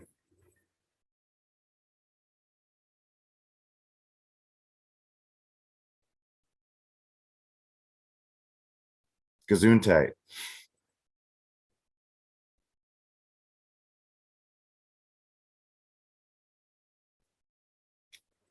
You're muted, Alicia. What? Can you hear me now? Yeah, I can hear you now. There we go. Okay. I just wanted to say thank you so much, Annie, for mentioning that Queering Psychedelic conference. And I was so going to go, and then I didn't go. But I don't know, I don't know if it's at all possible to, I don't know, open up space for that, but I'd love to hear about your experience about that conference. If there's anything that you want to share, I can only imagine how amazing it would be to be in a place where it was just all queer people and psychedelics, and I wasn't able to get there. So and actually, I just, maybe I'll say, just to put it on the table, I think there's been a lot of discussion around gender and psychedelics, but not a lot of conversation so far around queerness. And I was, really was having some big, major FOMO about the conference. So I'd love to hear how it went. And just wanted to say that I was thinking earlier today, just how important psychedelics are in the queer community as well. You know, like, in just substances in general. It's just a big, it's always been a big part of the queer community. And yeah, and so and I want to make some space for that. And yeah, Annie, I'd love to hear what it was like, if you had any takeaways, and can you help heal my FOMO a little bit? So what is FOMO? That's FOMO is the fear of missing out. Okay, thank you. I'm so uncool. Thank you. Yeah, please, Annie, I'd love to hear about your experience there. And once you're done sharing, I actually have kind of a really relevant personal anecdote with queerness and psychedelics. So, but I'm curious to hear about this conference. Cool. Yeah, I had FOMO and I was there, so don't even worry about it. It was just like, there were 3 tracks you could go, so it wasn't possible to participate in everything. It was only the second time they had done the conference. I think it was 2017 when they did it before, and it was at the same location, Bravo Theater. So they had expanded from like using one room, like the main theater room, into 3 different spaces. So at all times you had 3 different options of what to participate with. Yeah, and I think it's hugely important. I mean, for me, a lot of it, like, I kept switching like rooms I was in, because I'm like, okay, I feel extremely affirmed in this space, but I also don't feel challenged, so I move around a bit. For example, like, there was one conversation around like queerness or kink or BDSM or like alternative relationship structures. If you're falling into kind of like this marginalized group in some way, how that in and of itself is like a spiritual path that supports psychedelics and is parallel to psychedelics in a lot of ways. Being queer itself, like being parallel to the psychedelic experience, and that psychedelics are also a queer experience. So how much wisdom there is, in that space. There was Sound Mind, I think it's called, out of the Northeast US somewhere. They have trans affirming like care training for providers. So that was super cool to learn about. One thing I like to Sound Mind. I think it's called Sound Mind. Yeah. And yeah, one thing I really liked about it was how interactive it was. It felt communal, and they had talks and Q&As, and then they had talks that were like almost like workshops, and like a lot of space to network, and like spaces. The workshops were around how to network better in this space. So that was so cool. And that's not something I've really experienced at a conference, before, where it wasn't about like the people up on stage being separate from whoever's attending. It was about we're all here together, and that is, we're actually walking the talk, like using the messages of psychedelics, that is love and egalitarianism and that oneness, in this space as well. And I feel like that really showed up. They were doing rape, tobacco snuff in the lobby. That was cool. I had never had that before, where someone blew it up my nose from like a long pipe. So yeah. Wait, I'm sorry. We got to go back to this one. Wait, tell me about this pipe through the nose experience. Rape is like tobacco snuff that you blow up your nose, like, and Caripe is one of the names of the pipes I've heard, I think, but the ones I have are like a V shape like this, and then you can blow it up into your own nose. Wow. Yeah, but they had like a long pipe so somebody else could blow it into your nose. That's crazy. I've never heard of this before. It's probably something like super ancient too. This is the first time I had that. Yeah, I had experienced that at a festival last summer, but I just wanted to say, and I'm sorry, Matthew, because I know this is your hour, but I just wanted to say, please. Okay, I just want to say, Annie, I can't tell you how meaningful it is.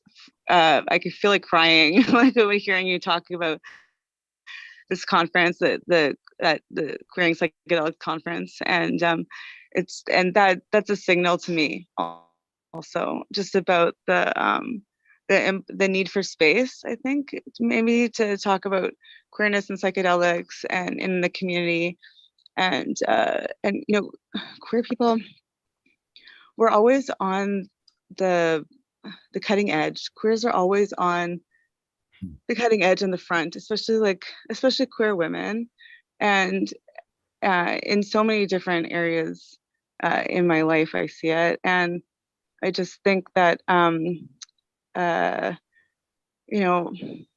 being very articulate, but just hearing you talk about that space that was there and that was created, and I just realized just how important it is, and I'm really grateful that you shared it. So yeah, thanks for making space, and thanks for making space for us to just talk about queerness in psychedelics. And sometimes it's not just about addressing issues related to homophobia.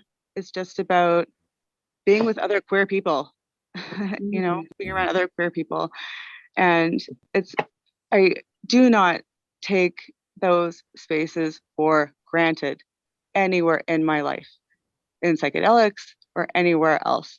So queer spaces are so important for me, so close to my heart. And I just want to thank you so much for sharing your experience. And I think it's really needed in the psychedelic community, because queer people need it, and also psychedelics needs it, because psychedelics are queer, right? We by queer people, we like the mutants, right? We push forward, but and evolve and change things. So anyways, I don't know if that makes sense, but I'm just feeling you all, and really appreciating and longing for and feeling connected to queer psychedelic spaces. So thank you so much, friends. Yeah. Thank you, Alicia. Thank you. And Takruna is really awesome, and they have an Indigenous America's Reciprocity Initiative, something like that. That's awesome. And they have a queering psychedelics integration, I think, like a monthly meetup. And yeah, hopefully they'll do it again soon. Yeah. Well, yeah, thanks for bringing the topic to like queerness and psychedelics, my anecdote is very relevant. So I talked about my history with kind of abusing acid like 6 years ago, and it's still hard for me to say like what else I brought out of that experience. But the one concrete thing that I know I gained from even that period of like dysregulated, like unhealthy, like disrespectful usage of LSD was I, since I was 18, was experimenting with my sexuality, and I basically was on acid and was finding myself in these gay spaces, like experimenting with men, and had been doing those same things for years, but very, very closeted, and like maybe I would open up to like one or two like really close friends, but being on a psychedelic while like carrying out those behaviors really made me analyze just how like much of my true self I was hiding from everyone in my life around me. And so I directly attribute like my period of LSD abuse to like finally gaining the courage and like knowing for sure who I was, and being able to come out to like a handful of my closest friends and family essentially. I'm now, as of like the last couple months, like out to my mom and dad, which that's a whole like bunch of shit going on right now. Thankfully, like they're pretty darn conservative, but don't mind if people are gay, I guess, or bi or queer.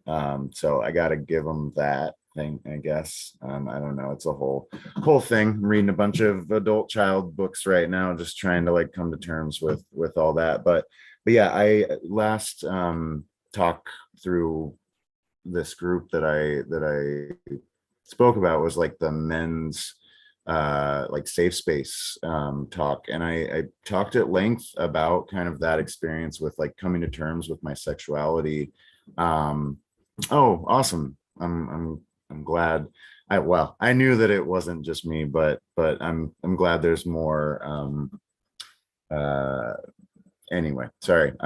Thank you for your story in addition, but yeah, just point being, like, if it wasn't for psychedelics, I don't know if I would still be closeted today, but I definitely wouldn't have been out, to like the closest people in my life 6-7 years ago at this point. And it is a proud part of who I am now, and not something that I like keep secret or feel shame about. So yeah, thanks for bringing that up and into the zeitgeist of this room that doesn't apply into the topics here. I'm waning quickly. I'm very sorry, y'all. But yeah, Alicia, Annie, thank you for like talking on that, because it's relevant, and something that Leo was like, you need to share this, and I was probably gonna forget about it, so I appreciate it.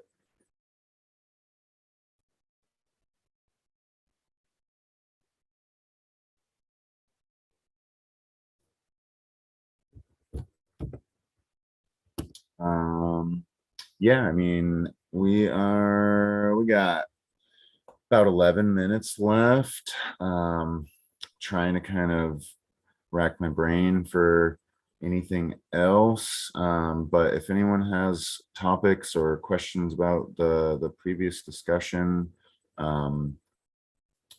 feel free. I would like to say something shortly, if I could. Yeah, please, it's please. more of a message of hope, which I think is a great healer when you talk about mental health, or like hope and like cognitive behavioral therapy, so far as I know, are the proven methods of healing, because I've been in psychiatry for 9 years.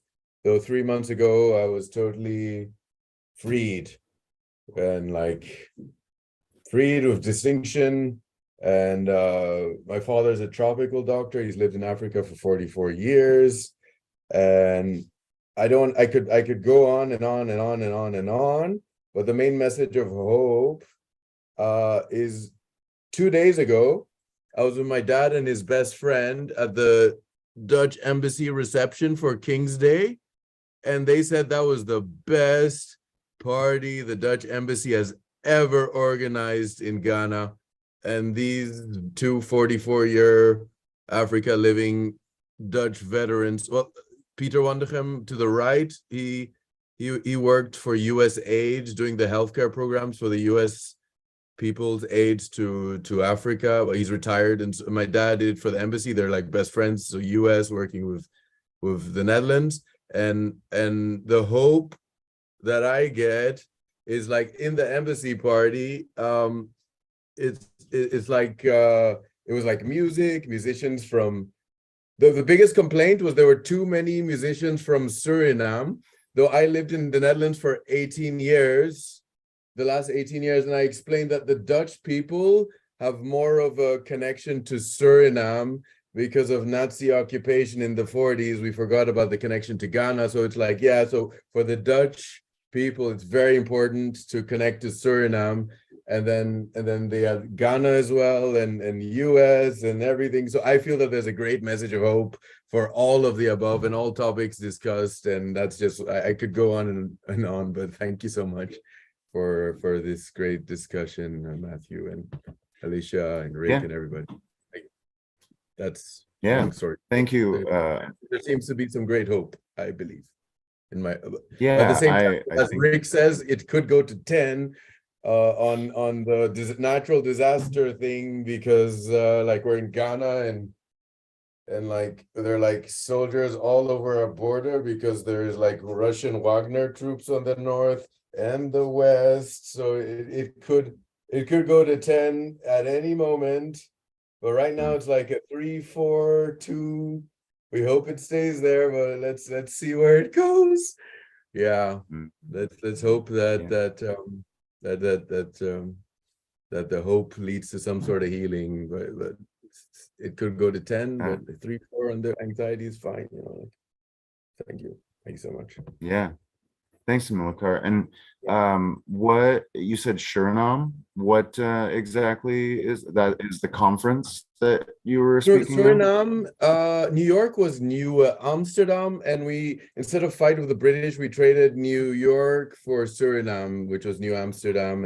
And the reason why the Dutch population has a connection to Suriname is because they speak Dutch there. And during Nazi occupation from 40 to 45, the Nazis basically said, you guys have to forget everything you ever learned about your global conquest, forget it.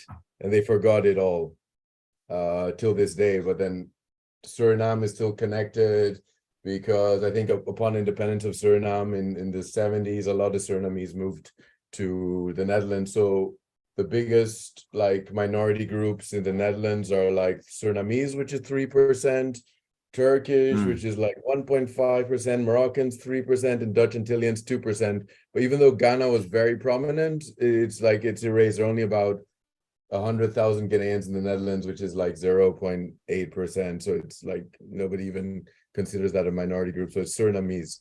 That's why it's complicated. Long story short.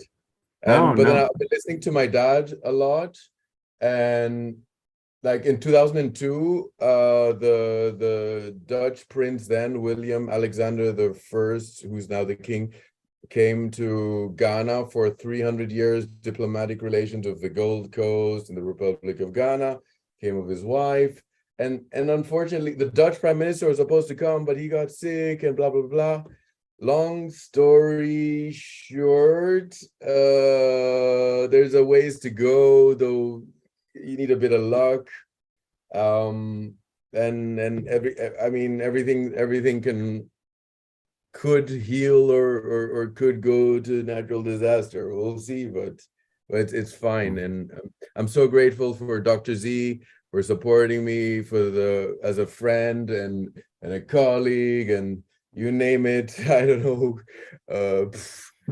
In my 9 years of psychiatry, he was there for 7 of it, and I wouldn't be free without him, and I wouldn't be able to explain to my dad, the tropical doctor, what's going on, and now he understands. Now I think my parents are overhearing all of this, and yeah, it's cool. It's cool.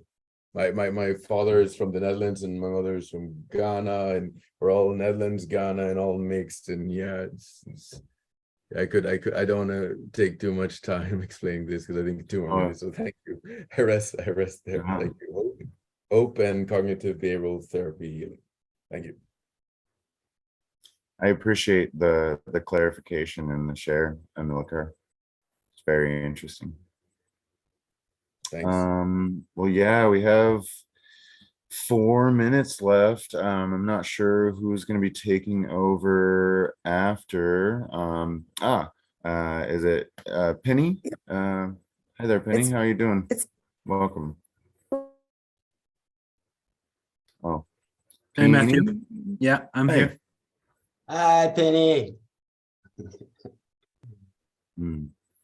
Well, welcome. And yeah, I just want to thank everyone for listening to my rants. I mean, I feel like I'm more here in this space to kind of soak up information from y'all. I always really enjoy these talks, even if I'm up at 2 a.m. and we'll retain a quarter of it. I just try and take as many notes as I can, and just am continuously inspired by like the mental health psychedelic spaces.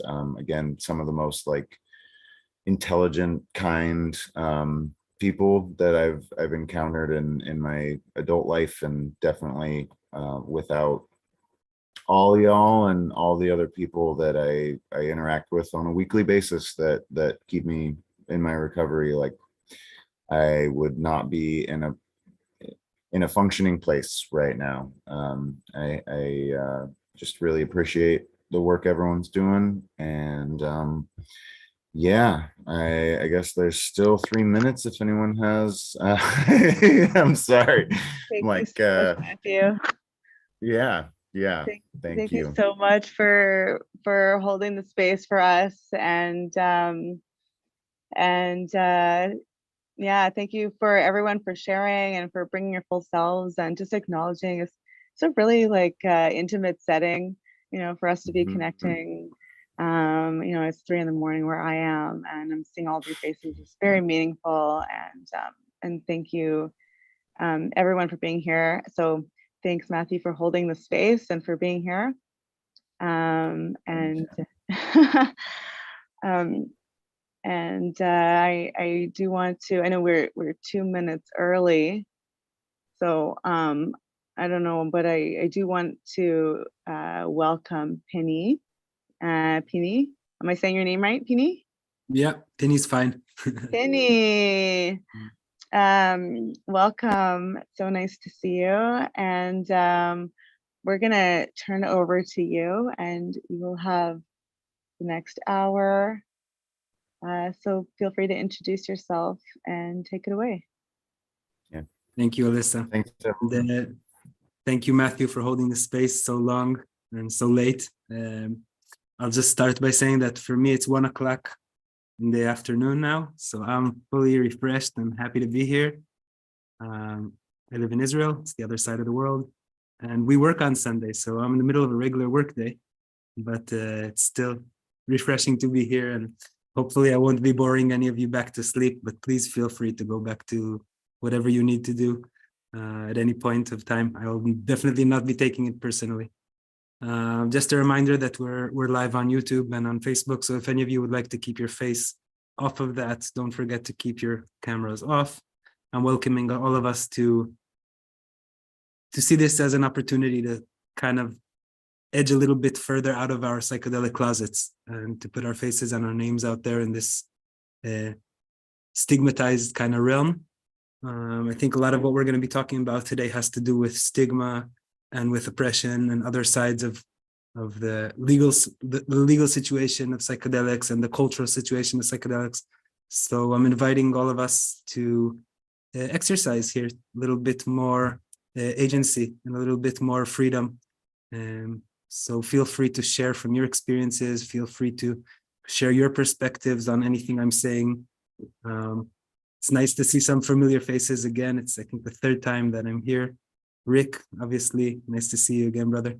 And I want to start by, I'll just say a sentence about myself, and then we'll start by going into some of the themes that I thought we could discuss here. And I'd love for this to remain an open conversation and not a lecture, obviously. So I'm a social worker. I was born and raised here in Israel and in the US, back and forth to a Zionistic settler family. I have 8 brothers and sisters who all live in the West Bank. All are Orthodox religious Jews. And I'm not there anymore, obviously. Not in the West Bank, not in the religion, and not in the heteronormative square forms of thought that I was raised in, obviously. And psychedelics are a big part of that in my life over the past 15 years, as cannabis as well. For me, I'm going to be talking about cannabis and psychedelics under the same umbrella. Obviously, each person has their own right to categorize however you like, but I use cannabis psychedelically and I use psychedelics in ways that other people might be using cannabis. So it's just that way for me. Obviously, being in Israel as a advocate for psychedelics is not something that is, I can't take it for granted, and I need to be very grateful for the people who have done a lot of work before me to kind of allow me to even step into this space as a advocate, as a social worker, as a policy change activist. So if you have any questions specifically about Israel and psychedelics, you're welcome to ask. I'll try to be moving away from that in today's conversation, but there's a whole hour-long lecture that I've done. It's on YouTube. You can read it, you can listen to it. If you're interested in what Israeli psychedelic space looks like. I think some of the things I would love to discuss with you all today would be the American-centric perspective on psychedelics that is very, very widespread within the Renaissance, within the third wave or fourth wave or wherever we are right now. And I'd like to take the perspective out of the US and into Asia, into Europe, into Africa, into Australia. There are other places around the world where the psychedelic Renaissance is almost unheard of or is very different in so many ways. And I think that would be interesting to discuss that. Obviously, there's 24 hours conversation of equity and inclusion. So I'll say that for me, a big part of this is accessibility. And accessibility is another thing that I'd like for us to consider today. And when I say accessibility, I'll just start by saying, just to be fair, that I'm chairman of an NGO here in Israel whose aim is to create more accessibility to psychedelic assisted therapy. But I want us to think of psychedelics in a wider perspective than just mental health. So accessibility to psychedelics is not the same as accessibility to psychedelic-based mental health. It's not the same thing as accessibility to medicalized psychedelics. And I want us to talk about accessibility to psychedelics on a whole, on a recreational level, on a ceremonial level, on a rights to explore kind of level, cognitive liberty level, whatever level we want to talk about, not just the mental health conversation. So that's kind of my opening spiel.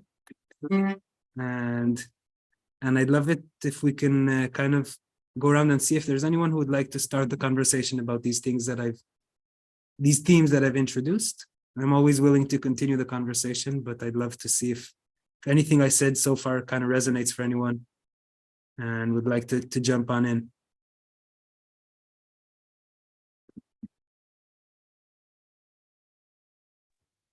Well, it definitely, excuse me, it definitely resonates with me because I believe that there's a lot of areas that are not receiving the health care, the help that they need, and there's systems in place that are not being effective, and they know that, and that there's research going on, but it's not being offered to people that are suffering. And I feel that there's this huge gap between that. Like, what is wrong with a system in place that is providing, mental health or even, whatever kind of physical holistic health, that are not accessing some of the things that are available that research has shown it works. So it definitely resonates with me. Thank you. Thank you, lovely. Thank you for being brave and jumping in first to the conversation. I really appreciate that. You said two things that kind of I want to respond to. One is systems that are in place. And let's talk for a second about the systems that are in place. US is a very, very different story from most of the world regarding health services, insurance, health systems. And I live in a country where, yeah, you pay a lot of taxes, but you get healthcare and mental health care kind of subsidized by the government. And the systems in place in Israel, which are kind of left over from the socialistic era that we had up to about 20 years ago, are very different, obviously, than the healthcare systems in the States. So when I want to help someone who's looking for psychedelic assisted therapy in Israel, what I need to do is kind of find a therapist that already works with the government system, that knows a little bit about psychedelics, and a clinic that's willing to, whether in a hospital or out of the hospital, willing to give, ketamine services, because that's what we have available. Or I have to advise using illegal underground versions of a similar system. So there's, even in a place where we're a small country, we have 8 million, 9 million citizens, the systems that are in place have no idea about psychedelics yet. And as an advocate, what I do is I try to connect people to the parts of the system that are willing to even talk about it. But what you're saying is, another thing that you added in is the research. Israel has, compared to the population, very vast research into psychedelics. We had a big part of the MAPS MDMA PTSD trials happened in Israel. There are 6 or 7 different hospitals in Israel that are doing research currently with psychedelics. But like you said, the research is not open to anyone who needs it. The research is usually done, and this I'm trying to say without any judgment.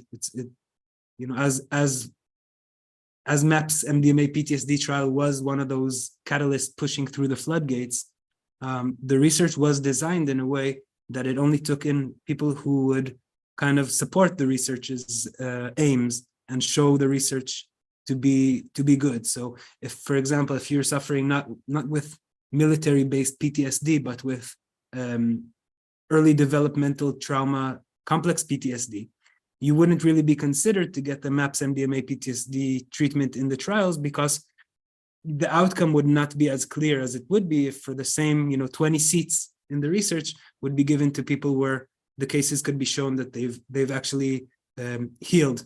Okay, so what research does is prove a point. And when we're trying to prove a point, sometimes the points that we're choosing to discuss, or in this case, the people we're trying to help, will not be the people who would, on an inclusion basis perspective or on an equitable perspective, would be the ones into it. And this is a big issue. Okay, a lot of people think that the psychedelic renaissance is about MDMA PTSD. And the reason people think that is because this is one of the biggest clinical trials that happen. But because we're in very early stages of this change of the rescheduling, the redrafting the perspective the public has and the healthcare systems have, a lot of research has not been done yet. So for example, we don't know if MDMA for CPTSD might be super, like way better than just regular PTSD, or it might be like really unhelpful for it. And the reason we don't know yet is because the first research to be done is the research that is easiest to prove in order to shift the perspective. So what you said, lovely, is definitely important to discuss, and I'm sure that in the States, it's the differences can be even greater. The amount of people, just the size of the population versus the amount of people going into the trials is probably much bigger. And I think if we're talking about mental health, that big systems do not yet know how to give extraordinary mental health care. I think mental health care is something that is very much based on a very good relationship between therapists and client. It's usually based on a very tailored perspective that sees the person and gives she, them whatever they need, and not something that is easy to duplicate, easy to carry out on a large scale yet. And I think that a big part of the fact that you said that psychedelic therapies aren't out there yet for the people who need them is because mental health is not out there yet for the people who need them in the way that it should be, unless we're talking about private medicine. And then again, we come back to a place where good healthcare, good mental health care, good psychedelic mental health care is there for people who can afford it, basically. That's just another really annoying part of this struggle, which we should definitely be focused on. Thank you, lovely.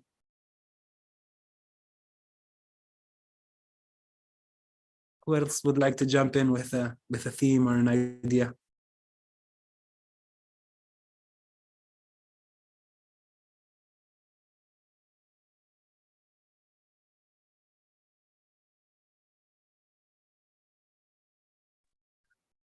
Greetings, Pini.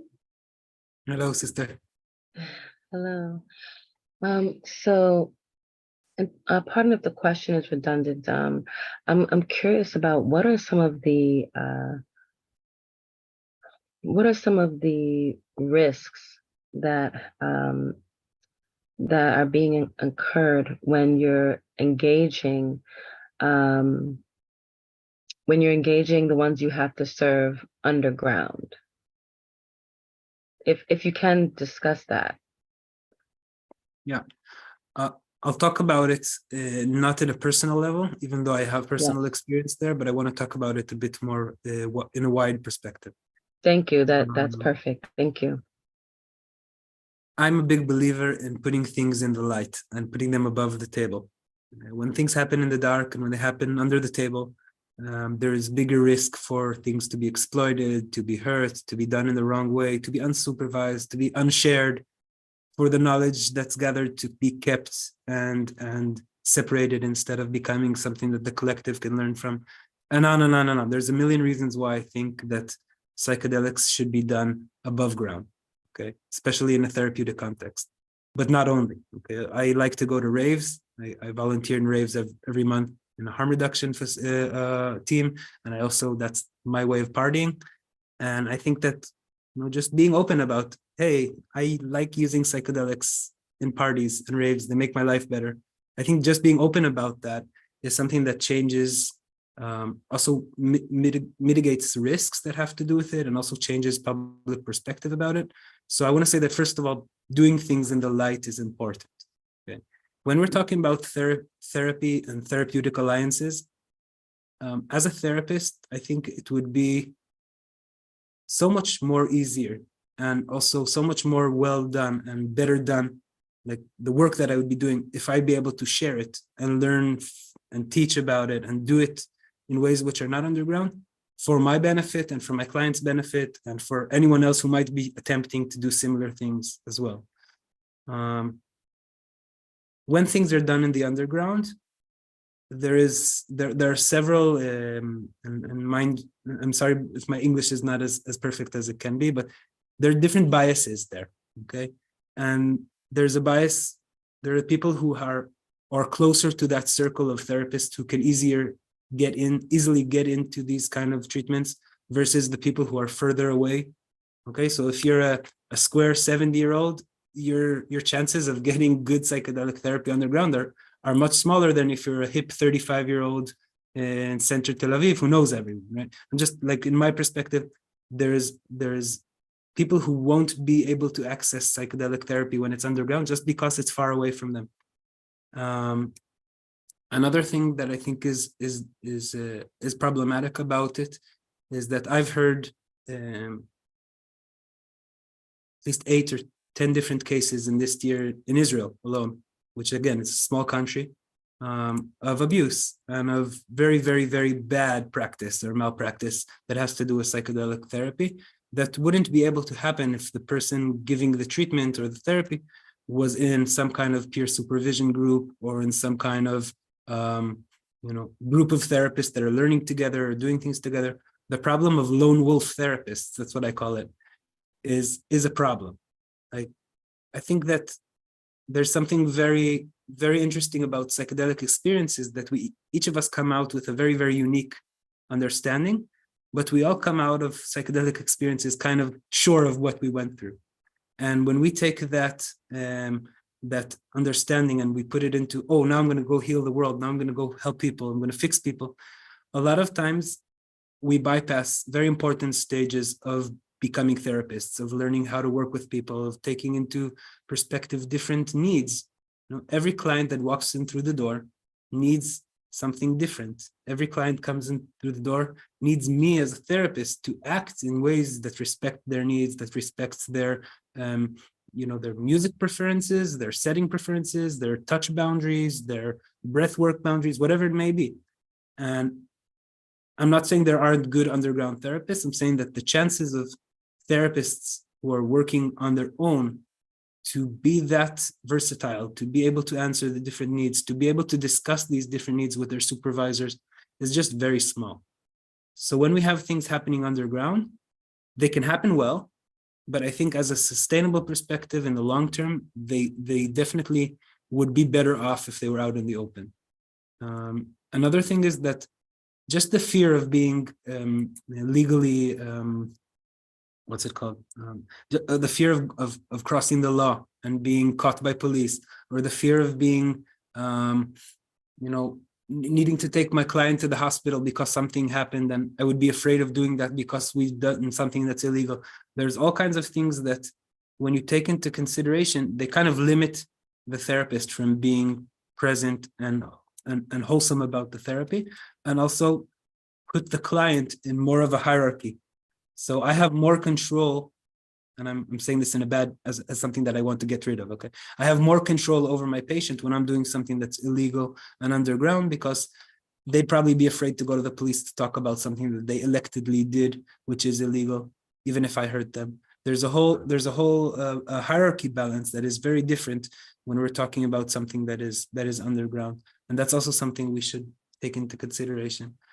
Another thing is, when things are done underground, they're not always done with the right materials. They're not always, the substances people use are not always, they haven't been checked, they haven't been vetted by other people.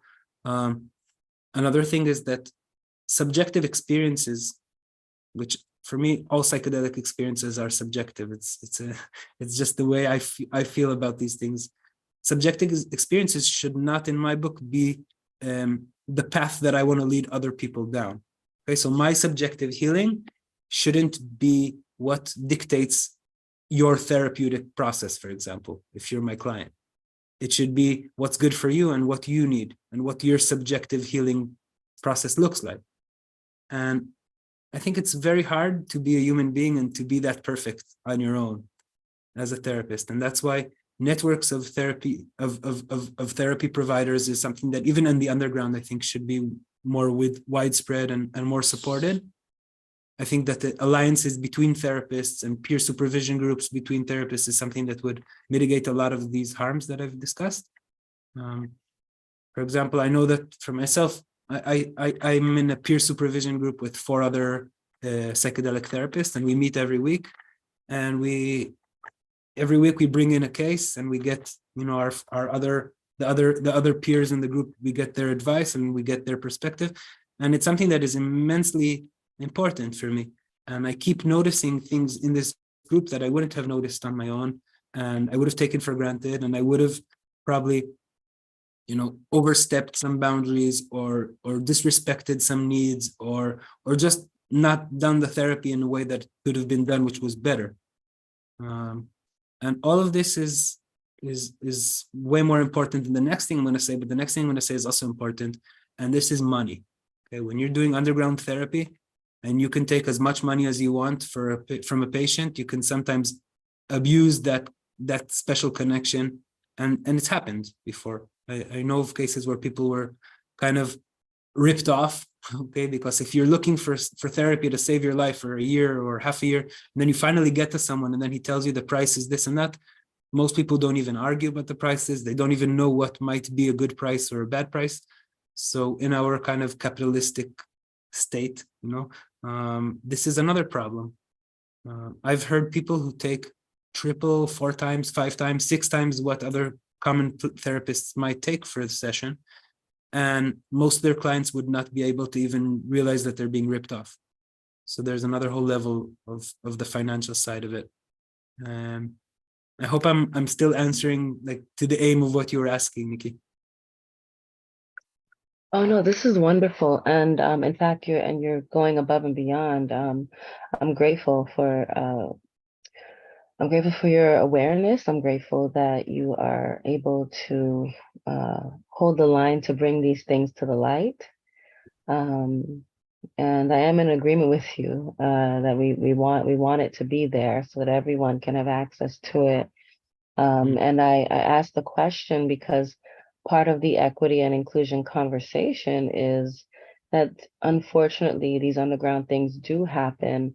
And so when we're able to discuss what happens underground and what are some of the risks that people undergo, there unfortunately may offer a spotlight and how important it is for us to create means to create it and make it more available, however that looks. May I ask another question? Unless someone else has, I don't want to. Okay, wonderful. Thank you. So what would you say for an everyday person to support something like this in Israel, where we can start to bring some of it more to the light? Like, for example, like we have Decrim Nature, we were able to get signatures and, I mean, it's happening slowly state by state. And it can be a bit of a challenge, but what does it look like over there for you? And again, please pardon me if I'm asking any redundant questions. I just entered. I don't think there are any redundant bits to this very important conversation. Even if some of it has been discussed, I wouldn't know because I joined probably 5 minutes before you. So just remember that also. So I'll say a little bit about how Israel's in this situation. I mean, Israel being a small state and being quite I think compared to other countries, especially in Africa and Asia, and maybe some of the closer parts of Europe, we're kind of liberal about psychedelic assisted therapy going into practice, and the government is already in on this kind of things, and there is formal clinical research happening and stuff like that. There's also quite a big underground scene, both a ceremonial scene, let's call it that for a second, and also a therapeutic scene. And obviously these two scenes are kind of, they intermingle in some ways, but there are, and I'm guessing, but this is an educated guess, there are probably hundreds of psychedelic assisted therapy providers in Israel who would, for somewhere between $250 and $500, do a session with you. Probably half of them are actually therapists. Probably half of that are actually therapists who in somehow trained in some way that's related to psychedelics. So I say about 100 or more psychedelic therapy oriented therapists who would be able to help you with this or that. There is a lot of fear about coming together and making noise. And some of this fear is, I think, there's a reason for it. There have been different cases in Israel where police got involved or people got to the hospital, or other cases where things went pretty wrong. I think the way to go about it for me is I started a nonprofit organization for accessibility. And I think that by training therapists and by creating peer supervision groups like what I discussed before, will impact the underground itself. The thing is, the advocacy part of this, bringing this to the government and saying, hey, everyone, let's change the policy about this or that. I think that's very, very, very complicated. I wouldn't like to see the underground become legalized before it became educated. I think that having 500 therapists setting up shop all over Israel and just starting to get clients without any kind of training or supervision or some kind of benchmark for everyone to start out from, I'm not sure that would be a good way to go. And that's why part of what we're doing in the nonprofit is to kind of create that benchmark and create that line in the sand where everyone starts the race from in a good way. Advocacy in Israel usually doesn't work. I'm sorry to say. I mean, it does work when it's done together with the political situation and it's done together with bigger players, financial players, academic players, and that's why I'm trying to create a coalition between the civil society organizations as well as some of the academic research and like the mental health perspectives, together with some financial players. So there aren't too many big financial players in Israel currently that have to do with psychedelics. There's probably 3 or 4 startup companies and maybe 1 or 2 clinics that are starting up, but that's basically it. So we have a chance to kind of create the regulation before it happens, to kind of maybe help by not dictate, but inform the regulators when they're going to be writing it up. But it's still very early stage, especially compared to the States where the ketamine situation has become so widely spread that it has to be reeled in again. We're definitely not there yet.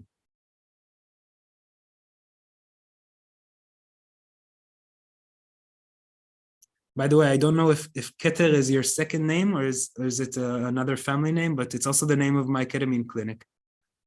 Is it? Yeah, Keter in Hebrew is crown, for those of you who don't know, and is also one of the the Kabbalistic Hebrew version of chakras. So the crown chakra is also called Keter, and it's also an acronym for ketamine therapy education and retreats. So that's why we decided to call it Keter. Amazing, amazing, amazing. Yes, it was a name that came through during an ayahuasca journey, and I'm grateful for all the synchronicities. Very cool. Gratitude, yes. And thank you for all this amazing sharing. I'm curious.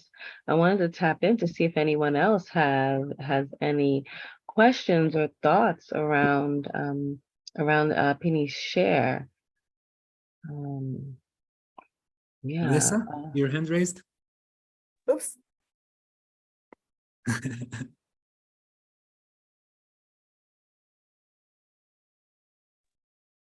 Alicia, did you want to say something?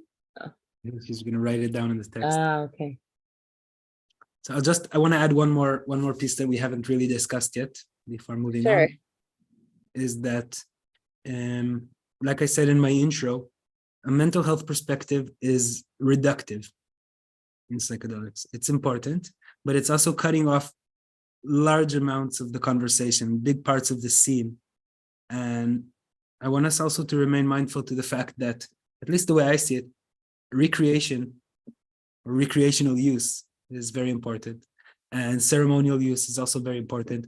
And once we only talk about psychedelics in a medicalized therapeutic perspective, we're also helping the lawmakers kind of ignore those scenes. So I want us to keep in mind the fact that when we're talking about psychedelic use, there are different modalities, different uses, different perspectives that are some of them are being pushed to the edge, kind of put on the minor part of the conversation by the therapeutic medicalized perspective.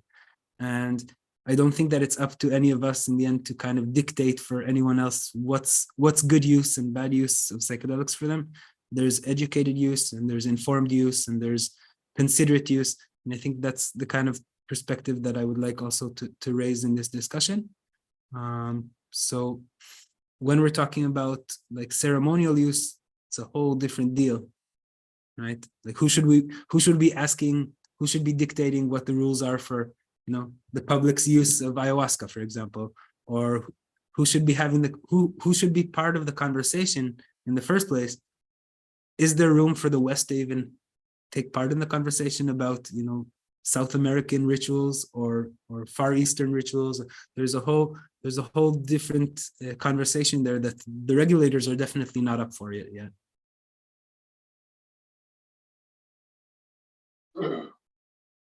Thanks, Penny. I just wanted to I say hi, and I don't have a question in particular, but I'm so delighted to meet you. I also work in the area of harm reduction and in Vancouver, and I'd love to hear more about the scene in Israel, the harm reduction scene there as well, especially in relation to equity and psychedelics.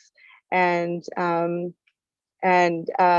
yeah, I'm interested also in I think about, I don't know if you're familiar with the work of Lior Roseman, who's used psychedelics with bringing Israelis and Palestinians together in the context of peace building as well. And so I think there's some really cool things happening in Israel with psychedelics, just expanding in relation to equity and bringing people together. And all of this is to say is I'm just really pleased to make the connection, and I would actually like to hear more about what the scene, the harm reduction scene is like in Israel with psychedelics. And yeah, so if there are any other key insights that you have in the context that you're working in that you think would be helpful as we have this conversation around equity, I'd love to hear your thoughts.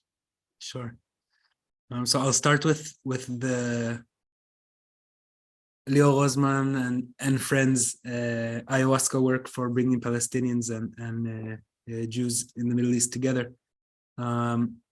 First of all, I highly respect this work. Lior is a friend of mine, and I'm signed up for the next ayahuasca circle when it happens as a West Bank settler in my past, looking to create more peace in the Middle East, obviously. I'll just say that the ayahuasca research that you've mentioned was not done in Israel. It was done in Spain for political reasons, obviously. Getting Palestinians into what is considered Israeli territory, or Israelis into what is considered Palestinian territory, is very difficult.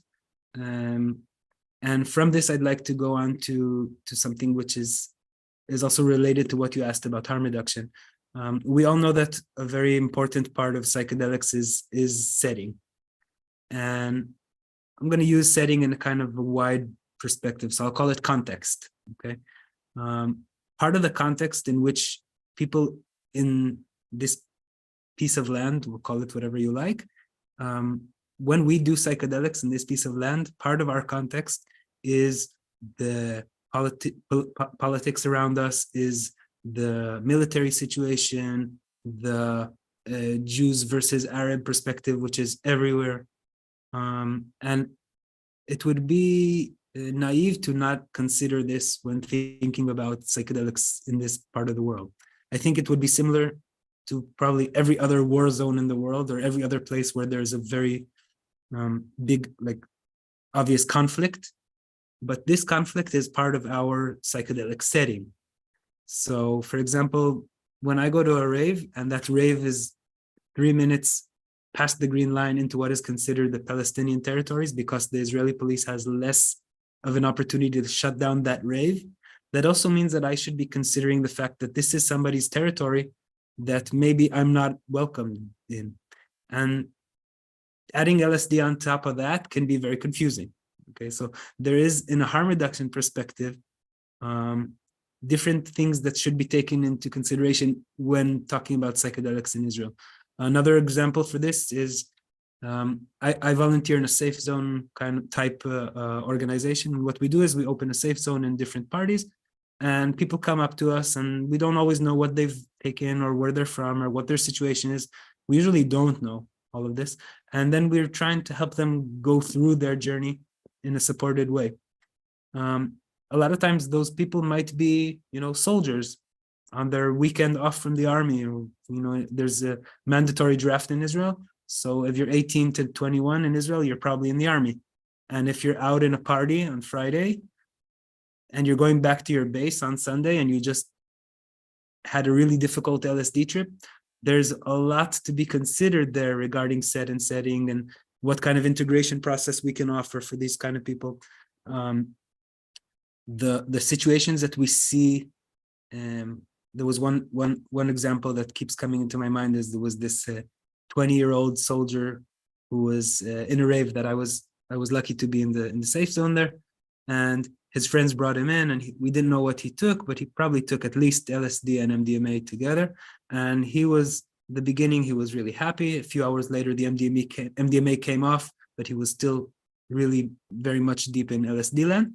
And for some reason, we thought that he was okay enough to kind of go on his own back into the party. His friends took him back.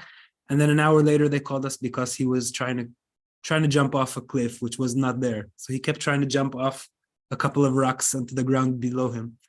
And nobody knew what to do with him and what was happening with him. And we had to we had to cooperate with the paramedics and kind of give him some medical treatment and kind of get him to calm down. And this happens, I mean, occasionally, obviously.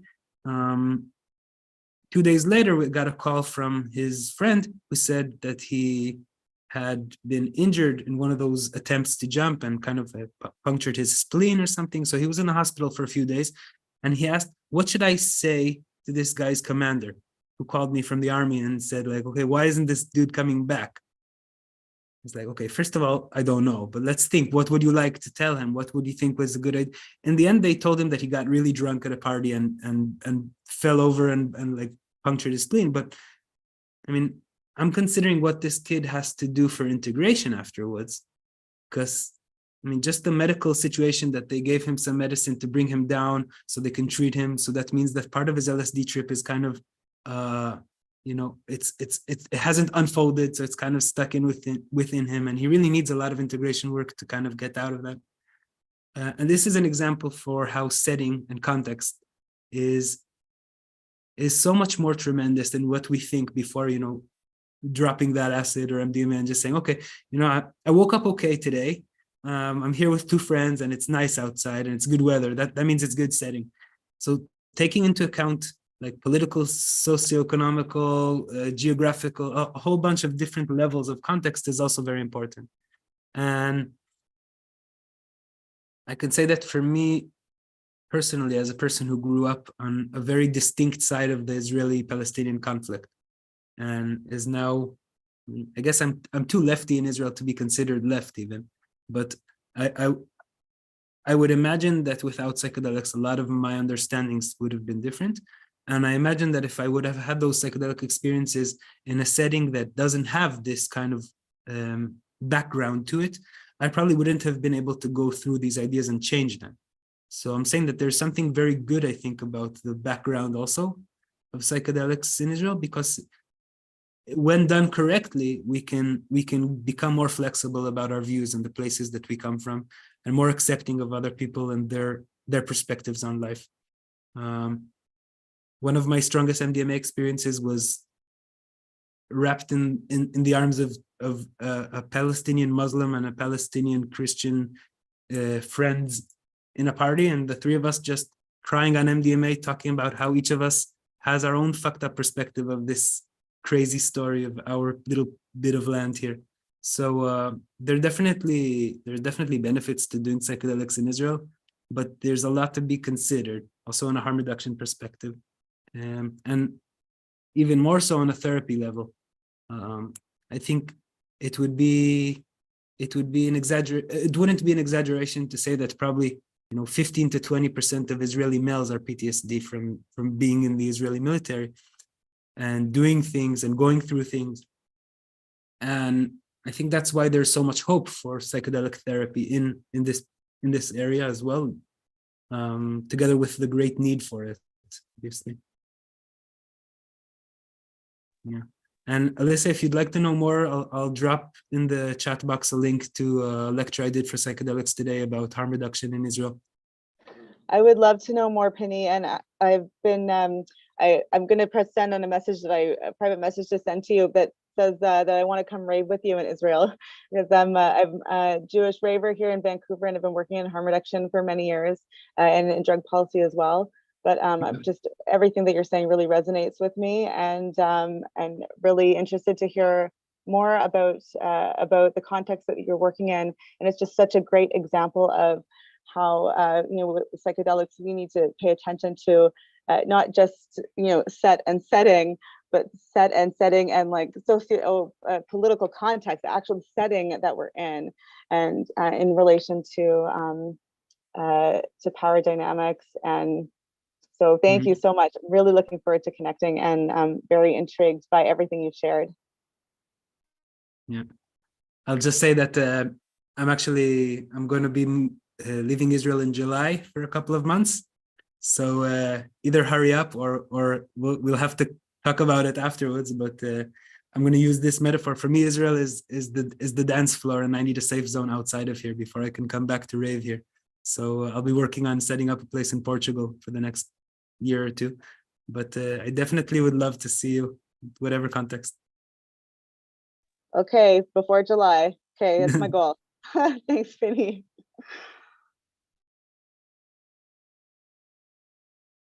So anyone else want to join in on the conversation? I'd love for us to kind of maybe consider more of the non-American perspectives important in psychedelics, patriarchy, capitalism, a few other things. Well, I have a question. So while I appreciate, like, I myself have benefited greatly from Western therapy, and I'm glad to be alive in this day and age with modern medicine completely. I think there's ethical issues with like trying to put psychedelics in a medical box. And so from traveling the world a bit myself, I know that in a lot of ways, other countries, like it's almost like a goal, and then like of course Westernization and Americanization happens in places. But I'm wondering, like, from a perspective from outside of the US, like, is there a relationship there between how like the research is being spearheaded in certain countries, and is that like setting some sort of standard in other countries, or are other areas of the world just like we're gonna kind of go at it our own way? Or is it it's kind of open question? I think it's a very, very important question. Even for me outside of the US, it's not obvious what the answer for this is.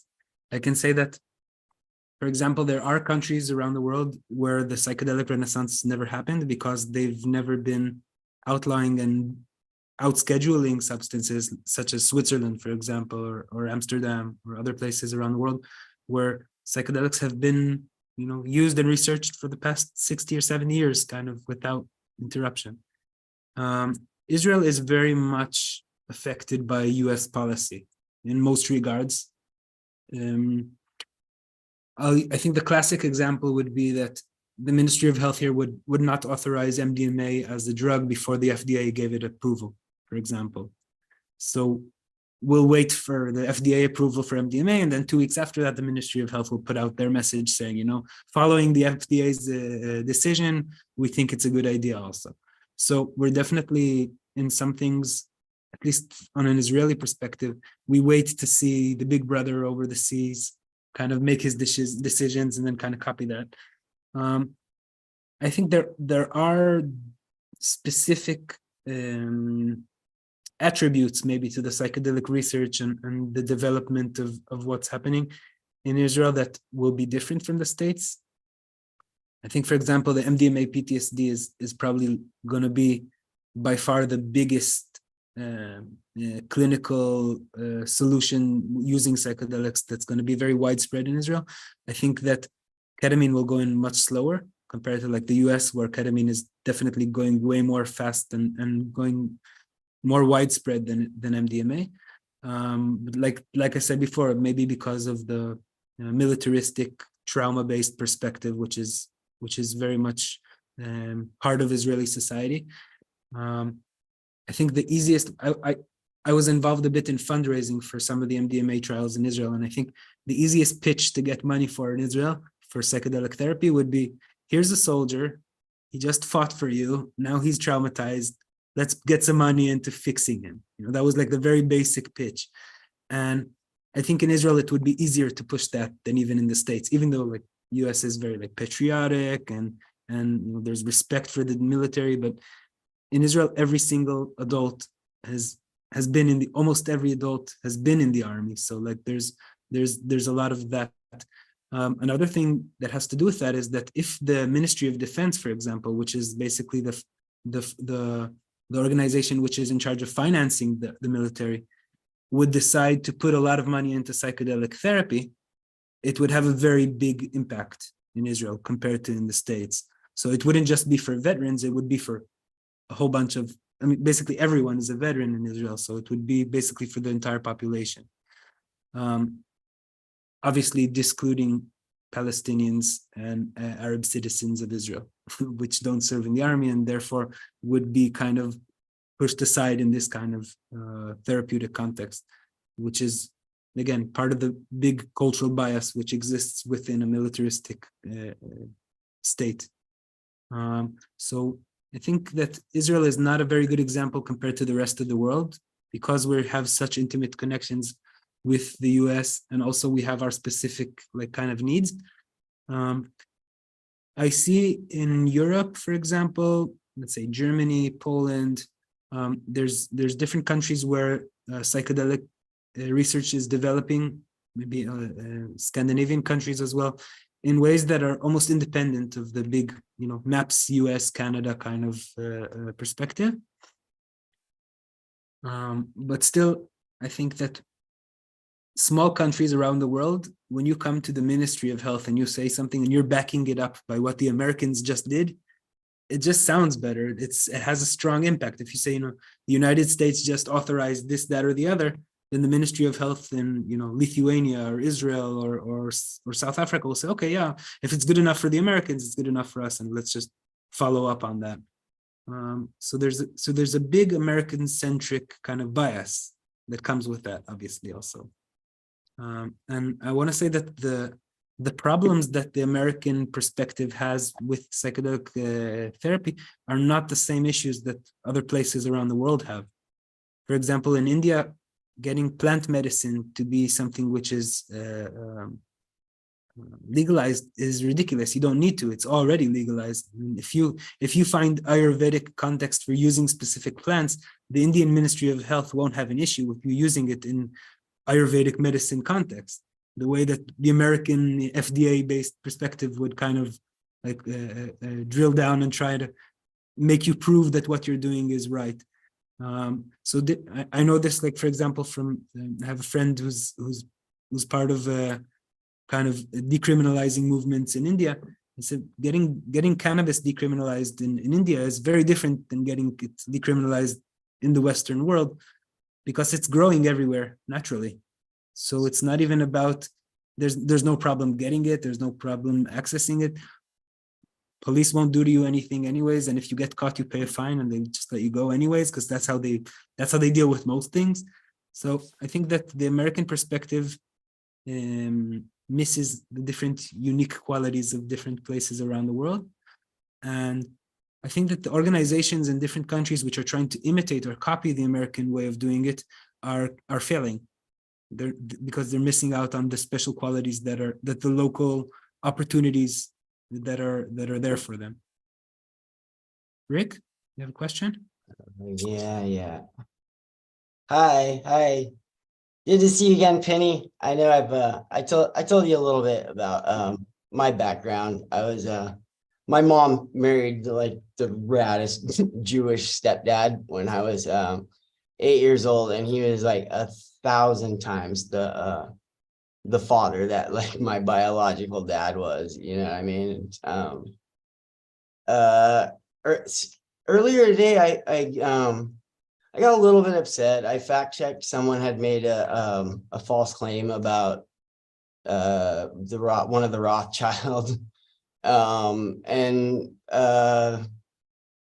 like I don't know. Yeah, I called them out, and they got upset, and I was just wondering, maybe you could give me some advice on how I could have better handled that. You know. Well, I wasn't there, so obviously I can't. But Oh, I'll just say yeah. that in regards to different speculations, I don't like the word that's being used to call different people conspiracy creators, but speculative thought is something that I enjoy myself, and I really enjoy when someone fact checks me and lets me know that what I'm thinking is true, is only partially true, and here's some extra information. I think that it's about how you relay that information that's very important for the other side to kind of get it. Yeah. And most of us, when we're attacked for the information that we hold to be true, will probably attack back, as opposed to when someone is offering us another thing to take a look at. Yeah. Yeah. I find myself a lot on the spot, actually, as a Jewish/Israeli kind of person in a very very open space, willing to discuss very non-mainstream perspectives. And I just want to say that I do not represent Judaism or Zionism or being Israeli. I'm probably a really bad example of all of those. I do have quite a lot of background knowledge growing up in religious schools until the age of 18, and then going into the army at age 18 for 3 years. And I have background, but I don't represent anyone other than myself in these fields. I hear you, man. Yeah, it's just like frustrating. Like, yeah, there's a couple like staples of like white supremacist ideology, and one of them is bullshit about the Rothschilds, and the other one is like this notion that we're these Atlantean super beings, and are mingling with the inferior races is why we lost our psychic powers, or whatever the fuck. So it's like something that I saw there's like 20 people on that call, and like no, I wasn't sure if I should say something at first, but like nobody else did, and like it was something that like one Google search away. Hello, it's just so. Rick, I just want to add into what I said one thing, because I find this happening a lot also. Like, I'll give you another example. I take part in mushroom ceremonies occasionally, and I like to play guitar while I'm doing that.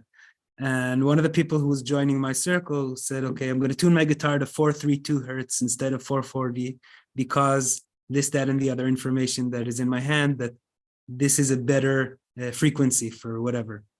I said, okay, I'm willing to tune my guitar to your frequency and play, I don't mind. But I think that the main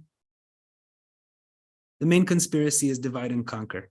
And if anyone's dividing me and you right now in this conversation through any information, then he's serving that kind of conspiracy. And when someone's bringing some information and creating unity through that, that's what it's all about for me. So if I need to tune my guitar to your frequency, I don't mind if it's the devil's frequency, as long as we can play together. If we're going to split up over whose guitar is going to be on what frequency, I don't want to take part in that anymore.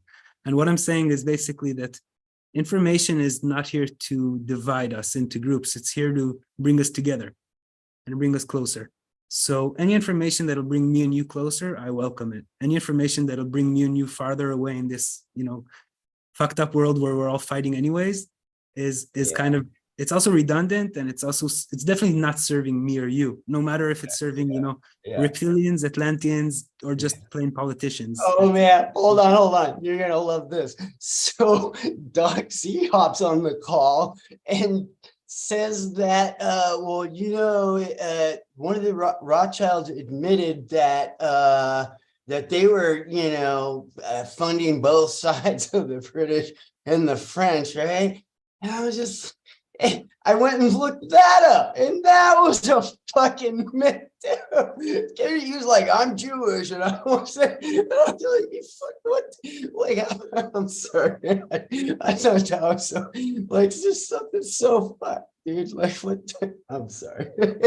There's an ancient prophecy in the Bible that says that at the end of days, the truth will be as common as, I'm translating really badly, okay? It'll be so common, it'll be thrown out at the edge of the street and no one will be picking it up because they'll be so busy telling each other what God's will is.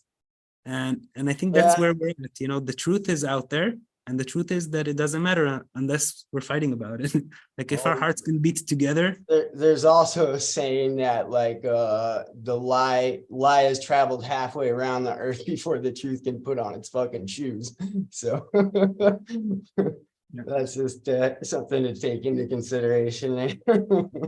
And Rick, I just want to say that if you started out by asking what you should have done, and I told you I don't know, but I think what you've done is important. If you feel that you need to speak out about something because someone's, you know, putting you or your beliefs down, it's amazing that you stepped up and did that. I think that that's a separate question from how do I make their minds change. Okay, standing up for yourself is important on its own, even if you didn't change anything about the other person's perspective, if you've done it well. I just want to thank you both so much. I want to thank you so much, Rick, for coming back and bringing your comments. And I was part of the conversation earlier, and I'm also Jewish, and I'm also here with Doxy. And I think that, you know, by you, I've been on so many of these calls with you late at night. You bring this wonderful, you know, perspective and lived experience to these conversations. And I think that Penny, also, I so appreciate you just being with us and being real, and this invitation to think about all of us working together. And that's actually what this whole dialogue is about, right? This is about equity. This is about all of us together. We're all here in these inequitable structures, or there are differences between us. We're treated in different ways. We have different experiences, but we're all part of the same world. And we all have a different role, and we all have different experiences. And so what is all of our different roles, and what is all of our different experiences in working together to try to create a more equitable world and a more equitable community in relation to psychedelics? We all have a place in it. And so I really appreciate, Penny, that you bringing us together and thinking, you know, how do we work together? How do we come together? And when we're thinking about where do we put our energy, what is the thing that we're attacking? It's the inequities in our structures, the inequities in our systems, and we are together. We are together in that. And just to say, I've seen in many conferences and intersectionality conferences and in women's communities and in the queer community as well, I've seen people taking each other out and just people taking it, things going down. And so I just think this is a real opportunity for us to keep our eye on the prize, right? Which is, you know, a world that is more equitable, where people have access to psychedelics for the purposes of healing, for spiritual enlightenment, for whatever it is that they want.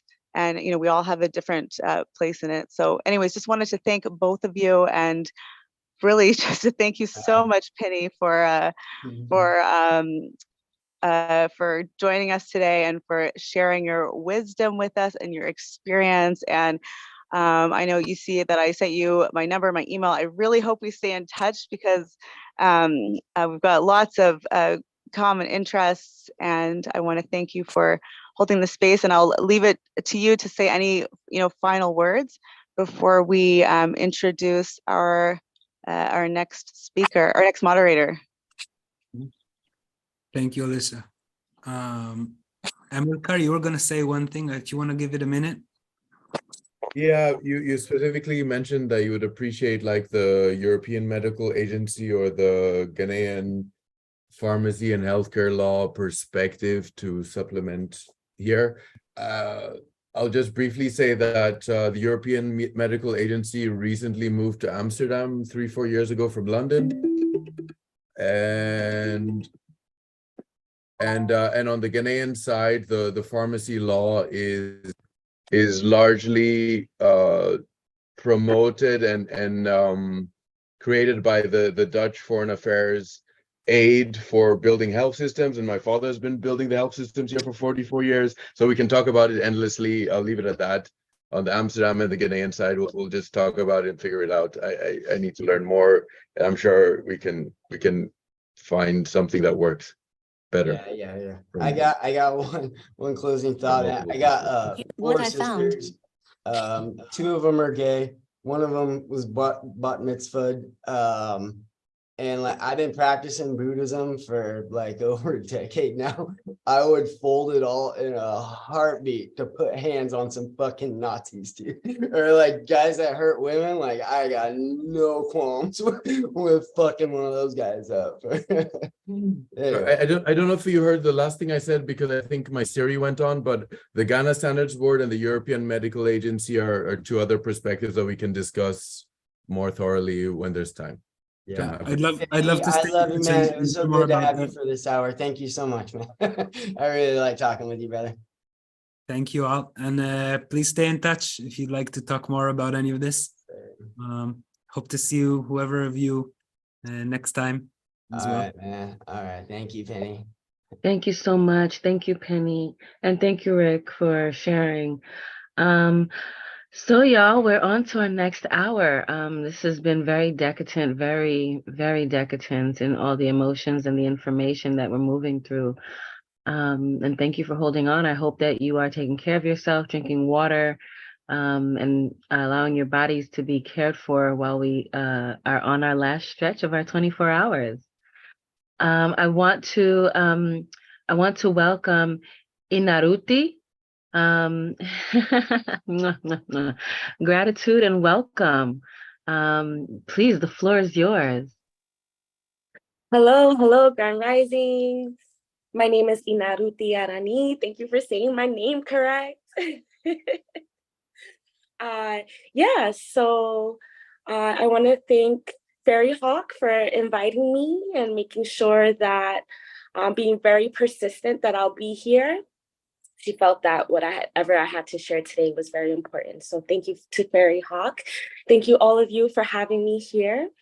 I'm currently residing in Los Angeles, but I am a Bronx native. I have lived in New York City all my life. I just recently moved out here and to LA, and I moved out in the pursuit of just fully embodying the medicine woman that I know I'm destined to be. All right, so I just want to take a quick look at who's in the room with us. Okay, so I see Leo, Rick, Amakar, Alicia, Penny, Nikki. Okay, that's all I see for now, which is great. Thank you so much for being here. All right, so a little background about myself. I run an organization called Modern Mystics NYC, LA. Just excuse me, I'm usually not used to being up this early in the morning doing talks. So if if I sound a little tired, it's because I am. So I have an organization called Modern Mystics NYC LA. You can find me on Instagram through Modern Mystics NYC LA. My website is modernmysticsnyc.com. And I serve combo. I work with psilocybin. I also worked with the cannabis, the tobacco, and other Amazonian plant medicines. I mostly serve underprivileged, under-resourced communities in cities, mostly in the Bronx. But like I said, right now I'm working in Los Angeles. And this work is really important to me. And my work has always been centered around equity and inclusion and making access to these plant medicines available to communities that normally would not have access to them. All right, so I actually wanted to start off with a story.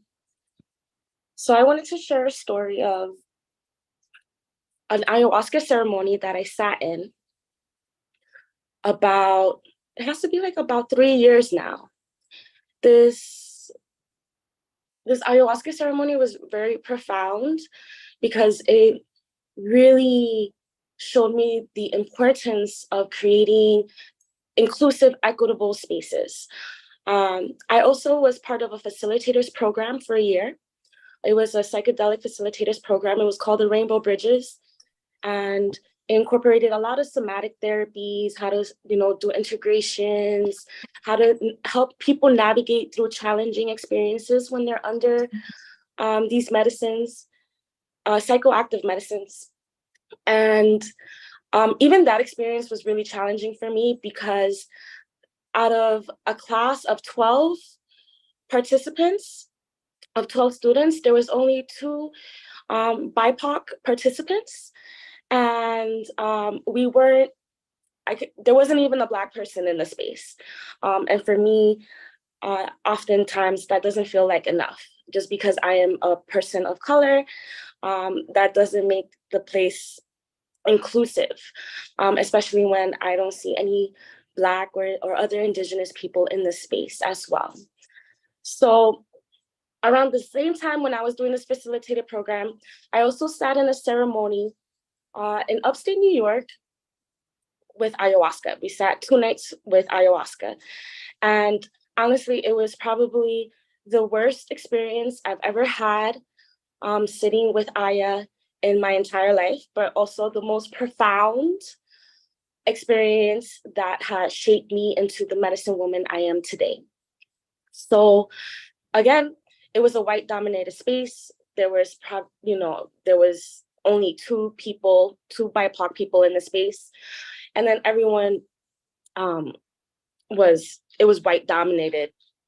And when I sat with the medicine, it took me right away to ancestral grief. So a little background about my Indigenous background. I am Taino from the Dominican Republic. And I feel like this is significant to share because we were one of the first contacts when Columbus came to the Americas. Right? I carry that grief and that trauma in my DNA. And there were many times that I will try to bypass it and be love and light and be all is one and universality and we all love each other and spirit does not see any color. However, when I'm in these medicinal spaces and I'm sitting with these strong, beautiful teachers, they show me every time you cannot bypass the grief that you carry from your ancestors. So this ceremony was probably the hardest in my life. The amount of ancestral grief that I experienced, the amount of ancestral rage I was experiencing was so challenging that even long after the ceremony, I was carrying this grief, I was carrying this pain of my ancestors. And it was really, really hard for me to feel safe in spaces where it was white dominated. It took me months to feel normal again. It took me months to feel safe in my body. It took me months to regulate my nervous system after this ceremony. It wasn't until I went to an integration circle that was specifically for BIPOC community where the facilitator very simply made the connection that, it sounds like you are feeling the grief and pain of your ancestors, which took me a long time to make the connection. I thought it was just me. I thought something was wrong with me. I thought I was broken. I thought that there was a part of me that was never going to heal when it came to, working with being in spaces with just white people in these settings. And she just made a very interesting point. She's like, and I'm also, I also practice African traditions. So I walk both lineages. I walk the Taino and my Yoruban lineages.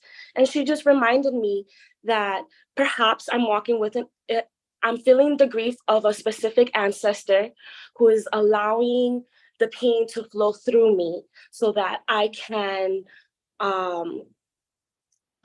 transcend it.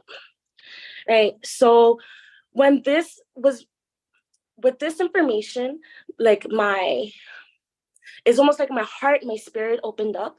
I got a lot of clarity. It made a lot of sense. And and from there, I realized I have to work with my ancestors to help them heal from this pain so that I am not triggered constantly from these white dominated spaces, which they are, especially in the psychedelic world in the Western, in America. I just couldn't, I just couldn't. So I knew I had to heal. And then I embarked on a long journey of I ended up sitting with with Aya again, this time with the Yahe brew. And this time I sat in space, I sat with spaces that were more inclusive. So meaning that there was a nice balance of all types of cultures and different backgrounds. And I'm in a much better place now. But one thing I realized for my healing, that it is very important for someone like me who carries a lot of ancestral grief and a lot of ancestral trauma to be in inclusive spaces. For me to be in a space that is completely white dominated is so violent, right? And for a long time, I tried to downplay that and bypass it, but no, my experience is valid. My pain is valid. And I think this is something that is very important as facilitators to be mindful of, right? Who is entering the space, who is in there, and how can that impact someone's experiences? I call myself detribalized, right? Because my people were colonized. It took a lot of work for me to reclaim my indigenous roots to the point where I now have an indigenous name and a Yeti Arawak name. It took me a long time. It was a huge initiation. I had to remember a lot. I had to decolonize. And this is a process that I am continuously doing. So I think it's important that if you want to create a space of equity and inclusivity, we keep in mind that people, especially people who have been detribalized, lineages that have been directly impacted by colonization, many of us are still carrying this grief and this trauma, right? And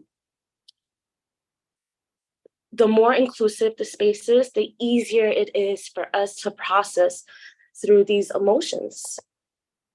Let me just see. I'm just checking where I'm on time. So ever since then, I became very dedicated in creating spaces where everyone can feel safe and welcomed. So something that I've been really thinking about is how do you know, and this is a question if anyone wants to join and participate, but how can you tell if your space is inclusive? What are some of the determining factors that tell you, okay, this is a very inclusive, safe space?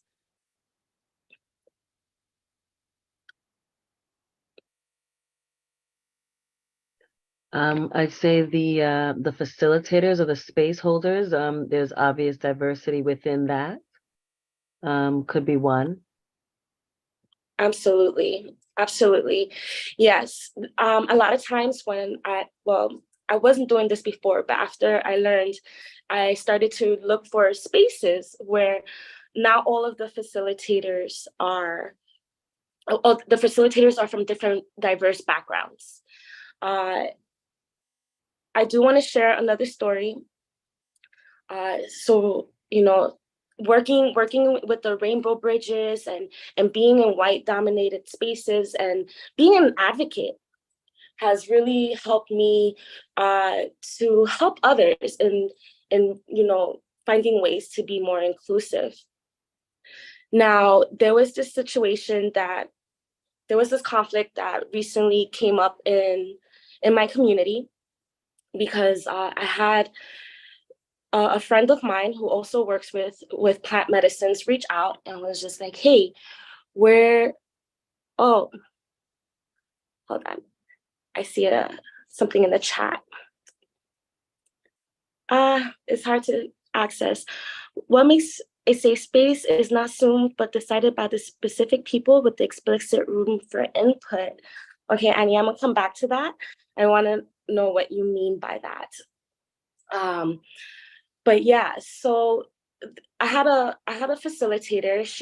This is a white facilitator. She reached out to me and she's like, hey, we're gonna host a ceremony, and we're specifically hosting this ceremony for Black women, right? And this ceremony is going to be free. This is an ayahuasca ceremony. We are facilitating this for Black women, and we're going to make it completely free. And they asked me to be part of it. And I was just like, I said, thank you. Thank you so much for the invitation. I am of African descent, but I cannot identify as a Black woman because I do not pass as one in the world.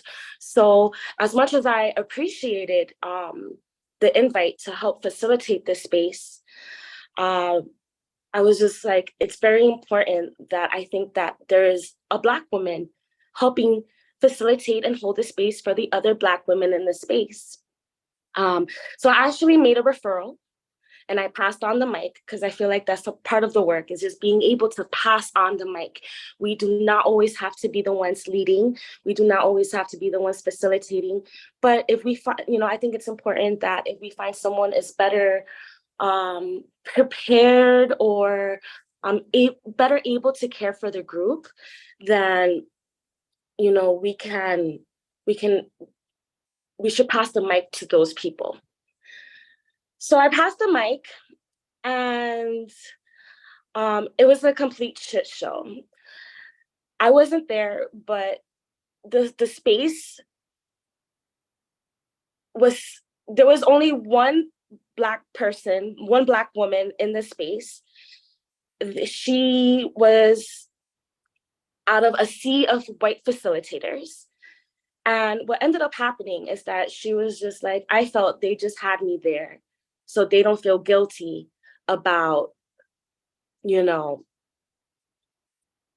like they were working out their own white guilt. And it ended up causing a lot of harm to her because she felt that she felt used. She wasn't paid adequately for her service. And long story short, she felt like she was too Black for the space. And when she arrived, she was quickly sent off. So there's just a lot of healing going around in this space. But it always comes back to this. When our facilitators are not diverse, right? People do not feel seen or valid. Well, not that people do not feel seen or validated, but some people may feel unsafe. They might feel scared. They might feel nervous. It might be even harder for them to open up with the medicine because the self-consciousness that comes from being in unfamiliar spaces. So there's just a lot of work to be done. There was a lot of space holding that needed to be done, a lot of labor from my part to kind of like lovingly educate the folks on how they created more harm. Although the intention was good. The intention was to, give access to Black women, to sit with the medicine. However, when a white male ayahuasca server serving Black women can be so complicated. And if you're going to take on that role, it's so important that you're doing the work to create inclusivity and equity in your services and your offerings. Any questions before I move on? I'm just hoping that what I'm saying is landing and making sense. It's also 4:00 in the morning here. Inaruti, I have a question. If you could, because we're in this conference space, it might be helpful to name what aspects make it complicated? If you can. If you can't, that's okay. But I'm asking the question because I recognize that even in the closest of spaces, when we're facilitating together, those nuances can be bypassed and not understood how greatly offensive it is, or the damage that it can cause because they're so far removed from the thing, right? So I think this is an opportunity for us to open up what those things could look like, so that there's maybe an anchor, a reference, or just something to just feel around until it starts to hit the heart space. Yes. That Okay. makes So sense. a big one for me, and well, I just want to say that with everything that I'm sharing, it's kind of like a wave, like, there's different levels and things like that. But I know a big one for me is when I hear specifically, and even now I'm feeling a little bit discomfort because I don't want to offend anyone, or I don't want to hurt anyone's feelings, or I don't want to be divisive. But a big one for me is when I hear white people singing medicinal songs, specifically in the Spanish or Yoruban language, right? That can be a huge trigger for me sometimes, especially because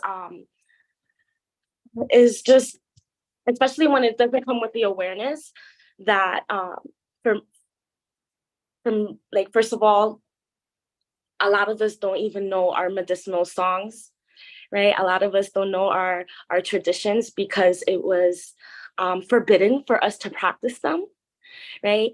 Because we were so heavily colonized and forced into Christianity that all of these traditions have become demonized in our culture, and this is like normalized. Yet when we enter these spaces, it's like, how do you know these songs? How do you know these prayers? How do you know these traditions? And like that is the complexity. And it's not, this is for everyone, of course. Spirit is for everyone. But when someone is just reawakening and remembering their roots, right? And they're awakening through psychedelic plants and medicines, can be so abrupt and so in your face. Is like, boom, here you are not who you think you are, you come from this and that, and all these downloads come receiving. And then you're seeing that everything that was once taken away from your people, this white beautiful sister of mine is able to have access to it, right? And now I have to learn from this person my indigenous ways, right? The things that were originally of my peoples, now I'm learning from this white sister. And that's why the Rainbow Bridges Facilitator Program was so challenging for me, because I knew what I was learning was indigenous medicine and indigenous teachings, but it was being taught and delivered by a white person. And those are the complexities. And then, a person who is trying to be of light, who is trying to be an anchor into this world, can be a little disturbed by even the emotions that come up within them, right? Because that discomfort may, the conversation might be like, oh, you're being divisive, you're being mean, you're being racist, you're being low vibrational by focusing on color and race and gender and all these things. And speaking for myself, what happens a lot is sometimes I will gaslight myself in these spaces. Like, you need to let go. You need, we're in, colonization happened 500 years ago, which is a lie, because till this day, our medicines are still being colonized and our practices are still being colonized. And even with the psychedelic movement, I feel like indigenous people, Black people, people of other ethnicities other than non-white are not having the platform in order to share these stories. So the colonization is still happening, but the gaslighting, I guarantee you, is happening in some of your participants, or can be happening in some of your participants. Another complexity is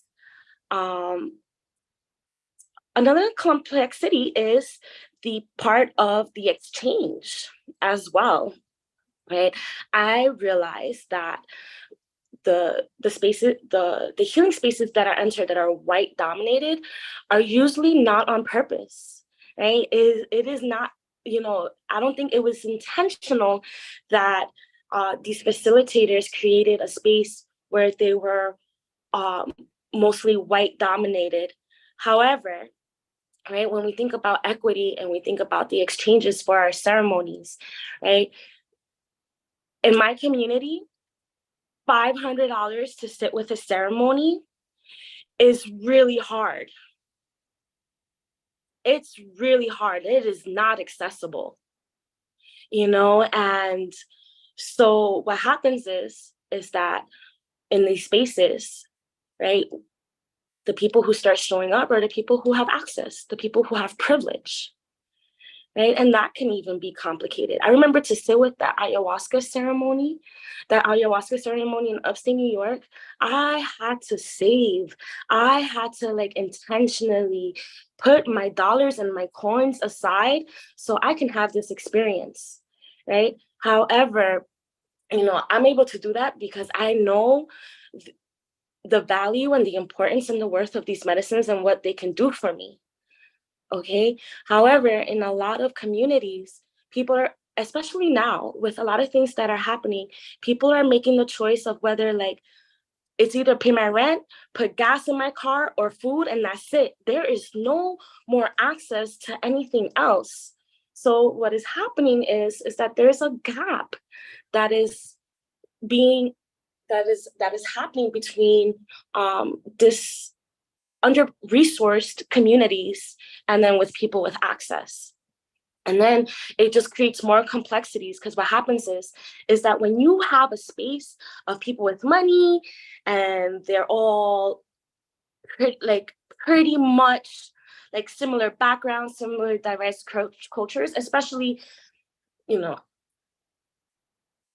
sometimes I feel so insecure saying white so much, but in white and dominated spaces, is what happens is that we create safe spaces for white people to continue to uphold white supremacy. And I know that's complex, but when psychedelic or ceremonial or medicinal spaces, and I believe that it's important for white people to have their own space as well, but when white people are constantly sitting together in medicinal spaces, and they are not hearing the stories of the girls and the people in the Bronx and what they're going through, or our brothers and sisters in LA and with the displacement and things like that, or our brothers and sisters in Flint, Michigan, who don't have access to clean water and so forth. What happens is that it creates a bubble of all is well. Look at us, we're all well, we're doing the medicine, we're doing the work, but the work comes in really uplifting these communities who've been really hurt from the tribalization of their medicines, the taking away of their medicines and things like that. So yeah, it's very complex. So how do we navigate around that? And I feel like one of the biggest ways to navigate that is to create equity as far as in our exchanges of what we charge people to have access into the space. Now, we're all surviving this capitalism hellscape that we're in right now, right? Where the exchange is absolutely necessary and important for us to keep our work sustainable, okay? I'm not calling out for martyrs. I'm not calling out for you all to like self-sacrifice yourselves, you know, in order to uplift Black and Indigenous folks. But there has to be some type of access created so that financially more people that are under-resourced can have access to these medicines. And how does this look like? Like, what are some of the solutions? So one way that I work around it, right, because I think this is also important for even non-white people to keep in consideration, right? Because we can become colonizers ourselves. So one way that I like to navigate this complexity, right? Because I still need to make a living, right? I came here to embody a medicine woman and to live sustainably off my work. But I also want to create access. So I'll give you an example, right? A private combo ceremony, if you want to sit privately with me any day out of the week, you know, whenever you are available, whenever I'm available, right? My private sessions are $333, which I find a little up there, right? But still, you know, I'm also worthy of that exchange. I do understand that. However, I do know $333 is really hard for some people, especially people who are using combo, the medicine of combo, to sit with chronic illnesses. For example, I have someone who has symptoms of MS and they're sitting with combo weekly, right, to help them with their MS. $333 a week will get really pricey really fast. Right? And the community that I work with, just the majority does not have the access to that. So one thing I created is a wellness clinic, right? So every first and third Monday of the month, there's a wellness clinic where all of my services from combo to sananga to hape to chart readings, yoga, somatic therapies are accessible at a sliding scale. So accessible that like you can get combo between $40 and $100, right? And this is to make it accessible to the folks who need the healing, who need the medicine, but cannot afford to drop $202 for a group ceremony or $333 for a private ceremony. Another way I work around this is also creating sliding scale exchanges for my ceremonies. Right, so I'll ask people to pay what they can, right, in a way that is sustainable for me as well. So a sliding scale might look from $100 to $250, right? And then another thing that I offer is that if someone is, if you have it, then you pay it forward, right? And this is my favorite method of creating equity. Right. So if you have it, you pay it forward. So if you have the funds, right, perhaps you pay double so you could pay someone else's way. And you know, I never hold a gun. For me? I never hold a gun Yes, to someone's head and be like, you must give. Oh, that's perfect. Hold on one second. I never, you know, hold a gun to someone's head and be like, you must pay it forward, but it always comes voluntarily and it has been very successful. And then the last thing that I have done to help create sustainable equity practices in serving medicine is that I sometimes create GoFundMes, right? And I create GoFundMes and I am like, hey, I am raising funds to make this combo ceremony accessible to 3 participants. Can I have your support, please?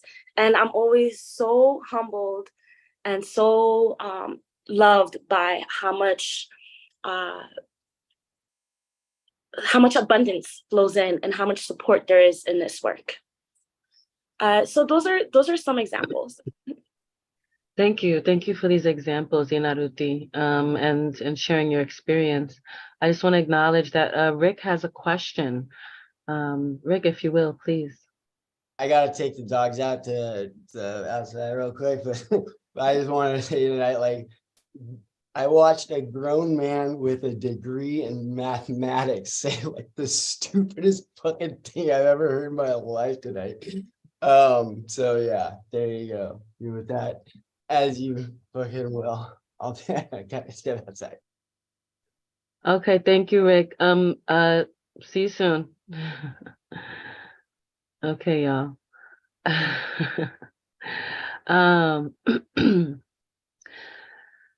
Whew, all right, Inaruti, this is you know, all of your sharing and the experience around inclusivity and what you've been moving through, even I'm celebrating even your being able to address your own discomforts while being in that space, and still finding a landing point that feels resolving for you, or space holding for the resolving for you. I want to just check in with anyone to see if anyone else has any questions for Inaruti about her experience, her sharing, her service. Please, Yeah. Juicy. Hi. Thank you. Hello. I'm so happy to wake up and to your voice. It was a really lovely experience. So I sit in lots of different circles from all over the place, and mostly unbroken Indigenous lineages with those teachers from the lineage. And as one of the communities I sit with, they have circles that are special just for Black folks. And the difference is, it wasn't the white people who said, let's make circles for Black folks. It was because it's mostly white facilitators supporting the Indigenous person while they're doing tours and wherever. But it was the Black folks went to the facilitators and the Indigenous teachers, the guides, and were like, hey, we would like to do these circles. So it was a completely different energy. Right. And it was, you know, that community saying, we would like this and let's design it especially for us. And they also actually do circles for Hasidic Jewish folks who are like rare in that community. And so this really, I've seen this interesting blossoming, but it's completely driven by those communities. You know, curiously, they'll come to a ceremony and then realize they need something specially designed for them. But what's interesting is that the person, one of the main people who oversees the organization of this community, actually, it's a couple of different part questions. So it's kind of the same question. Sorry, my brain's still waking up. But so one of the things that I've found is that in the communities, I like to talk about whiteness. I like to talk about it. I like to talk about its roots. I like to talk about how we can use the medicine to face it, to heal it, and liberate ourselves in relationship to it.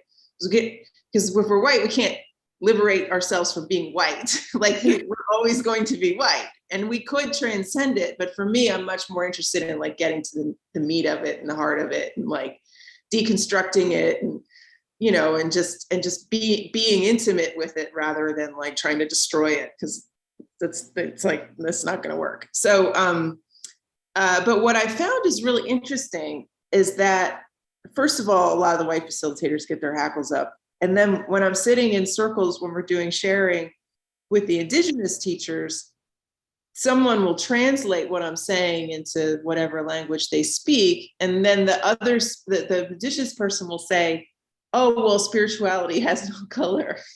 And it's like, so the essence of what I'm trying to do doesn't get translated, because the specific experience that we have of whiteness in the United States is different than the experience they're going to have. You know, it changes and mutates. You know, I spent a lot of time in Brazil, and race is very different there. There's flavors of the same thing, and there's a lot of different ways that it functions, a lot of different nuances. So I'm just wondering, from your experience, like what could I do better or differently to translate the energy of this? Because it's so important, and it's part of my life's work to make sure that gets countered and become intimate with and voiced. I'm like the only person that talks about this in my circles at all.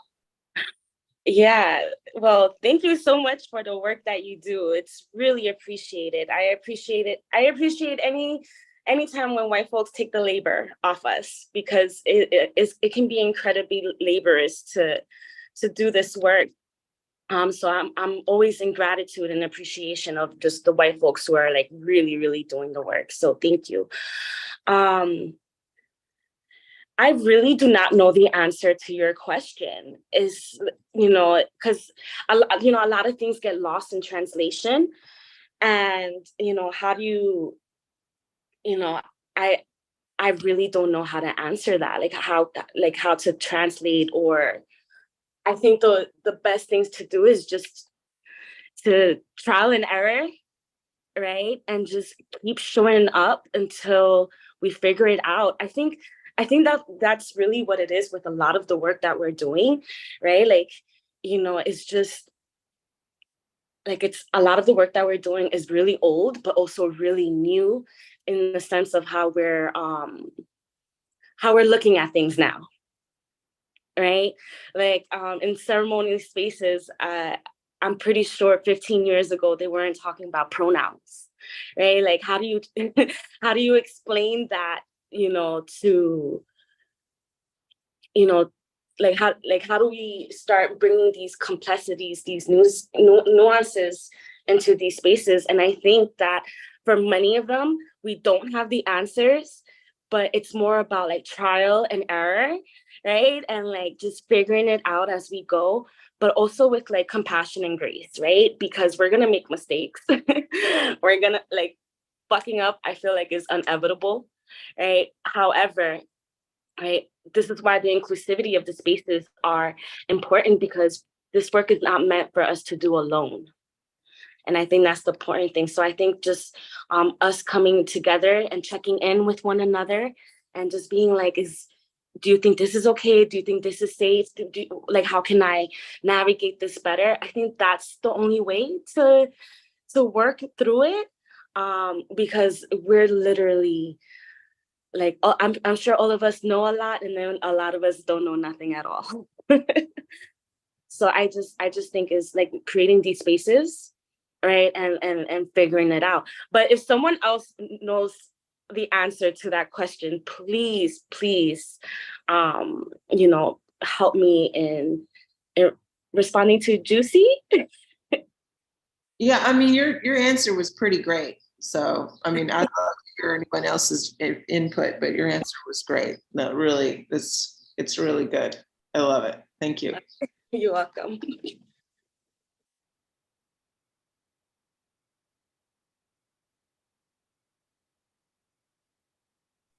I just wanted to tap in to see if anyone, any other things that are coming up around Inaruti's share, even if it's an experiential one, because these conversations, again, we're asking ourselves to step out of our colonized way of thinking, so that we can offer space for our minds and our imagination to be open to receiving new ways of thinking and integrating all of this. And, what are some of your experiences that may be showing up? What are some questions that, may even be like this is the best time to ask the most uncomfortable questions. This would be the time. Don't do it during ceremony. Yes. But this would be the time, right? This would be the time to really consider some of these things. And again, I celebrate Juicy spearheading these conversations, because these things are not they're not it's not an easy position to be in, but there's much value that can come out of it when we allow ourselves to stand in it. So yeah, just tapping in. Does anyone have anything that may have come up for you in some of Naruti's shares? Not in Aruti. So one of the things that come up for me when you were discussing the financial aspect of things, I sit with it whenever I have to do ceremony. I charge what I charge, and or the donation is what the donation is.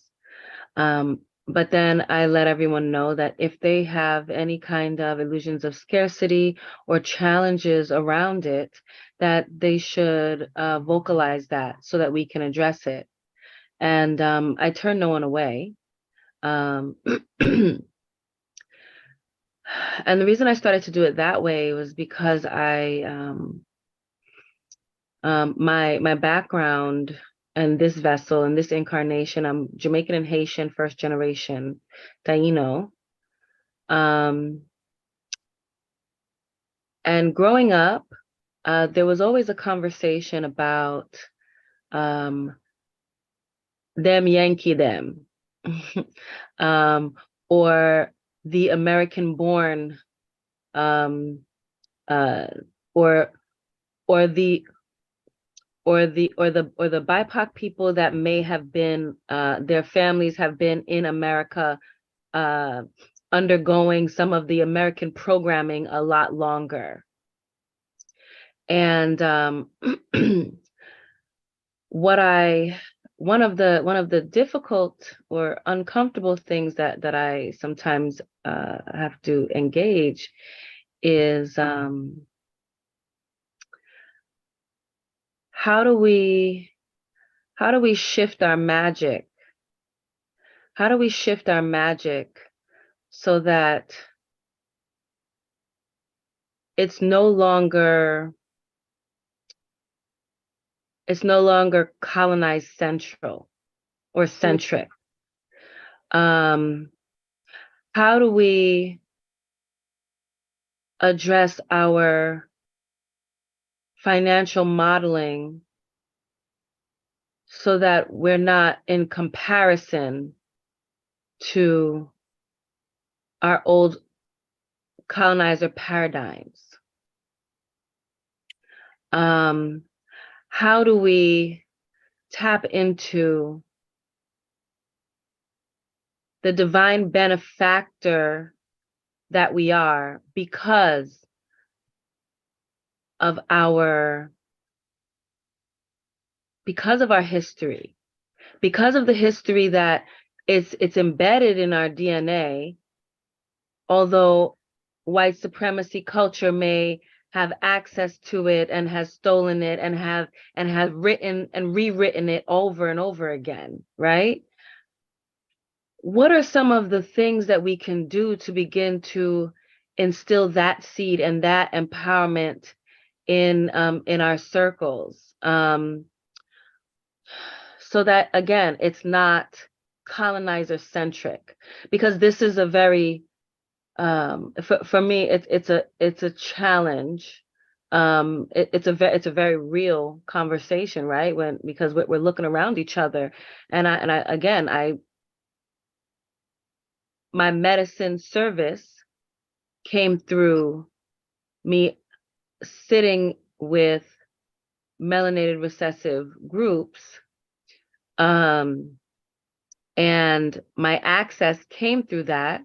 But then after my access was solidified, I then was able to bridge that and bring it into my indigenous circles and be able to share and learn and hear the spirit even louder than when I was with and endured some of the not being seen and the microaggressions and all of those things that I endured it intentionally so that I could bring it to my communities. So what is an idea for you, or what comes through to you that we can start to step out of this? Because it's a trauma that we keep looping because it is so colonizer centric. Mm-hmm. Yeah. So for me, the way that looked like, or how it looks like now, because it's ongoing, a big part of that is reconnecting with my elders and finding my elders in both of my lineages. So again, I walk the Yoruba and the Taino lineage. So for me, a big part of decolonization was actually learning directly from the people who still carry the traditional medicine of our ancestors, the traditional wisdom from our ancestors. And I think this is a really important point, because as I mentioned earlier, you know, BIPOC communities can also fall into colonization. Like, it's so ingrained in our culture. So me personally, right? And I don't know if Fairy Hawk is here, but she's always kind of making fun of me because I'm like, we gotta follow the rules, we gotta follow the steps, we gotta do the initiations. Like, this is more my energy. I'm very much of a gatekeeper in many ways of our traditions. And so I think, are there elders in our spaces, right? Well, what, for example, is important for me to have the validation of my Yoruban and my Taino elders. It's important for me to be like, not that I let their validation completely runs me and things like that, but there's a level of it that is just like, do I have the backing of my elders, right? There are people that have been doing this work longer than me, right, that have their initiations, right? Will they approve of what I'm doing? Or would they consider me stealing from them? Right? So this is a very important question that I ask myself often when I am facilitating these spaces. If there was a Matsis that was say in my combo ceremony, right? If a person from the Matsis tribe was sitting in my combo ceremony, how would they feel? Would they feel like I'm honoring the traditions and the medicine? Or am I just using it solely for profit and for personal gain? Right. So that's one thing that helps me, is just my connection with my elders and people who've been walking this path for 40, 50 years ahead of me. Okay. And that can be hard, but to find at first. But I find that once you set the intention to find your teachers, they come. They come. When I found my Taino elder who named me, I prayed for her. I prayed for her to arrive. So, just keeping in mind that we need to stay in connections with the elders. I see a lot of things in the community. And like I said, I'm very old school. I'm very traditional. So sometimes I look at like this new age spirituality and I'm like, what the hell is everyone doing? Ruthie, I'm down for you. I'm down. I'm definitely a traditionalist in the background. I also recognize, and this is where the elder conversation, sometimes I'm not against it. I'm inclusive of it. Mm-hmm. But I know sometimes, the conversations around like when I'm also a tantrika, right? Mm-hmm. And the books have everything with man, woman, man, woman, man, woman.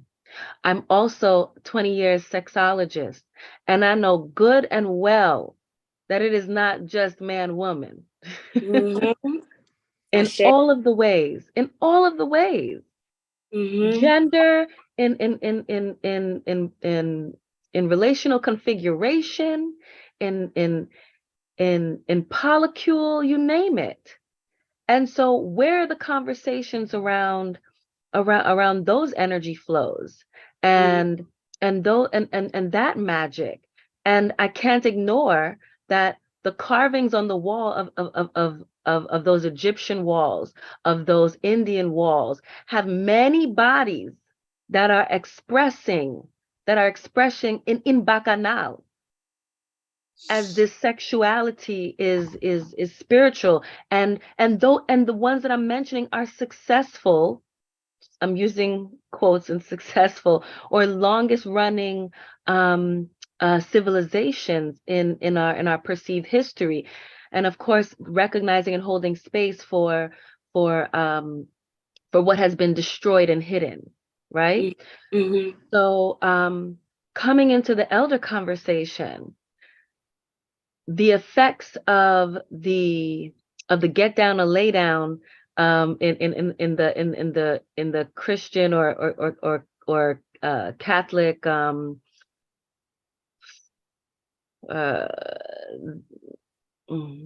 I can't recall what it's called right now, but the rules outside of the book that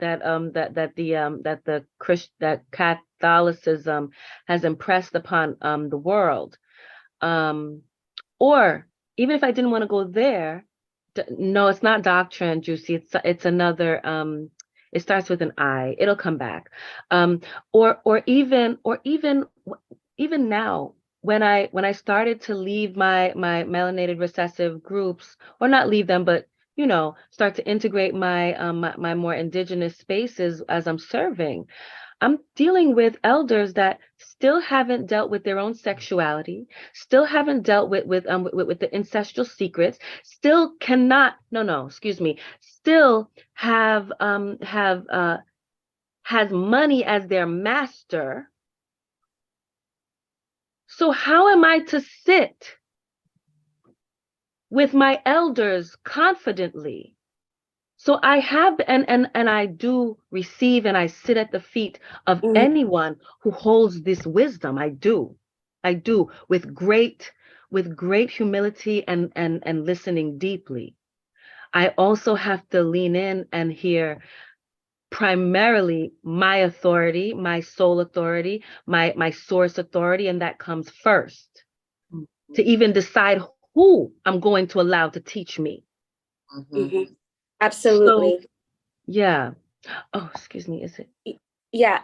So, just to go around that, I am constantly bumping heads with my elders.